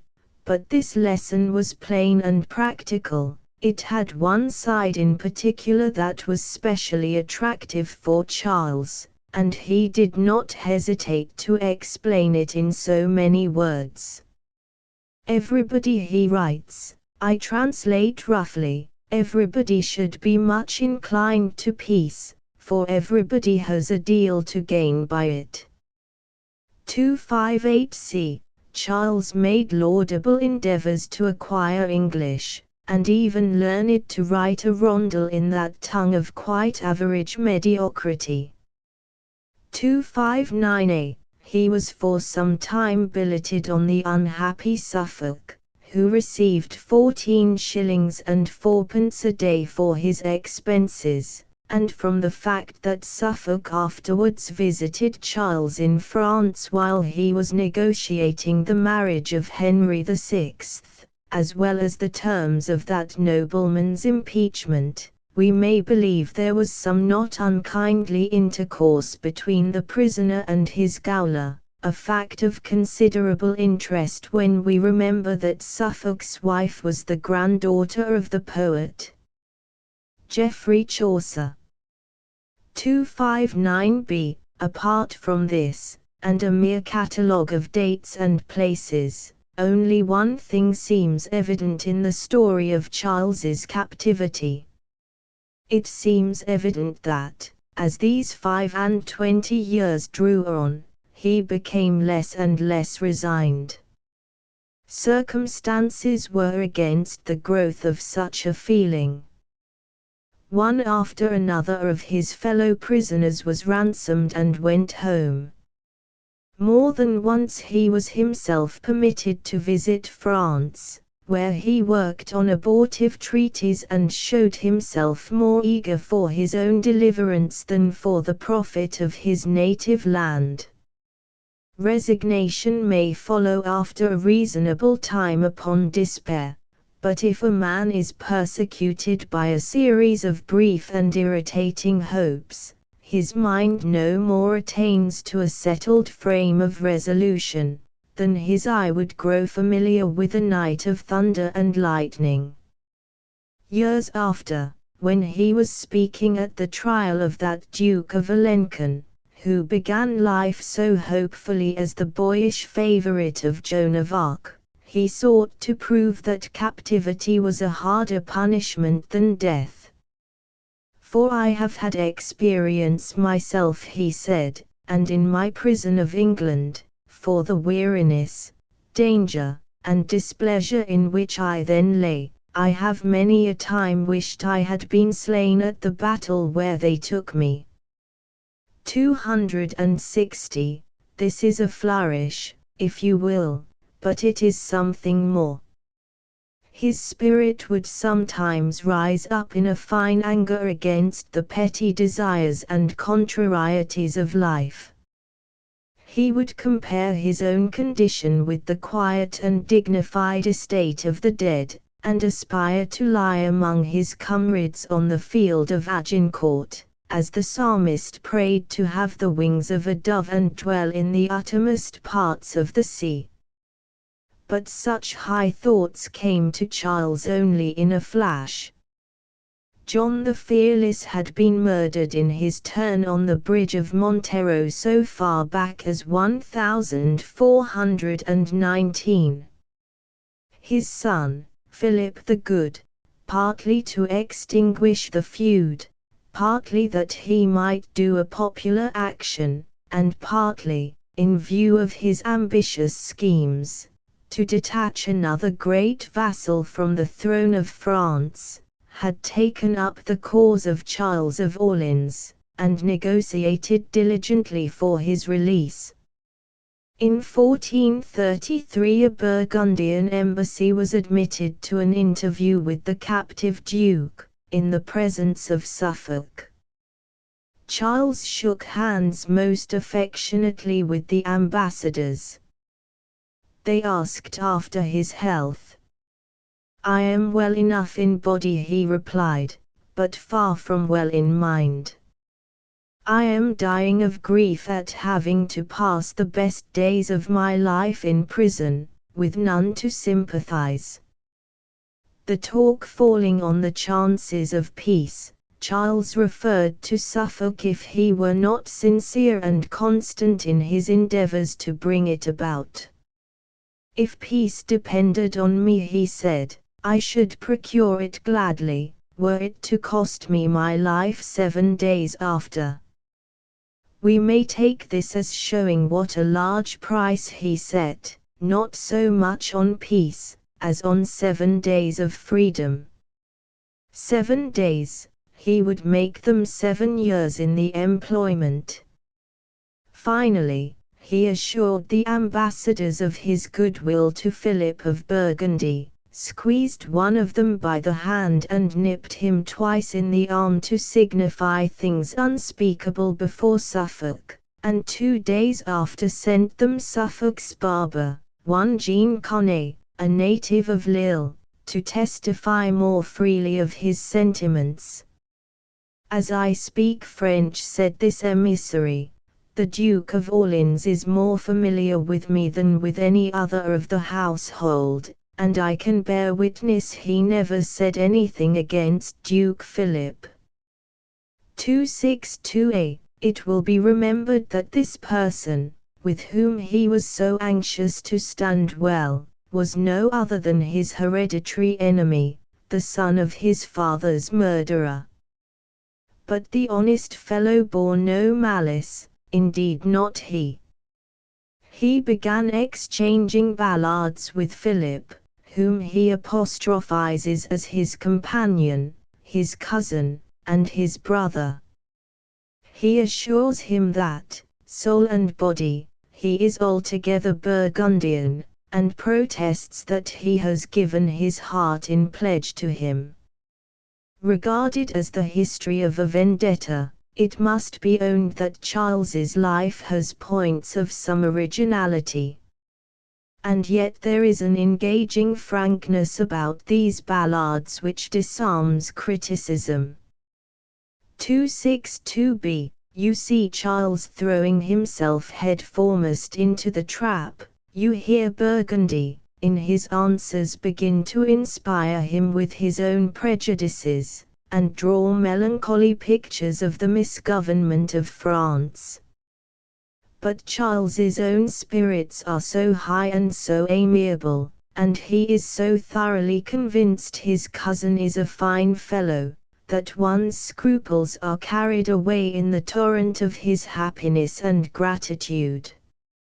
And his would be a sordid spirit who would not clap hands at the consummation, November 1440, when Charles, after having sworn on the sacrament that he would never again bear arms against England, and pledged himself body and soul to the unpatriotic faction in his own country, set out from London with a light heart and a damaged integrity.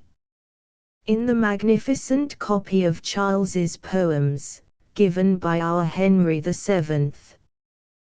To Elizabeth of York on the occasion of their marriage, a large illumination figures at the head of one of the pages, which, in chronological perspective, is almost a history of his imprisonment. It gives a view of London with all its spires, the river passing through the old bridge and busy with boats. One side of the White Tower has been taken out, and we can see, as under a sort of shrine, the paved room where the Duke sits writing. He occupies a high-backed bench in front of a great chimney, red and black ink are before him, and the upper end of the apartment is guarded by many halberdiers, with the Red Cross of England on their breast. On the next side of the tower he appears again, leaning out of window and gazing on the river. Doubtless there blows just then a pleasant wind from out the land of France, and some ship comes up the river, the ship of good news. At the door we find him yet again, this time embracing a messenger, while a groom stands by holding 2 saddled horses. And yet further to the left, a cavalcade defiles out of the tower. The Duke is on his way at last towards the sunshine of France. 3. During the 25 years of his captivity, Charles had not lost in the esteem of his fellow countrymen. For so young a man, the head of so great a house, and so numerous a party, to be taken prisoner as he rode in the vanguard of France, and stereotyped for all men in this heroic attitude, was to taste untimeously the honors of the grave. Of him, as of the dead, it would be ungenerous to speak evil. What little energy he had displayed would be remembered with piety, when all that he had done amiss was courteously forgotten. As English folk looked for Arthur, as Danes awaited the coming of Ogier, as Somersetshire peasants or sergeants of the old guard expected the return of Monmouth or Napoleon, the countrymen of Charles of Orleans looked over the straits towards his English prison with desire and confidence. Events had so fallen out while he was rhyming ballads, that he had become the type of all that was most truly patriotic. The remnants of his old party had been the chief defenders of the unity of France. His enemies of Burgundy had been notoriously favourers and furtherers of English domination. People forgot that his brother still lay by the heels for an unpatriotic treaty with England, because Charles himself had been taken prisoner patriotically fighting against it. That Henry V had left special orders against his liberation, served to increase the wistful pity with which he was regarded. And when, in defiance of all contemporary virtue, and against express pledges, the English carried war into their prisoners' fief, not only France, but all thinking men in Christendom, were roused to indignation against the oppressors, and sympathy with the victim.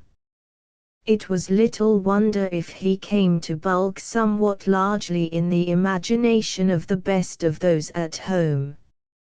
Charles Le Bouteiller, when, as the story goes, he slew Clarence at Boge, was only seeking an exchange for Charles of Orleans. 265a. It was one of Joan of Arc's declared intentions to deliver the captive Duke. If there was no other way, she meant to cross the seas and bring him home by force. And she professed before her judges a sure knowledge that Charles of Orleans was beloved of God. 265b. Alas! It was not at all as a deliverer that Charles returned to France. He was nearly 50 years old. Many changes had been accomplished since, at 23, he was taken on the field of Agincourt. But of all these he was profoundly ignorant, or had only heard of them in the discoloured reports of Philip of Burgundy.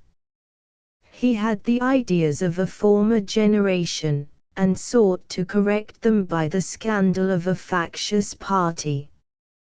With such qualifications he came back eager for the domination, the pleasures, and the display that befitted his princely birth.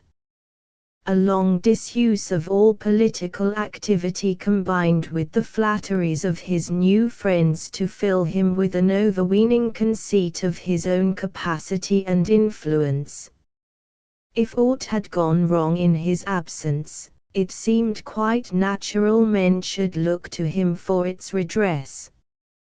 Was not King Arthur come again? The Duke of Burgundy received him with politic honours. He took his guest by his foible for pageantry, all the easier as it was a foible of his own, and Charles walked right out of prison into much the same atmosphere of trumpeting and bell-ringing as he had left behind when he went in. 15 days after his deliverance he was married to Mary of Cleves, at St. Omer. The marriage was celebrated with the usual pomp of the Burgundian court.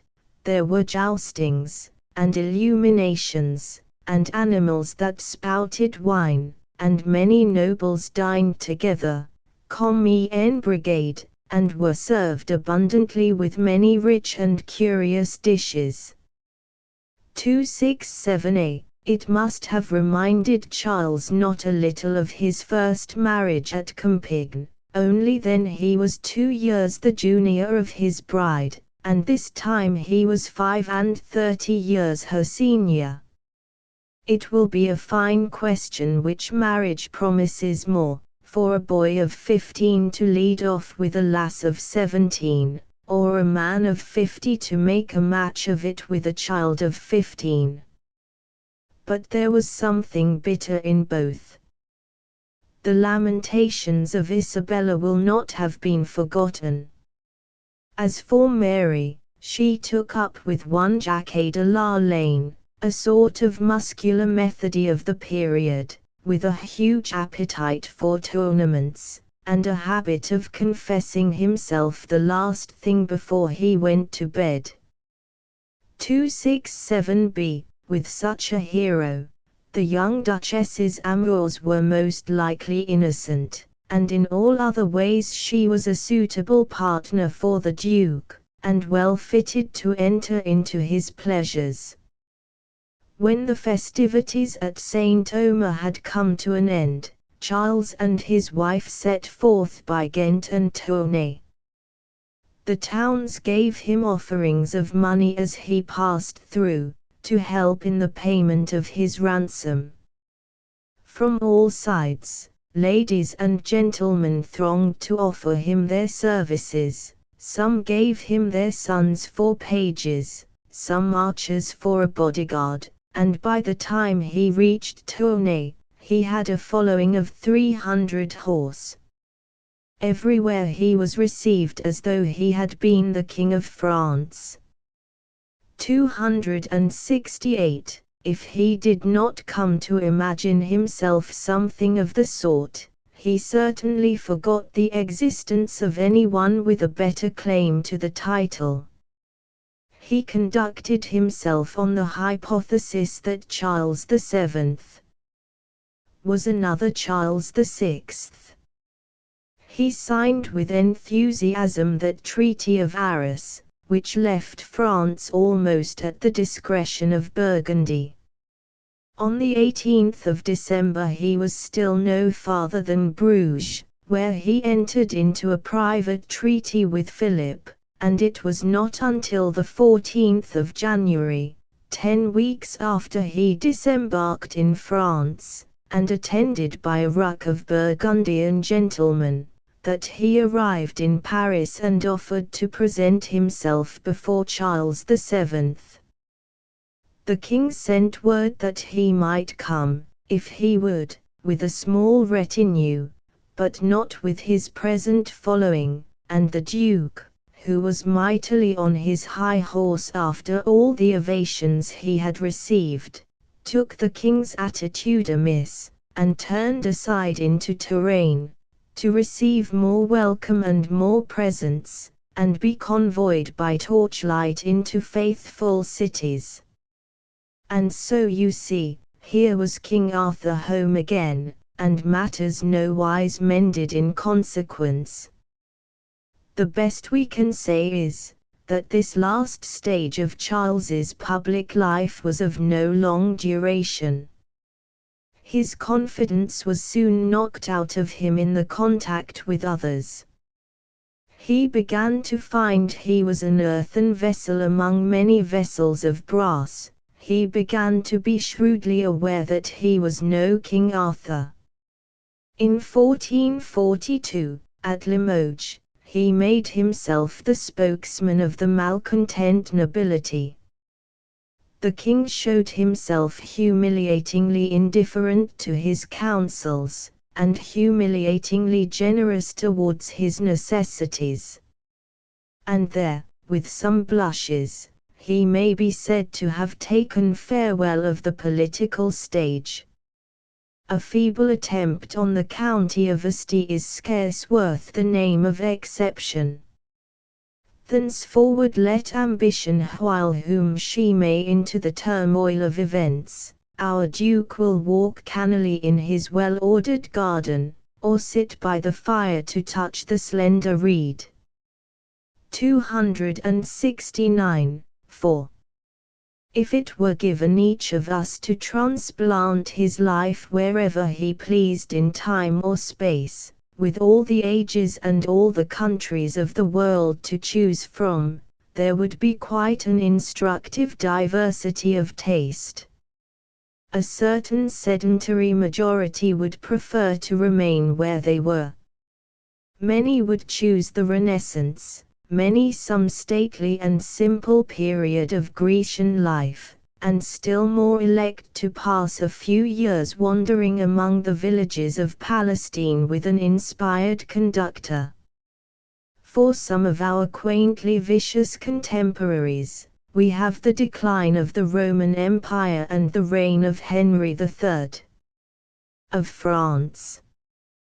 But there are others not quite so vicious, who yet cannot look upon the world with perfect gravity, who have never taken the categorical imperative to wife, and have more taste for what is comfortable than for what is magnanimous and high, and I can imagine some of these casting their lot in the court of Blois during the last 20 years of the life of Charles of Orleans. The Duke and Duchess, their staff of officers and ladies, and the high-born and learned persons who were attracted to Blois on a visit, formed a society for killing time and perfecting each other in various elegant accomplishments, such as we might imagine for an ideal watering place in the Delectable Mountains. The company hunted and went on pleasure parties. They played chess, tables, and many other games.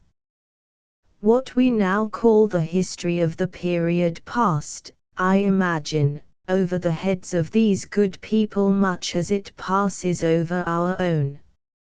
News reached them, indeed, of great and joyful import.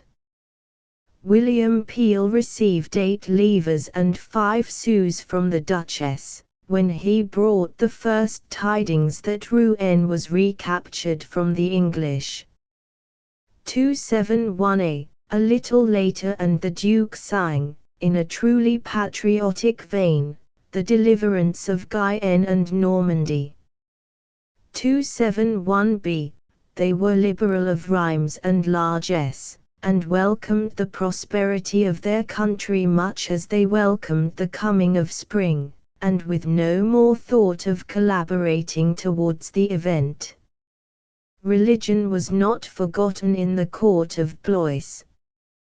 Pilgrimages were agreeable and picturesque excursions.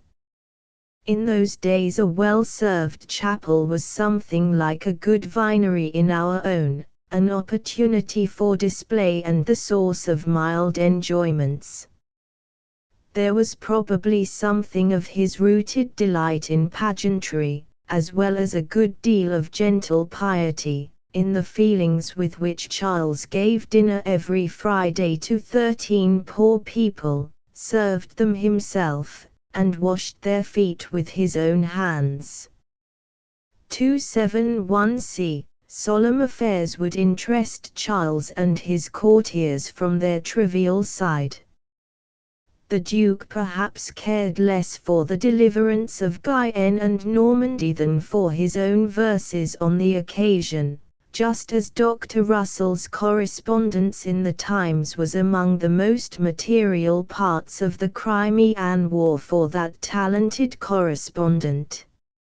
And I think it scarcely cynical to suppose that religion as well as patriotism was principally cultivated as a means of filling up the day. It was not only messengers fiery red with haste and charged with the destiny of nations, who were made welcome at the gates of Blois. If any man of accomplishment came that way, he was sure of an audience, and something for his pocket. The courtiers would have received Ben Jonson like Drummond of Hawthornden, and a good pugilist like Captain Berkeley. They were Catholic, as none but the entirely idle can be Catholic. It might be Pierre, called Dieu d'Amours, the juggler, or it might be 3 high English minstrels, or the 2 men, players of gitans, from the kingdom of Scotland, who sang the destruction of the Turks, or again Jehan Rognelet, player of instruments of music, who played and danced with his wife and 2 children. They would each be called into the castle to give a taste of his proficiency before my lord the Duke. 272. Sometimes the performance was of a more personal interest, and produced much the same sensations as are felt on an English green on the arrival of a professional cricketer, or round an English billiard table during a match between Roberts and Cook. This was when Jehan Negre, the Lombard, came to Blois and played chess against all these chess players, and won much money from my lord and his intimates, or when Baudet Herenc of Chalons made ballads before all these ballad makers. 273. It will not surprise the reader to learn they were all makers of ballads and rondels.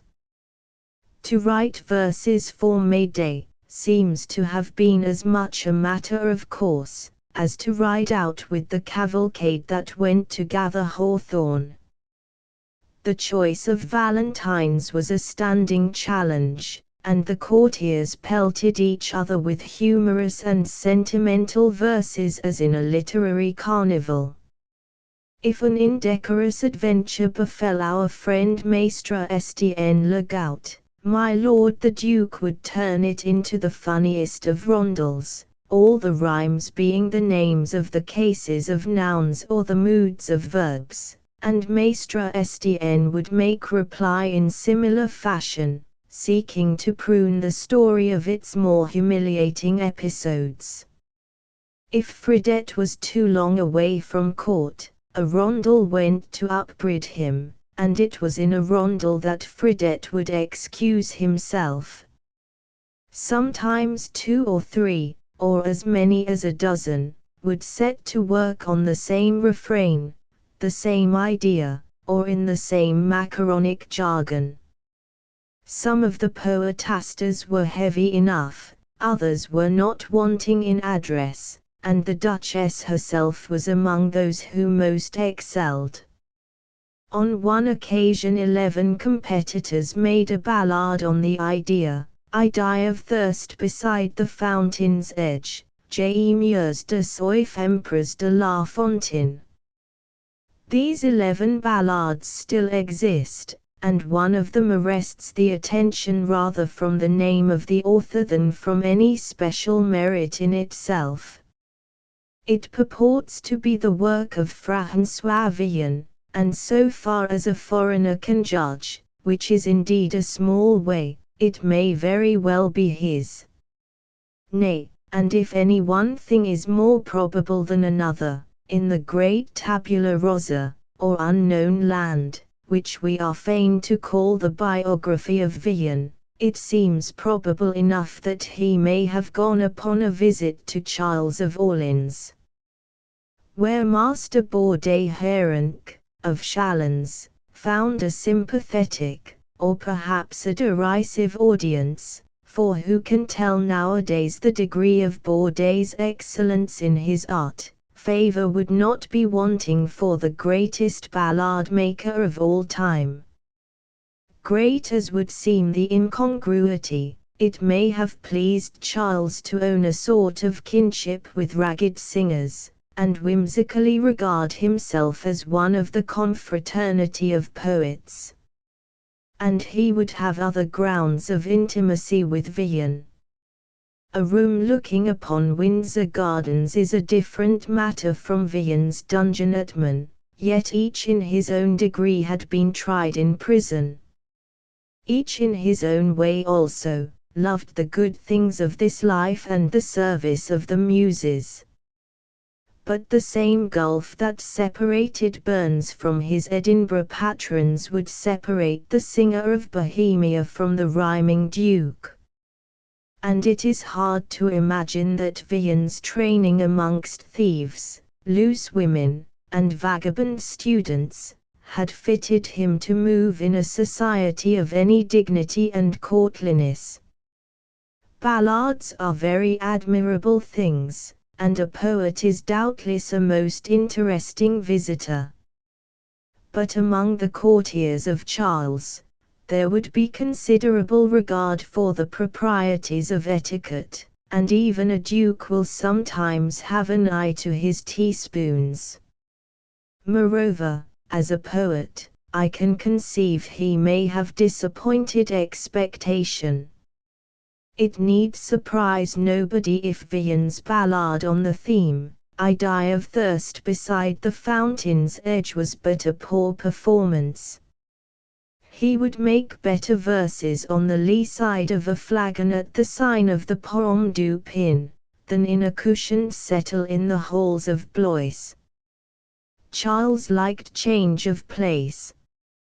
He was often not so much travelling as making a progress, now to join the king for some great tournament, now to visit King René, at Tarascon, where he had a study of his own and saw all manner of interesting things, oriental curios, King René painting birds, and, what particularly pleased him, Triboulet, the dwarf jester, whose skull-cap was no bigger than an orange. 276a. Sometimes the journeys were set about on horseback in a large party, with the fourriers sent forward to prepare a lodging at the next stage. We find almost gargantuan details of the provision made by these officers against the Duke's arrival, of eggs and butter and bread, cheese and peas and chickens, pike and bream and barbel, and wine both white and red. 276b. Sometimes he went by water in a barge, playing chess or tables with a friend in the pavilion, or watching other vessels as they went before the wind. 276c. Children ran along the bank, as they do to this day on the Crinan Canal, and when Charles threw in money, they would dive and bring it up.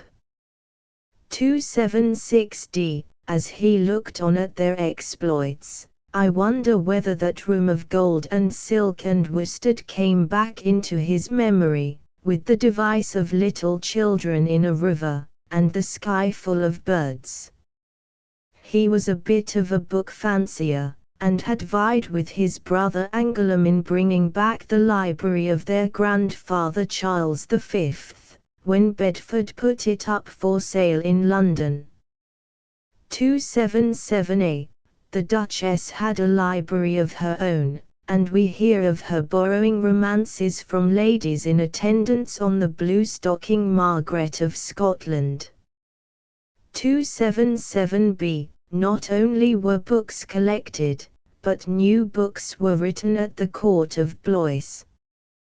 The widow of one Jean Forgeria, a bookbinder, seems to have done a number of odd commissions for the bibliophilous count.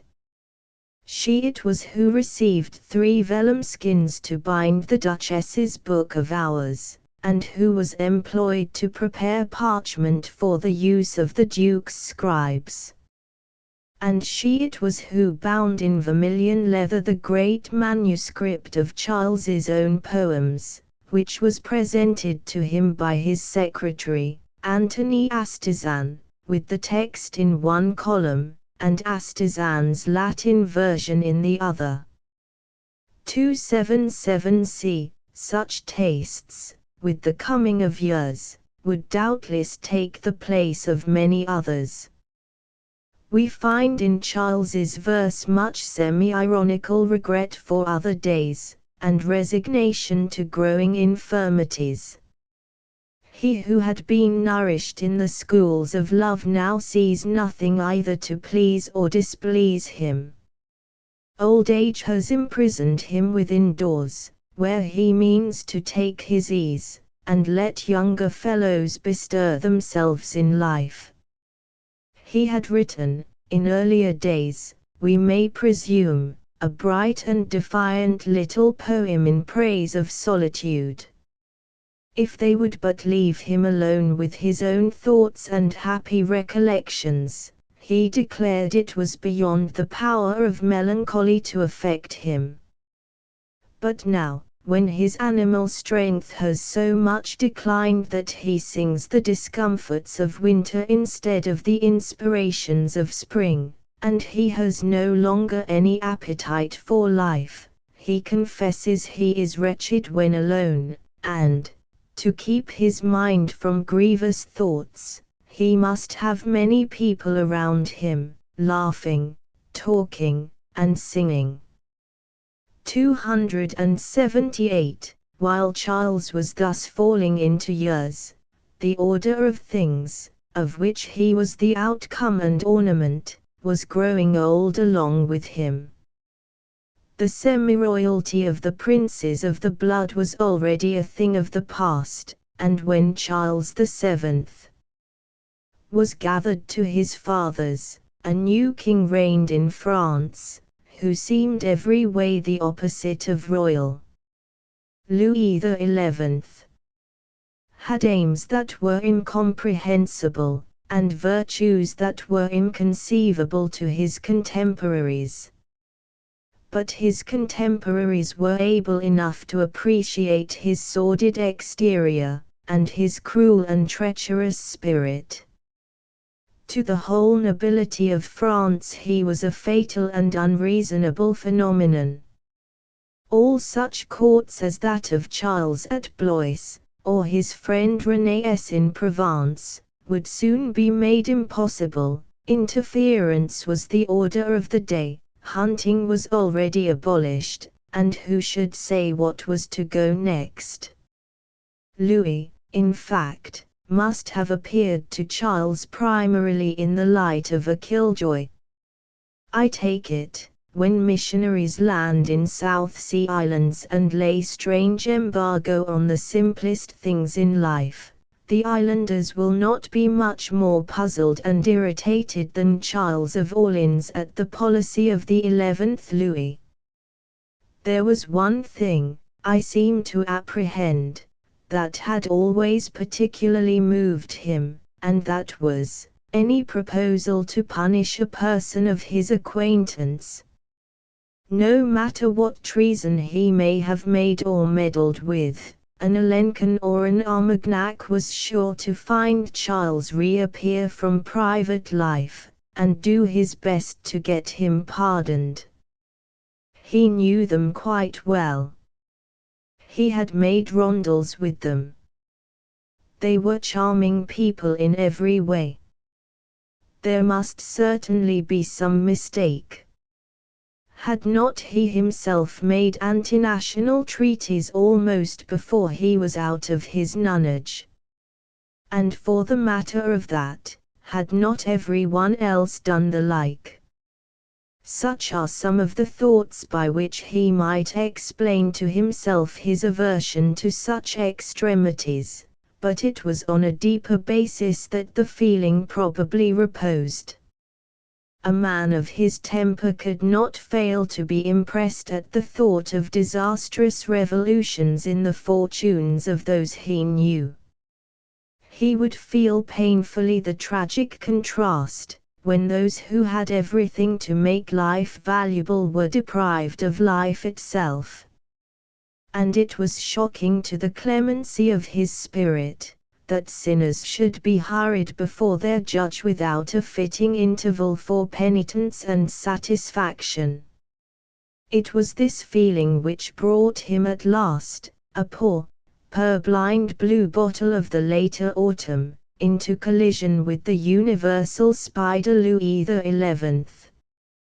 He took up the defense of the Duke of Brittany at Tours. But Louis was then in no humour to hear Charles's texts and Latin sentiments. He had his back to the wall. The future of France was at stake, and if all the old men in the world had crossed his path, they would have had the rough side of his tongue like Charles of Orleans. I have found nowhere what he said, but it seems it was monstrously to the point, and so rudely conceived that the old Duke never recovered the indignity. He got home as far as Amboise, sickened, and died 2 days after, the 4th of January, 1465, in the 74th year of his age. And so a whiff of pungent prose stopped the issue of melodious rondels to the end of time. The futility of Charles's public life was of a piece throughout. He never succeeded in any single purpose he set before him, for his deliverance from England, after 25 years of failure and at the cost of dignity and consistency, it would be ridiculously hyperbolical to treat as a success. During the first part of his life he was the stalking horse of Bernard d'Armagnac. During the second, he was the passive instrument of English diplomatists, and before he was well entered on the third, he hastened to become the dupe and catspaw of Burgundian treason. On each of these occasions, a strong and not dishonorable personal motive determined his behavior. In 1407 and the following years, he had his father's murder uppermost in his mind. During his English captivity, that thought was displaced by a more immediate desire for his own liberation. In 1440 a sentiment of gratitude to Philip of Burgundy blinded him to all else, and led him to break with the tradition of his party and his own former life. He was born a great vassal, and he conducted himself like a private gentleman. He began life in a showy and brilliant enough fashion, by the light of a petty personal chivalry. He was not without some tincture of patriotism, but it was resolvable into 2 parts, a preference for life among his fellow countrymen, and a barren point of honor. In England, he could comfort himself by the reflection that he had been taken while loyally doing his devoir without any misgiving as to his conduct in the previous years, when he had prepared the disaster of Agincourt by wasteful feud. This unconsciousness of the larger interests is perhaps most happily exampled out of his own mouth. When Alencon stood accused of betraying Normandy into the hands of the English, Charles made a speech in his defense, from which I have already quoted more than once. Alencon, he said, had professed a great love and trust towards him, yet did he give no great proof thereof, when he sought to betray Normandy, whereby he would have made me lose an estate of 10,000 livres a year, and might have occasioned the destruction of the kingdom and of all us Frenchmen. These are the words of one, mark you, against whom Gloucester warned the English council because of his great subtlety and courteous disposition. It is not hard to excuse the impatience of Louis XI, if such stuff was foisted on him by way of political deliberation. This incapacity to see things with any greatness, this obscure and narrow view was fundamentally characteristic of the man as well as of the epoch. It is not even so striking in his public life, where he failed, as in his poems, where he notably succeeded. For wherever we might expect a poet to be unintelligent, it certainly would not be in his poetry. And Charles is unintelligent even there. Of all authors whom a modern may still read and read over again with pleasure, he has perhaps the least to say. His poems seem to bear testimony rather to the fashion of rhyming, which distinguished the age, than to any special vocation in the man himself. Some of them are drawing-room exercises and the rest seem made by habit. Great writers are struck with something in nature or society, with which they become pregnant and longing. They are possessed with an idea, and cannot be at peace until they have put it outside of them in some distinct embodiment. But with Charles, literature was an object rather than a mean. He was one who loved bandying words for its own sake. The rigidity of intricate metrical forms stood him in lieu of precise thought. Instead of communicating truth, he observed the laws of a game, and when he had no one to challenge at chess or rackets, he made verses in a wager against himself.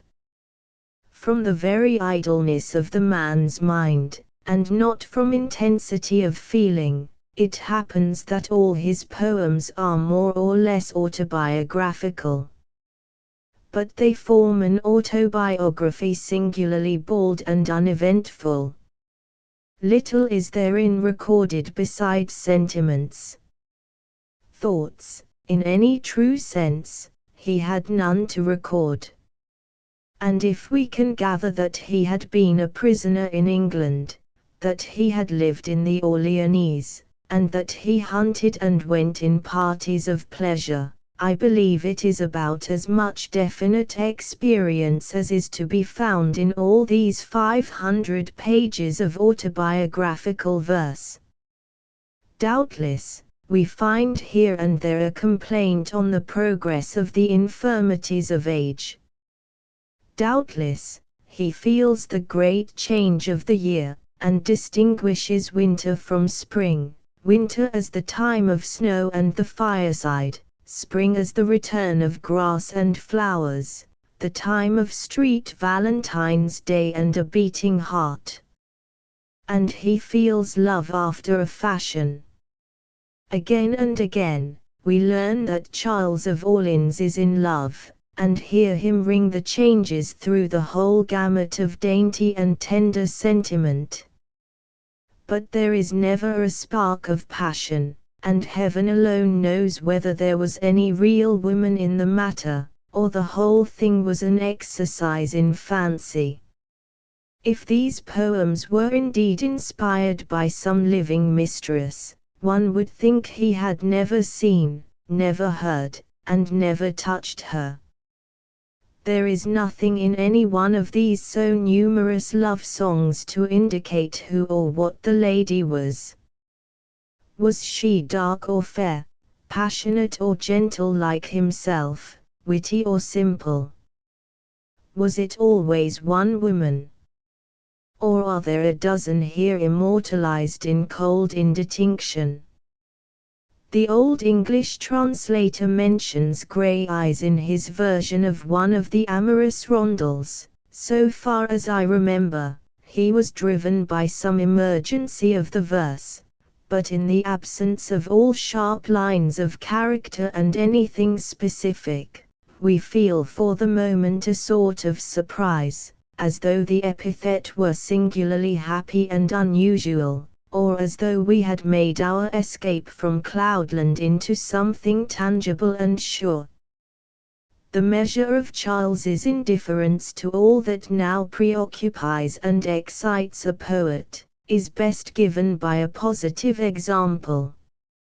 If, besides the coming of spring, any one external circumstance may be said to have struck his imagination, it was the dispatch of Fourier's, while on a journey, to prepare the night's lodging. This seems to be his favorite image. It reappears like the uphase tree in the early work of Coleridge. We may judge with what childish eyes he looked upon the world, if one of the sights which most impressed him was that of a man going to order dinner. Although they are not inspired by any deeper motive than the common run of contemporaneous drawing-room verses, those of Charles of Orleans are executed with inimitable lightness and delicacy of touch. They deal with floating and colorless sentiments, and the writer is never greatly moved, but he seems always genuine. He makes no attempt to set off thin conceptions with a multiplicity of phrases. His ballads are generally thin and scanty of import, for the ballad presented too large a canvas, and he was preoccupied by technical requirements. But in the rondel he has put himself before all competitors by a happy knack and a prevailing distinction of manner. He is very much more of a duke in his verses than in his absurd and inconsequential career as a statesman, and how he shows himself a duke is precisely by the absence of all pretension, turgidity, or emphasis. He turns verses, as he would have come into the king's presence, with a quiet accomplishment of grace. Theodore de Banville, the youngest poet of a famous generation now nearly extinct, and himself a sure and finished artist, knocked off, in his happiest vein, a few experiments in imitation of Charles of Orleans. I would recommend these modern rondels to all who care about the old Duke, not only because they are delightful in themselves, but because they serve as a contrast to throw into relief the peculiarities of their model. When de Banville revives a forgotten form of verse, and he has already had the honor of reviving the ballad, he does it in the spirit of a workman choosing a good tool wherever he can find one, and not at all in that of the dilettante, who seeks to renew bygone forms of thought and make historic forgeries. With the ballad this seemed natural enough, for in connection with ballads the mind recurs to Villon, and Villon was almost more of a modern than de Banville himself. But in the case of the rondel, a comparison is challenged with Charles of Orleans, and the difference between two ages and two literatures is illustrated in a few poems of 13 lines. Something, certainly, has been retained of the old movement. The refrain falls in time like a well-played bass, and the very brevity of the thing, by hampering and restraining the greater fecundity of the modern mind, assists the imitation. But de Banville's poems are full of form and color, they smack racily of modern life, and own small kindred with the verse of other days, when it seems as if men walked by twilight, seeing little, and that with distracted eyes, and instead of blood, some thin and spectral fluid circulated in their veins.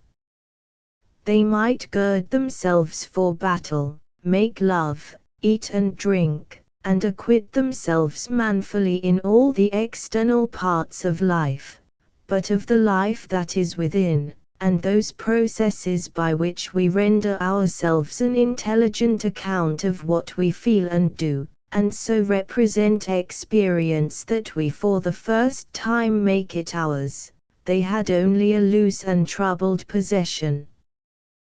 They beheld or took part in great events, but there was no answerable commotion in their reflective being, and they passed throughout turbulent epochs in a sort of ghostly quiet and abstraction. Feeling seems to have been strangely disproportioned to the occasion, and words were laughably trivial and scanty to set forth the feeling even such as it was. Juvenal des Ursins chronicles calamity after calamity, with but one comment for them all, that it was great pity. Perhaps, after too much of our florid literature, we find an adventitious charm in what is so different, and while the big drums are beaten every day by perspiring editors over the loss of a cockboat or the rejection of a clause, and nothing is heard that is not proclaimed with sound of trumpet, it is not wonderful if we retire with pleasure into old books, and listen to authors who speak small and clear, as if in a private conversation. Truly this is so with Charles of Orleans. We are pleased to find a small man without the buskin, and obvious sentiments stated without affectation.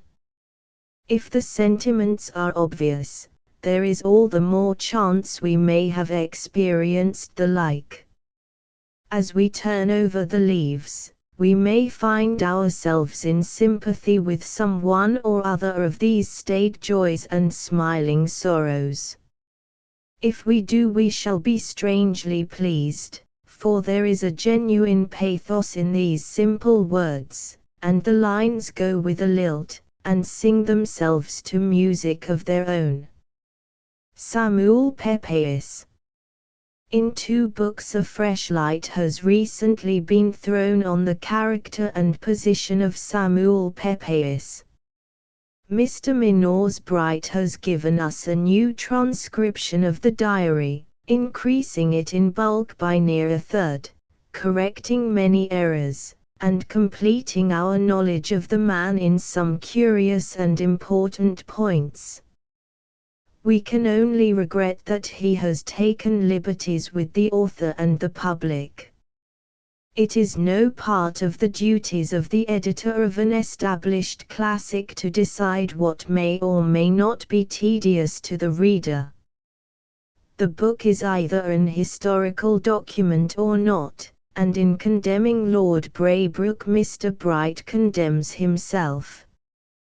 As for the time-honored phrase, unfit for publication without being cynical, we may regard it as the sign of a precaution more or less commercial, and we may think, without being sordid, that when we purchase 6 huge and distressingly expensive volumes, we are entitled to be treated rather more like scholars and rather less like children.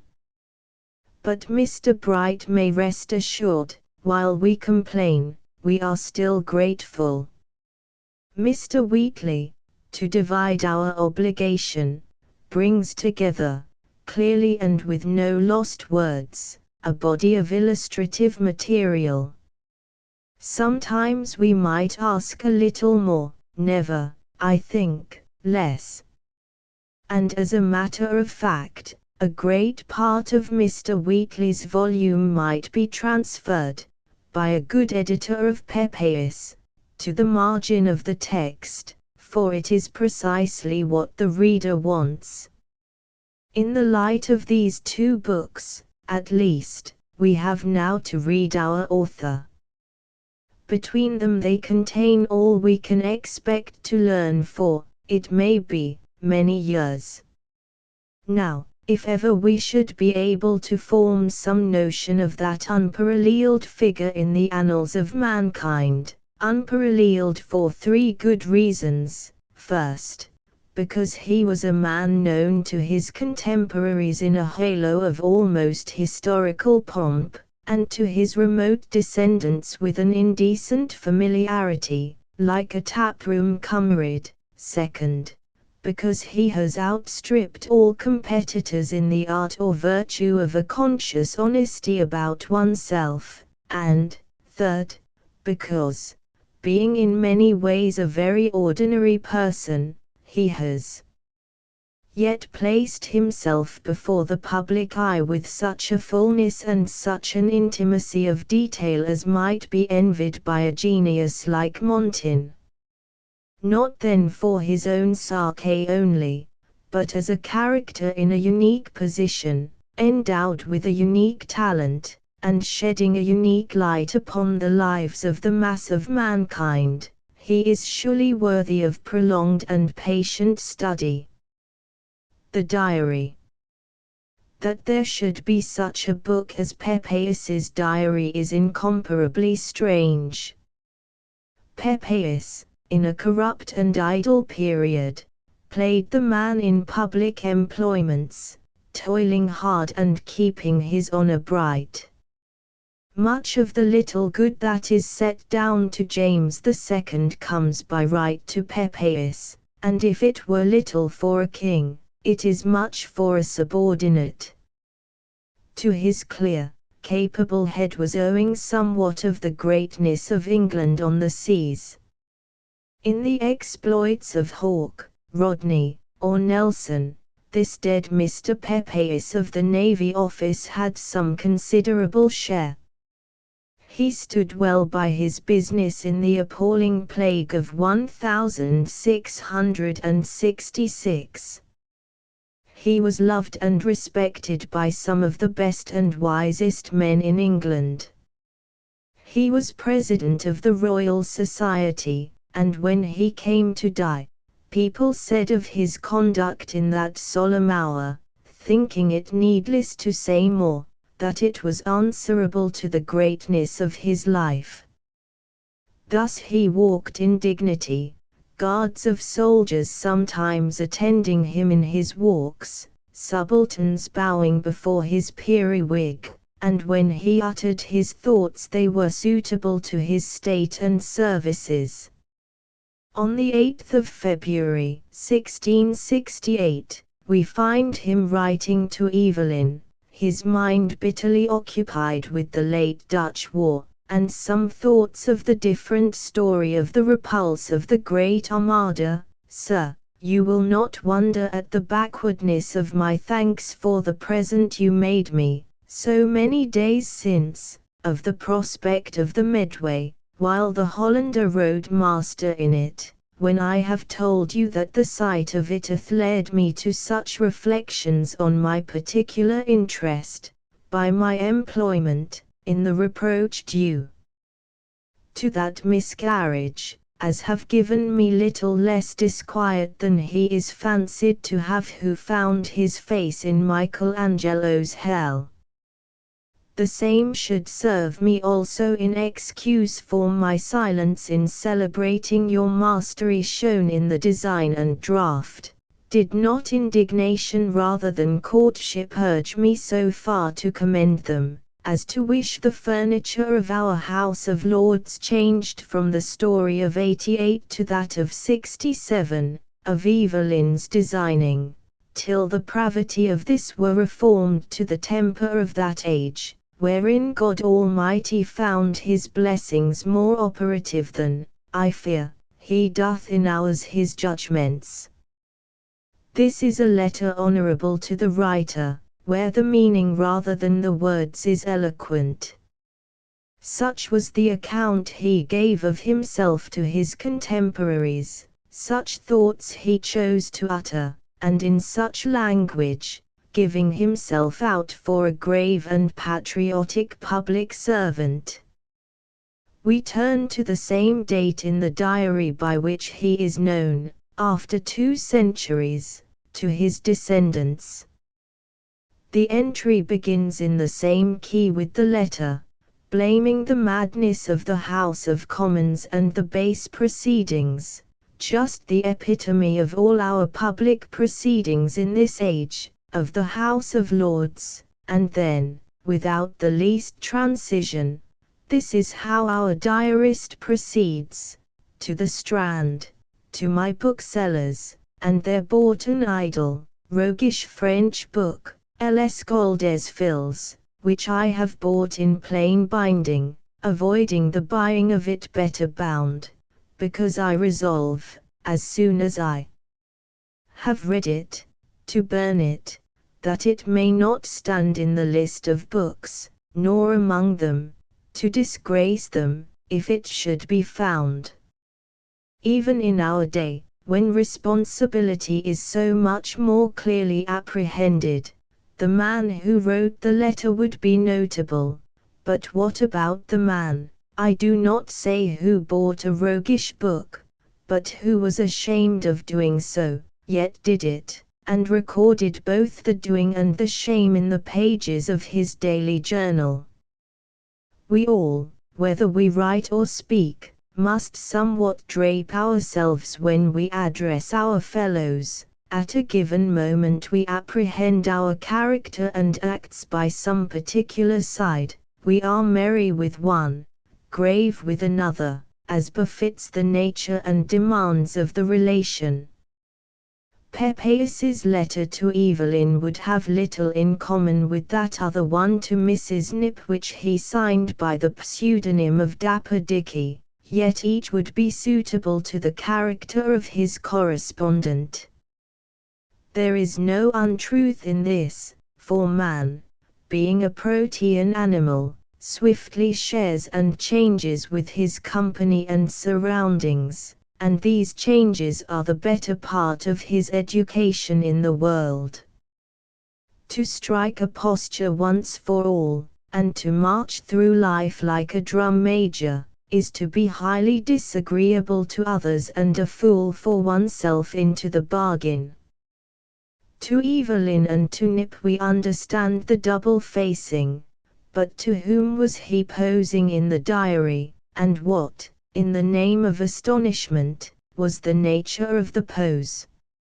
Had he suppressed all mention of the book, or had he bought it, gloried in the act, and cheerfully recorded his glorification? In either case we should have made him out. But no, he is full of precautions to conceal the disgrace of the purchase, and yet speeds to chronicle the whole affair in pen and ink. It is a sort of anomaly in human action, which we can exactly parallel from another part of the diary.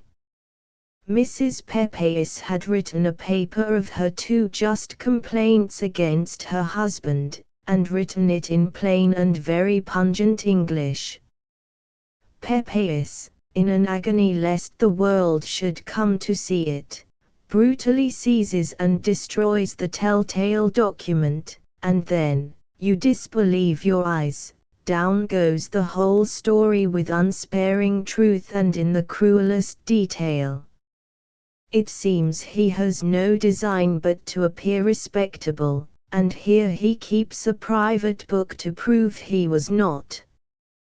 You are at first faintly reminded of some of the vagaries of the morbid religious diarist, but at a moment's thought the resemblance disappears. The design of Pepys is not at all to edify. It is not from repentance that he chronicles his peccadilloes, for he tells us when he does repent, and, to be just to him, there often follows some improvement.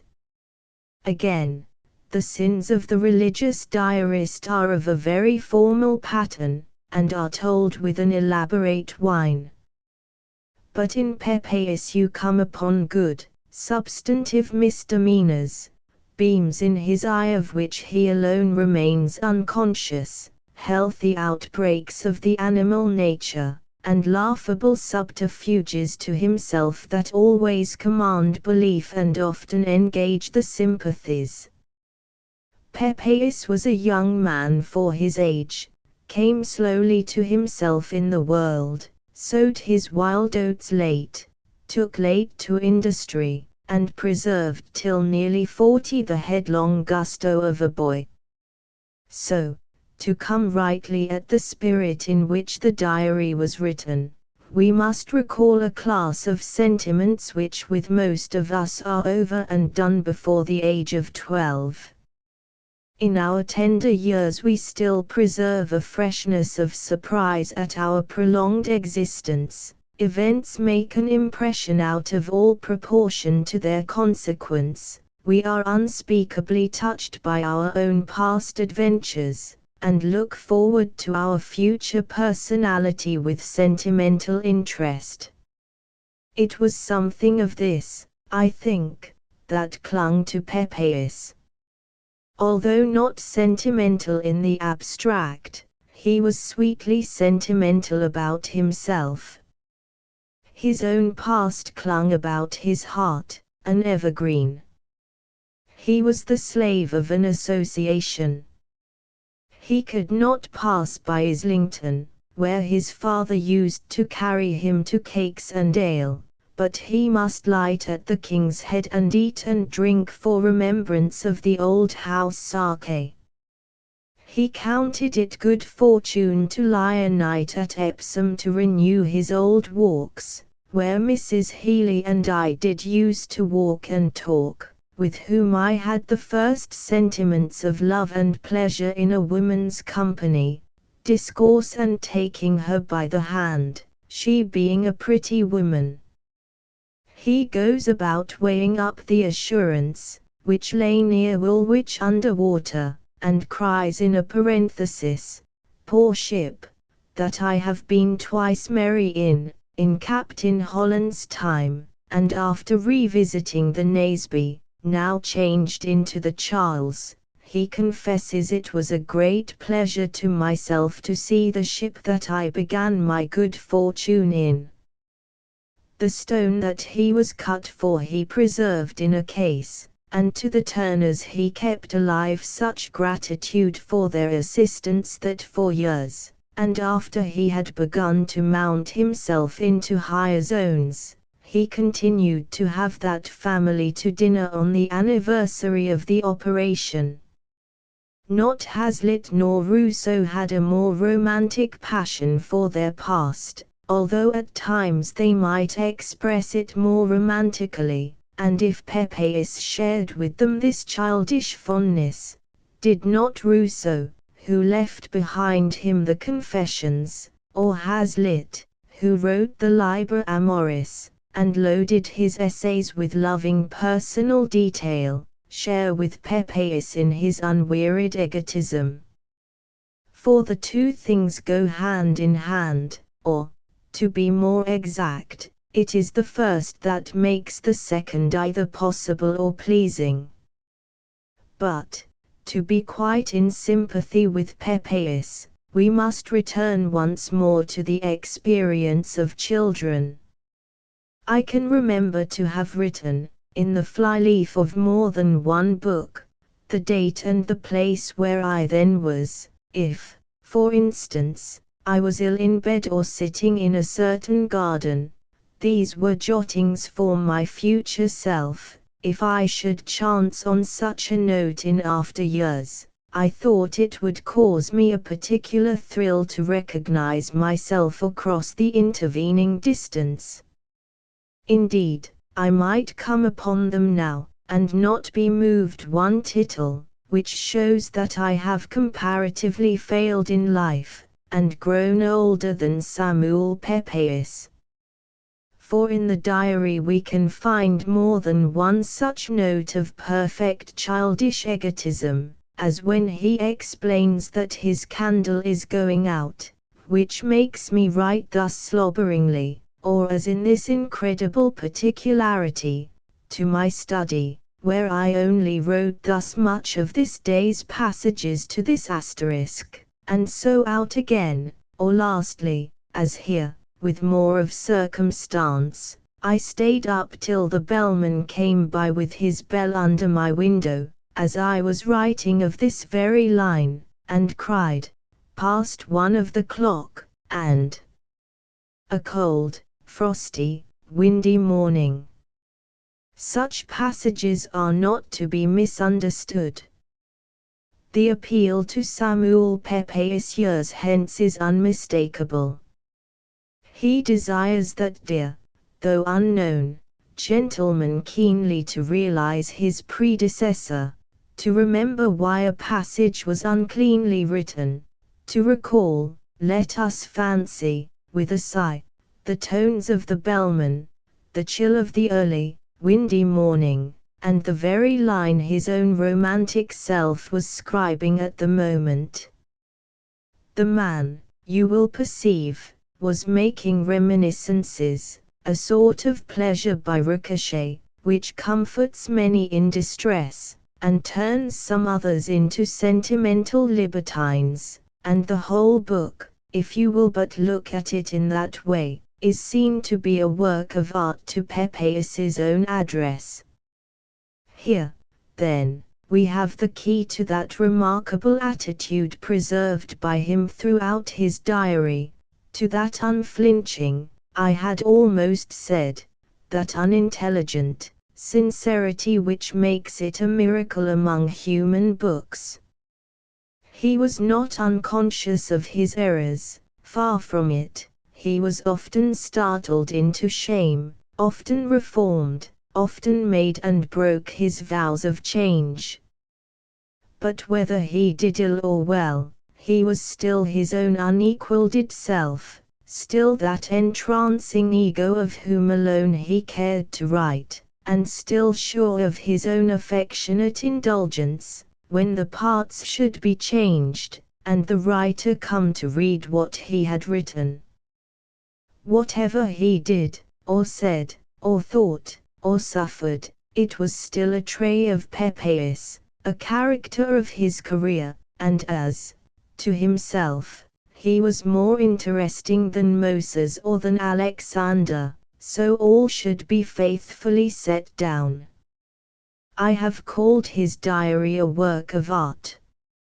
Now when the artist has found something, word or deed, exactly proper to a favorite character in play or novel, he will neither suppress nor diminish it, though the remark be silly or the act mean. The hesitation of Hamlet, the credulity of Othello, the baseness of Emma Bovary, or the irregularities of Mr. Swiveller, caused neither disappointment nor disgust to their creators. And so with Pepys and his adored protagonist, adored not blindly, but with trenchant insight and enduring, human toleration. I have gone over and over the greater part of the diary, and the points where, to the most suspicious scrutiny, he has seemed not perfectly sincere, are so few, so doubtful, and so petty, that I am ashamed to name them. It may be said that we all of us write such a diary in airy characters upon our brain, but I fear there is a distinction to be made. I fear that as we render to our consciousness an account of our daily fortunes and behavior, we too often weave a tissue of romantic compliments and dull excuses, and even if Pepys were the ass and coward that men call him, we must take rank as sillier and more cowardly than he. The bald truth about oneself, what we are all too timid to admit when we are not too dull to see it, that was what he saw clearly and set down unsparingly. It is improbable that the diary can have been carried on in the same single spirit in which it was begun. Pepys was not such an ass, but he must have perceived, as he went on, the extraordinary nature of the work he was producing. He was a great reader, and he knew what other books were like. It must, at least, have crossed his mind that someone might ultimately decipher the manuscript, and he himself, with all his pains and pleasures, be resuscitated in some later day, and the thought, although discouraged, must have warmed his heart. He was not such an ass, besides, but he must have been conscious of the deadly explosives, the gun-cotton and the giant powder, he was hoarding in his drawer. Let some contemporary light upon the journal, and Pepys was plunged forever in social and political disgrace. We can trace the growth of his terrors by two facts.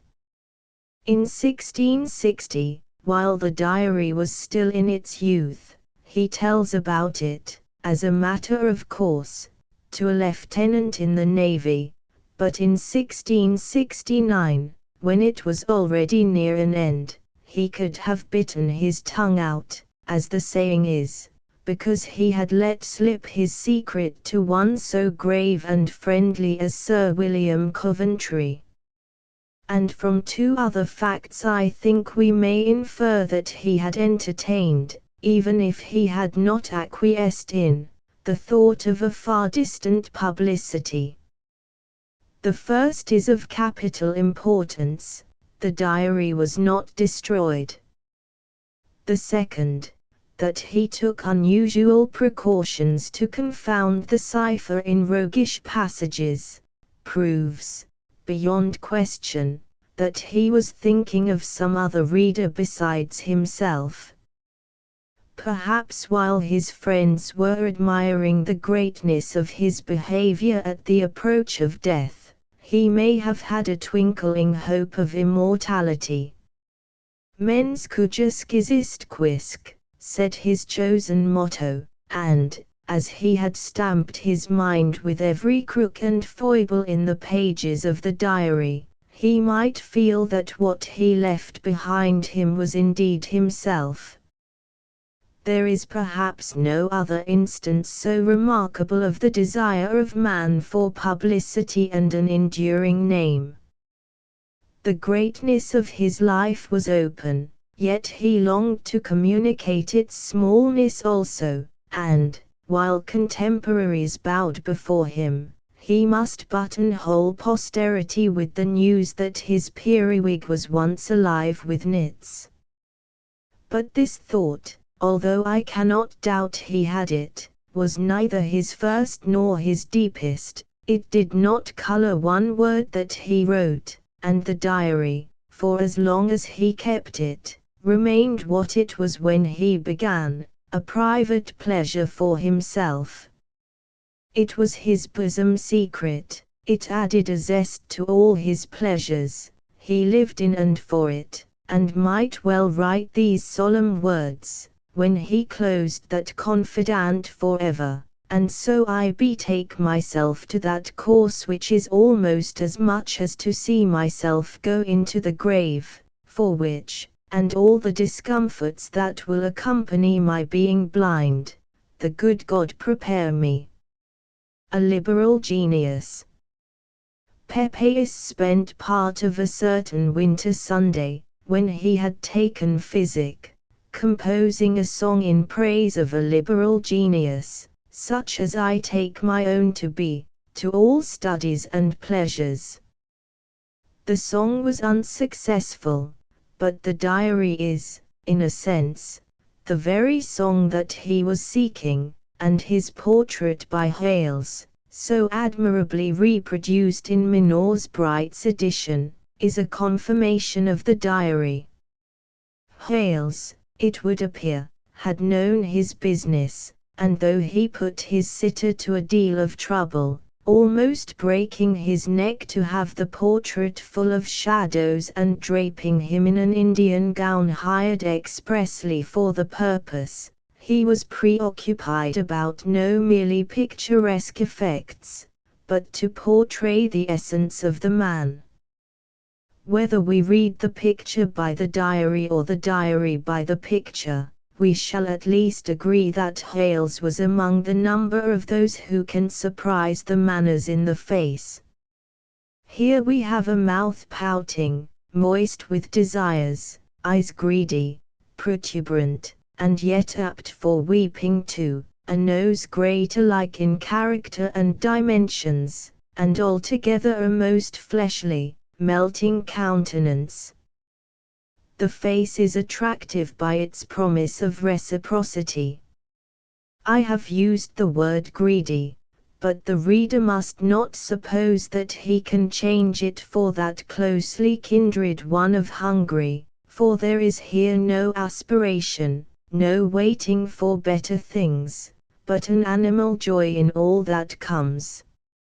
It could never be the face of an artist, it is the face of a viveur, kindly, pleased and pleasing, protected from excess and upheld in contentment by the shifting versatility of his desires. For a single desire is more rightly to be called a lust, but there is health in a variety, where one may balance and control another. The whole world, town or country, was to Pepeus a garden of Armida. Wherever he went, his steps were winged with the most eager expectation. Whatever he did, it was done with the most lively pleasure. An insatiable curiosity in all the shows of the world and all the secrets of knowledge, filled him brimful of the longing to travel, and supported him in the toils of study. Rome was the dream of his life. He was never happier than when he read or talked of the eternal city. When he was in Holland, he was with child to see any strange thing. Meeting some friends and singing with them in a palace near The Hague, his pen fails him to express his passion of delight, the more so because in a heaven of pleasure and in a strange country. He must go to see all famous executions. He must needs visit the body of a murdered man, defaced with a broad wound, he says, that makes my hand now shake to write of it. He learned to dance, and was like to make a dancer. He learned to sing, and walked about Gray's Inn Fields humming to myself, which is now my constant practice, the trillo. He learned to play the lute, the flute, the flageolet, and the theorbo, and it was not the fault of his intention if he did not learn the harpsichord or the spine. He learned to compose songs, and burned to give forth a scheme and theory of music not yet ever made in the world. When he heard a fellow whistle like a bird exceeding well, he promised to return another day and give an angel for a lesson in the art. Once, he writes, I took the Bazan back with me, and with a brave gale and tide reached up that night to the Hope, taking great pleasure in learning the seaman's manner of singing when they sound the depths. If he found himself rusty in his Latin grammar, he must fall to it like a schoolboy. He was a member of Harrington's Club till its dissolution, and of the Royal Society before it had received the name. Boyle's hydrostatics was of infinite delight to him, walking in Barnes' Elms. We find him comparing Bible concordances, a captious judge of sermons, deep in Descartes and Aristotle.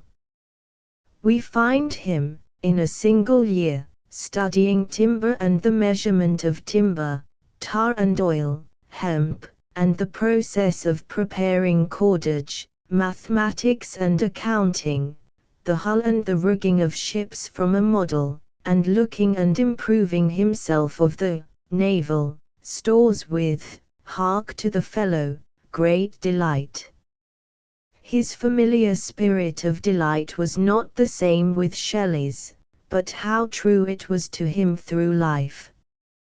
He is only copying something, and behold, he takes great pleasure to rule the lines, and have the capital words wrote with red ink. He has only had his coal cellar emptied and cleaned, and behold, it do please him exceedingly.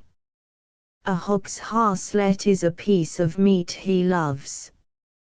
He cannot ride home in my Lord Sandwich's coach, but he must exclaim, with breathless gusto, his noble, rich coach. When he is bound for a supper party, he anticipates a glut of pleasure. When he has a new watch, to see my childishness, says he, I could not forbear carrying it in my hand and seeing what o'clock it was 100 times. To go to Vauxhall, he says, and to hear the nightingales and other birds, hear fiddles, and there a harp, and hear a Jew's trump, and hear laughing, and there fine people walking, is mighty divertising. And the nightingales, I take it, were particularly dear to him, and it was again with great pleasure that he paused to hear them as he walked to Woolwich, while the fog was rising and the April sun broke through. He must always be doing something agreeable, and, by preference, 2 agreeable things at once. In his house he had a box of carpenter's tools, 2 dogs, an eagle, a canary, and a blackbird that whistled tunes, lest, even in that full life, he should chance upon an empty moment. If he had to wait for a dish of poached eggs, he must put in the time by playing on the flageolet. If a sermon were dull, he must read in the book of Tobit or divert his mind with sly advances on the nearest women. When he walked, it must be with a book in his pocket to beguile the way in case the nightingales were silent, and even along the streets of London, with so many pretty faces to be spied for and dignitaries to be saluted, his trail was marked by little debts for wine, pictures, etc., the true head mark of a life intolerant of any joyless passage. He had a kind of idealism in pleasure, like the princess in the fairy story. He was conscious of a rose leaf out of place. Dearly as he loved to talk, he could not enjoy nor shine in a conversation when he thought himself unsuitably dressed. Dearly as he loved eating, he knew not how to eat alone. Pleasure for him must heighten pleasure, and the eye and ear must be flattered like the palate ere he avow himself content. He had no zest in a good dinner when it fell to be eaten in a bad street and in a periwig maker's house, and a collation was spoiled for him by indifferent music. His body was indefatigable, doing him yeoman's service in this breathless chase of pleasures. On the 11th of April, 1662, he mentions that he went to bed weary, which I seldom am, and already over 30, he would sit up all night cheerfully to see a comet. But it is never pleasure that exhausts the pleasure seeker, for in that career, as in all others, it is failure that kills. The man who enjoys so wholly and bears so impatiently the slightest widowhood from joy, is just the man to lose a night's rest over some paltry question of his right to fiddle on the leads, or to be vexed to the blood by a solecism in his wife's attire, and we find in consequence that he was always peevish when he was hungry, and that his head ached mightily after a dispute. But nothing could divert him from his aim in life. His remedy in care was the same as his delight in prosperity. It was with pleasure, and with pleasure only, that he sought to drive out sorrow, and, whether he was jealous of his wife or skulking from a bailiff, he would equally take refuge in the theatre.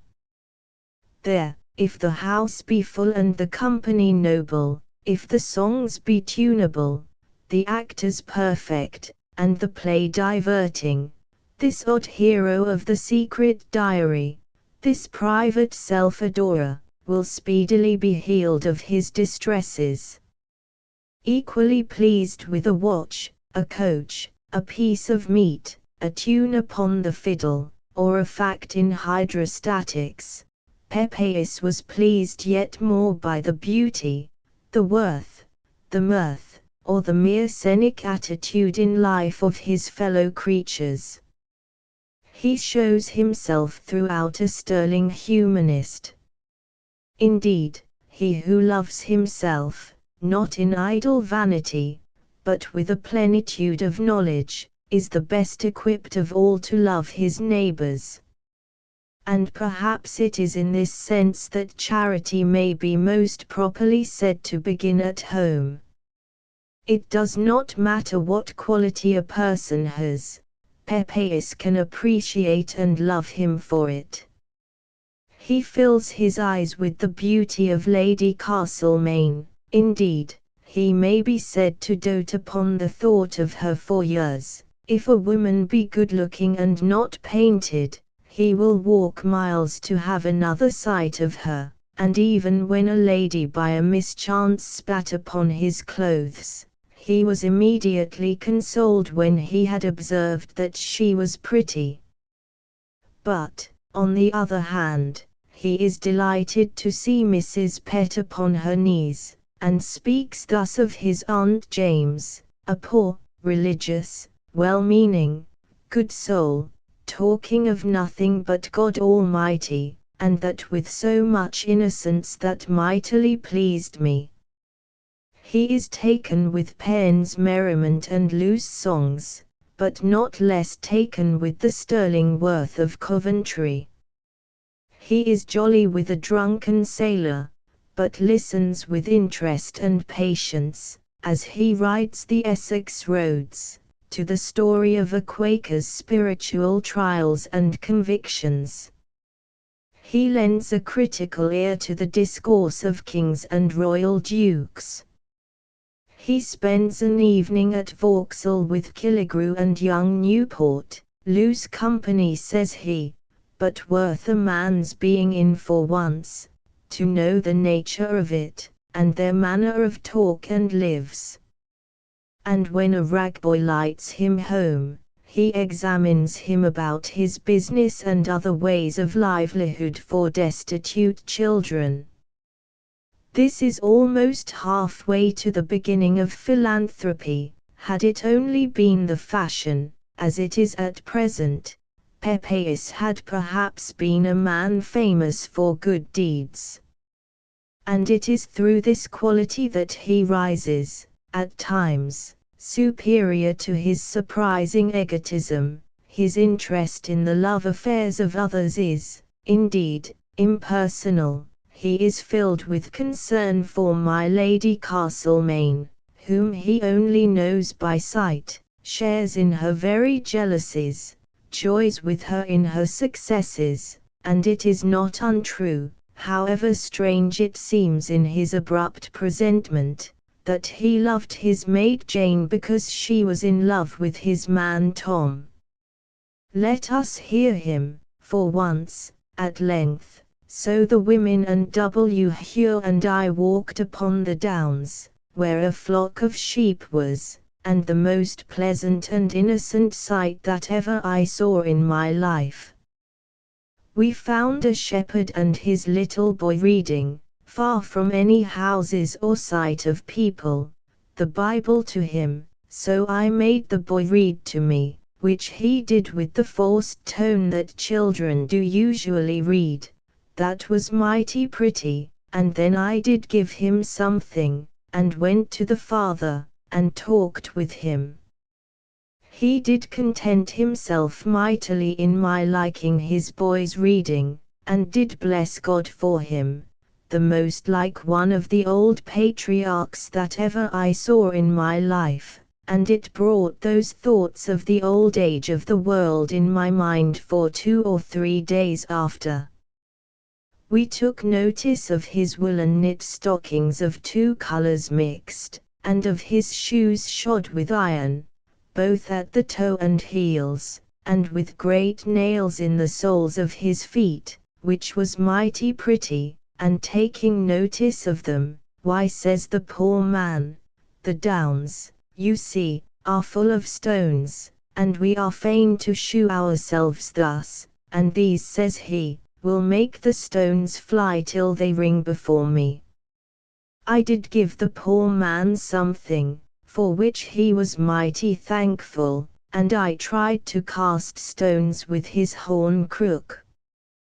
He values his dog mightily, that would turn a sheep any way which he would have him, when he goes to fold them, told me there was about 18 score sheep in his flock, and that he hath 4 shillings a week the year round for keeping of them, and Mrs. Turner, in the common fields here, did gather one of the prettiest nosegays that ever I saw in my life.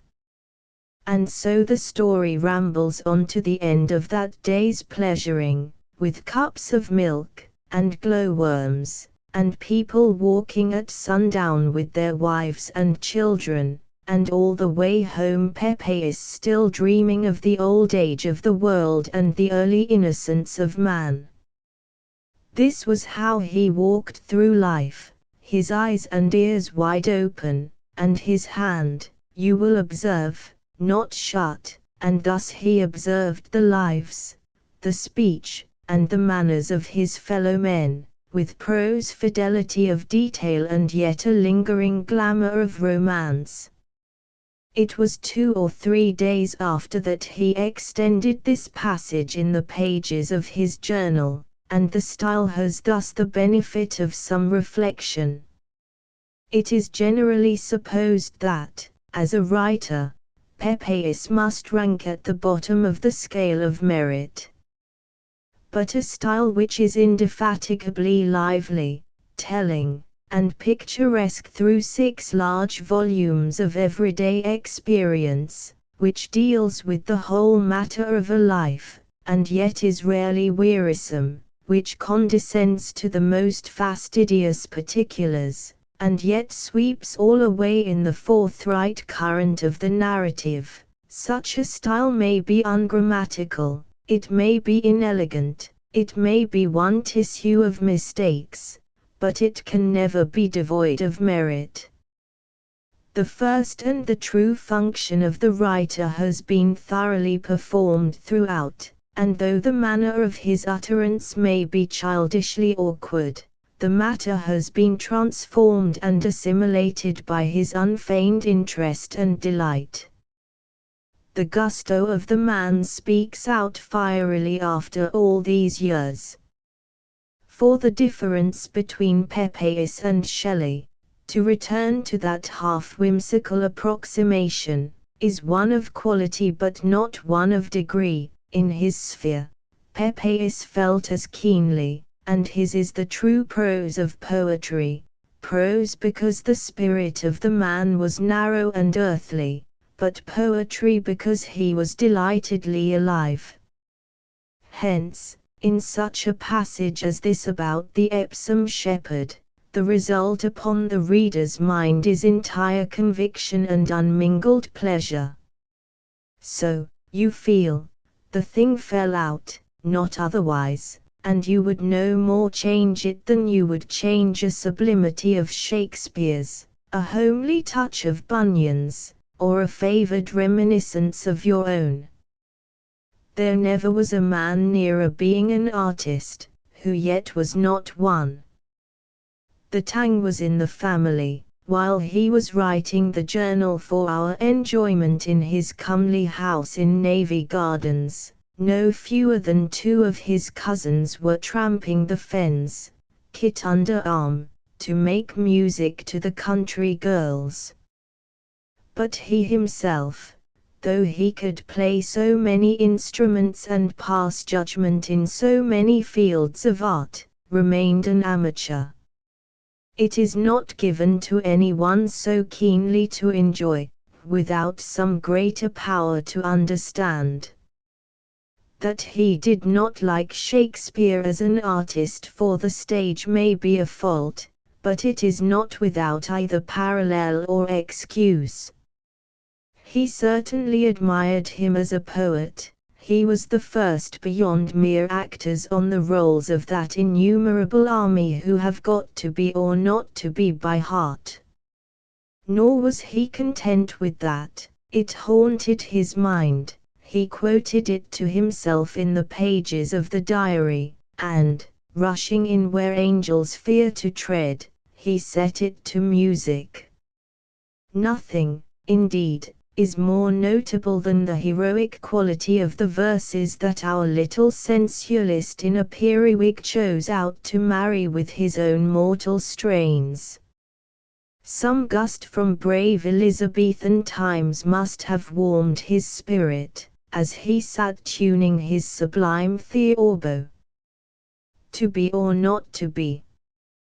Whether 'tis nobler, beauty retire, thou dost my pity move, it is decreed, nor shall thy fate, O Rome, open and dignified in the sound, various and majestic in the sentiment, it was no inapt, as it was certainly no timid, spirit that selected such a range of themes.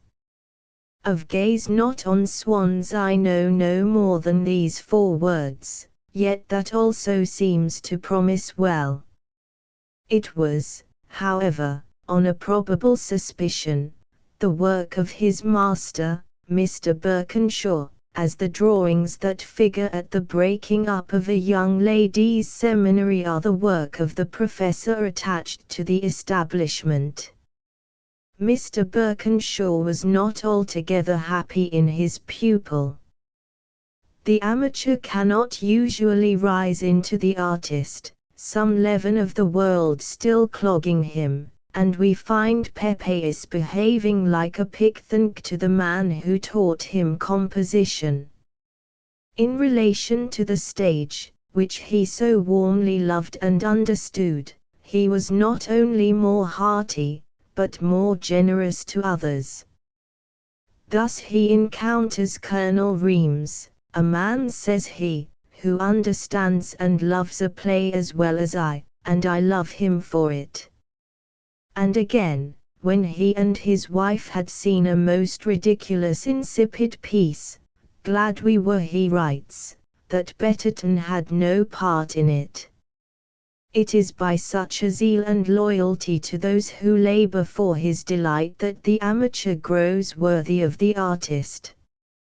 And it should be kept in mind that, not only in art, but in morals, Pepys rejoiced to recognize his betters. There was not one speck of envy in the whole human-hearted egotist. Respectability. When writers inveigh against respectability, in the present degraded meaning of the word, they are usually suspected of a taste for clay pipes and beer cellars, and their performances are thought to hail from the owl's nest of the comedy. They have something more, however, in their eye than the dullness of a round million dinner parties that sit down yearly in old England. For to do anything because others do it, and not because the thing is good, or kind, or honest in its own right, is to resign all moral control and captaincy upon yourself, and go post-haste to the devil with the greater number. We smile over the ascendancy of priests, but I had rather follow a priest than what they call the leaders of society. No life can better than that of Pepys illustrate the dangers of this respectable theory of living. For what can be more untoward than the occurrence, at a critical period and while the habits are still pliable, of such a sweeping transformation as the return of Charles II? Round went the whole fleet of England on the other tack, and while a few tall painters, Milton or Penn, still sailed a lonely course by the stars and their own private compass, the cock-boat, Pepys, must go about with the majority among the stupid starers and the loud huzzers. The respectable are not led so much by any desire of applause as by a positive need for countenance. The weaker and the tamer the man, the more will he require this support, and any positive quality relieves him, by just so much, of this dependence. In a dozen ways, Pepys was quite strong enough to please himself without regard for others, but his positive qualities were not coextensive with the field of conduct, and in many parts of life he followed, with gleeful precision, in the footprints of the contemporary Mrs. Grundy.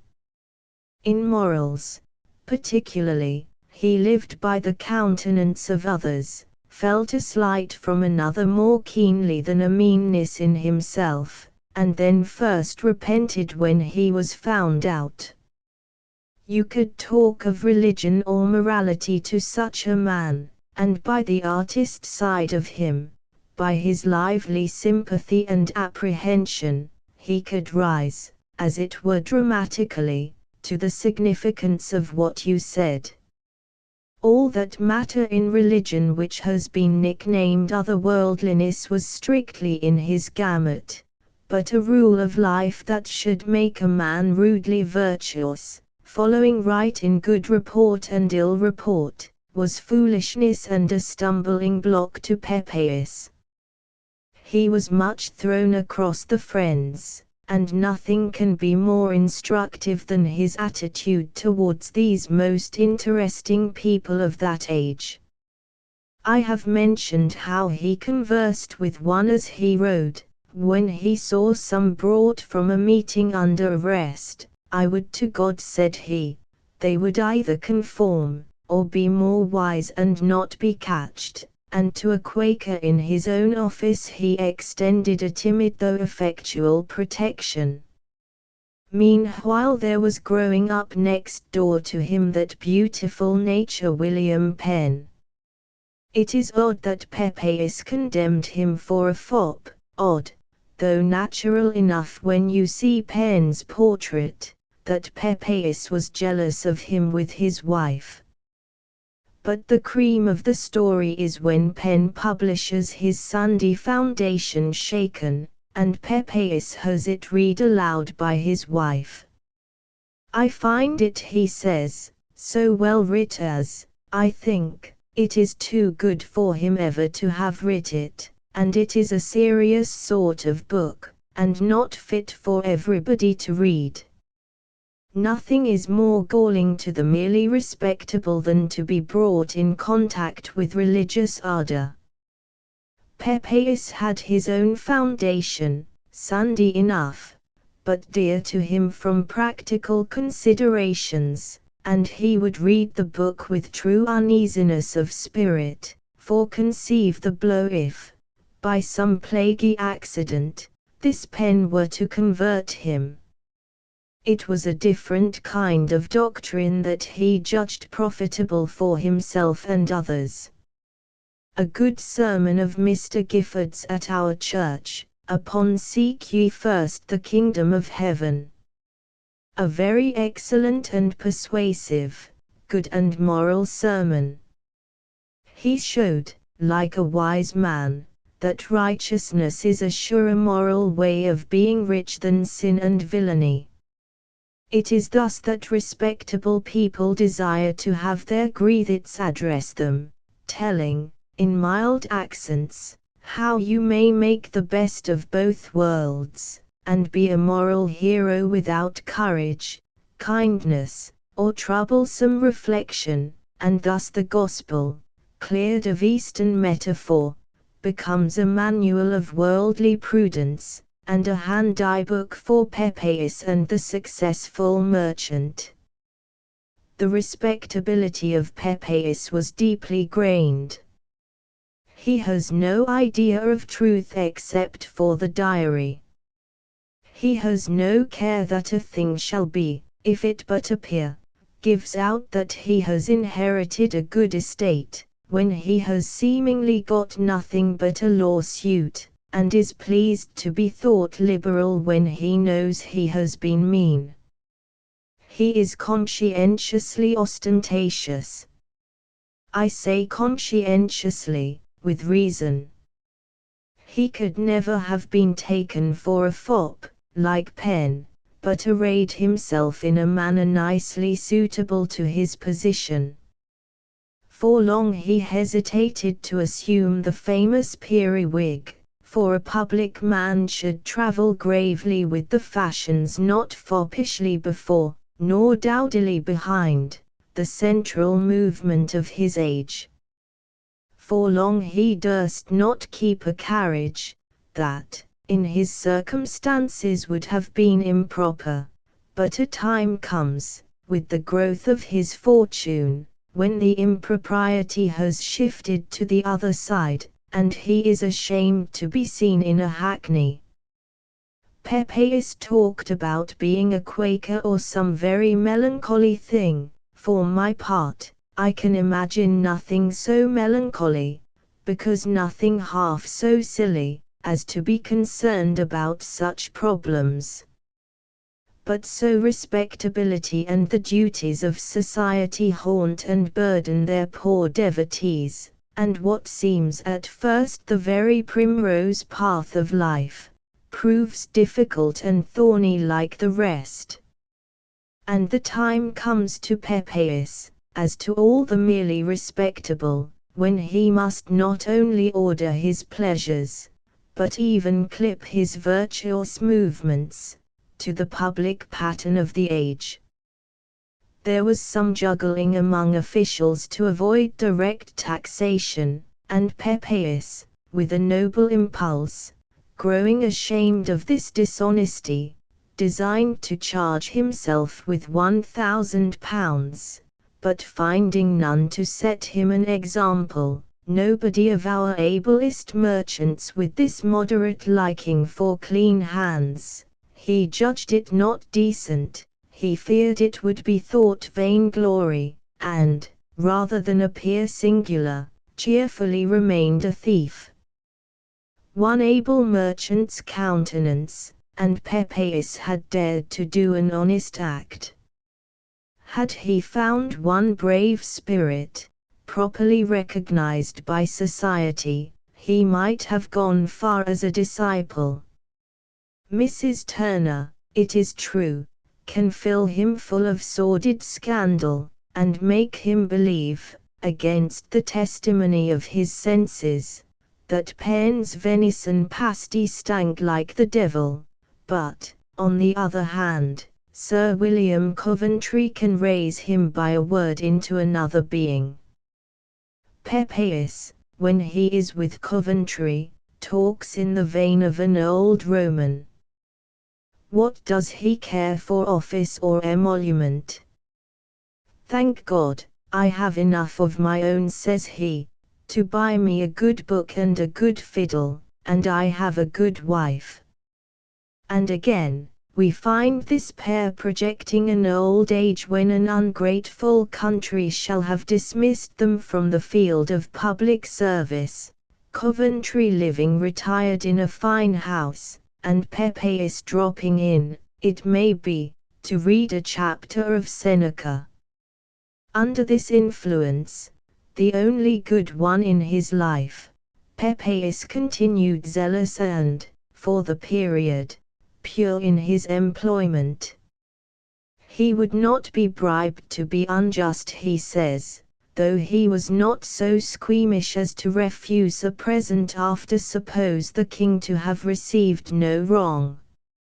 His new arrangement for the victualling of Tangier, he tells us with honest complacency, will save the king 1,000 and gain Pepys £300 a year, a statement which exactly fixes the degree of the age's enlightenment. But for his industry and capacity no praise can be too high.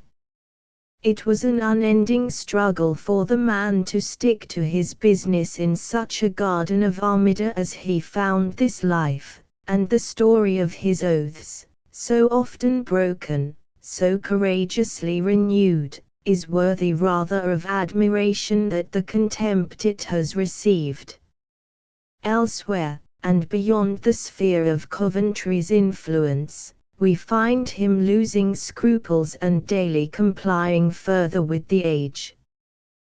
When he began the journal, he was a trifle prim and puritanic, merry enough, to be sure, over his private cups, and still remembering Magdalene Ale and his acquaintance with Mrs. Ainsworth of Cambridge. But youth is a hot season withal. When a man smells April and May he is apt at times to stumble, and in spite of a disordered practice, Pepys's theory, the better things that he approved and followed after, we may even say were strict.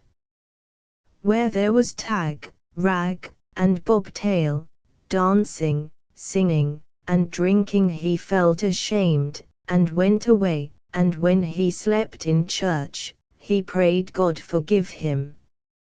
In but a little while we find him with some ladies keeping each other awake from spite, as though not to sleep in church were an obvious hardship, and yet later he calmly passes the time of service, looking about him, with a perspective glass, on all the pretty women. His favorite ejaculation, Lord, occurs but once that I have observed in 1660, never in 61, twice in 62, and at least 5 times in 63, after which the lords may be said to pullulate like herrings, with here and there a solitary damned as it were a whale among the shoal. He and his wife, once filled with dudgeon by some innocent freedoms at a marriage, are soon content to go pleasuring with my Lord Brounker's mistress, who was not even, by his own account, the most discreet of mistresses. Tag, rag, and bobtail, dancing, singing, and drinking, become his natural element. Actors and actresses and drunken, roaring courtiers are to be found in his society, until the man grew so involved with Saturnalian manners and companions that he was shot almost unconsciously into the grand domestic crash of 1668. That was the legitimate issue and punishment of years of staggering walk and conversation. The man who has smoked his pipe for half a century in a powder magazine finds himself at last the author and the victim of a hideous disaster. So with our pleasant-minded Pepys and his peccadilloes. All of a sudden, as he still trips dexterously enough among the dangers of a double-faced career, thinking no great evil, humming to himself the trillo, fate takes the further conduct of that matter from his hands, and brings him face to face with the consequences of his acts. For a man still, after so many years, the lover, although not the constant lover, of his wife, for a man, besides, who was so greatly careful of appearances, the revelation of his infidelities was a crushing blow. The tears that he shed, the indignities that he endured, are not to be measured. A vulgar woman, and now justly incensed, Mrs. Pepys spared him no detail of suffering. She was violent, threatening him with the tongs. She was careless of his honor, driving him to insult the mistress whom she had driven him to betray and to discard. Worst of all, she was hopelessly inconsequent, in word and thought and deed, now lulling him with reconciliations, and anon flaming forth again with the original anger.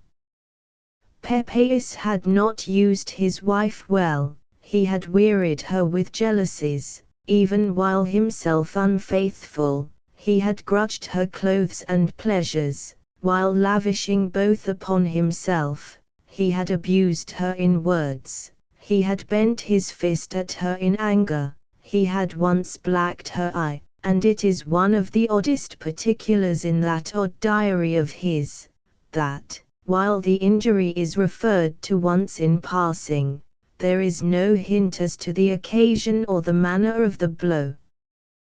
But now, when he is in the wrong, nothing can exceed the long-suffering affection of this impatient husband. While he was still sinning and still undiscovered, he seems not to have known a touch of penitence stronger than what might lead him to take his wife to the theatre, or for an airing, or to give her a new dress, by way of compensation. Once found out, however, and he seems to himself to have lost all claim to decent usage. It is perhaps the strongest instance of his externality. His wife may do what she pleases, and though he may groan, it will never occur to him to blame her. He has no weapon left but tears and the most abject submission.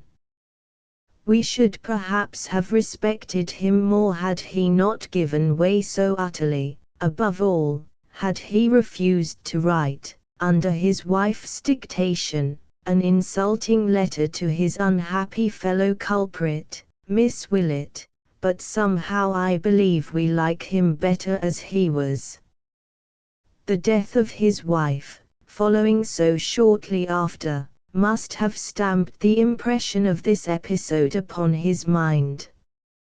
For the remaining years of his long life we have no diary to help us, and we have seen already how little stress is to be laid upon the tenor of his correspondence. But what with the recollection of the catastrophe of his married life, what with the natural influence of his advancing years and reputation, it seems not unlikely that the period of gallantry was at an end for Pepys, and it is beyond a doubt that he sat down at last to an honored and agreeable old age among his books and music. The correspondent of Sir Isaac Newton, and, in one instance at least, the poetical counsellor of Dryden.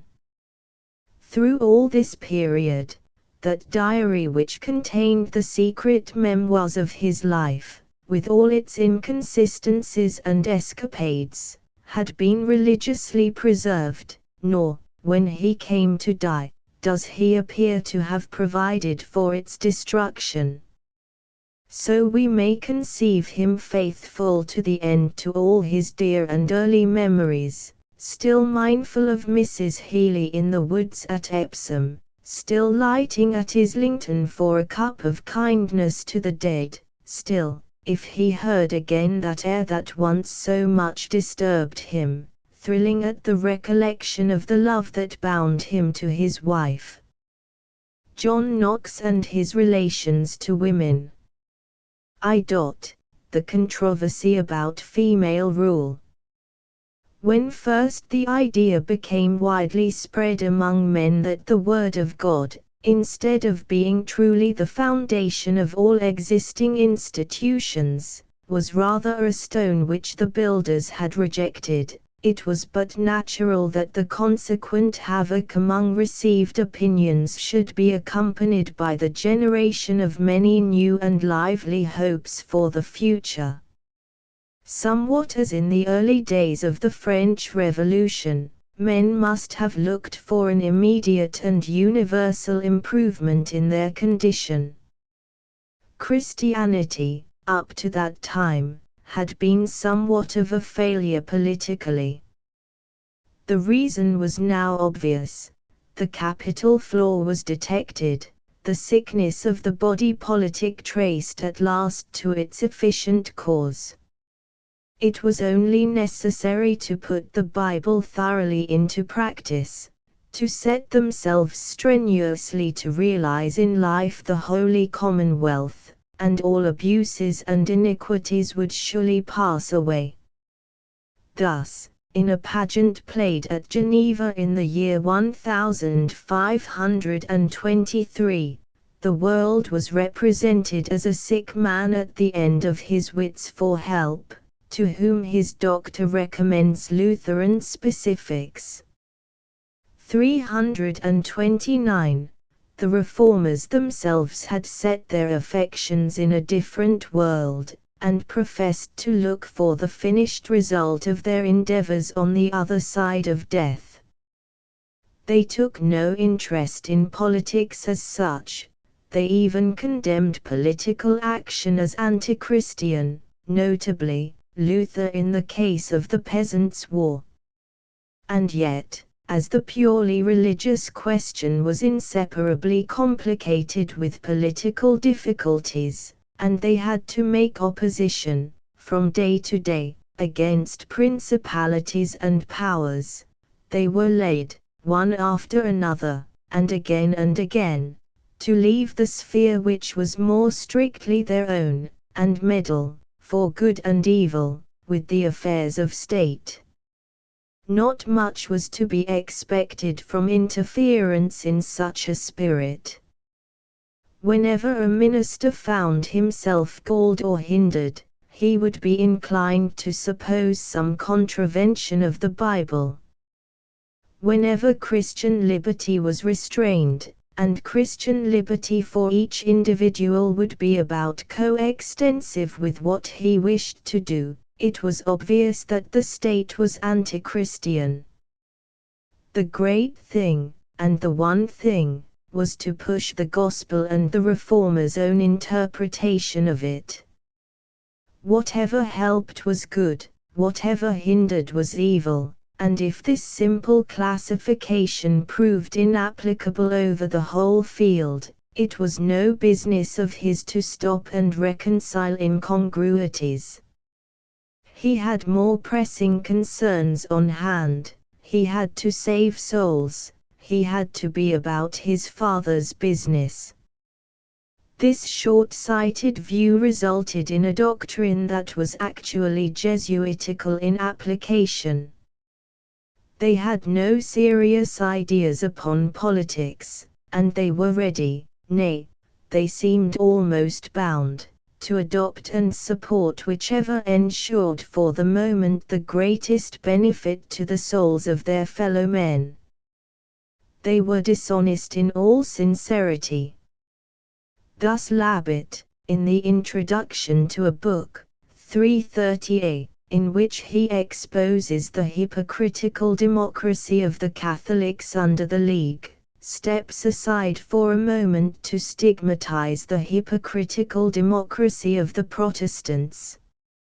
And nowhere was this expediency in political questions more apparent than about the question of female sovereignty. So much was this the case that one James Thomasius, of Leipzig, wrote a little paper, 330b, about the religious partialities of those who took part in the controversy, in which some of these learned disputants cut a very sorry figure. Now Knox has been from the first a man well hated, and it is somewhat characteristic of his luck that he figures here in the very forefront of the list of partial scribes who trimmed their doctrine with the wind in all good conscience, and were political weathercocks out of conviction. Not only has Thomasius mentioned him, but Bale has taken the hint from Thomasius, and dedicated a long note to the matter at the end of his article on the Scotch Reformer. This is a little less than fair. If anyone among the evangelists of that period showed more serious political sense than another, it was assuredly Knox, and even in this very matter of female rule, although I do not suppose anyone nowadays will feel inclined to endorse his sentiments, I confess I can make great allowance for his conduct. The controversy, besides, has an interest of its own, in view of later controversies. John Knox, from 1556 to 1559, was resident in Geneva, as minister, jointly with Goodman, of a little church of English refugees. He and his congregation were banished from England by one woman, Mary Tudor, and proscribed in Scotland by another, the Regent Mary of Guise. The coincidence was tempting. Here were many abuses centering about one abuse. Here was Christ's gospel persecuted in the two kingdoms by one anomalous power. He had not far to go to find the idea that female government was anomalous.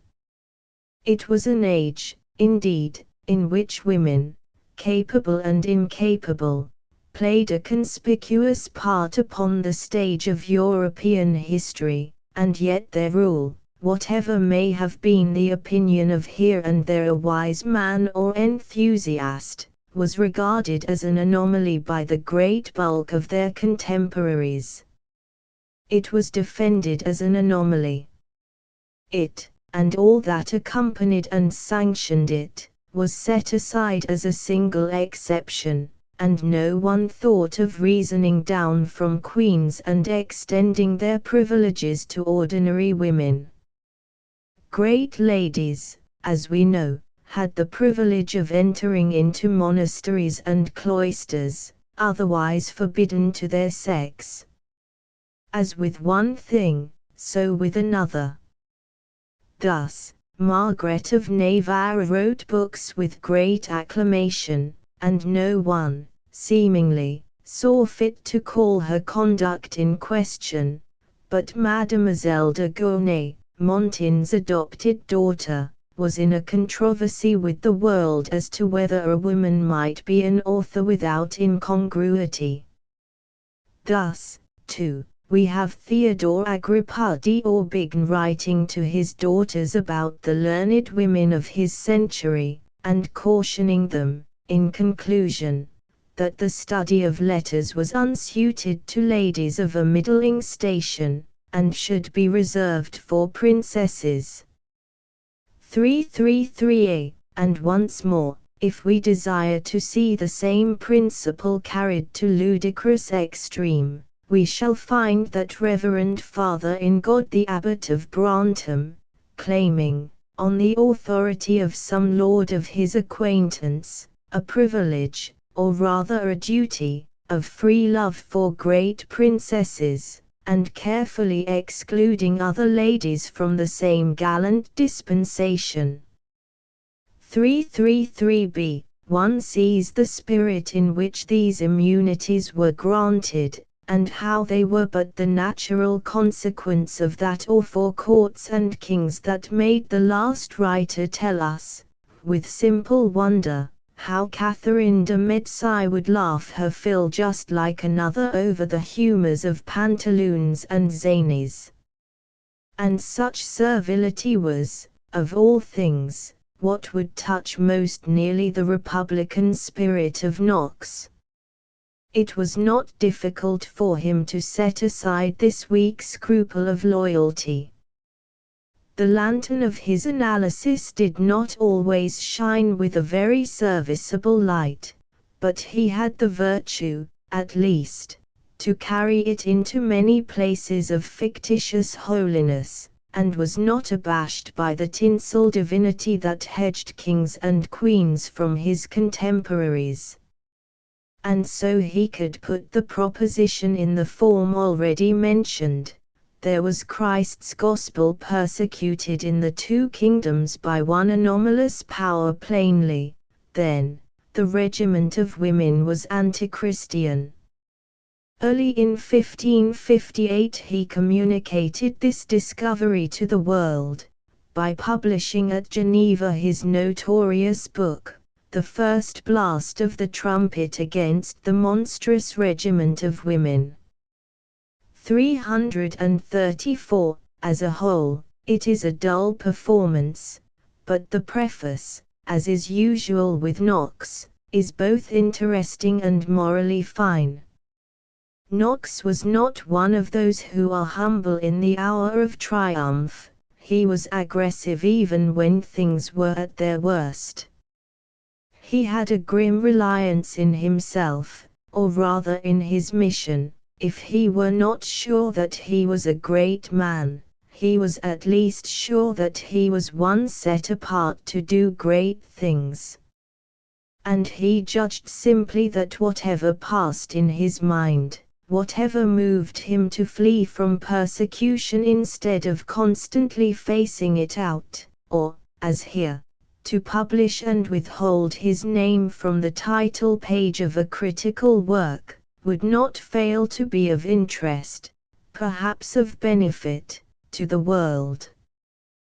There may be something more finely sensitive in the modern humor, that tends more and more to withdraw a man's personality from the lessons he inculcates or the cause that he has espoused, but there is a loss herewith of wholesome responsibility, and when we find in the works of Knox, as in the epistles of Paul, the man himself standing nakedly forward, courting and anticipating criticism, putting his character, as it were, in pledge for the sincerity of his doctrine, we had best waive the question of delicacy, and make our acknowledgments for a lesson of courage, not unnecessary in these days of anonymous criticism, and much light, otherwise unattainable, on the spirit in which great movements were initiated and carried forward. Knox's personal revelations are always interesting, and, in the case of the first blast, as I have said, there is no exception to the rule. He begins by stating the solemn responsibility of all who are watchmen over God's flock, and all are watchmen. He goes on to explain, with that fine breadth of spirit that characterizes him even when, as here, he shows himself most narrow, all are watchmen whose eyes God doth open, and whose conscience he pricketh to admonish the ungodly. And with the full consciousness of this great duty before him, he sets himself to answer the scruples of timorous or worldly-minded people. How can a man repent, he asks, unless the nature of his transgression is made plain to him? And therefore I say, he continues, that of necessity it is that this monstriferous empire of women, which among all enormities that this day do abound upon the face of the whole earth, is most detestable and damnable, be openly and plainly declared to the world, to the end that some may repent and be saved. To those who think the doctrine useless, because it cannot be expected to amend those princes whom it would dispossess if once accepted, he makes answer in a strain that shows him at his greatest. After having instanced how the rumor of Christ's censures found its way to Herod in his own court, even so he continues, may the sound of our weak trumpet, by the support of some wind, blow it from the south, or blow it from the north, it is of no matter, come to the ears of the chief offenders. But whether it do or not, yet dare we not cease to blow as God will give strength. For we are debtors to more than to princes, to wit, to the great multitude of our brethren, of whom, no doubt, a great number have heretofore offended by error and ignorance. It is for the multitude, then, he writes, he does not greatly hope that his trumpet will be audible in palaces, or that crowned women will submissively discrown themselves at his appeal. What he does hope, in plain English, is to encourage and justify rebellion, and we shall see, before we have done, that he can put his purpose into words as roundly as I can put it for him. This he sees to be a matter of much hazard. He is not altogether so brutish and insensible, but that he has laid his account what the finishing of the work may cost. He knows that he will find many adversaries, since to the most part of men, lawful and godly appeareth whatsoever antiquity hath received. He looks for opposition, not only of the ignorant multitude, but of the wise, politic, and quiet spirits of the earth. he will be called foolish, curious, despiteful, and a sower of sedition, and one day, perhaps, for all he is now nameless, he may be attainted of treason. Yet he has determined to obey God, notwithstanding that the world shall rage thereat. Finally, he makes some excuse for the anonymous appearance of this first installment. It is his purpose thrice to blow the trumpet in this matter, if God so permit. Twice he intends to do it without name, but at the last blast to take the odium upon himself, that all others may be purged. Thus he ends the preface, and enters upon his argument with a secondary title, The First Blast to Awake Women Degenerate. We are in the land of assertion without delay. That a woman should bear rule, superiority, dominion or empire over any realm, nation, or city, he tells us, is repugnant to nature, contumely to God, and a subversion of good order. Women are weak, frail, impatient, feeble, and foolish. God has denied to woman wisdom to consider, or providence to foresee, what is profitable to a commonwealth. Women have been ever lightly esteemed, they have been denied the tutory of their own sons, and subjected to the unquestionable sway of their husbands, and surely it is irrational to give the greater where the less has been withheld, and suffer a woman to reign supreme over a great kingdom who would be allowed no authority by her own fireside. He appeals to the Bible, but though he makes much of the first transgression and certain strong texts in Genesis and Paul's epistles, he does not appeal with entire success. The cases of Deborah and Huldah can be brought into no sort of harmony with his thesis. Indeed, I may say that, logically, he left his bones there, and that it is but the phantom of an argument that he parades thenceforward to the end. Well was it for Knox that he succeeded no better. It is under this very ambiguity about Deborah that we shall find him fain to creep for shelter before he is done with the regiment of women.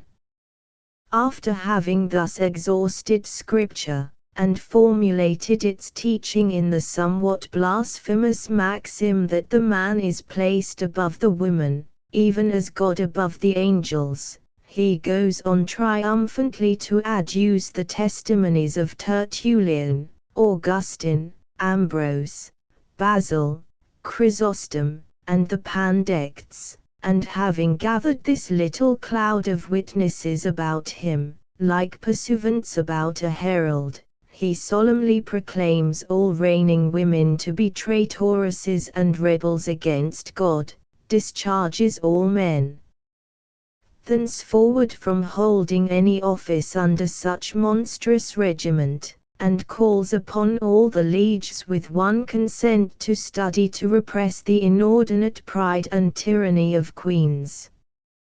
If this is not treasonable teaching, one would be glad to know what is, and yet, as if he feared he had not made the case plain enough against himself, he goes on to deduce the startling corollary that all oaths of allegiance must be incontinently broken. If it was sin thus to have sworn even in ignorance, it were obstinate sin to continue to respect them after fuller knowledge. Then comes the peroration, in which he cries aloud against the cruelties of that cursed Jezebel of England, that horrible monster Jezebel of England, and after having predicted sudden destruction to her rule and to the rule of all crowned women, and warned all men that if they presume to defend the same when any noble heart shall be raised up to vindicate the liberty of his country, they shall not fail to perish themselves in the ruin, he concludes with a last rhetorical flourish, and therefore let all men be advertised, for the trumpet hath once blown. The capitals are his own. In writing, he probably felt the want of some such reverberation of the pulpit under strong hands as he was wont to emphasize his spoken utterances withal. There would seem to him a want of passion in the orderly lines of type, and I suppose we may take the capitals as a mere substitute for the great voice with which he would have given it forth, had we heard it from his own lips. Indeed, as it is, in this little strain of rhetoric about the trumpet, this current allusion to the fall of Jericho, that alone distinguishes his bitter and hasty production, he was probably right, according to all artistic canon, thus to support and accentuate in conclusion the sustained metaphor of a hostile proclamation. It is curious, by the way, to note how favorite an image the trumpet was with the reformer. He returns to it again and again. It is the alpha and omega of his rhetoric. It is to him what a ship is to the stage sailor, and one would almost fancy he had begun the world as a trumpeter's apprentice. The partiality is surely characteristic. All his life long he was blowing summonses before various Jerichos, some of which fell duly, but not all. Wherever he appears in history his speech is loud, angry, and hostile. There is no peace in his life, and little tenderness. He is always sounding hopefully to the front for some rough enterprise. And as his voice had something of the trumpet's hardness, it had something also of the trumpet's warlike inspiration. So Randolph, possibly fresh from the sound of the Reformer's preaching, writes of him to Cecil, "Where your honour exhorteth us to stoutness, I assure you the voice of one man is able, in an hour, to put more life in us than 600 trumpets continually blustering in our ears." 341. Thus was the proclamation made. Nor was it long in wakening all the echoes of Europe. What success might have attended it, had the question decided been a purely abstract question, it is difficult to say. As it was to stand or fall, not by logic, but by political needs and sympathies. Thus, in France, his doctrine was to have some future, because Protestants suffered there under the feeble and treacherous regency of Catherine de' Medici, and thus it was to have no future anywhere else, because the Protestant interest was bound up with the prosperity of Queen Elizabeth. This stumbling block lay at the very threshold of the matter, and Knox, in the text of the first blast, had set everybody the wrong example and gone to the ground himself. He finds occasion to regret the blood of innocent Lady Jane Dudley. But Lady Jane Dudley, or Lady Jane Grey, as we call her, was a would-be traitoress and rebel against God, to use his own expressions. If, therefore, political and religious sympathy led Knox himself into so grave a partiality, what was he to expect from his disciples? If the trumpet gave so ambiguous a sound, who could heartily prepare himself for the battle? The question whether Lady Jane Dudley was an innocent martyr, or a traitoress against God, whose inordinate pride and tyranny had been effectually repressed, was thus left altogether in the wind, and it was not, perhaps, Wonderful if many of Knox's readers concluded that all right and wrong in the matter turned upon the degree of the sovereign's orthodoxy and possible helpfulness to the Reformation. He should have been the more careful of such an ambiguity of meaning, as he must have known well the lukewarm indifference and dishonesty of his fellow reformers in political matters. He had already, in 1556 or 1557, talked the matter over with his great master, Calvin, in a private conversation, and the interview, 342, must have been truly distasteful to both parties. Calvin, indeed, went a far way with him in theory, and owned that the government of women was a deviation from the original and proper order of nature, to be ranked, no less than slavery, among the punishments consequent upon the fall of man. But, in practice, their two roads separated. For the man of Geneva saw difficulties in the way of the scripture proof in the cases of Deborah and Huldah, and in the prophecy of Isaiah that queens should be the nursing mothers of the church. And as the Bible was not decisive, he thought the subject should be let alone, because, by custom and public consent and long practice, it has been established that realms and principalities may descend to females by hereditary right, and it would not be lawful to unsettle governments which are ordained by the peculiar providence of God. I imagine Knox's ears must have burned during this interview. Think of him listening dutifully to all this, how it would not do to meddle with anointed kings, how there was a peculiar providence in these great affairs, and then think of his own peroration, and the noble heart whom he looks for to vindicate the liberty of his country, or his answer to Queen Mary, when she asked him who he was, to interfere in the affairs of Scotland, madam, a subject born within the same. Indeed, the two doctors who differed at this private conversation represented, at the moment, two principles of enormous import in the subsequent history of Europe.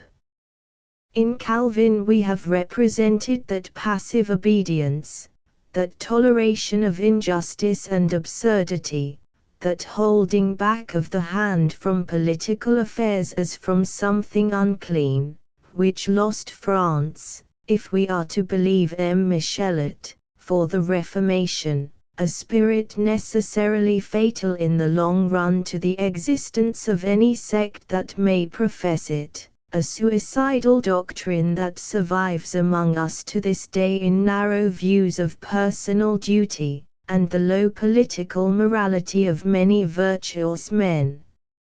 In Knox, on the other hand, we see foreshadowed the whole Puritan Revolution and the scaffold of Charles I. There is little doubt in my mind that this interview was what caused Knox to print his book without a name. 344. It was a dangerous thing to contradict the man of Geneva, and doubly so, surely, when one had had the advantage of correction from him in a private conversation, and Knox had his little flock of English refugees to consider. If they had fallen into bad odor at Geneva, where else was there left to flee to? It was printed, as I said, in 1558, and, by a singular malapropos, in that same year Mary died, and Elizabeth succeeded to the throne of England. And just as the accession of Catholic Queen Mary had condemned female rule in the eyes of Knox, the accession of Protestant Queen Elizabeth justified it in the eyes of his colleagues.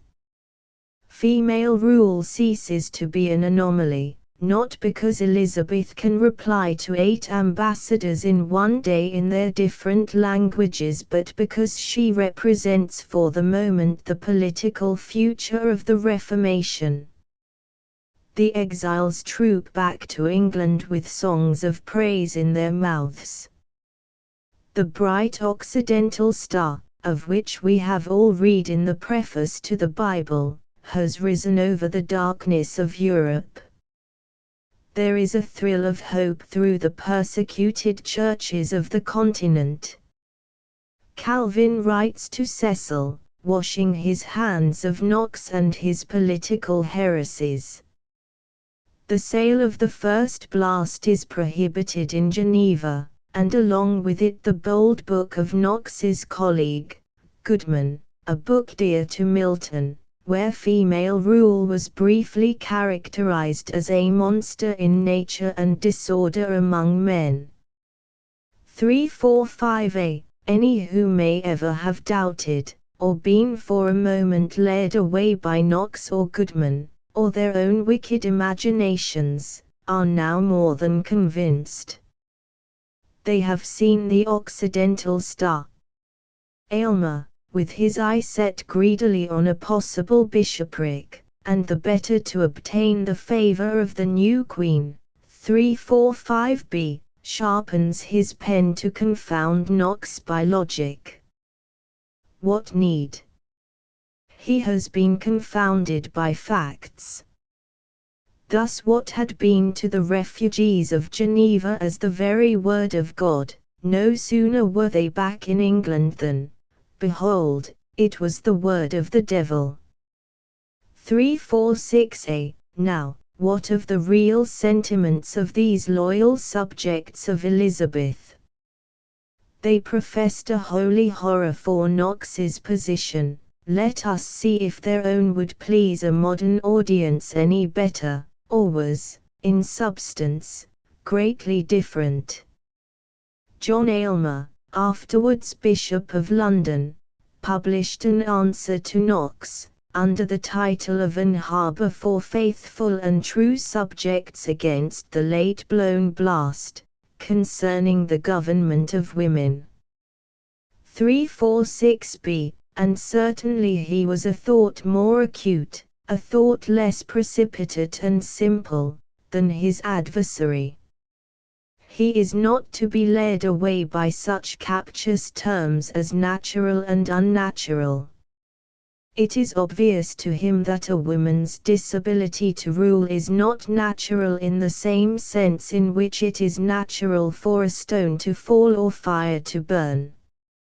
He is doubtful, on the whole, whether this disability be natural at all, nay, when he is laying it down that a woman should not be a priest, he shows some elementary conception of what many of us now hold to be the truth of the matter. The bringing up of women, he says, is commonly such that they cannot have the necessary qualifications, for they are not brought up in learning in schools, nor trained in disputation. And even so, he can ask, are there not in England women, think you, that for learning and wisdom could tell their household and neighbours as good a tale as any Sir John there? For all that, his advocacy is weak. If women's rule is not unnatural in a sense preclusive of its very existence, it is neither so convenient nor so profitable as the government of men. He holds England to be specially suitable for the government of women, because there the governor is more limited and restrained by the other members of the Constitution than in other places, and this argument has kept his book from being altogether forgotten. It is only in hereditary monarchies that he will offer any defense of the anomaly. If rulers were to be chosen by lot or suffrage, he would not that any women should stand in the election, but men only. The law of succession of crowns was a law to him, in the same sense as the law of evolution is a law to Mr. Herbert Spencer, and the one and the other counsels his readers, in a spirit suggestively alike, not to kick against the pricks or seek to be more wise than he who made them. 348. If God has put a female child into the direct line of inheritance, it is God's affair. His strength will be perfected in her weakness. He makes the Creator address the objectors in this not very flattering vein: I, that could make Daniel, a sucking babe, to judge better than the wisest lawyers, a brute beast to reprehend the folly of a prophet, and poor fishers to confound the great clerks of the world. Cannot I make a woman to be a good ruler over you? This is the last word of his reasoning. Although he was not altogether without puritanic leaven, shown particularly in what he says of the incomes of bishops, yet it was rather loyalty to the old order of things than any generous belief in the capacity of women, that raised up for them this clerical champion. His courtly spirit contrasts singularly with the rude, bracing republicanism of Knox. Thy knee shall bow, he says, thy cap shall off, thy tongue shall speak reverently of thy sovereign. For himself, his tongue is even more than reverent. Nothing can stay the issue of his eloquent adulation. Again and again, the remembrance of Elizabeth's virtues carries him away, and he has to hark back again to find the scent of his argument. He is repressing his vehement adoration throughout, until, when the end comes, and he feels his business at an end, he can indulge himself to his heart's content in indiscriminate laudation of his royal mistress. It is humorous to think that this illustrious lady, whom he here praises, among many other excellences, for the simplicity of her attire and the marvelous meekness of her stomach, threatened him, years after, in no very meek terms, for a sermon against female vanity in dress, which she held as a reflection on herself. 349. Whatever was wanting here in respect for women generally, there was no want of respect for the Queen, and one cannot very greatly wonder if these devoted servants looked askance, not upon Knox only, but on his little flock, as they came back to England tainted with disloyal doctrine. For them, as for him, the Occidental star rose somewhat red and angry. As for poor Knox, his position was the saddest of all. For the juncture seemed to him of the highest importance, it was the nick of time, the flood water of opportunity. Not only was there an opening for him in Scotland, a smouldering brand of civil liberty and religious enthusiasm which it should be for him to kindle into flame with his powerful breath, but he had his eye seemingly on an object of even higher worth. For now, when religious sympathy ran so high that it could be set against national aversion, he wished to begin the fusion together of England and Scotland, and to begin it at the sore place. If once the open wound were closed at the border, the work would be half done. Ministers placed at Berwick and such places might seek their converts equally on either side of the march. Old enemies would sit together to hear the gospel of peace, and forget the inherited jealousies of many generations in the enthusiasm of a common faith, or, let us say better, a common heresy. For people are not most conscious of brotherhood when they continue languidly together in one creed, but when, with some doubt, with some danger perhaps, and certainly not without some reluctance, they violently break with the tradition of the past, and go forth from the sanctuary of their fathers to worship under the bare heaven. A new creed, like a new country, is an unhomely place of sojourn, but it makes men lean on one another and join hands. It was on this that Knox relied to begin the union of the English and the Scotch. And he had, perhaps, better means of judging than any even of his contemporaries. He knew the temper of both nations, and already during his 2 years' chaplaincy at Berwick, he had seen his scheme put to the proof. But whether practicable or not, the proposal does him much honor. That he should thus have sought to make a love match of it between the two peoples, and tried to win their inclination towards a union instead of simply transferring them, like so many sheep, by a marriage, or testament, or private treaty, is thoroughly characteristic of what is best in the man. Nor was this all. He had, besides, to assure himself of English support, secret or avowed, for the Reformation party in Scotland, a delicate affair, trenching upon treason. And so he had plenty to say to Cecil, plenty that he did not care to commit to paper neither yet to the knowledge of many. But his miserable publication had shut the doors of England in his face. Summoned to Edinburgh by the Confederate Lords, he waited at Dieppe, anxiously praying for leave to journey through England.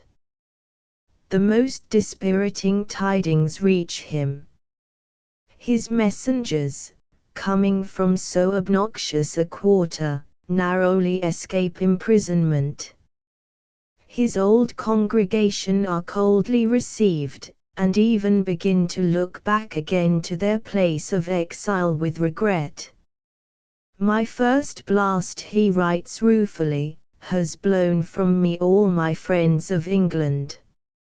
And then he adds, with a snarl, the second blast, I fear, shall sound somewhat more sharp, except men be more moderate than I hear they are. 352a.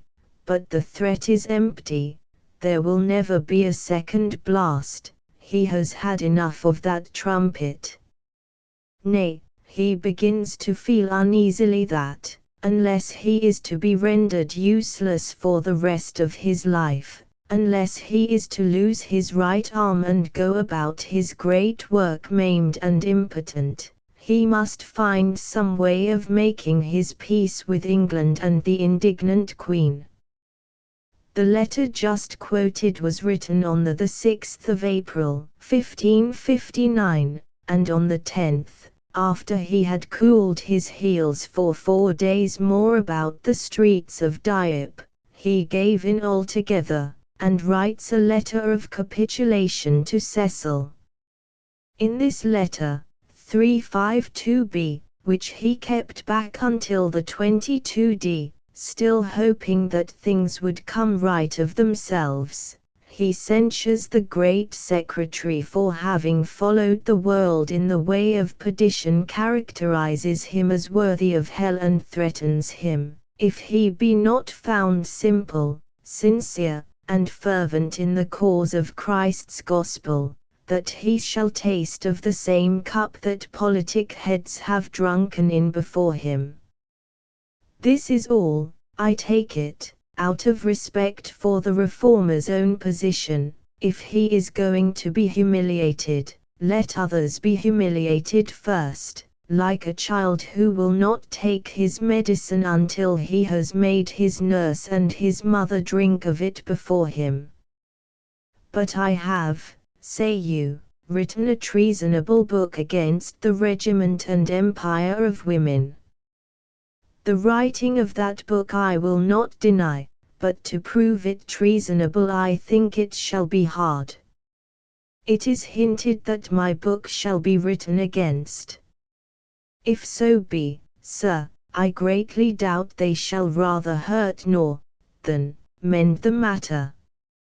And here come the terms of capitulation, for he does not surrender unconditionally, even in this sore strait, and yet if any he goes on, think me enemy to the person, or yet to the regiment, of her whom God hath now promoted, they are utterly deceived in me, for the miraculous work of God, comforting his afflicted by means of an infirm vessel, I do acknowledge, and the power of his most potent hand I will obey. More plainly to speak, if Queen Elizabeth shall confess, that the extraordinary dispensation of God's great mercy maketh that lawful unto her which both nature and God's law do deny to all women, then shall none in England be more willing to maintain her lawful authority than I shall be. But if, God's wondrous work set aside, she ground, as God forbid, the justness of her title upon consuetude, laws, or ordinances of men, then Knox will denounce her. Not so, he is more politic nowadays, then, he greatly fears that her ingratitude to God will not go long without punishment. His letter to Elizabeth, written some few months later, was a mere amplification of the sentences quoted above. She must base her title entirely upon the extraordinary providence of God, but if she does this, if thus, in God's presence, she humbles herself, so will he with tongue and pen justify her authority, as the Holy Ghost hath justified the same in Deborah, that blessed mother in Israel. 354, and so, you see, his consistency is preserved, he is merely applying the doctrine of the first blast. The argument goes thus: the regiment of women is, as before noted in our work, repugnant to nature, contumely to God, and a subversion of good order. It has nevertheless pleased God to raise up, as exceptions to this law, first Deborah, and afterward Elizabeth Tudor, whose regiment we shall proceed to celebrate. There is no evidence as to how the Reformers' explanations were received, and indeed it is most probable that the letter was never shown to Elizabeth at all. For it was sent under cover of another to Cecil, and as it was not of a very courtly conception throughout, and was, of all things, what would most excite the Queen's uneasy jealousy about her title, it is like enough that the Secretary exercised his discretion. He had Knox's leave in this case, and did not always wait for that, it is reputed, to put the letter harmlessly away beside other valueless or unpresentable state papers.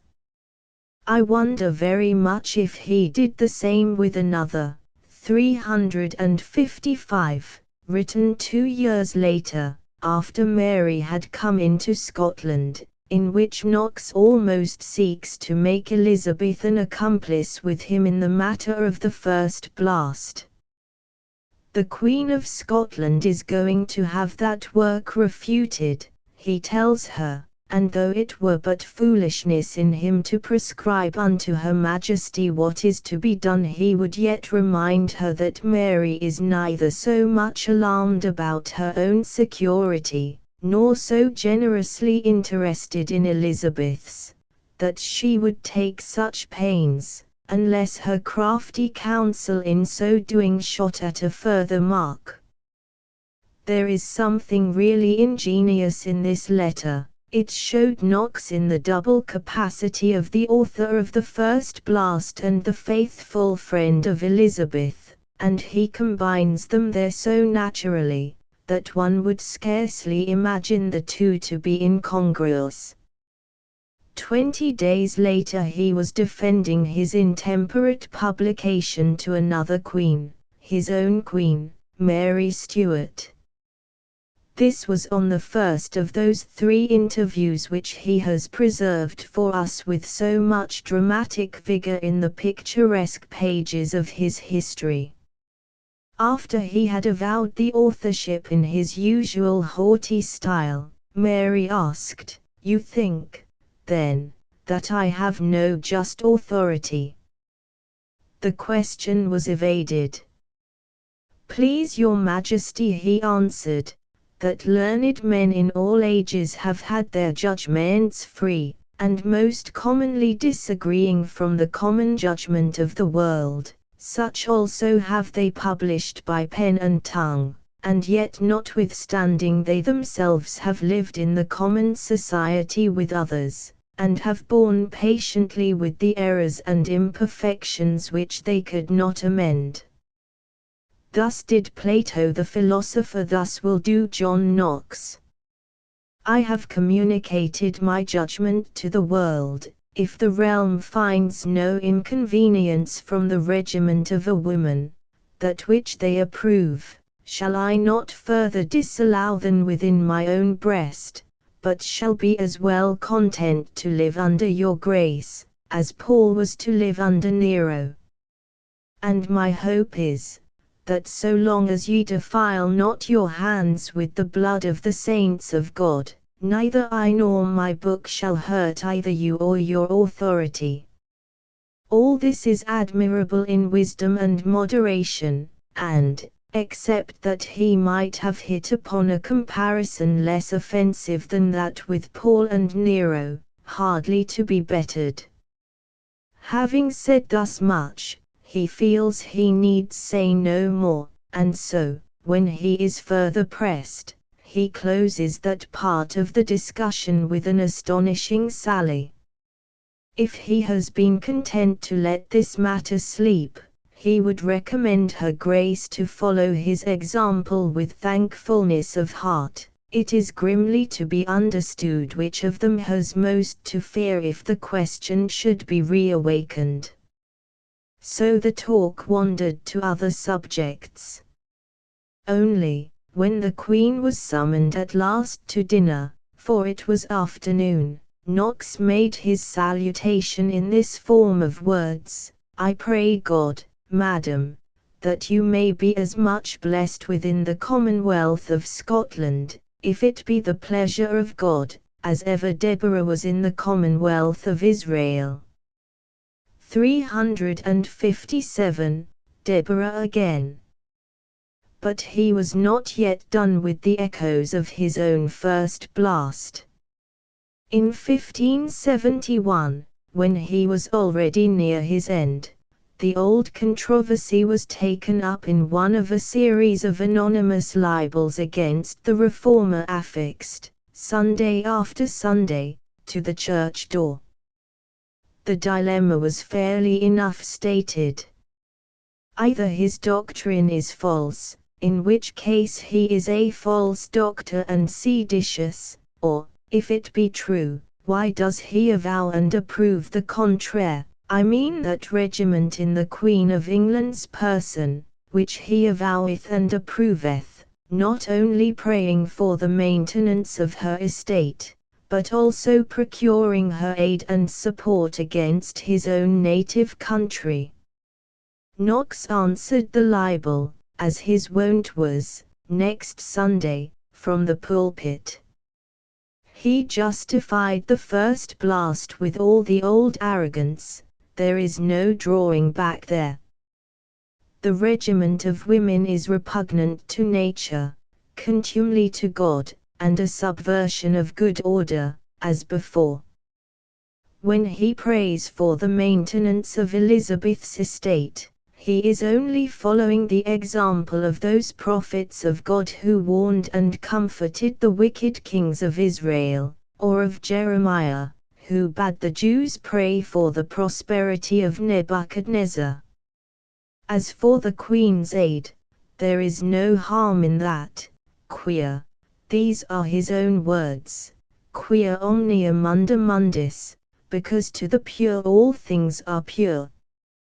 One thing, in conclusion, he may not preterm it to give the lie in the throat to his accuser, where he charges him with seeking support against his native country.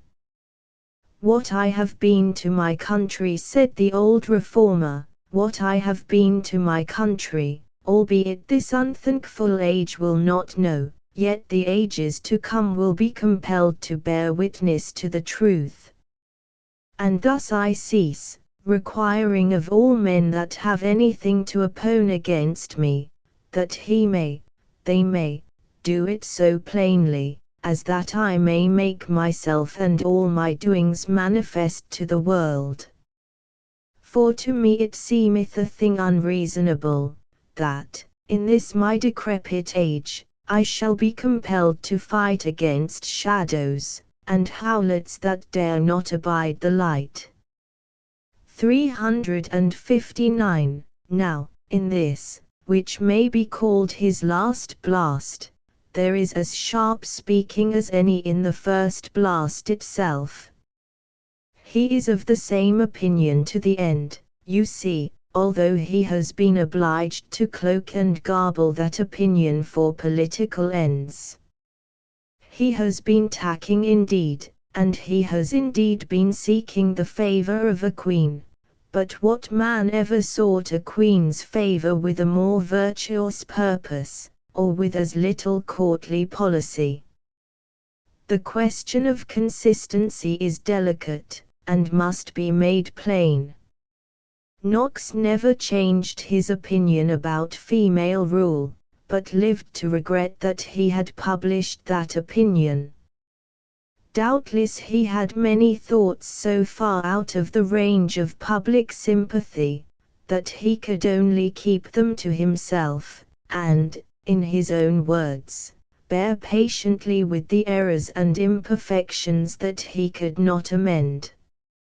For example, I make no doubt myself that, in his own heart, he did hold the shocking dogma attributed to him by more than one calumniator, and that, had the time been ripe, had there been aught to gain by it, instead of all to lose, he would have been the first to assert that Scotland was elective instead of hereditary, elective as in the days of paganism, as one Thevet says in Holy Horror. 360, and yet, because the time was not ripe, I find no hint of such an idea in his collected works.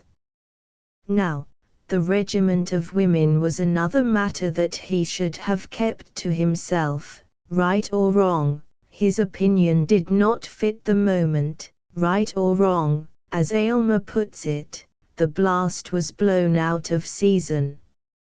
And this it was that he began to perceive after the accession of Elizabeth, not that he had been wrong, and that female rule was a good thing, for he had said from the first that the felicity of some women in their empires could not change the law of God and the nature of created things, not this, but that the regiment of women was one of those imperfections of society which must be borne with because yet they cannot be remedied.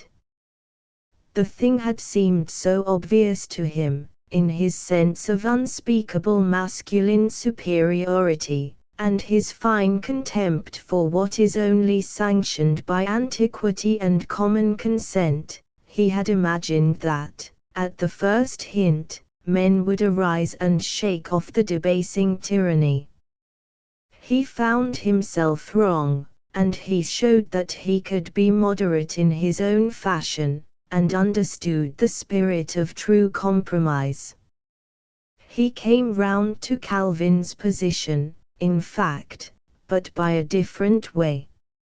And it derogates nothing from the merit of this wise attitude that it was the consequence of a change of interest.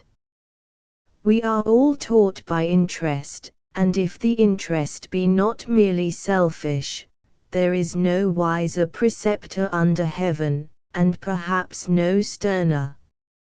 Such is the history of John Knox's connection with the controversy about female rule. In itself, this is obviously an incomplete study, not fully to be understood, without a knowledge of his private relations with the other sex, and what he thought of their position in domestic life. This shall be dealt with in another paper. 2. Private life. To those who know Knox by hearsay only, I believe the matter of this paper will be somewhat astonishing. For the hard energy of the man in all public matters has possessed the imagination of the world. He remains for posterity in certain traditional phrases, browbeating Queen Mary, or breaking beautiful carved work in abbeys and cathedrals, that had long smoked themselves out and were no more than sorry ruins, while he was still quietly teaching children in a country gentleman's family.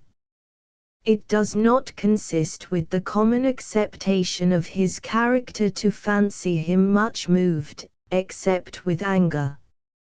And yet the language of passion came to his pen as readily, whether it was a passion of denunciation against some of the abuses that vexed his righteous spirit, or of yearning for the society of an absent friend. He was vehement in affection, as in doctrine. I will not deny that there may have been, along with his vehemence, something shifty, and for the moment only, that, like many men, and many Scotchmen, he saw the world and his own heart, not so much under any very steady, equable light, as by extreme flashes of passion, true for the moment, but not true in the long run. There does seem to me to be something of this traceable in the Reformer's utterances, precipitation and repentance, hardy speech and action somewhat circumspect, a strong tendency to see himself in a heroic light and to place a ready belief in the disposition of the moment. Withal he had considerable confidence in himself, and in the uprightness of his own disciplined emotions, underlying much sincere aspiration after spiritual humility. And it is this confidence that makes his intercourse with women so interesting to a modern. It would be easy, of course, to make fun of the whole affair, to picture him strutting vaingloriously among these inferior creatures, or compare a religious friendship in the 16th century with what was called, I think, a literary friendship in the 18th. But it is more just and profitable to recognize what there is sterling and human underneath all his theoretical affectations of superiority. Women, he has said in his first blast, are weak, frail, impatient, feeble, and foolish, and yet it does not appear that he was himself any less dependent than other men upon the sympathy and affection of these weak, frail, impatient, feeble, and foolish creatures. It seems even as if he had been rather more dependent than most of those who are to act influentially on their fellows. We should expect always something large and public in their way of life, something more or less urbane and comprehensive in their sentiment for others. We should not expect to see them spend their sympathy in idols, however beautiful. We should not seek them among those who, if they have but a wife to their bosom, ask no more of womankind, just as they ask no more of their own sex, if they can find a friend or two for their immediate need. They will be quick to feel all the pleasures of our association, not the great ones alone, but all. they will know not love only, but all those other ways in which man and woman mutually make each other happy, by sympathy, by admiration, by the atmosphere they bear about them, down to the mere impersonal pleasure of passing happy faces in the street. For, through all this gradation, the difference of sex makes itself pleasurably felt. Down to the most lukewarm courtesies of life, there is a special chivalry due and a special pleasure received, when the two sexes are brought ever so lightly into contact.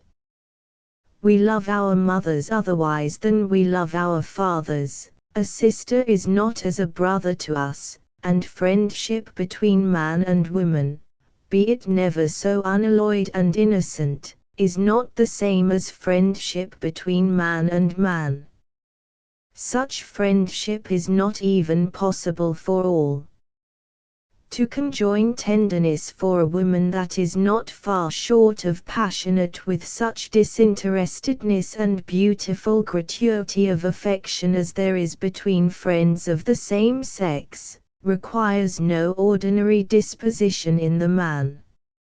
For either it would presuppose quite womanly delicacy of perception, and, as it were, a curiosity in shades of differing sentiment, or it would mean that he had accepted the large, simple divisions of society, a strong and positive spirit robustly virtuous, who has chosen a better part coarsely, and holds to it steadfastly, with all its consequences of pain to himself and others, as one who should go straight before him on a journey, neither tempted by wayside flowers nor very scrupulous of small lives underfoot.